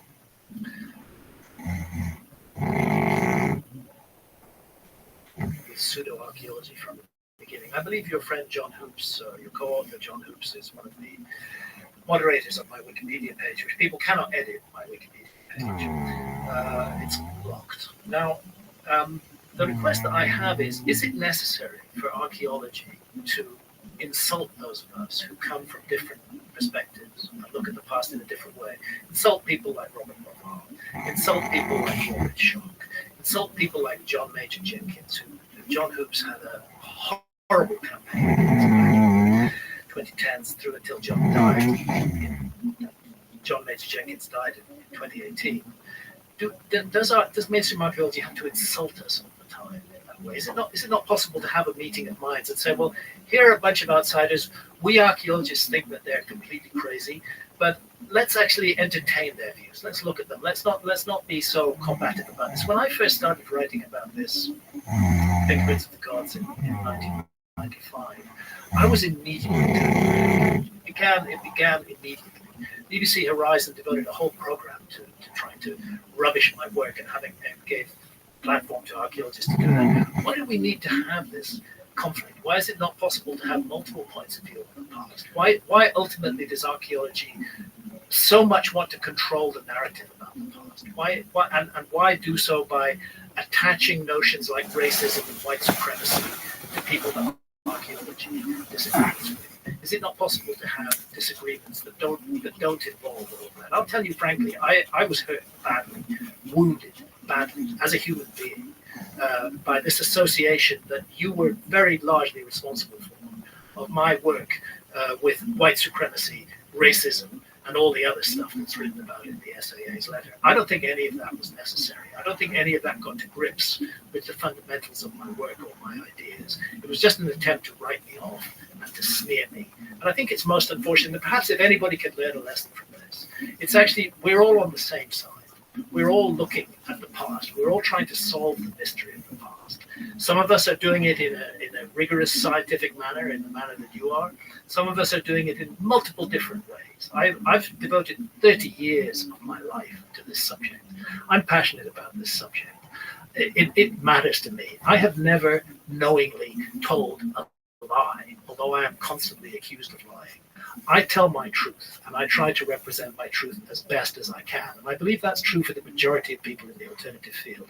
Can't we have some kind of meeting of minds between alternative approaches to the past and the archaeological approach to the past? And is it not possible that something beautiful might grow out of that? If I could speak to that, I think the problem is one of communication and this bizarre modern time where someone says something and then a bunch of people attack that thing that someone says. There's a big difference between a rational, calm, kind person being able to have a disagreement with someone face to face. Because, I think today there were some contentious moments, but I think overall we set a very nice tone of just letting each side speak to what they believe and what the evidence shows and have a productive conversation about it. And I think part of the problem is most people don't have access to the people that are saying these things that they disagree with.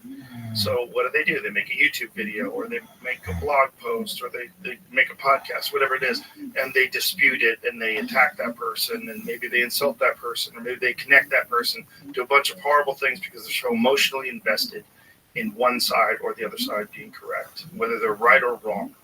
And I think it's a function that it's a part of how human beings aren't really meant to talk to each other that way.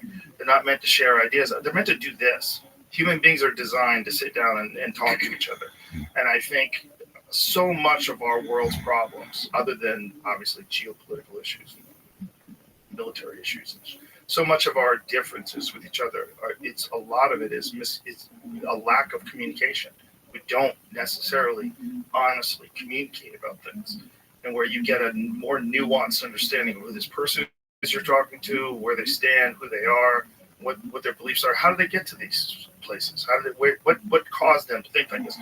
And there's also the effect that it has on the person who's attacked, who wants to kind of attack back, which is very unproductive. It's very unproductive to carry around that pain. It's very unproductive to carry around that criticism. And it burdens you. It takes away resources from all other parts of your life. It can create stress. It can create a ripple effect that affects personal relationships, business relationships, all sorts of things in your life, your health, whether or not you take care of yourself. You're so embattled in these conflicts with human beings that are mostly unnecessary, especially at that level, amongst kind, intelligent people that really just want to find out what's true. A good statement, Joe. And we can all be nicer to each other. I agree with you. We can all be nicer. We can all be nicer, and it doesn't need to involve pouring scorn and mobilizing hatred against others. As I say, I've been involved in this conflict with archaeology for 30 plus years. But the thing that hurt me the most is this bizarre association of me with racism, white supremacy, and anti-Semitism and misogyny. All these words are in the Society for American Archaeology letter, which tried to get my show branded as science fiction. So, one thing that I would say is I read your books in the upcoming release of your show, right? And the tone between your books and the tone between your show is night and day. You were very combative. What do you mean by the upcoming release of my show? I meant back 2 years ago. Uh-huh. Yeah. So you read all my books? No, several of them. Okay. You have a lot of books. Because that's the other thing I'm going to pick you up on that. I'd like to say right now is that in a show like this, we've gone probably over 3 hours. Oh yeah, for sure. We're at like 4 hours and 30 minutes. But it's not enough. I've written a large number of books. We'll talk about Edfu text and Atlantis. Thousands of footnotes. For those who'd like to evaluate my work, do check out the books. It can't be possibly sampled here, just as Flint's can't, on the basis of a 3-hour show. But I think we've done well. I think there is some kind of meeting of minds. I like you as a best. But I hope that we change our tones on both ends, because, like I said, the tone you chose in that show was offensive to archaeologists. Yeah, that was because I'd been offended by archaeologists for 30 years. But if we want to end this and take the temperature down, we have to think about how we do this, and we need to talk about different aspects of that in a friendlier way. So are you still going to crusade against pseudo-archaeology? Well, what is it? Well, I think, but the best way to crusade against stuff that's not correct is to do what you've done. Just come. That's why I agreed to come here. Yeah, okay? That's great. And I think everybody's goal is the same. We want to find out what happened. Like what this incredible history of the human species. It's so bizarre, and especially when it comes to, I'm so fascinated with Egypt. That one to me is the craziest of crazy. Like what was going on there?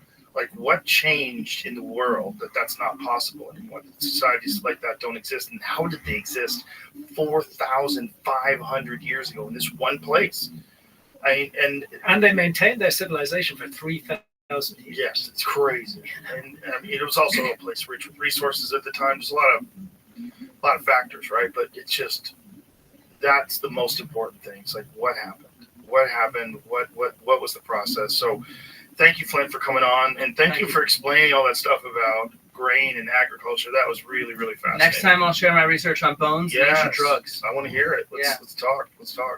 And thank you, Graham. It's always great to talk to you, and I really appreciate all your work and your years of dedication to this, and it's just opened up these conversations, and I think it's interesting. It's just really interesting to find out what happened. Yeah. Well, Joe, thank you to you for hosting this first time ever kind of event. My pleasure. I think it was great. So I think this can be done with a lot of subjects. Like people don't have to be assholes. You can all be nice. That's a beautiful line to end. Yes, that's People a good line don't to have end. to be Don't assholes. have to be. All right. Bye, everybody. Bye.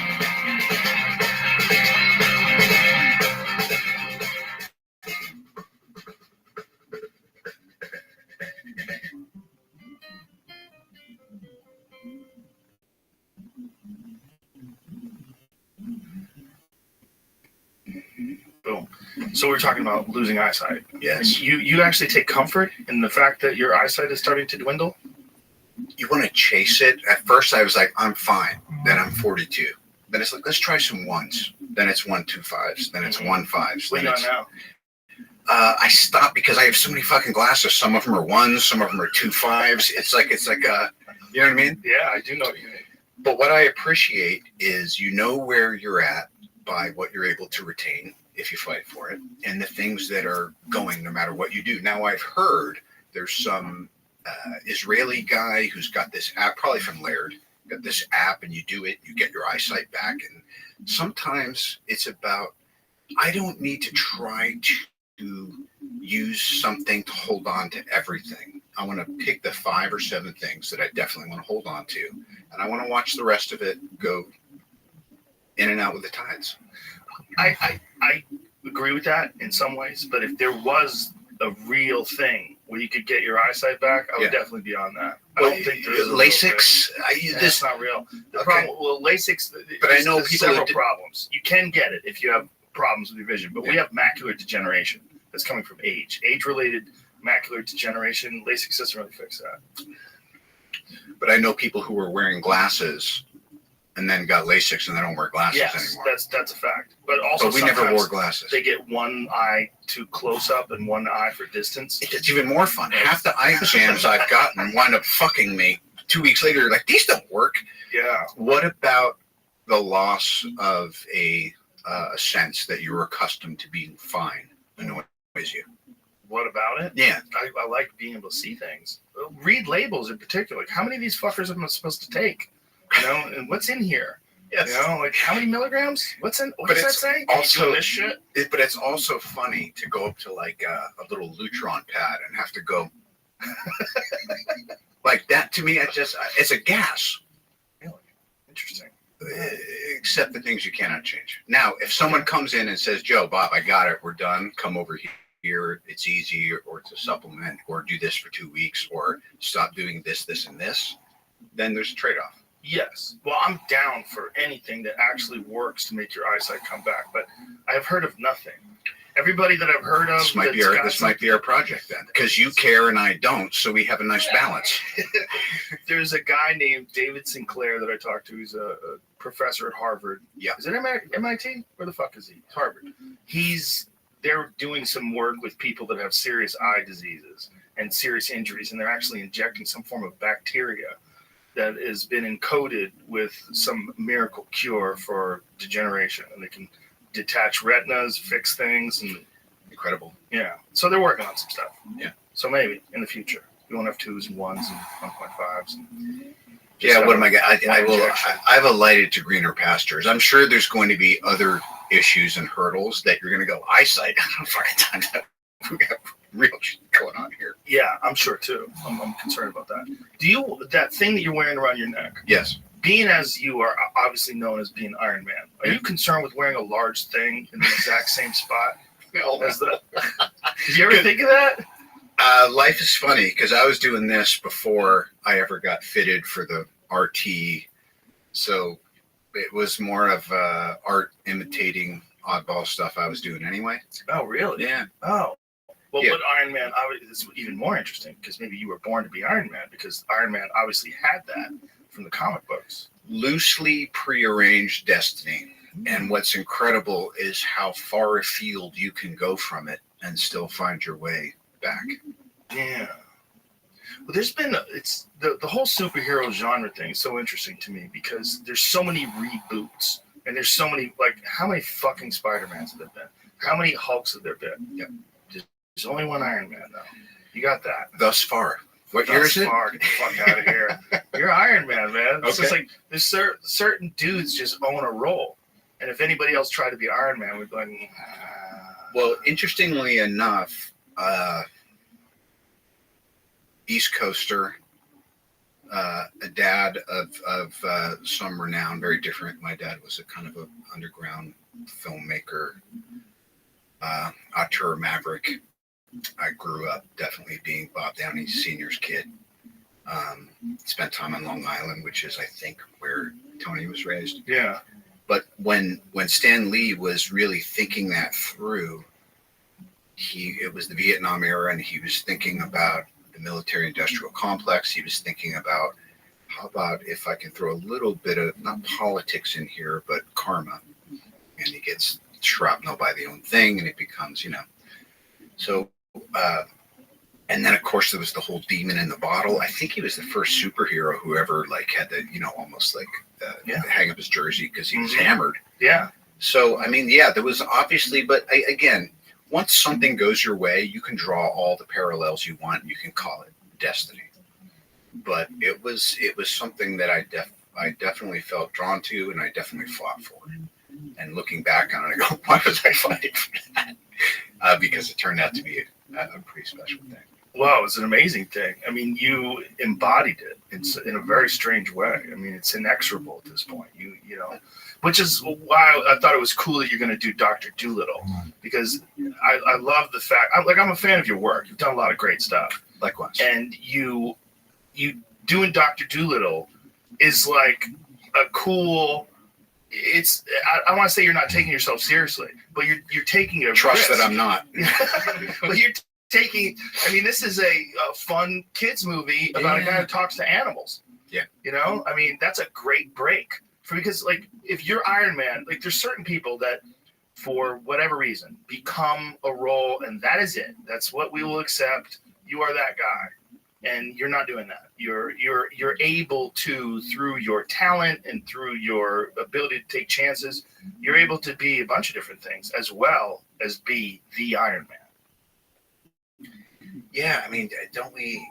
I don't know. If I'm noticing anything now, it's that we need to shift and we need new challenges. And just like MMA and society and politics, things are moving and morphing, and the information age is making things so everything's learning and growing from everything so quickly, and improving or disproving or discounting whatever's happening next. But for me, I heard that this was on the table. My missus, who's my creative partner in all things, said Steve Gagan. I was like, I know Steve Gagan, Syriana. Really? What did he do? He wrote, wow, that's a big turn for him. Yeah. And then I said, but why do I want to? And I looked out, and we live on a rescue farm. We have alpacas and goats and kuni pigs, and it's just crazy. And I was like, okay, same way I did with Iron Man a little bit. I was like, all right, there's something here.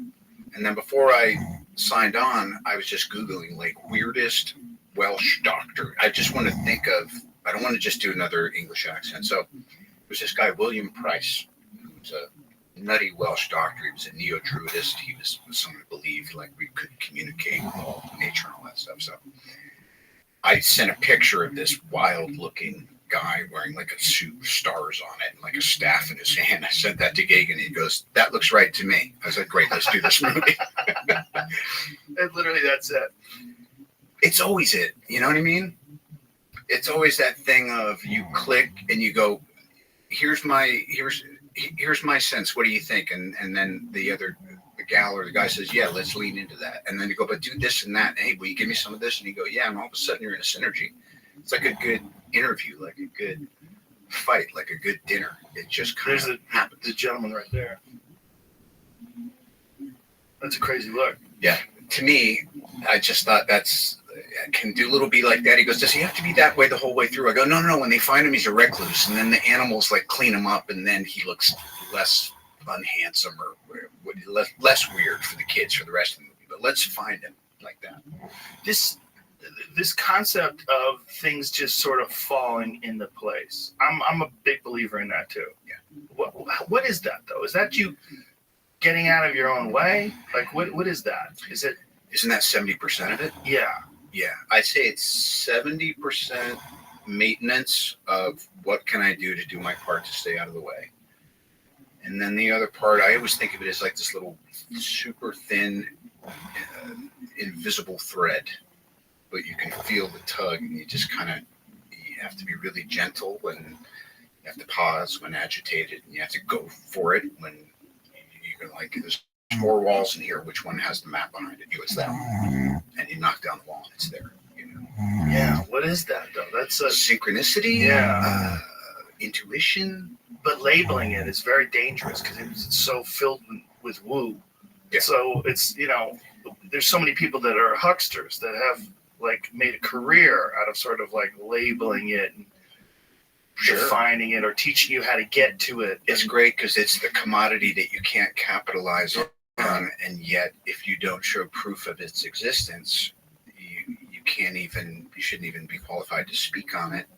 I don't know. Right. It's the big I don't know. But when it happens, whether it happens with love or with friendship or with a career or with a path you're taking, you just know there's a smile, there's an inner smile, like, yeah, this is it. Well put. I found it. This is it. I'm supposed to be doing this. Here we go. Here we go. Yeah. And I really feel it's so funny at this point in my life and being, kind of middle-aged and all that. Well, I know I'm going to fly around the world and I'm going to sell some soap.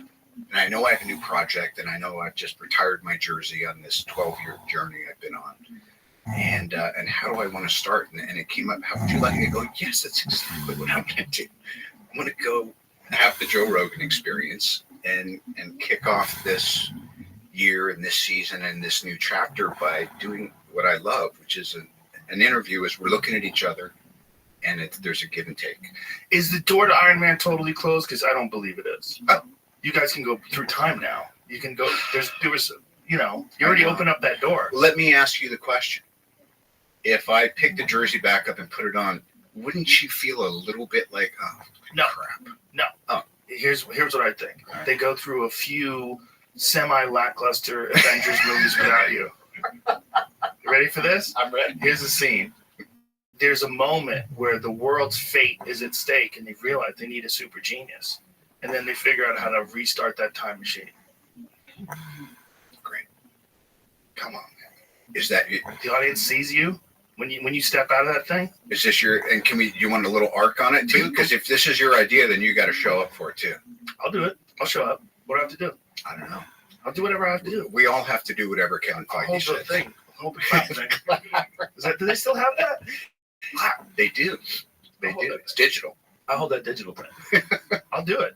But the way people would freak out if you came back, come on, think about it. Take a few years off. Do a few Dr. Doolittles, a couple more Sherlock Holmes. It's interesting watching Eddie Murphy in this last little period of time. And I was talking to Colin Jost last night, who got to sit next to him at the Golden Globes and who was there and, on the show and writing for him, with him. When he hosted recently, and I go, it's just incredible. Our culture never encourages taking a break, never encourages saying, don't chase that thing because you've got it in your hands. And I love the idea that if you're good at what you do, then it's not about time. It's about, it doesn't matter when you decide to pick up the mantle again. It's just about, but it's scary, isn't it? Could you imagine? Like if they just said, hey, Joe, just don't do the show for 4 years and then come back and do it again. You'd be like, it's a lifetime. Who knows? Yeah. Well, with Eddie, what's interesting is he was arguably the greatest of his era and just stopped. Yeah. Just stopped for 30 years. And no one does that. No one who's that good. And then when you see him, I don't know if you ever saw him, he received some award. And he was on a panel, and I was sitting in front of a podium rather, and he was talking about Bill Cosby. And he was doing this routine about them taking away Bill Cosby's awards. And it was fucking brilliant. And the timing was so good. And all of us, comics were just sitting there going, he could do it tomorrow. He could just get up there tomorrow and he'd be fucking murdering. Yes. But it would be different. It'd be different. He's a different human. Yeah. You know, that's one of the more interesting things about it. It's him talking about some of the more homophobic stuff that he did in the past. And now it makes him cringe. And he just can't believe he was that person. But, you know, he was, when he did Delirious, I think he was like 22 or something crazy like that. Which is just bonkers that he was that good. Anyway, I've been thinking about him lately in relation to a bunch of things, but also just that, particularly nowadays, giving yourself permission to not have to jump because, you know, strike the iron's hot, all that stuff. And maybe it's just as a bit of an anxiety to the times, which I remember too. Speaking of past generations, I remember growing up in 1974, Nixon's black and white TV getting impeached. My dad and his buddies are whooping it up, but they're still pissed. And I'm going like, wow, it's not worse or better. It's different, but now it's on us. Yeah. So there's a bit of an urgency. And that whole thing of just being able to say, like, so to answer your question, to me, starting up again is off the table. I feel I've done all I could with that character. There would have to be a super compelling argument and a series of events that made it obvious to it. But the other thing is, I want to do other stuff. Right, of course. Yeah, of course. Yeah, what you're talking about Nixon and people can lose themselves in current events. And what I mean by that, like, it doesn't necessarily completely. Your life is more than what's going on in Washington. You know, Hunter Thompson talked about that when he was running for sheriff in Aspen. He was talking about how local politics, like your neighborhood, that's real. But this actually can affect your life. Like what's going on in Washington, how much does that affect your day-to-day existence? It's very little. But for some people, it becomes an enormous portion of the real estate of their mind. It takes over most of their day-to-day consciousness, where they're consumed with it. And it becomes a thing they're cheering for or they're rooting against. And then, you know, your life revolves on something that you have very little power over. Teams, turf wars, interests. Yeah. Think globally, act locally. Right? Yes. I mean, it's a beautiful statement. It really is. It's one of those cliches that you don't even think about. But then I didn't know that was Hunter in that picture out there. To me, it looked like Joe Walsh. Could as easily been Joe Walsh. I mean, he moved to Colorado too. Oh, wow. Yeah, the Rocky Mountain Way. Oh, damn if he did. Yeah. He once told me, I'll speak out of school, he said, "Now you should just watch TV for a year, bro." I was like, thanks, Joe. And by the way, he's probably right. Probably right. Look, if you just hung back and just did nothing but watch TV for a year, the fucking ideas you would have, you'd probably have a really rock solid idea of what's going on. His was more trying to have enough things going on that I wouldn't have any ideas for a year. And then I give myself a break for a year. Maybe that's good too. See, I'm thinking differently. I'm thinking like analyze the landscape. I think Joe Walsh is one of the most underrated guys ever because he changed the fucking Eagles. The Eagles were one thing, and then Joe Walsh came around, like Victim of Love. That's Joe Walsh. Yeah. He came around and all of a sudden there was a rock to it. It's like they were kicking down doors and lighting shit on fire. It was different. Yeah. There was an edge to it, you know? He added crazy.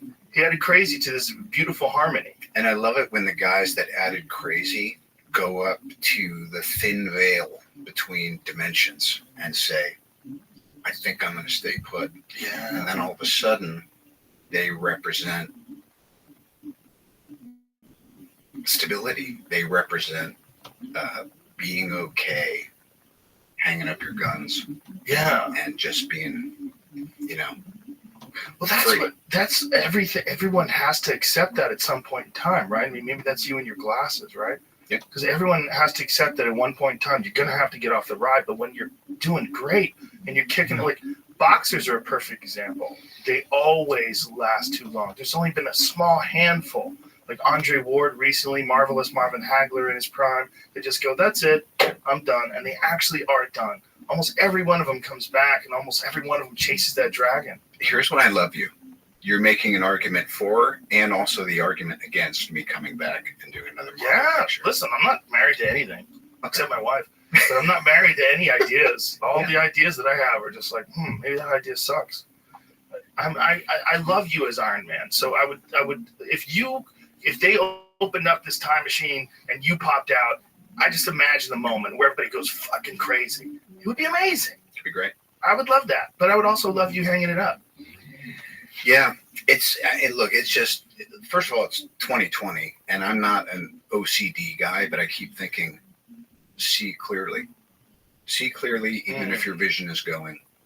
And it's difficult because I feel like we all just get buffeted by feelings and ego or fears or little, chips of resentments or intuitions that are tied to something maybe higher, but you think is out of your reach or whatever. So it was a perfect time.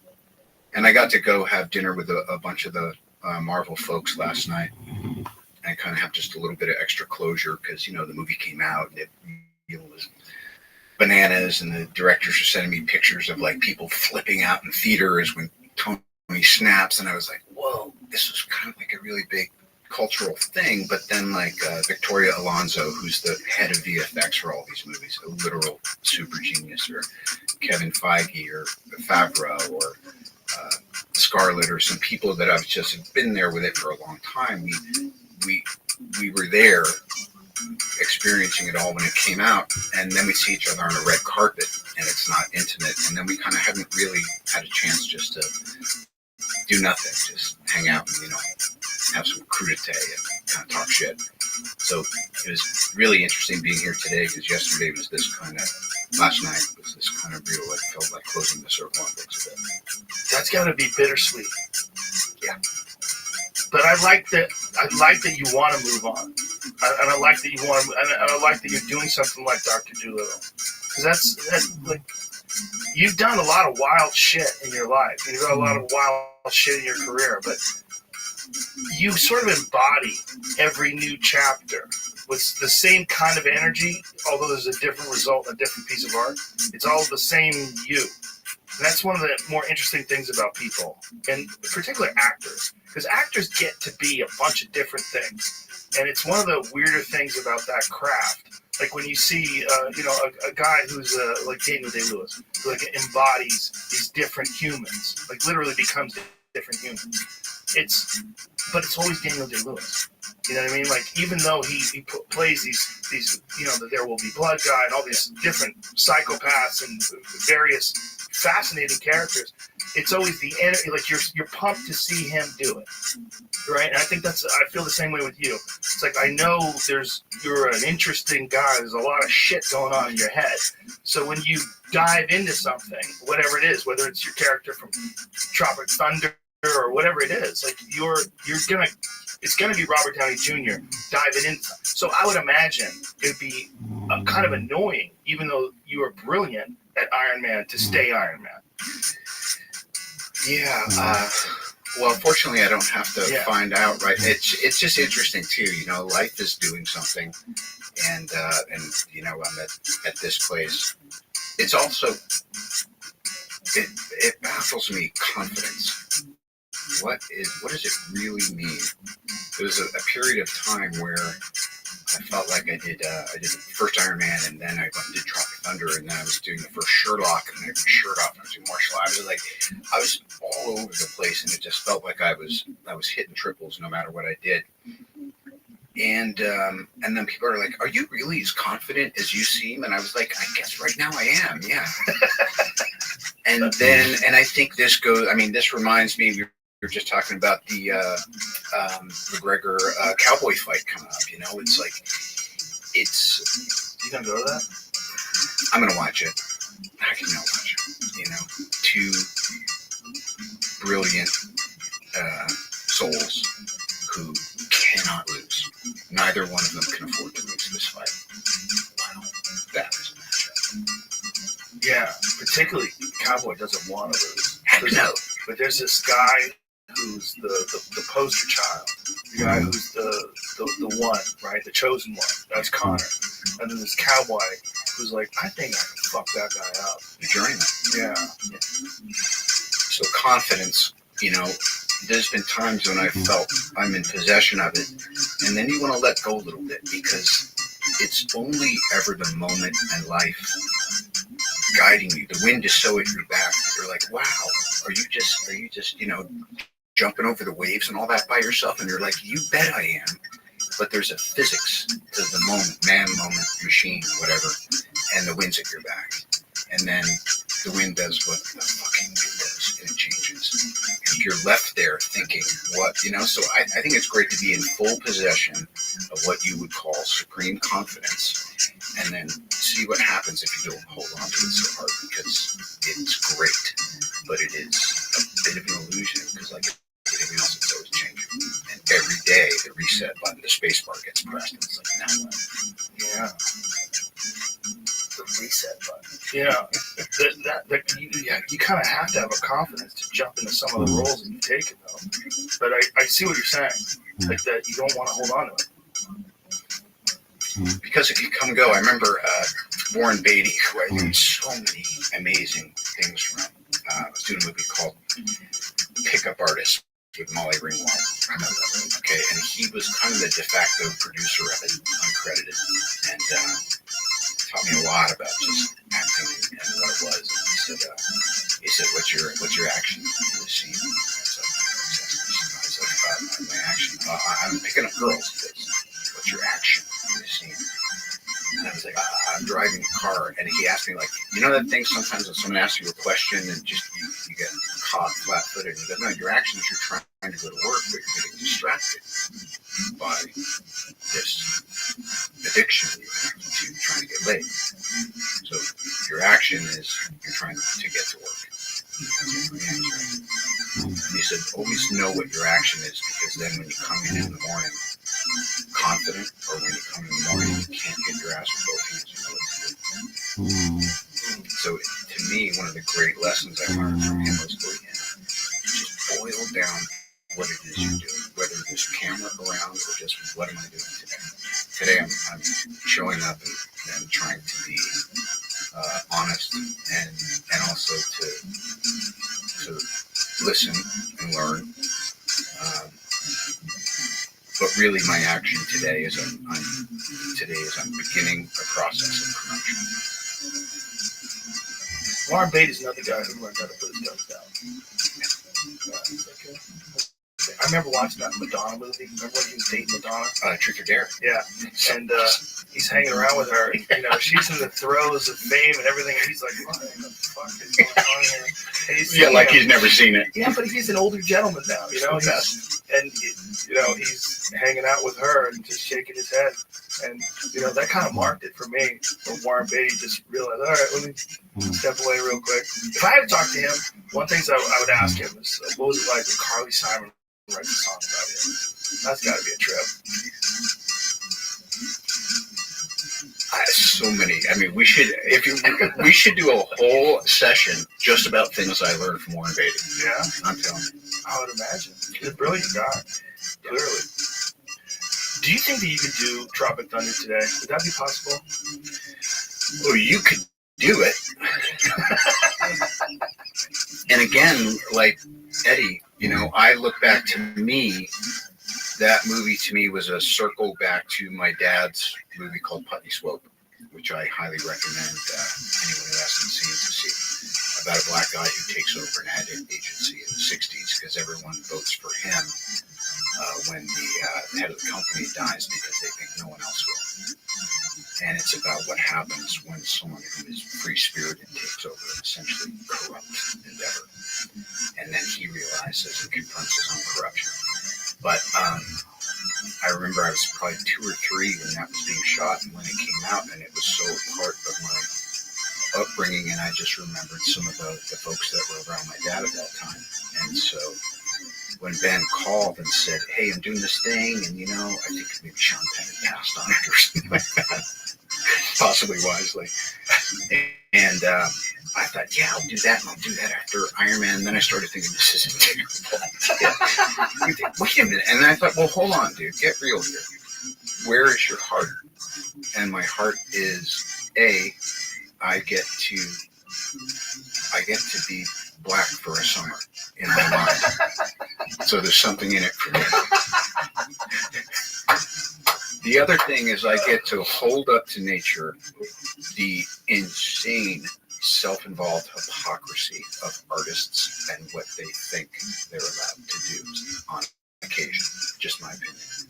And also Ben, who's a masterful artist and director, probably the closest thing to a Charlie Chaplin that I've experienced in my lifetime. He writes, he directs, he acts. If you had seen him when he was directing this movie, you would have been like, I'm watching David Lean, I'm watching Chaplin, I'm watching Coppola. He knew exactly what the vision for this was. He executed it. It was impossible to not have it be an offensive nightmare of a movie. And 90% of my black friends are like, dude, that was great. What about the other 10%? I can't disagree with them, but I know where my heart was. Yeah. And I think that it's never an excuse to do something that is out of place and not of its time. But to me, it was just it was a blasting cap on. And by the way, I think White Chicks came out pretty soon after that. Yeah. And I was like, I love that. Yeah. I was like, that was great. Yeah. So, yeah. Well, it might be the last time we see that. Unless things change. It seems like no one can really... I don't think you can do blackface anymore. I mean, we almost lost the Prime Minister of Canada because he did brownface. He pretended to be Saudi Arabia, right? He did Arabian Nights in high school or something like that.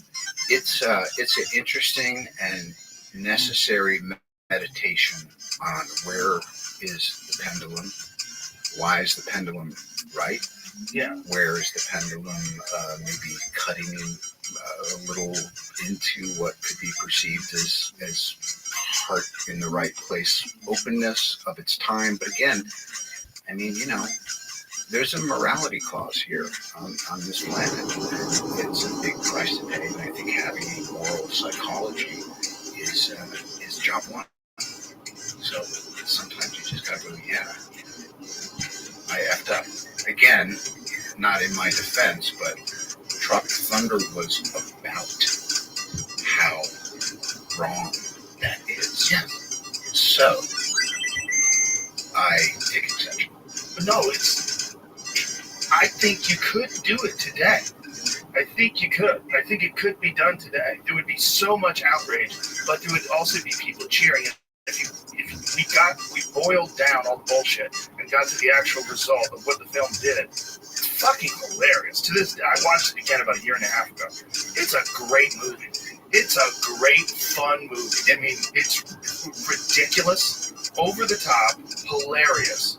And it worked. And your portrayal, I mean, it wasn't egregious. It was necessary. It made sense. All of it fit. The square pegs, the square holes. I was just thinking square peg. I was thinking about Sarah Jessica Parker. Isn't that crazy? I think I drove by that Warner Park near here. Yeah. I think she went to school over there when she was doing her show. Anyway, interesting. Yeah, it worked. But it might be the last time we'll ever see a studio take a chance on a guy wearing blackface and the prolific use of the word retard. Those are two things. And by the way, Ben, the funny thing too was all the heat got deflected to Ben and Simple Jack. Yeah. That's what people were pissed off about. And I go, great. But you never know when it's going to be your time in the barrel. Sometimes life just says, you know what? And I've been on both sides of that coin. Sometimes life just says, you're a symbol now. Did you have anybody that was telling you not to do it? Were there agents or anyone? My mother was horrified. Really? Bobby, I'm telling you, I have a bad feeling. I was like, yeah, me too, Mom. But anyway, how are we? First day on set, when they put the makeup on you, how are you sweating? There's been a couple times. I was all the night before, and we were in Kauai, and I was like, well, here we go. And I was just running. I think I had 6 lines that day. But I knew that it was going to be choppers, there was going to be squib fire, there was going to be choreography, there was going to be, it was going to be cacophonous. And the only thing that mattered to me, again, what's my action? My action as an actor in this movie is to know what I'm doing, even if what I'm doing is insane. So I ran those 6 or 8 lines I had 1,000 times, lying in bed over and over again. So the next day, I was free to enjoy myself and not be struggling to wonder what it was I was supposed to be doing. And then that's what it is. It was just, it was one little mosaic after the next. And by the end of it, I had some pride that I had made it through. Forget that it was blackface. It was special effects makeup, day after day after day after day after day after day after day, except for the odd times when I would have my bleached hair and blue contacts in my eyes, or other characters. And it was just it was a piece of work that was done. And I cared about doing this professionally as honestly as I could. So when you memorize lines, that's an interesting thing that you said that you're free to do it. Like when you memorize lines, is there ever a part, like when you're acting, where you have to think, like, what am I supposed to say next? And how much does that get in the way? Look, I have a very broad band of tolerances. I don't care if the people I'm with happen to not know what they're doing or don't know their lines or stepping on my lines or whatever, or want to change their lines and my lines. And it's always a different thing. It's like reading the room. It's like, if I was a fighter, you go into the octagon and they go, you ready? And you go, and then you just do it. You go in. But so I've had it where I would try to be off book before everyone else. I would get it down to an acronym. So if there was 1,000 words I had to remember, I would just remember the first letter of each, and I would put it on a piece of poster board, and then I would stand away from it, not as far as you and your archery setup over there, but far enough away to where I can see it, because I can't see it back when my vision was a little more clear. And I would just run it. When I did the first Sherlock, we were rewriting it so much, and I would have pages and pages of stuff. I was like, give me an earwig, and it helped me with my accent. And then I started getting into, like, what's so great? I can finish work, go home, hang out with the kids, or do whatever I'm going to do with the train. And in the morning, they can change it all they want. I don't have to trip unless it's some monologue that you want them to be committed to that's going to shift. I'm just going to do that. So you put one of those little earpieces in there to feed you the lines. Yeah. And now I've kind of gone as far as you can go with that, and I'll probably go back to a new method or a new version of the old method. So it's basically improvisational. Like in the moment, like you decide with whatever preparation you're going to do for each role, how you're going to do it. Whether you're going to go and memorize everything obsessively, or whether you're just going to be a little bit more loose and free with it. Yes, it depends on the script too. Like Tropic Thunder, Justin Theroux wrote that script, and it was a really good script. I mean, my missus, next to my mother, probably more so, was the opinion I was really waiting on. She was reading in the kitchen, laughing her ass off. She goes, "This is so wrong. This is so wrong." And she goes, "And it's so true. If you do this right, you're doing something it's about a bunch of self-involved idiots somehow or other becoming heroes." And she goes, "I love that. If that's what it stays, then it's going to be good." And so, like for instance, the never go. Yeah. Full blah, blah, blah. No. By the way, I guarantee you, I'm getting out of here. My stock is not plummeting when I leave here. I'm not smoking dope. I'm not doing a musk. I'm going to do everything right. Stock went up the next day. All right. Drop 6, went up 9. With who? I don't know.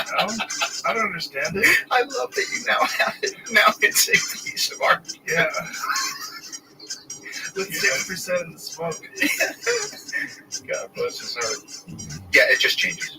It just changes. And I also know that I don't really know that much, and it's different every time anyway.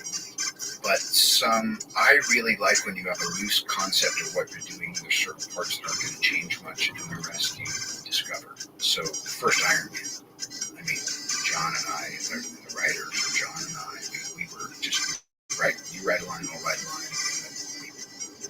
We were literally watching the puppies be born as we did. Frustrating for people who, not Gwyneth, because she can look at a piece of paper and then go, okay, I get it. And she's got it remember. She's amazing. But what's for the highest good? Sometimes it's very self-indulgent to come in and hand out new pages or say, oh, I'm not saying that, so feed me that. You know what I mean? You need an environment of respect, but I like discovering things. How much of acting is managing those weird relationships that you have with these other people that you're acting with? Like you've made some references to like people changing other people's lines and not being prepared.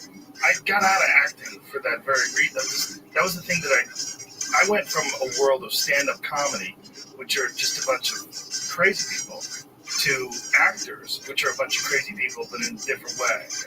And managing all the different characters and all the different personalities, how hard is that? That seems like that could really get in the way. Well, yeah, sure it can, and it's like a thumbprint. Every time you're in a new project, it's a completely different fingerprint. You never know what you're going to get, and sometimes projects seem blessed, and sometimes you can say they're cursed. But again, my Susan Downey Esquire was talking about this yesterday. She goes, "It's the only thing you can't overcome as a creative producer of a big movie. Anything is." In principle, no matter what happens, you can fix it. Oh, we lost the light. Oh, the thunder, the weather came in. Okay, he got sick. Oh, she's pregnant. Okay, great. Let's change the costume. You can't overcome personalities. Yeah, the relationships that people have with each other. Do you meet up before you commit to a role? Do you ever say like, I want to meet Captain America? That guy's really like. By the way. I mean, I love that you think I'd have the authority. Did you cast this guy? All right, let me get a taste of him. I'll tell you if he can stick around. I'm really interested in doing that. But can we all have a group dinner or something like that? Yeah. I meet these guys. My MO is always let's mind meld. Let's get together. Let's work weekends. Let's spend time together because you can't replace that familiarity. But so you have to try to build it, and sometimes it happens very naturally. Like I adore Chris Evans. I can't even tell you why. He's a Boston guy. He's technically and such a brilliant actor, but he also doesn't take himself seriously. He's flaky, but he's the first guy you would want to have your back if something like that. And yet we're different enough where I feel like by being who we are, and we both have those characters, we were able to. I thought Civil War was a special moment in the arc of Marvel films about turning one against the other like man. And so sometimes you just get lucky. As a matter of fact, the whole Marvel universe, possibly without exception, just happens to be really well put together, curated group of souls. Well, it's interesting because people take superhero movies seriously. Like now, superhero movies are films that happen to be about superheroes.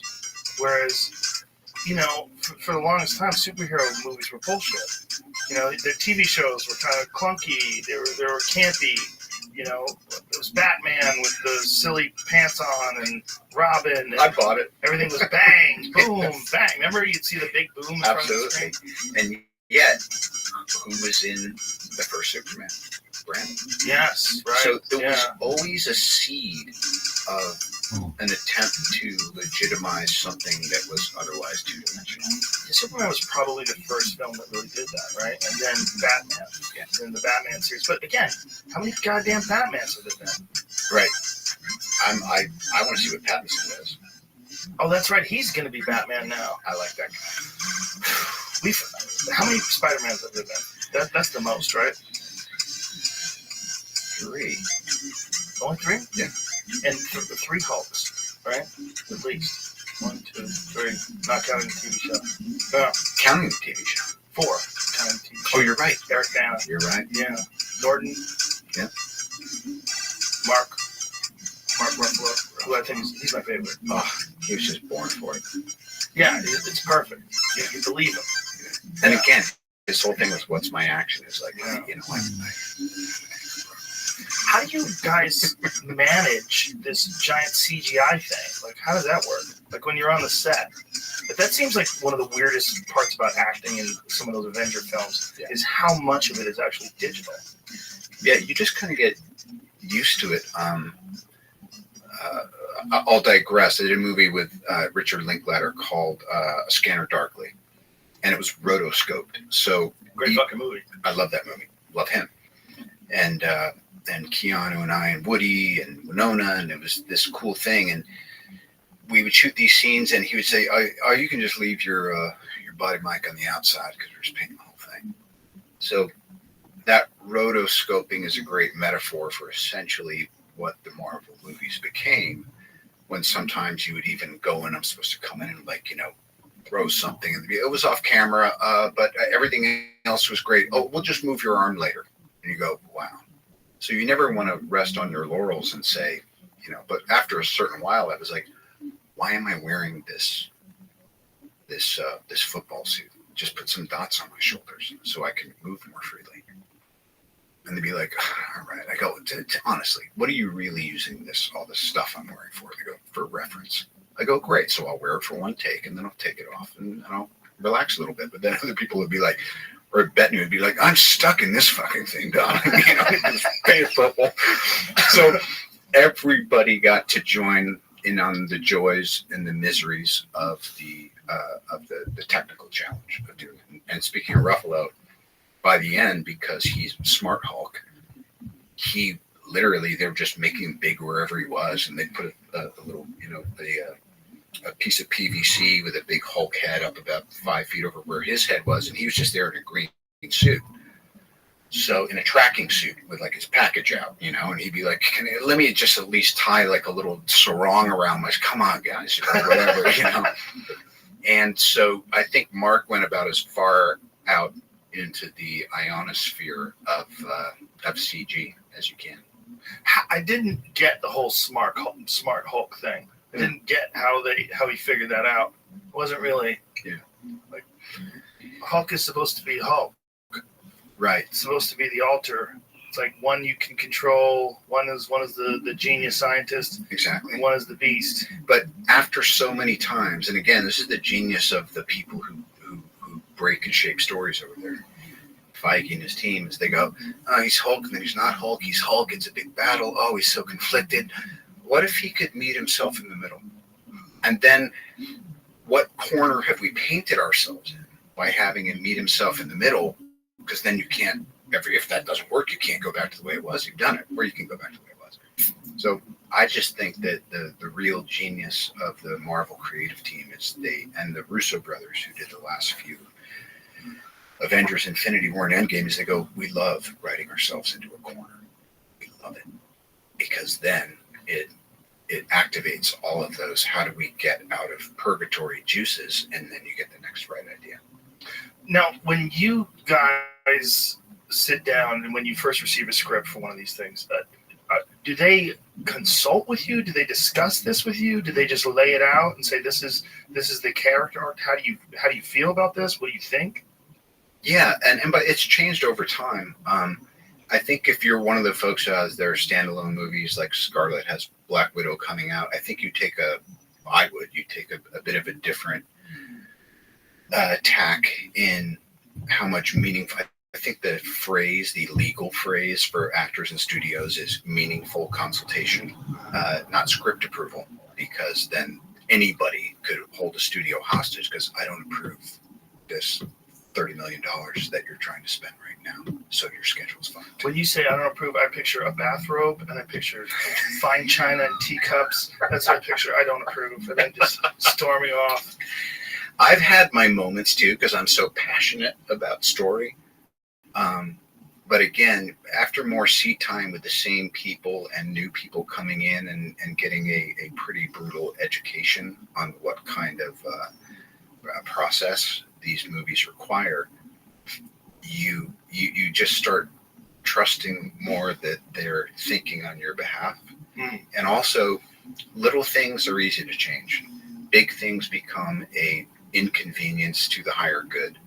and at what point do you want to pull the air brake on something where the train's, already leaving the station?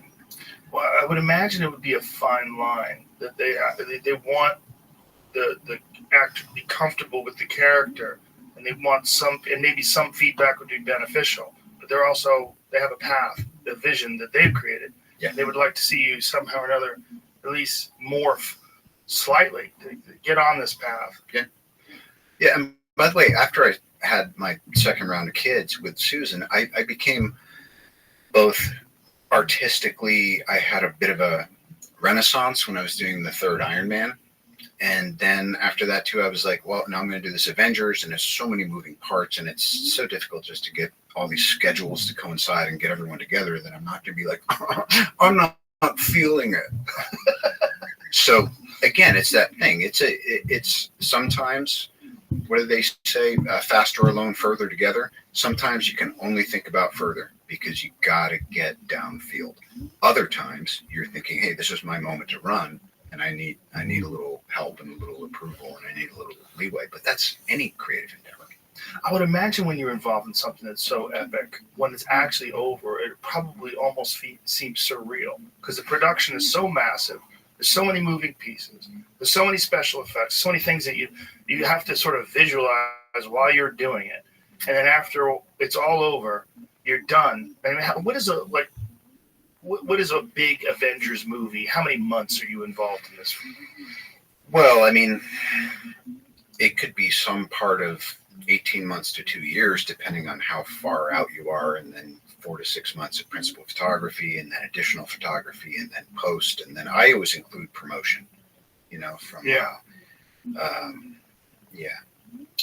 From soup to nuts, I think is the phrase. Soup to nuts. Yeah, how does that work? That's a Joel Silver phrase. One of my great friends, and probably one of the greatest big movie producers of all time. We did the Sherlocks with him. He did the Matrix series. My missus was running his company for 10 years. Kiss Kiss Bang Bang, which is, I think, in some ways the best film I've ever done, wound up being a calling card.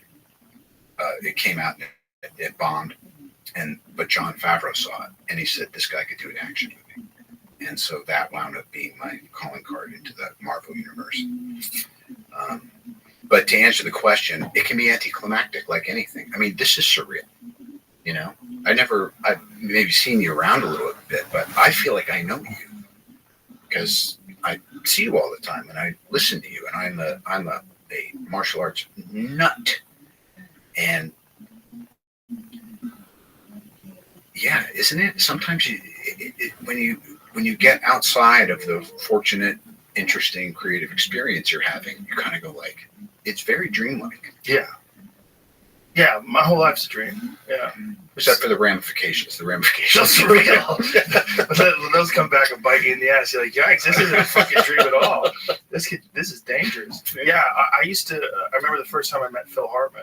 I was stunned that I was actually sitting, we were at a stable read, and I was sitting across from him, and I'm like, how the fuck, you're a famous guy. You're a really famous guy. I've seen you in movies, man. I've seen you on television. Here you are. Right there. How weird, and it seems it's very hard to be normal. And then after a while, that becomes normal. And then the fact that it becomes normal becomes surreal. And then it really feels like a dream. Like when I meet people like you, we've just met an hour or so ago, and yet instantly I feel like I know you. Yeah, it's very strange. But also, you're not full of shit.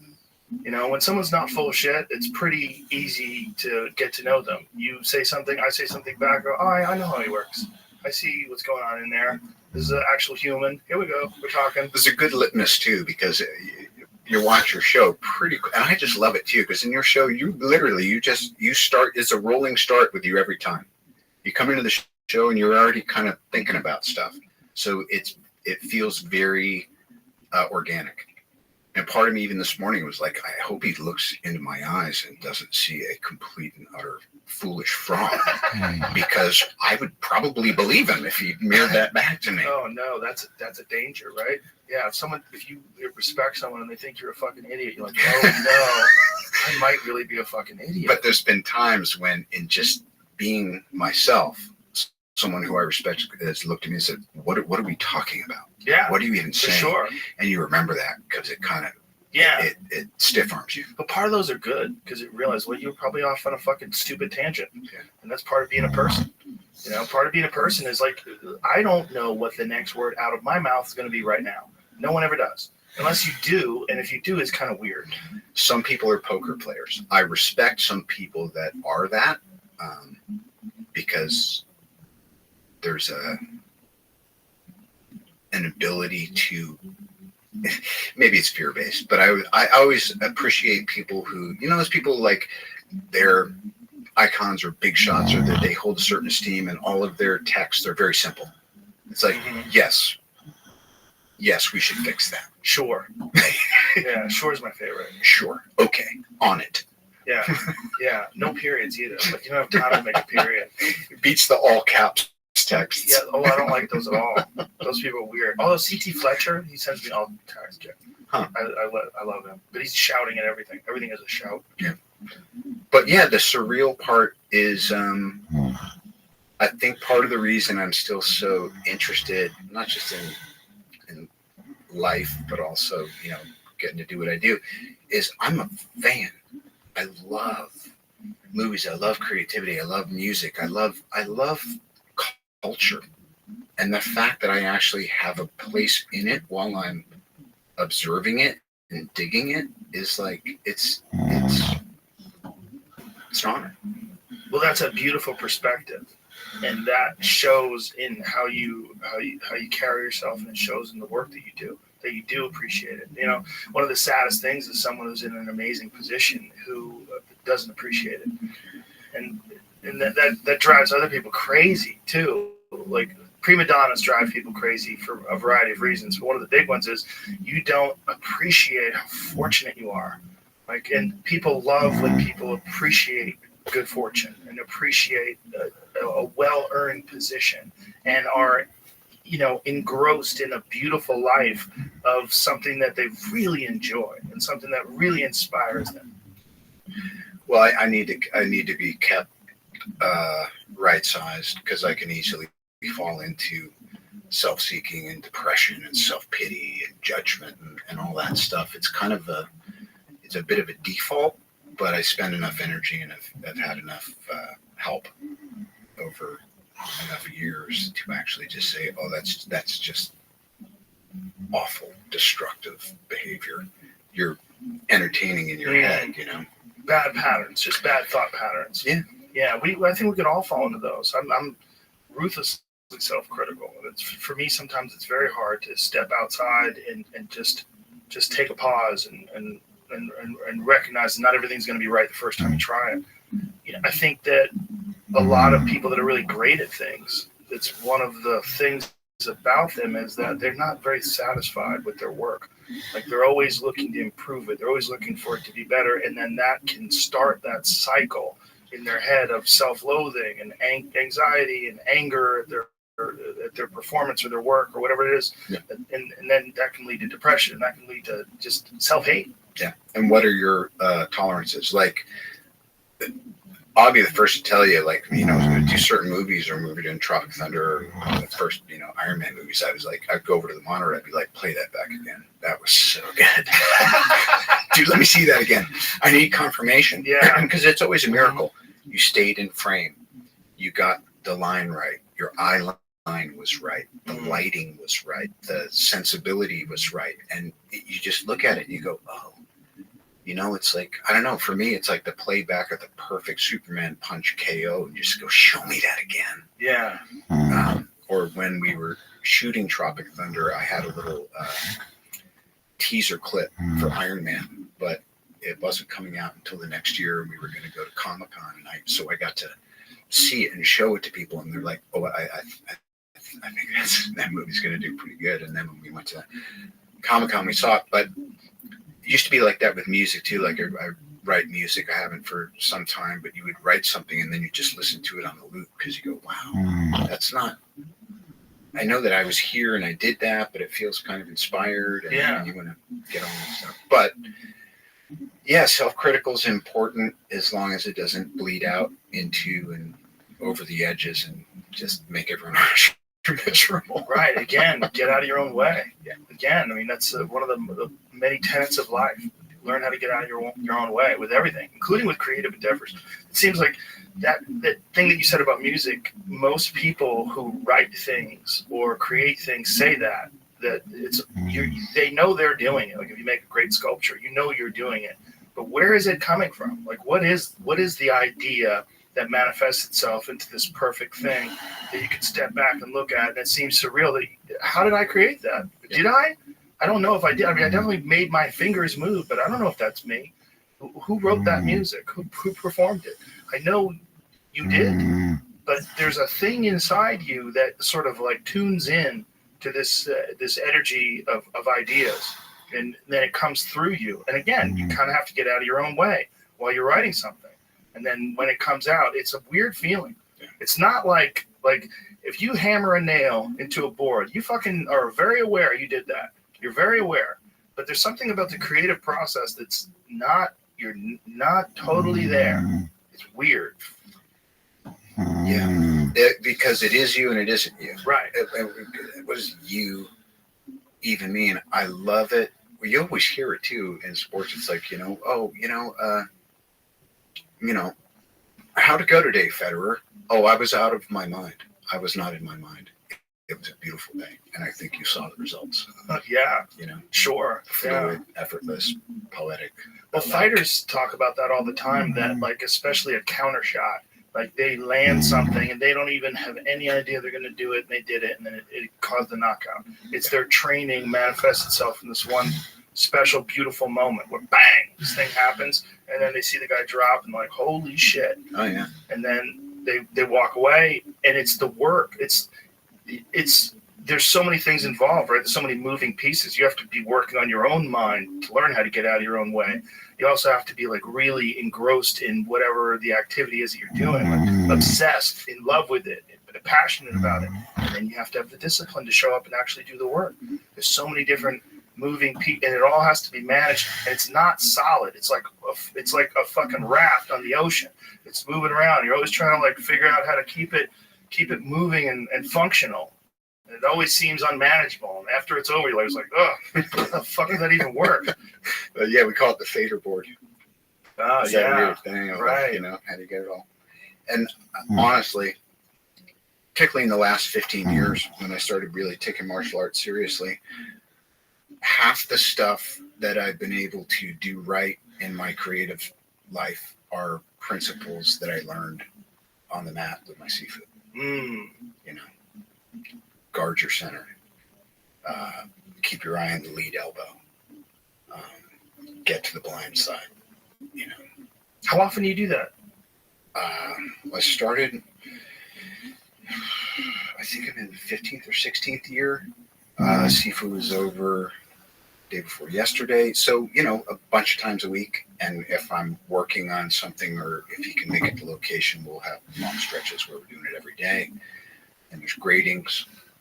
So you got to prep for those, It's So what are you doing? Are you doing Kung Fu? Like, is it a very particular style? Traditional Wing Chun.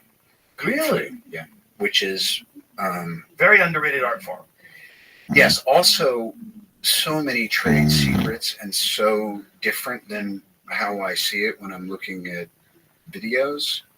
In that, in UFC, everything is out in the open and it's discussed, and you see in a lot of the Eastern stuff, there was a turf wars, and we're not really going to show them our footwork. We're not going to do this. So, but anyway, it's been a real deep dive with my Sifu, Eric Gorham, who's Sifu, my Sifu is Grandmaster William Chung, renowned Hong Kong rooftop fights, all that stuff. Amazing lore, but very technical, difficult to build, and easy to use.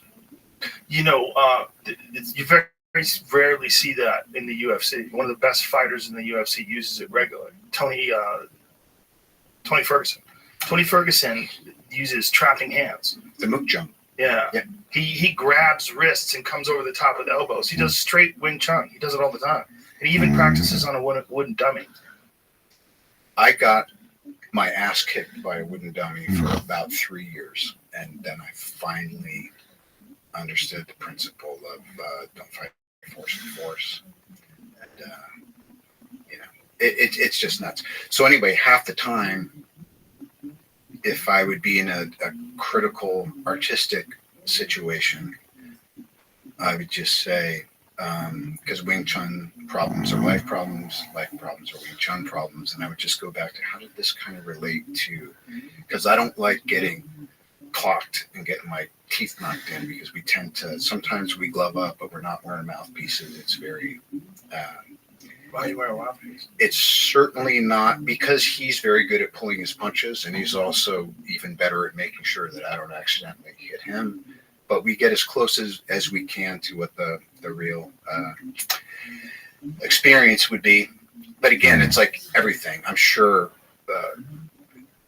a few clicks back down the road, there's things that instructors were doing that would be considered illegal to do to a group of students nowadays.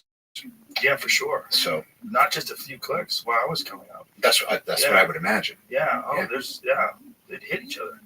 Yes. The students would get beat up. Yeah, it was a normal thing. Yes. So did you start training for Sherlock Holmes, or you started training before that? I did. It absolutely coincided with my recovery, and the two things just somehow or other seemed to lock in. And talk to you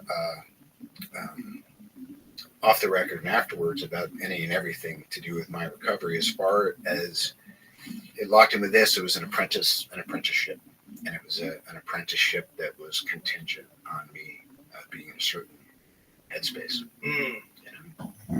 Well, it's a good thing too, because it's a very addictive thing. People get very addicted to martial arts, and it's a good substitute for sometimes negative addictions. Bourdain, before he died, was obsessed with Brazilian Jiu-Jitsu. Yeah, became really obsessed with it at 58, and got really good. He was training every day, and he was trained twice a day every day. So he went from, when I first met him, he was chubby, he was smoking cigarettes, he drank every night, still drank every night, but he just did enough healthy things to keep his body together. And then his ex-wife got really into jiu-jitsu, and then he decided to follow her one day to classes, and he was kind of mocking it and laughing at it at first, and then became obsessed, and then really got good. I mean, he was, and look at, he won in a tournament, and I mean, oh my gosh, yeah, he's fucking 60 years old. Jesus H. What's really crazy is a picture of him walking down the street I think they were in Rome, and he has no shirt on, and he's fucking ripped. Anthony Bourdain, full six-pack. Yeah, dude, he was obsessed. He would take a private every day. Look at him. Look at that photo. That's crazy. He's like 60-something years old there. So he would take a private lesson every day, and then he would take a class. So he would take a private lesson, sharpen up techniques, and then he would roll. Yeah. Take group classes, too, which is very, very critical. You got to roll with different people. 100%. Yeah, so he was in there, and it became a good thing for him to sort of become addicted to this positive thing. Yeah, I mean, for me, it wasn't going to be golf. It wasn't going to be something passive like that. Even though I hear it's great, but it's just been a great gift. And it's also the thing where, you're never done. I made black belt 5 years ago for another grading, and now we're doing a lot of weapons stuff. And it's just, that's awesome. Congratulations. Yeah. My Taekwondo teacher said something to me when I was very young. He said that it is a tool for developing your human potential. Yeah. And I never forgot that, because I'm like, yeah, it's because it's really difficult to do. Like, all martial arts it's really difficult to get your body to move that way and to be able to be effective in a conflict situation. And if you can do it, and you can do it over and over again, and you can overcome that difficult thing, and you thought it was unsurmountable, and then you figured out how to do it, eventually you get to this point where you realize, well, everything in life is like that. Everything in life is like something that's a puzzle. You have to figure out how am I approaching it wrong? What can I do to make it better? How do I get more competent at this particular skill or this particular discipline? And just the humility too. I mean, if I've noticed anything in the last couple of years, just in UFC, which, by the way, I was doing a Robert Altman film called The Gingerbread Man back in the 90s, and UFC had just started off, and I was getting the VHS tapes and watching them. And so when they go back on the 25 years ago, I was like, I've been there from jump. That's awesome. But we watch. It's just that thing of no matter what you think, the tides are changing quickly, and you just got to keep working. Well, that was a real wake-up call for a lot of martial artists, was the UFC, because a lot of the stuff that they were doing really wasn't effective. Yeah. They thought it would be if everybody was playing by the rules in the dojo and sort of following along but once you really saw an actual caged event where people were just going balls out, you realize, a lot of this stuff just doesn't work. Yeah. And I love how messy it was at the beginning too, because the style matchups were they were almost crazy, laughable until you saw the violence. And no weight classes. Yeah. You and I share another passion: resto mods. Yes. You have was it a 1970 Mustang? Yeah, I got that 302. I did a Speed Core, a couple other ones. Speed Core does amazing stuff. They're great. Yeah, and when I saw that they were doing your car, I go, oh, this is going to be good. Yeah. You picked a unique color too. Yeah, I'm pretty sure that's the only. Oh, look at that thing. God. Yeah, that's back east right now. That's a good car for straightaways. That's a nice Long Island car. Yeah, it's beautiful. But the beautiful thing about something like Speed Core is they're going to take that car and make it so that it's manageable. You can actually drive it. If you drove a real 1970s stock car, it's horrific. Yeah, and it's amazing how far we've come. Yeah, those cars, it's like you're like blindfolded as you're driving. You're sort of aware of what the car is going to do as you turn the wheel, but not really. No, to me it's like a crop duster without wings. Every time I start, I just you go, Jesus Christ, I got kids. I got kids. And also, since I threw my hat in the ring with this kind of green technology initiatives, I'm probably going to wind up auctioning them all off, to be honest. Right. Drove a BMW electric car here. I saw. I started laughing when I saw it pull into the park. I'm like, oh, okay. I get it. You got to do what you got to do. I have a Tesla. I'll hold on to a few. Works. Yeah, you have to hold on to that one. You got to. What is this? That is a tarantula hawk that Maynard Keenan from Tool sent me from his farm in Arizona. Oh, it's we were talking about it on a podcast. And he's like, have you ever seen one? I go, no. And then a week later, one arrived in the mail. Hold on, let me see what this says. Yeah, you can't read. Yeah. By the way, have I been too far off mic this whole time? No, you're fine, man. Okay. We're good. You could give me a sign. Jamie's a master. He knows how to handle this. I know you have a lot of other shit to do, so I'm gonna let you get out of here. But I just want to say it's an honor to meet you. A real pleasure to sit down and talk to you. Appreciate you taking your time, and best of luck with everything. Just flew by, pal. Yeah. I'll be back. Trust me. Okay. I hope you do. Hope you do come back. Bye, everybody. You know what I wanted to get to? There's a guy named Brand Fair. Have you heard of him?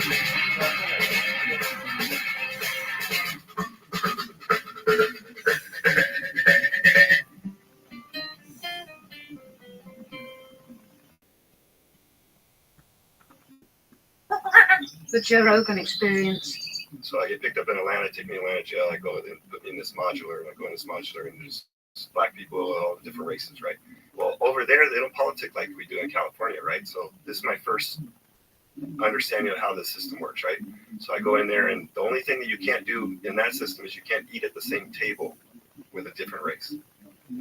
Besides that, once you're up from the dinner table, I can trade with any race. I can do whatever, talk to them, chop it up. But whatever. You have to eat with people of your own race? Only. Yeah. Wow. So then... and they tell you this? So somebody informs you? Oh, yeah. I got informed when I went in. So when I moved from Atlanta to California politics is much different. You can't trade with blacks. You can't trade with others. You can't trade with... So you can only do trade with your race, and then the whites get along with the essays. So what ends up happening is so you have others, which are any other race besides Mexican, white, or black.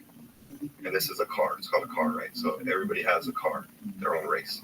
So you have Woods, you have Skinheads, you got Paisas, you got Mexicans, you got Crips, Bloods, and others. And the Paisas roll with the Mexicans, the Skinheads roll with the Woods. Yeah. And if something really pops off, so race click up. Then Mexicans and the whites will click up against the blacks, or blacks. It's always on them against us. It always sucks to be. It sucks to be black in them times. I'm telling you, real shit. But we thump though. We thump. So we always knock them out so anyway. You start trying to figure out this shit. You know, like you get thrown into that fire.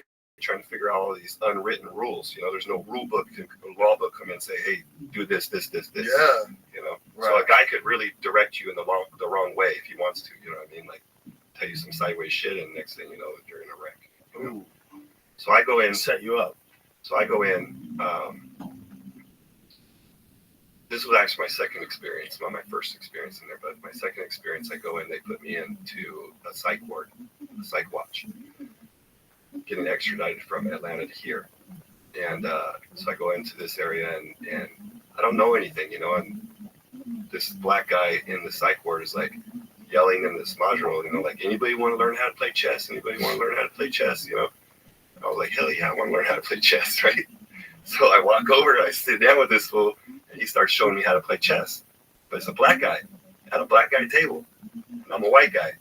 And I just sat down at this black guy table, and all the woods and all the skinheads in there, like, now against me. Oh no! But I didn't know. Like, oh no, you had no idea. I had no idea. Oh no! Right. So now. No. Yeah. So now, my cell pops, and I go to walk to the shower, and I walk past the other cell that pops, which is another skinhead in that room, and I go walk past his cell, and smack. Right. But now we're fighting. Wow. You know, so clean this kid up. Now they move me to another module. Now this kid put a kite out, like, oh, we got to get this guy. So. Oh, fun. Yeah. So I'm moving this other module. At the time, the institution had a lot of skinheads in there, and the skinheads will politic hard. Like, if they have numbers, then they'll push the politics, you know. And I looked like a skinhead when I went in. I had no hair, you know, like a just bald guy going in there, you know what I mean? Right. So they all start treating me like I'm one of them, but I'm not a fucking skinhead. So this guy come over and he's trying to get me to hide this little shank in my cell. Well, that's weapons manufacturing, carries 2 more years. Oh my God. That's how people start getting hit. You start catching cases, more cases when you're only supposed to do 2, now you're doing 10. It just stacks up, but go ahead. And then there's intimidation factor, right? So this guy got a big ass swastika tattoo on his face right here, teardrops, lightning bolts everywhere. You know what I mean? Like this, he's lifer, you know. Right. So big shit goes down. I end up choking this guy unconscious. Oh Jesus Christ! Drag him out of my cell because he's trying to get me to hold this shit in my cell. I can't not doing this, bro. And you come in my cell, it's on. Right. So now we fighting. Take this guy out, right? Just choke him out, beat him up, drag him out, hit him with some elbows. Now he's leaking. Drag his ass out into the little modular. So do they know you can fight before you're in here? They don't know. No. They have to no. How long before they figure it out? Well, it took a minute. It took a minute because most of the fighting goes on in the cell or in the shower. You know what I mean? So when the fight actually broke out in the open, when I was fighting multiple people, is what happened. And then all the fucking guards watched. Everybody's watching from their cells. You know, like this is a different time. So this whole incident takes place. I beat this guy up, take him out of my cell. Right now, they take him away. They move this guy out of the modular. Do they get mad at you? No, they just come in. You know, they don't really care. The guards really shit. So you fucked that dude up. Is he out cold? Or does he have a? Do they have to ask him? Do they have to ask him what his story is? I don't give a fuck. They don't ask you. They just let you go. It's okay. No, is there a punishment? That's what I'm getting at. They locked me in my cell. I couldn't get out of my cell for like 2 weeks. Oh, for 2 weeks. Yeah. Just alone in yourself, constant. Yeah, nothing. They nothing won't but pop yourself. the door. So what happens Really? is for a certain amount of hours of the day, they got to pop the door and let you into a bigger cell, a bigger room. You know what I mean? So I just couldn't get into the day room for like 2 weeks. But the crazy shit of it all is, like I'm trying to tell you, I'm trying to learn this system, right? This new rules. So what happens is this guy, okay, we talked about the cars and the races, right? So each race has their own car, which means there's a key holder. The key holder to that car controls the race. So they make decisions for the race. They kind of keep the other races out of car wrecks. Like now we got a feud with the blacks, or we got a feud with the Mexicans, or whatever. They call them car wrecks. Yeah. Well, if we get in a fight with them, the key holder is the guy that can communicate with the other key holders to the races and try and keep peace. Delegated. Wow. Yeah. And so I didn't have it happen where we finna get it down with the Mexicans, and then our keys will go and they keys, and we finna jump and get ready to jump, and they shake hands. All right, it ain't going, and it go back down. So yeah, and you're trying to figure all this out. So what happened was I beat this fool's ass, and now I got the keys. Oh wow! But I can't have the keys because I'm a first termer. So a first termer is not allowed to have the keys. But nobody wanted to try to take the keys from me. So in order for them to take the keys from me, they got to fight me to take the keys away from me. Oh boy! So that kind of changed the dynamics of the room, because now I'm able to navigate with these other races and have these conversations with these fucking ignorant people that don't understand how to really talk. You know what I mean? Like how to communicate and keep things cool. They misunderstand what this guy says or misinterpret what this guy says, and next thing you know, it's hot for everybody. You know, and it's just misinterpretations. Yeah, because they're dumb. Most of these guys are dumb, bro. Like they're just like the conversation. It made me. In some ways, you sitting there listening to these guys. You're like, these guys really think this shit. Like fight about the dumbest shit. Yeah. So cities fighting over teams, fighting over just the dumbest shit. Xbox and PlayStation. And somebody said something wrong, and then that escalated into something that was personal. Yeah. That's quick. So now they take me from there. That instant takes place, right? And we resolve some of that stuff. But now these guys are in different modulars. So now they're putting these kites out to try and get me as I'm going to court. So what happens is they catch a chain, some guys, and then we go into these holding tanks, all these different holding tanks, and you get put in that holding tank with that guy that got a kite that's looking for you. And now it's on. It's cracking. You know what I mean? Whoa.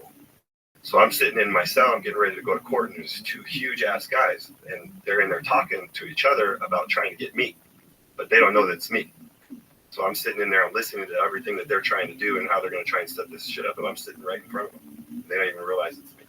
Wow. And I'm thinking, honestly, I'm like, these big motherfuckers, I'm thinking, they're going to take me out. Like, there's only so much you can do, you know what I mean? Numbers. So I make it through that whole process, and I catch the chain. And when I catch the chain, they take you from county to state. And I catch the chain with this same asshole that I got into it with. I took the keys from. Oh my goodness! And this is like he's been in the system a long time, right? So now we catch the chain. We go over to Donovan, RJ Donovan. It's 4 yards, level 4. You know how that works? No. Level 4 being the highest level of most dangerous criminals. Yeah, the next level is Superdome in San Diego. So why'd they bring you to a level 4? Because my charges, the kidnapping thing, all that, because those charges were so intense, they put you in with those people, you know? Yeah. Holy shit. So when I catch the chain, right, I go over there, I catch the chain, and this guy's just like, fucking kill you. Like, we're going to get you, you know? And I'm just thinking the whole time, like, this chain comes off, I'm going to rip this guy's ass apart again, you know what I mean? So I go into reception, and we're in a cell block. It's like 360 degrees with a gunner, all this stuff, some desks, and come check you in. And now our cell's like, we don't get out of our cell now until they intake us, right? So now I'm in there. It's like 3 months. this guy next door, we start talking through the vent to each other a little bit, you know? And we played chess and shit, like through the little vent. Around shit, and they call me out to the thing, talk to the officers. And this guy goes, I don't know this guy, again, in the cell next to me. Right. And I walk past his cell, and I hear him yell, like, through the thing. He's like, hey, bro, kick that cord over to me. I'm like, kick that cord over. Kick that cord right there. Kick that cord over to me when I come by. And I'm like, what's this cord for? You know, this is connected to this fan, right? So when I come back, I kick this cord over, and I wasn't going to do it. But I was like, fuck it, right? So I kick this cord over there. And next thing you know, in the night, I get this fish come through, right? Like it's they make a string, right, with the thing on it, and then swing it out into your cell. Take this kite, and then you can read the information on it or whatever. You know? So I kite it around to everybody and get it to who I needed to get it to, right? Okay. So this guy shoots this little sheet kite over to me. I open it up, and it's a fucking sack of weed, dude. Right? And I'm like, that's why this dude wanted that cord. He took that cord and he started a wick. So he started a fire. He had a bag of weed. So now he's smoking weed in the whole cell. It's like full of weed, bro. And he shoots it. I I say, bro, I can't have this. Like, I try to shoot that shit back to him. He's like, no, you got to keep it. You get coffee with it. You get whatever you need, you know? And I'm like, oh shit, okay, you know? So my other celly that was in there, he was like, I'll take it. And I was like, fuck yeah, take that shit. So I got a bunch of canteen and shit, you know, like coffee and stuff for it. And so this guy like really was like thankful I did it for him, you know, to keep this cord. So I never seen his face. I've never seen this guy's face, right? Just hear him talking through the thing. And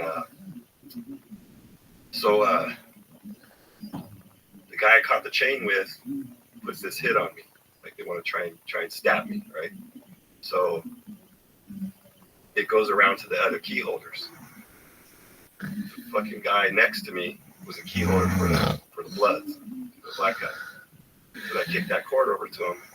He hit me up through the cell. He's like, hey, he says, is your name Beanie?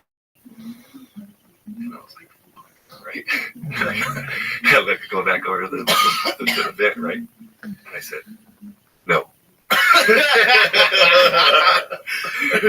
and he goes, oh, good. And I'm like, oh, good. Right? And I'm like, hey, I said, what if it was? And he goes, well, is it or not, fucker?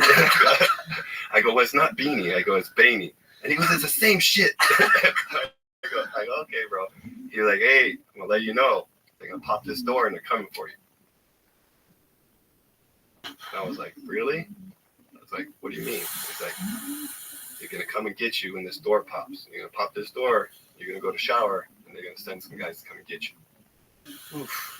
My other celly, he knows already. He didn't tell me. In order for that to go down, they have to tell your celly so your celly can stay out of the fucking way. Oh, wow. So he knows about it. He's known about it. And now he tells me through the wall, and now I know he knows about it. You know what I mean? And I'm living in this room with this guy. So door pops. My celly takes off running out of the cell. So I just posted up at the back of the cell, just waiting, you know. And sure as shit, two guys come flying in. One guy flying in trying to stab me. Fucking scrapping, rapping all over the place. Fall out of the cell. We're up the stairs. Fucking push the guy down the stairs. We fall down the stairs. I'm tired as fuck. Like fighting two guys, tired, lumped up a little bit. And I look over this way and I'm barely breathing. Look over this way and all the fucking cops just watching. Just watching. Oh my god. So this other guy come over, he's kicking. I grab the other guy, drag him on top of me, and I'm just choking him, you know, like trying to use him to deflect this guy from getting at me. Right. And then realize this guy's out. He's not even awake. Push him up. Now it's just me and this guy and everybody in the cells watching, all the cops watching. Tear this fucking guy's ass up. We leave. This guy never got up. The guy was choking. Never got up. Just eyes full of blood, right? So they send me to another cell block, go in there for a couple of days. Guard comes in. We're gonna move you to the gymnasium. I'm out of the cell block. I'm in the gym with 300 guys. Walk around. I get yard access, all this stuff, right? And the cop says, I really appreciate what you did for us out there. He's like, that was pretty fucking amazing. And I'm just thinking to myself, like, I want to get the fuck out of here.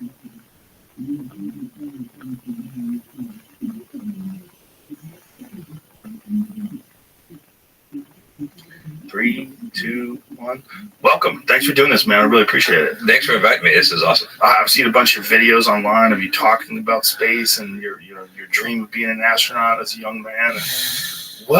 What is it like just to see the Earth from above and to be? You lived up there for like what, 95 days? 95 days, which actually is kind of a bummer, to be honest with you, because you know this if you saw that video maybe. But yeah. The thing is, if you stay for 100 days, they give you a patch, right? I'm at day 95, and the Space Shuttle Discovery shows up to bring me home, and Mark Kelly was the commander. He goes, Garrett, it's time to hop in and come home. And I'm like, man, I just need 5 more days to get that patch. Can we just like go around a few more times or something? And yeah, work. It seems like 95 days should be enough, man. Give the man a patch. Right. You know, it's just, how much does a patch cost? What's the longest anybody stayed up there? The longest for an American was Scott Kelly's, nearly a year in space, as longest in a row, basically. But it is a Russian that stayed up there for longer than a year, and he has the all-time record. How, and when they come back, like what is 90 days like coming back? Because I've talked to people who've gone there. When they come back, their balance is all off, the equilibrium's all screwy. You're kind of you're kind of messed up, and in your vestibular system is what's affected the most. At least that's what's most noticeable when you first get back. Actually, the first thing I noticed, let me back up, is how heavy things were again. So I took off my helmet and I was holding it in my hand, and it felt like I was holding the anchor to the USS Nimitz. It's like, how am I ever going to brush my teeth? It'd be like too arduous. Does your body severely weaken in 95 days? Well, back in the day, back when I was going there, so that mission, my long-term mission was back in 2008. And back then, we were still losing bone density and muscle mass as we're going up there. You lost about 1% of bone every month. So I was about 3% low. They don't anymore? They don't anymore, because we found out, we came up with better countermeasures to prevent that.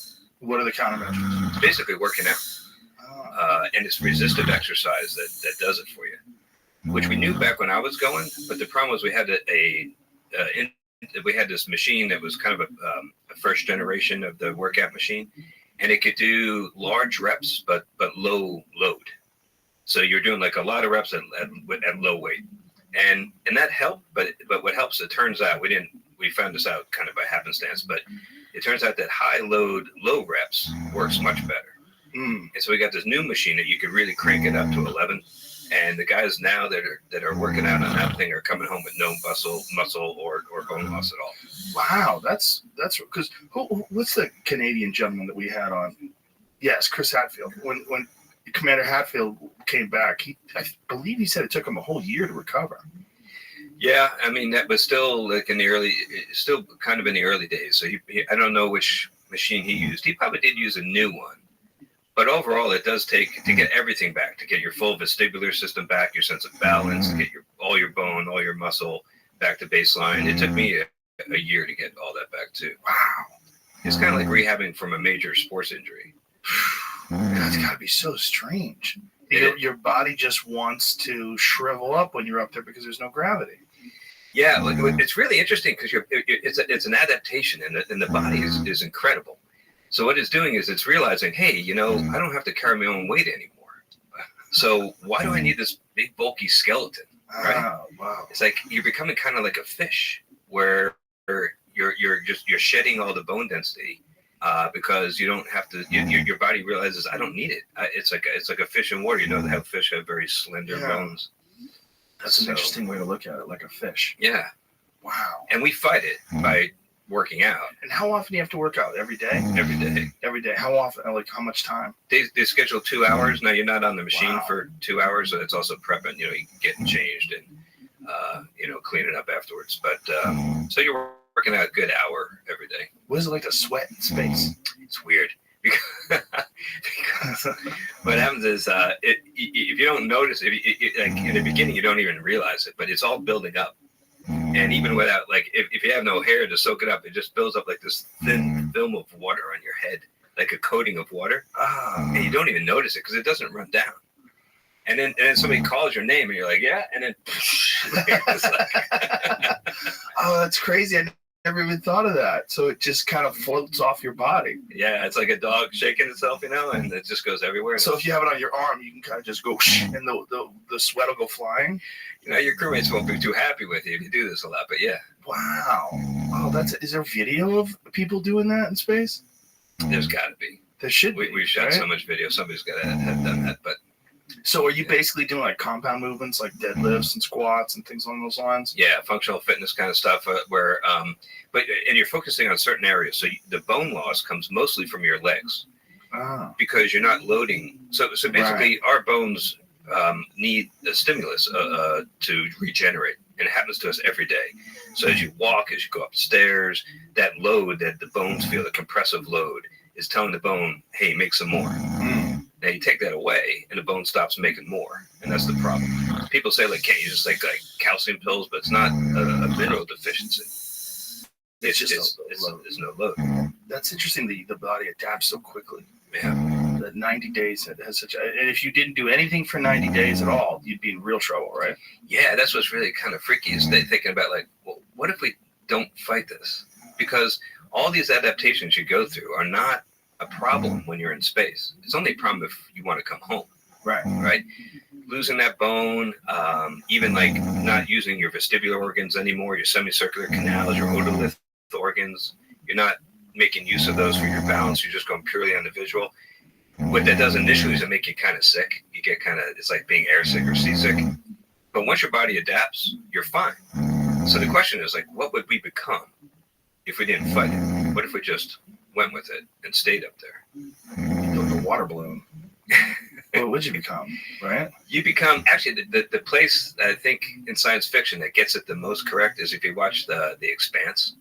You ever watch that show? No, I heard it's a really good show. I never got into it, though. It's good, and they get it right because they show people like these belters that live in partial gravity like their whole lives, and they have much more slender bones. And like they catch this like terrorist guy, and they want to torture him, and all they do is they make him stand up in gravity on Earth, and it's incredibly painful for him. And I'm wow. Yeah, that would probably be what would happen. And it must take a long ass time to get everything back. If you went from Earth's gravity to the space station and you lived up there for a year and didn't do anything about it and then came back to Earth, I mean, you'd basically be like, it would be hard to crawl, right? Yeah, you would if you don't try to fight it, the vestibular stuff would come back probably about the same rate, but you would be really hurting with your muscle atrophy and your bone. So you would lose a lot of your skeleton if you're up there for a year and did nothing. And you would also, all your muscles that you don't use, like in your legs and your postural muscles, so in your lower back, you're not using those anymore. So they would just like waste away to nothing. You'd be okay in your arms because you're doing everything. Everything you do is with your arms. That's how you move. That's how you get around, is by pulling and pushing. But you don't. There's no walk-in. There's no stairs. There's nothing. Does it affect the way you think at all? You know, some people describe a kind of an issue with short-term memory. They call it like space brain. And boys, a small group of people that would understand what you're talking about there. Yeah. Oh, I got space brain, bro. I got that too. Oh yeah. So it's something that I never really noticed it, but I don't know how much of that is real and how much is just like you're freaking out because you're in space, right? So it's distracting, and maybe you forget like what that number was you were supposed to remember. But you know, like if you're really in the middle of something and you're all excited and you kind of can't remember somebody's phone number, it's kind of like that. Oh, okay. So it's just, I would imagine that just being up there breathing that recirculated air is got to be odd, right? Yeah, and it might stink, but I don't know. Because the other thing that happens is you have this big fluid shift. So right now we have a lot of blood pooling up in our legs, and our heart, its most important job, of course, is to feed the brain oxygenated blood. And then when you take the gravity vector out of the picture, the heart sends too much up to the brain, and the stuff doesn't collect in our legs anymore, and it all shoots up here, and you get this shift of all that blood volume to your upper body, and your head gets all puffed up. Whoa. Yeah, like my first night in space, I went to sleep, which was kind of hard to do because you're in space. You don't want to go to sleep, right? Yeah. And on that first night, I woke up in the middle of the night. And I could have sworn I was standing on my head doing a headstand or a handstand. I'm like, why am I up standing on my head in my sleep? This is strange, right? And then I looked out the window, I saw the Earth. I'm like, oh, that's right, I'm in space. So all the blood was just kind of pooling in your head. Yeah. As if you're like hanging by gravity boots or something. It feels exactly like that. Wow. And then after a day or two, you get used to it and it doesn't bother you anymore, but you feel congested because you still have all this volume up here. So your sense of smell and your sense of taste are all deadened. Wow. It's kind of like, so it's kind of like when you have a cold and your sense of smell and your sense of taste are like not as strong. So it's like that all the time. That's why we have every hot sauce known to humankind up on the space station. Oh, really? We got like sriracha, we got Louisiana Cajun fire sauce and all whatever. We got like a whole stockpile of it because you pour that on everything so you can get some taste. Because otherwise everything tastes really bland. Oh, wow. Now, what are you eating up there? Oh, it's terrible. Is it freeze-dried foods mostly? Or? Well, yeah. You don't go for the food, all right? This is not like a foodie holiday. It's like... so you got basically two choices. You have the American food, which is essentially MREs, like military freeze-dried, irradiated, infinite shelf life kind of stuff. And then the Russian food is also based on their military rations, but from submarines. And the Russian food actually tastes better, but the problem is one of presentation because it comes in cans. So you get these cans, and even though it tastes good, you open that can up and you look at it, and it's like, God, it looks like dog food. It's like congealed and but it tastes better. It tastes better, but it's just like so unappetizing when you open that can up and it's just not. What would happen if you brought fresh things up there? Would they rot at the same rate that they would rot in America? Well, yeah. The thing is, we have no refrigeration. We didn't when I was there. They actually have a small refrigerator now, so you can't have anything that needs to be refrigerated. But you would usually, like, for the first couple of days, we'd take a bag of fresh food, and we took like sandwiches and fruits and vegetables and stuff. And then, because that's the last time you're going to have it. After that, it's all going to be just the stuff in the packets that you add water to. Now, when the first day you actually got up there, was that the first time you had ever been in space? On my first mission, this was the first time in space. So your first view of the Earth from above. Yeah, was that right there? Yeah. What is that like?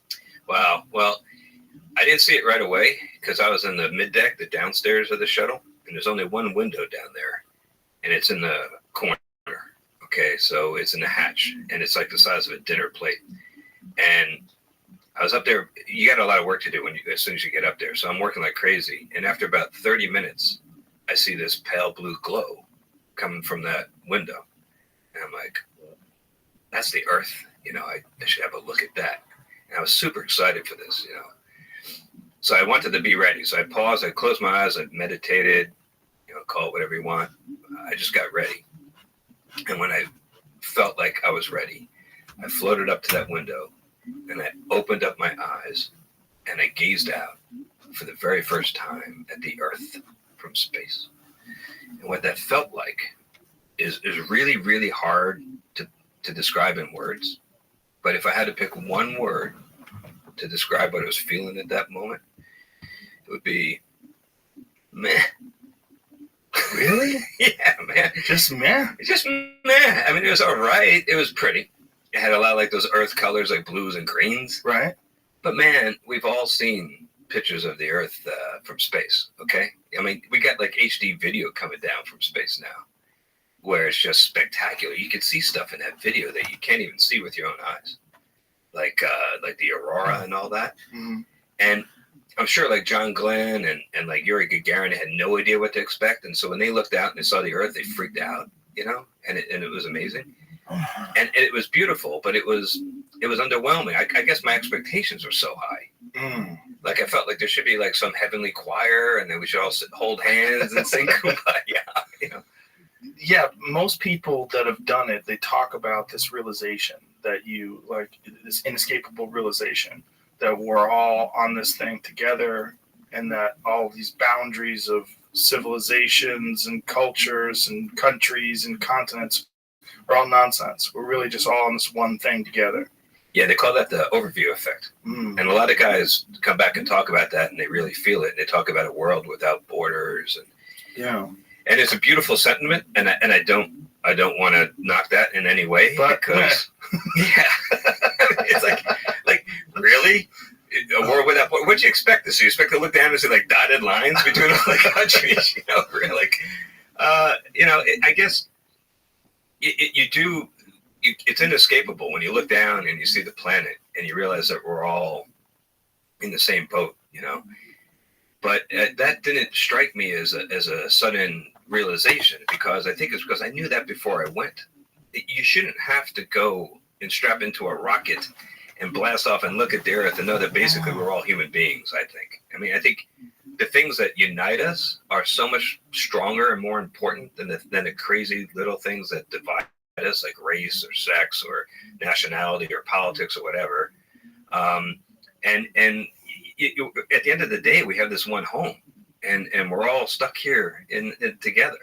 So I had that strong knowledge before I went, and maybe that's why when I look down, I'm like, yeah, there it is. Okay, I get it. But it wasn't like all of a sudden, like the shade was pulled back, and there was like suddenly a new realization about life. Well, is there one place that's the spot on the space station to get the view, where you really get a big window? There's this huge window called the cupola. That wasn't there in my first mission, but it was there in my second mission. So I got to see it the second time. They added a window? Yeah. It's not. It's like, let's get the Sawzall and put the. Yeah. How do you add a window to the space station? Yeah, you just get the. No, it's they added a whole module in the module. Oh. Had this cupola, which is like a. Is that it right there? Is that what you're looking for? That's exactly it. Yeah. Wow. So that's pretty tight. It's like it's a dome. And so you get the full 360 view, and it's spectacular. Wow. And we tell the guys that don't get to do a spacewalk that this view is just as good as doing a spacewalk. But it's not. It's not. It's not. But don't tell them, because it makes them feel better. They're going to listen. Yeah. What is a spacewalk like? Oh, man. Well, first I got to tell you that the likelihood of me doing a spacewalk was like slim to none.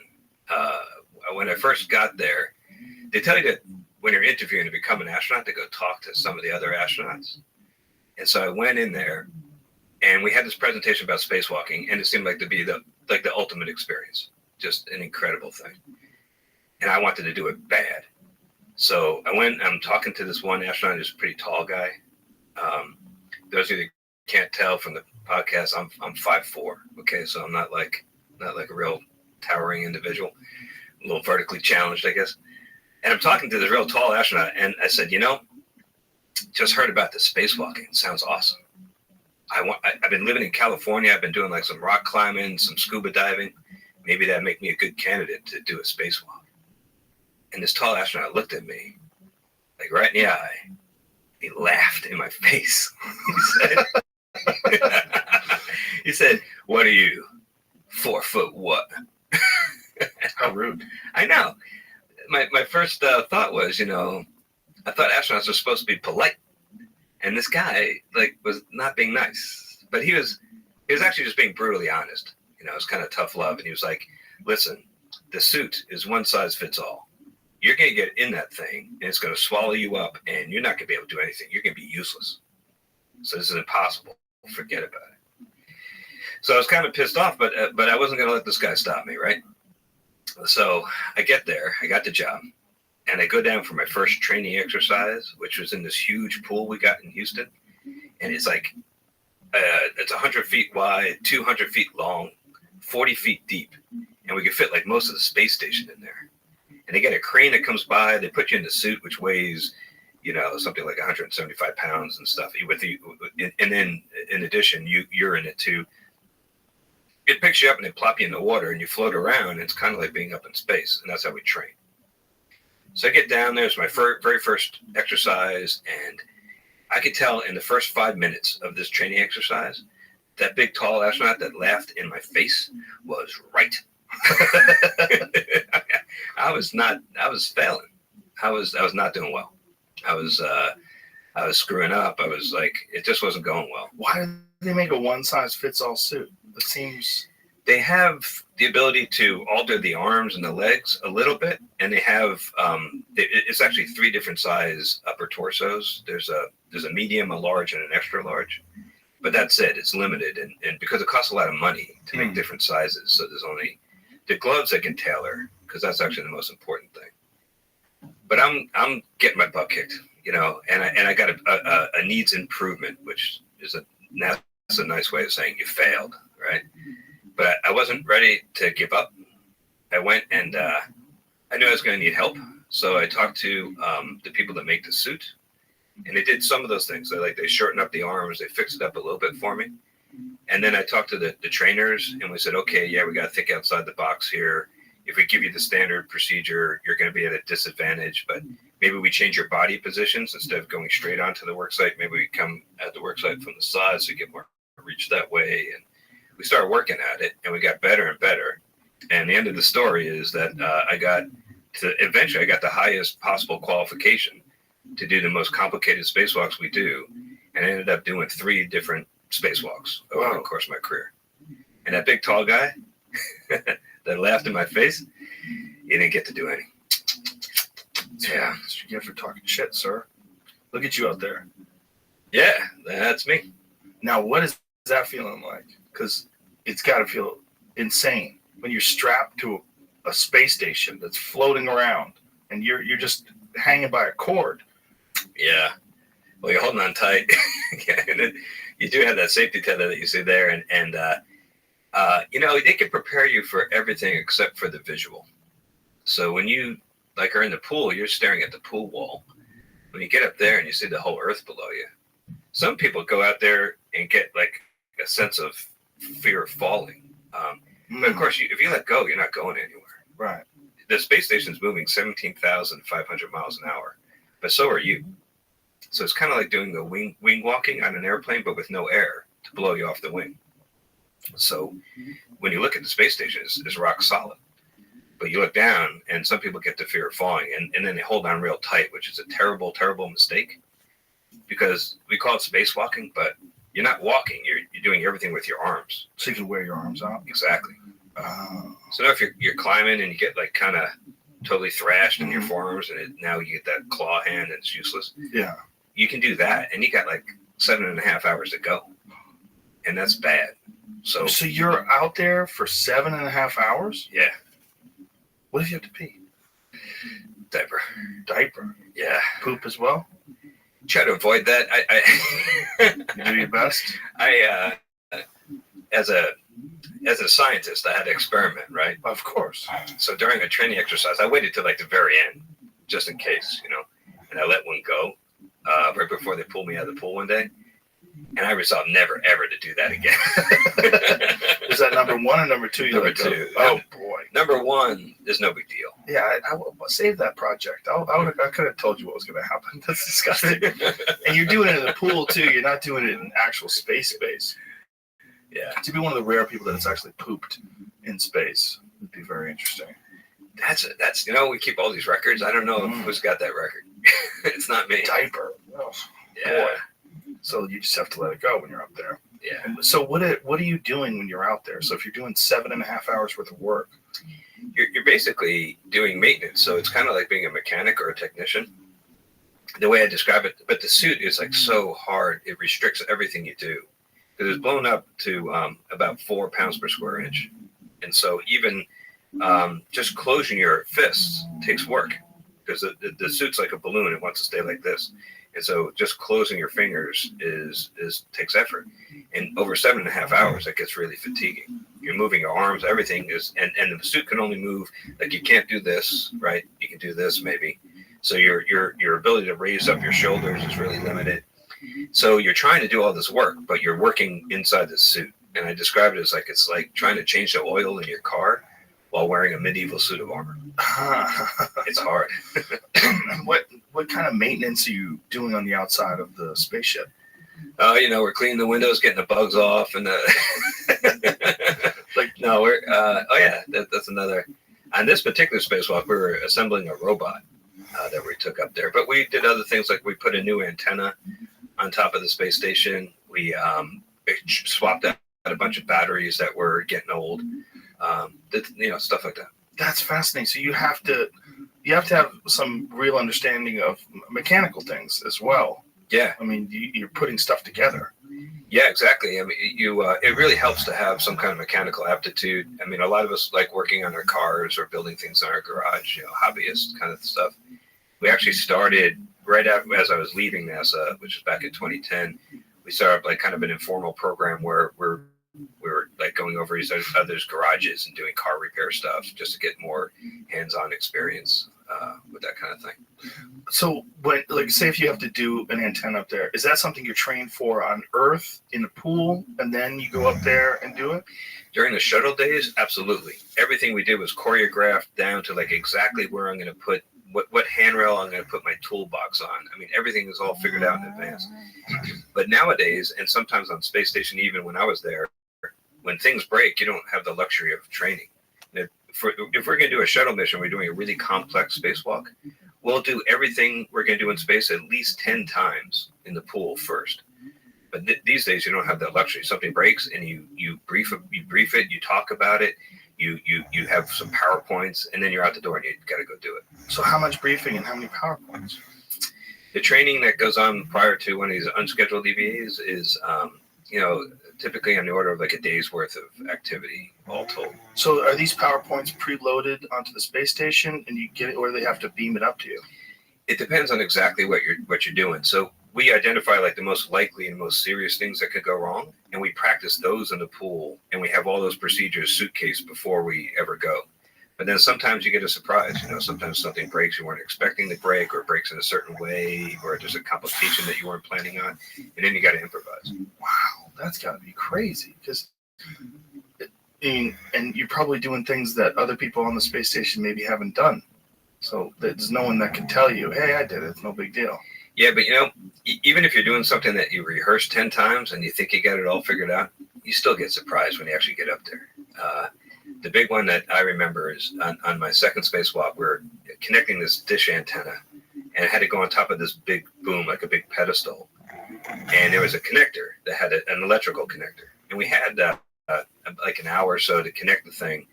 And without it connected, it wasn't getting any power or data to that antenna. And it could get too cold. And this gazillion-dollar antenna could be a worthless hunk of junk. If you take too long, you're on the clock. Because when it was in the shuttle, it was plugged in. It was getting its heaters were on. And now you got to plug it back in to get the heaters back on in a certain amount of time. And so we're like, okay, we planned this, we trained this. We get up there, and the connectors won't go together. It doesn't fit. And these two pieces of equipment sat next to each other for like a year in Florida, like a warehouse. And nobody ever thought, maybe we should make sure this thing fits. Oh, no. Yeah. And we get up there, like, it doesn't fit. And we're like, crap, what do we do? So we're shoving so hard, we're pushing on this thing so hard that the guys inside the space station said they feel the space station shaking. Like, that's how hard we were trying. And then we see little metal shavings come off. And one of those, they can get in the connectors. We're like, that's bad. So we stopped. And then this was like kind of my big hero moment. Like in the movies, they like Brad Pitt saves the solar system and stuff. This is my thing, right? It's not that exciting, but I thought I had this idea. I said, hey, the problem we were basically having was that the female side was too small and the male side was too big for it to fit together. So I said to the one of my crewmates inside, I said, hey, how long till the sun comes up? Because, it takes 90 minutes to go around the Earth, and every 45 minutes, the sun is either coming up or going down. So it can't be that long. And he goes, actually, about 10 minutes, because we were behind the Earth, and it was dark, and then in 10 minutes, the sun was going to come up. I'm like, perfect. So I took the female side. I'm sorry. I took the male side, and I held it in my glove, okay? And I put it behind the structure. I knew the sun was going to be coming from here, so I put it in the shadow. And I waited for the sun to come up, and it hit the female side. And the temperature difference, if you're in the sun or in the shade, can be up to like 600 degrees Fahrenheit difference. So I let the sun hit it and warm it up. And I took the male side quickly out of my insulated hand and away from the shadow, and I slid it in and put it right in. Wow. And that was it. Same day. So you just deduced this, just understanding how things change according to temperature? Yeah. Thermal expansion. Wow. Yeah. That's incredible. That's my thing. Did you yell at the people who manufactured it? No. We were so happy. I have video of this. You can, and we were going, woo-hoo, give each other high fives in the suits, and we were doing like, woo.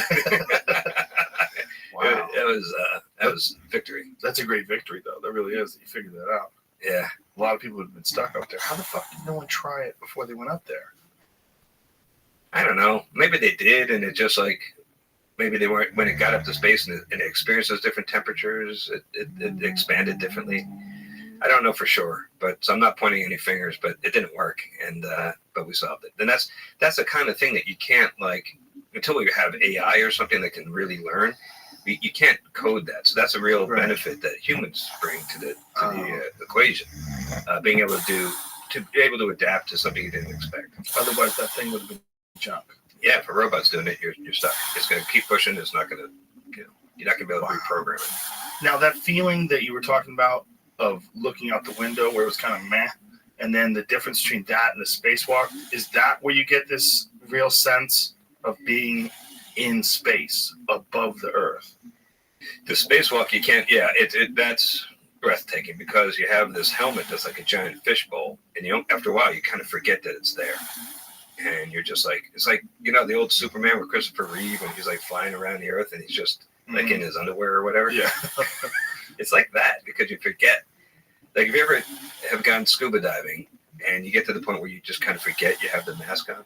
I've never scuba dived, I've only snorkeled. If you spend a lot of time down there, you can get to the point where you kind of like forget that you're in this alien environment, and it becomes like you become one with it. And that's a wonderful thing. Well, you've done underwater exploration as well. Mm-hmm. Yeah. What have you done there? I lived for 2 weeks in the bottom of the sea. Oh, Jesus. I get weirded out just you saying that. 2 weeks at the bottom of the ocean? Yeah. How deep? It was exactly 20,000 millimeters under the sea. It was about 60 feet, which works out to be about... Oh, only 60 feet? Yeah. That doesn't freak me out too much. I thought you were going to say like miles. No. I'd start panicking. No, it's about 60 feet. But the cool thing was we stayed there for weeks. Wow. Now if you're normally scuba diving and you go down 60 feet, you have 60 minutes. And then you got to come back up, or you get too much nitrogen in your blood and you're going to get bent, right? Mm-hmm. So it's not a problem if you just stay. The problem is then if you stay, you build up all that nitrogen in your blood.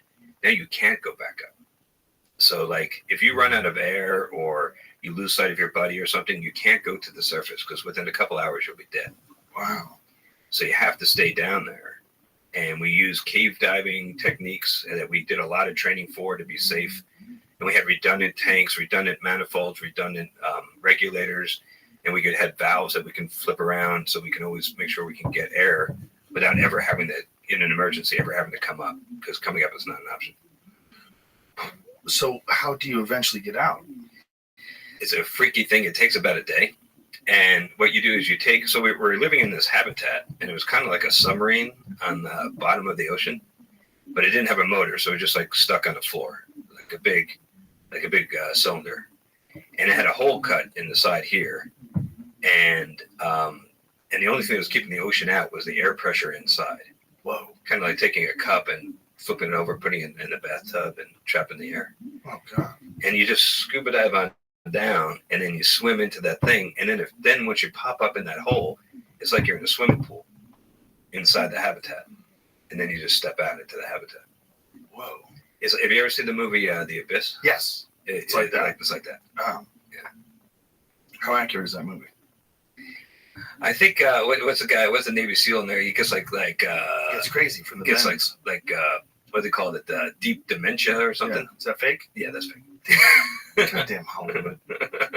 So this process of getting back to surface level, how long? You said it takes a day. What do you have to do? So what you do is you close up that hole and you convert the habitat into a pressure chamber. And what you do is you very, very slowly bring the pressure back to sea level. So you decrease the pressure and you slowly, as if you're slowly going up in the water column. And then as you do it gradually, the nitrogen slowly comes out of your blood, and you can feel it, kind of tingles. Oh, wow. Over the course of a day, you try to lie still in your bunk and just like read a book or something, but you feel like this tingling. And then after about a day of that, they get you all the way back to sea level slowly so that the nitrogen, you know what it is? It's like if you take a can of soda and you shake it up. If you open the top quickly, right? But if you open the top really slowly and you let it slowly come out, you don't get all the bubbles. Right. It's that same effect. Ah, that's a great analogy. Yeah. Oh. What's freakier, being at the bottom of the ocean or being up in space? Up in space is more surreal. Yeah, because the floating, the earth out the window, the views are better. But being down there was pretty wild too. I remember once we were doing this experiment where I had my crewmate and I had an ultrasound. And we're doing this telemedicine experiment. So there were these docs in Houston looking at the screen, but there was a delay. And I was supposed to find her kidney. And I'm like searching around for a kidney. And then I look up and I look out the window and I see a 6-foot hammerhead shark right out the window. And we have a guy in the water. And I dropped a giant F-bomb. Like, fuck! You know, and all the docs in Houston are freaking out. They're thinking like in a moment they're gonna see her liver explode on the screen or something. And they're like, what's that? How's the patient? How's the patient? I'm like, patient's fine. Got a 6-foot hammerhead out the window. Yeah, that's got to be really weird, right? You're in that thing in their world for how long? 2 weeks? Yeah. So is that the weirdest animal that you saw? Is the hammerhead? The scariest thing I saw was one night I was taking a dump. This is a true story. The way you do this, okay, number one, you just pee in the pool, okay? But if you have to go number two, you go into the pool because you don't want a floater in your pool, right? That's of course like Caddyshack. You don't want that, right? So what you do is you go. You don't take a tank. You just take your mask and your fins. You go down naked. You can. We had a mixed gender crew, so I wore some trunks, but you know. And you just go down, and you have to swim. I don't know. It's like maybe 10, 15 feet. It's not that far. And there's what we call a gazebo, which is just a little dome that has air inside. Now you're out in the middle of the Atlantic Ocean, like with no tank, and you're 60 feet down. It's night. You can't see a thing. You're alone in the ocean. But you can see this little gazebo. You swim to that. You pop in, and then you got air, just some valves. You let in some fresh air, and then you hold on, and you take off your trunks, and you just let it rip. But the problem is the fish get accustomed to this. Oh, Jesus. Yeah. So they go there knowing that you're going to poop. As soon as you drop in the water at night, it's like the dinner bell going off. And there's like school. Yeah. Because this is feeding time. Whoa. And so you feel them like pecking at the back door? The worst are the angelfish because that shape, they can get like right up in there. Oh, it's like not cool. Boy. So you take your fin off and you're like whacking them. Oh, Jesus Christ. So that's all bad enough, but as you're doing that, and you're in the pitch black Atlantic Ocean, 60 feet down, no scuba tank. At night, with the sound of the ocean like lapping against the dome, and you're looking down, and this endless black, just a black void, and you're thinking about every single scary ocean movie like Jaws, The Meg, whatever, The Abyss, all those scary movies, right? And you think about all this things that could be down there. You can't help but going through your head, so it's kind of freaky. And then you finish, you put your mask back on, and I took a big breath, and I went down, and I opened my eyes in my mask in the darkness with my flashlight, and I saw, like right in front of me, this huge eyeball, like about the size, I don't know, of a saucer, like this big, staring, unblinking right at me, and I freaked out. I just tore off for the pool, for the moon pool and the habitat. I jumped in there. I surfaced. I'm screaming, and my crew come running, thinking I've been bit by a shark or something. And I'm like, giant fish, and it was a Goliath grouper. Oh, I've seen those things before. They're enormous. Size of a cow. It's like hundreds and hundreds of pounds, right? Yeah. Oh my God. Yeah. Scared the living hell out of me. Yeah, those things could literally eat a person. Yeah. It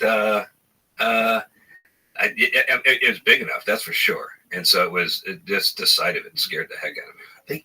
So where were you? Were in the Atlantic? Yeah. How far away were you from Florida? Where were you at? We were just off the coast of Key Largo.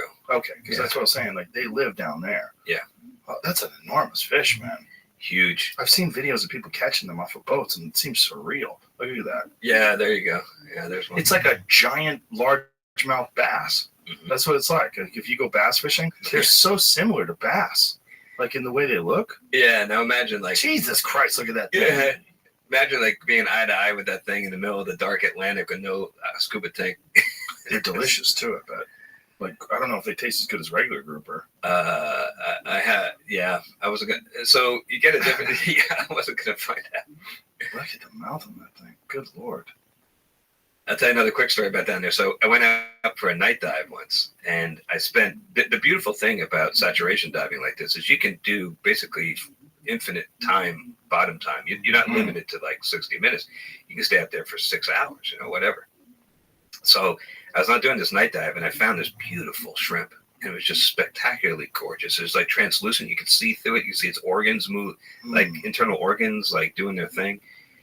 And I stared at it for at least like an hour. Just held my light on it and just sat there and stared at it. And it was really beautiful. I come back inside the habitat, and I'm kind of hungry. And the best space food we got is shrimp cocktail. And I pulled the thing off the shelf, and I'm like, oh, that looks good. Then I'm like, I can't do it. I can't do it, man. You felt bad because you just saw the shrimp? Wow. I ate it the next day. The next day. Yeah. But for that day, though, you really felt bad. I felt bad. Wow. Grouper, you would have felt bad? Like a nice grouper sandwich? It scared me. So I think I would have been okay with that after. Because it was. Yeah, I wonder if they've ever eaten people. Because it seems like they could, they swallow giant fish. It seems like if you're not a large person, they might be able to just suck you right in there. See, now, if this happens to me again, I could be even more freaked out. I feel like I've read that grouper have bitten people before. Yeah. Like, probably trying them out. Like, if they get hungry, if you're that big, you probably have to eat so much. Yeah, it's nonstop, buffet for those guys. And, yeah. So when you're down there and you're doing all the swimming, you're using a rebreather? No. You're using tanks, regular scuba tanks? And what is the capacity of these tanks? Like, how long can you stay down just swimming around for? We have two, and we can isolate them in case one of them springs a leak. But you don't have that much more time than a standard scuba tank. But we have is refill stations all around the floor with high-pressure hoses. So we have these quick disconnects on our system that you can plug in and fill it right back up, and then you're good to go for another couple hours. So when you swim to go take a poo, you have to do that? You have to wear the tank, or do you just hold your breath? Just hold your breath. You're not going that far. How far are you going? Like 15 feet or so. In total pitch black. Yeah. There's a light on the gazebo, but that's all. So you see that light out there, and you know if you get to there, that's where you're pooing. Yeah. Good Lord. Yeah. Wow. That's got to be so strange. Yeah. What was it like to get back from that? I probably feel it seems like it would be real similar to getting back from space. Yeah, it is. The thing about it, what makes it such a great training exercise psychologically is if you had to get to a hospital, it takes about the same time from that habitat as it would from the space station. In both cases, it takes about a day. And the space station, you got to get in the Soyuz, you got to put your spacesuit on, you got to detach the Soyuz from the space station, you got to separate from the space station, you got to do a deorbit burn, you got to land, the helicopter's got to come get you. By the time all that's done, it's like a day. And the Soyuz is a Russian craft. Yeah. So we have to use Russian crafts to get back from the space station. Right now, we have to use Russian craft to go and come back. How weird is that? It's not cool. What happened? All right. So it's not good. None of us are happy about this. But what happened was the shuttle, let me just say this, is a magnificent flying machine. I mean, what's really remarkable, if you go down to like the California Science Center and you look at Endeavour, we designed that thing in the 70s. Like, it doesn't even have a microwave. All right, it's got a conventional convection oven. Wow. So it's like ancient technology. The flight computers on that thing, your Apple Watch could run circles around them. I mean, it's like nothing. They're so primitive. But it took off like a rocket. It landed like an airplane. You could carry people. You could carry the Hubble Space Telescope in a trunk. You could do a spacewalk from it. It has a robot arm that you see there. There's Endeavour. So that's my flight, actually. That's STS-123. In the middle, that's the robot that we put together. Wow. But anyway, it's an incredible machine, and we'll never design anything like it, maybe ever again, certainly not anytime soon. So despite its technological incredibleness, for lack of a better word, it had a couple key limitations. One was it's not that safe. So we lost 2 of them, Challenger and Columbia, and we could talk about that. I knew the guys in Columbia, and that was really, really rough. And then the second thing was it's super expensive because it took so much maintenance, even though it was reusable, or most of it was. It took so much maintenance. It took a standing army to keep it running. We're spending, I think, $3 or $4 billion a year on the program, and there's no way, if we wanted to build something that was going to be more cost effective or safer, there's no way we're going to get a plus up from Congress of like an additional $4 billion a year to go do that. The only way really to make it happen was to stop flying the shuttle. So we took a very painful decision, and we said, okay, we're going to retire these things so we can make something new. And we know that there's going to be a gap period where we're not going to have anything. It's going to suck. But the good news is the great timing about this conversation right now is that gap ends this year. Really? Yeah. 2020 is when that painful period is put to rest. And what happens? We're going to have a SpaceX Dragon. SpaceX Dragon? Yeah. That's a great name. Yeah. I love it. Yeah, we're going to have a brand new ship. And not only the Dragon, we're going to have the Boeing Starliner. And then we have 2 other private companies that are going to be launching people this year. It's incredible, these 4 companies all trying to put humans into space with private companies. Yeah. And the schedules are just aligning, so it's all looks like it all will happen in 2020. Now, they've done some civilian trips up into space, right? They have, and that's all happened by paying the Russians. That's what it is? For rides, yeah. Why is their equipment so much better? It's not. It's the only game in town. Once we retired the shuttles, there was nothing else available. So. I would be like, hey, how well are you guys maintaining these things? Yeah. Like, what are you doing? Like, tell me what's your maintenance schedule? It's been a little scary lately because they've had some mishaps, right? Like what? Well, we had a launch go squirrely where the rocket didn't work right, and they had to punch off. Nick Hague was the American on that. Fortunately, he was fine. He punch walked off away. Meaning eject. Yeah. Oh fuck. Yeah. Not something you want to do for fun. So during launch? Yeah. So you're launching, and they're like, "This is not good." Yeah. It has these side boosters, and one of them got stuck. Didn't come off right, and they were starting to spin out of control, and then they punched out. Oh my god! How far up are they when they punch out? Do we say punch out or punch up? Punch out. Punch out. Abort. You say abort. Okay. But I don't. In that case, I don't know the exact altitude. They were fairly high. They were probably. I think they were still in the atmosphere. So I'm guessing something like 40 to 70 kilometers up or so. And so they punch out and abort. And then are you in like a capsule? Like what are you in? You're in a capsule, and then from that point on, it's kind of like a normal landing. If you survive the giant, yank, I think they were pulling something like 5 or 6 Gs, I think, when they separate, or maybe even more, that system when they pulled off, and then at that point you're falling in the capsule, and then the parachutes come out, and from that point on, it's kind of like a normal landing. Oh, the G's got to be crazy, right? I did a flight with the Blue Angels once. Oh yeah, and I think we went 7.5 G's or something like that. It wasn't that bad, but it's so weird. Yeah. When you see the consciousness closing in like an elevator door, you see the blackness on the sides. You get the soda straw thing going. Yeah, it's very weird. So that, like in space, like to get ejected, or I guess actually not in space, in the atmosphere. And do you have to climb into that thing before you can abort, or are you in it already? There's no time. It's a rocket. In that case, it's a rocket on the top that pulls the capsule away from the booster. Oh wow! Just like we did with Apollo and Gemini. Mm-hmm. Now on Dragon and also on Starliner, we've got much more advanced systems that are built into the capsule, and so they push instead of having a tower up on top that pulls you away. They have engines down here that push and fly away. And the nice thing about that is the tower. You actually, if you don't need it, you have to throw it away. You have to jettison it. But that's kind of like needing to use your ejection seat every single time you go for a flight, because if you, for some reason, if it doesn't jettison, you're dead. You can't get the parachutes out with that thing stuck up on top. So that's like a failure mode that if you put the engines down here, you don't have to worry about that.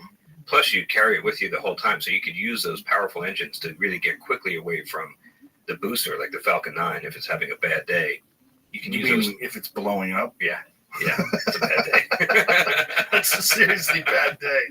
What does that look like? Can you pull up the SpaceX? What's it? Dragon what? The Crew Dragon. Crew Dragon. Whoa. There she is.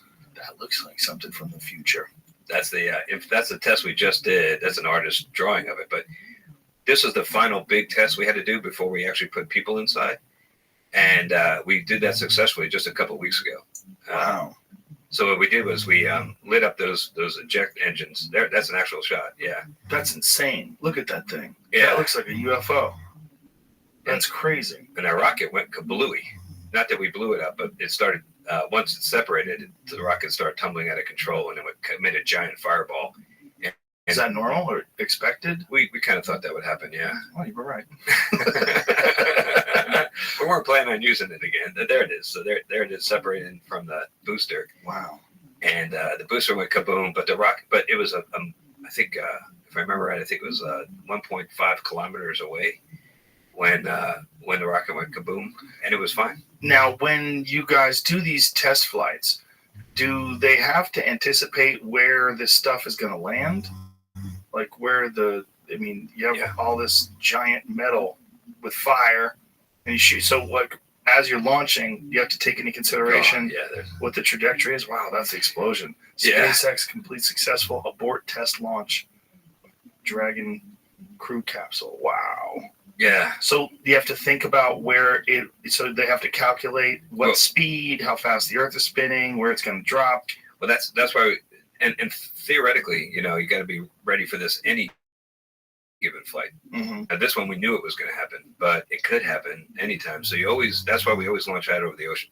Oh, okay. And that's why Cape Canaveral is where Cape Canaveral is, because if you look at a map of Florida, that's the Cape is where Florida juts out, has a little prominence that juts out to the east into the Atlantic.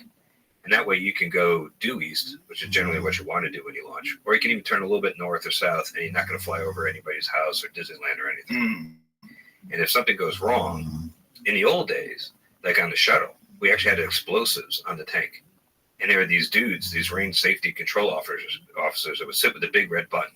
Oh, Jesus. And if they see you going out of control and you're heading back towards land, boom. Yeah. Oh, my God. What a responsibility they have. We used to go by before launch and meet those guys, look them in the eye. Oh, they must look like psychos. Show them pictures of our family. It's like, don't get itchy, bro. Don't get itchy to hit that trigger. So give it a potato. It seems like a crazy way to handle it, that the junk has to fall into the ocean. Yeah. Well, now the Russians and the Chinese don't necessarily honor that. The Chinese have dropped nasty burning boosters on, it's sparsely populated, but they still have dropped these things on like villages and stuff. Oh boy. They're a little less really concerned about this kind of thing. Fucking China. God damn it. They But in the U.S. we launch, and the reason that you usually want to launch to the east is you want to take advantage of the Earth's rotation to give you like a slingshot effect. Because if you go to the east, the Earth is rotating this way. It actually into orbit. Oh, wow. Going with the rotation. And that's why you also want to be as close to the equator as you can. Because if you're at the North Pole and you launch east, it's not going to help you, right? But the lower you are towards the equator, the more of a slingshot you get. Now, did they have to figure out over time where those things were dropping? Did they ever make some mistakes? I don't think is that we've had rockets blow up on the pad and do a bunch of damage. But once they're up and out, I don't think we ever, in the U.S. anyway, had that problem, because we always had the ability to blow it up if there are red lines. And if it passes a red line, you push the button. Now it's all done autonomously, so you have GPS monitors on board that self-destruct if it sees that it's going past the line. There's nobody with the button anymore. It's all automatic. Oh, wow. And these boosters that fall into the ocean, do they have them documented, like where they're landing, so they know where these things are scattered out throughout the ocean? They know approximately.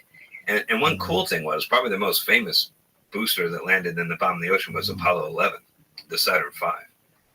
And it was just sitting there, as a fish habitat. Oh, wow. And Jeff Bezos, with his own out of his own pocket, mounted an expedition, and went and got those engines. That's when you know you're a baller. Yeah. He just throws some money at pulling the rocket boosters from Apollo 11 out of the ocean. Holy shit. It's like, yeah. That's crazy. What am I going to do this weekend? Maybe I'll watch a movie, or now I'm going to go get those engines. Look at that. Wow. There you go. Powerful Jeff Bezos. And the hard part was finding the right ones. And they got down there and saw the serial number, and they're like, yeah. Look at the image. Finding the right ones, because there's a bunch down there? Yeah, there was a bunch of 705s. Wow. Yeah. And they found the right ones. Look at that. That's nuts. And perfectly preserved. Yeah. And then when did he do this? What year was that's this? the 2019. engine that pushed Buzz and Neil and Mike to the moon. Wow. That's madness. Yeah. What a crazy image. Boosters landing in China. Oh, yeah. That's them hitting the ground? Yeah, oh, rewind that again. But it's very quick. I started right where the explosion was.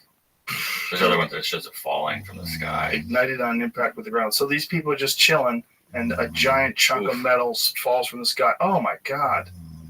That's crazy. Not only that, but that's hypergolic fuel. So that's like, you don't want to be breathing that stuff. That's pretty toxic. Look at it. Just landed on people. They're like, whoops. Sorry. That's a BRC. Big red cloud. You don't want to, or BFRC. You know what? You don't want to be near that. What is in that cloud? It's hydrazine, so it's NTO, MMH, monomethylhydrazine, and nitrogen tetroxide. It's stuff that you don't want to drink. Look at that falling from the sky. Oh my God, that's crazy. Yeah. It fell in a small village. China doesn't give a fuck. They just let it go.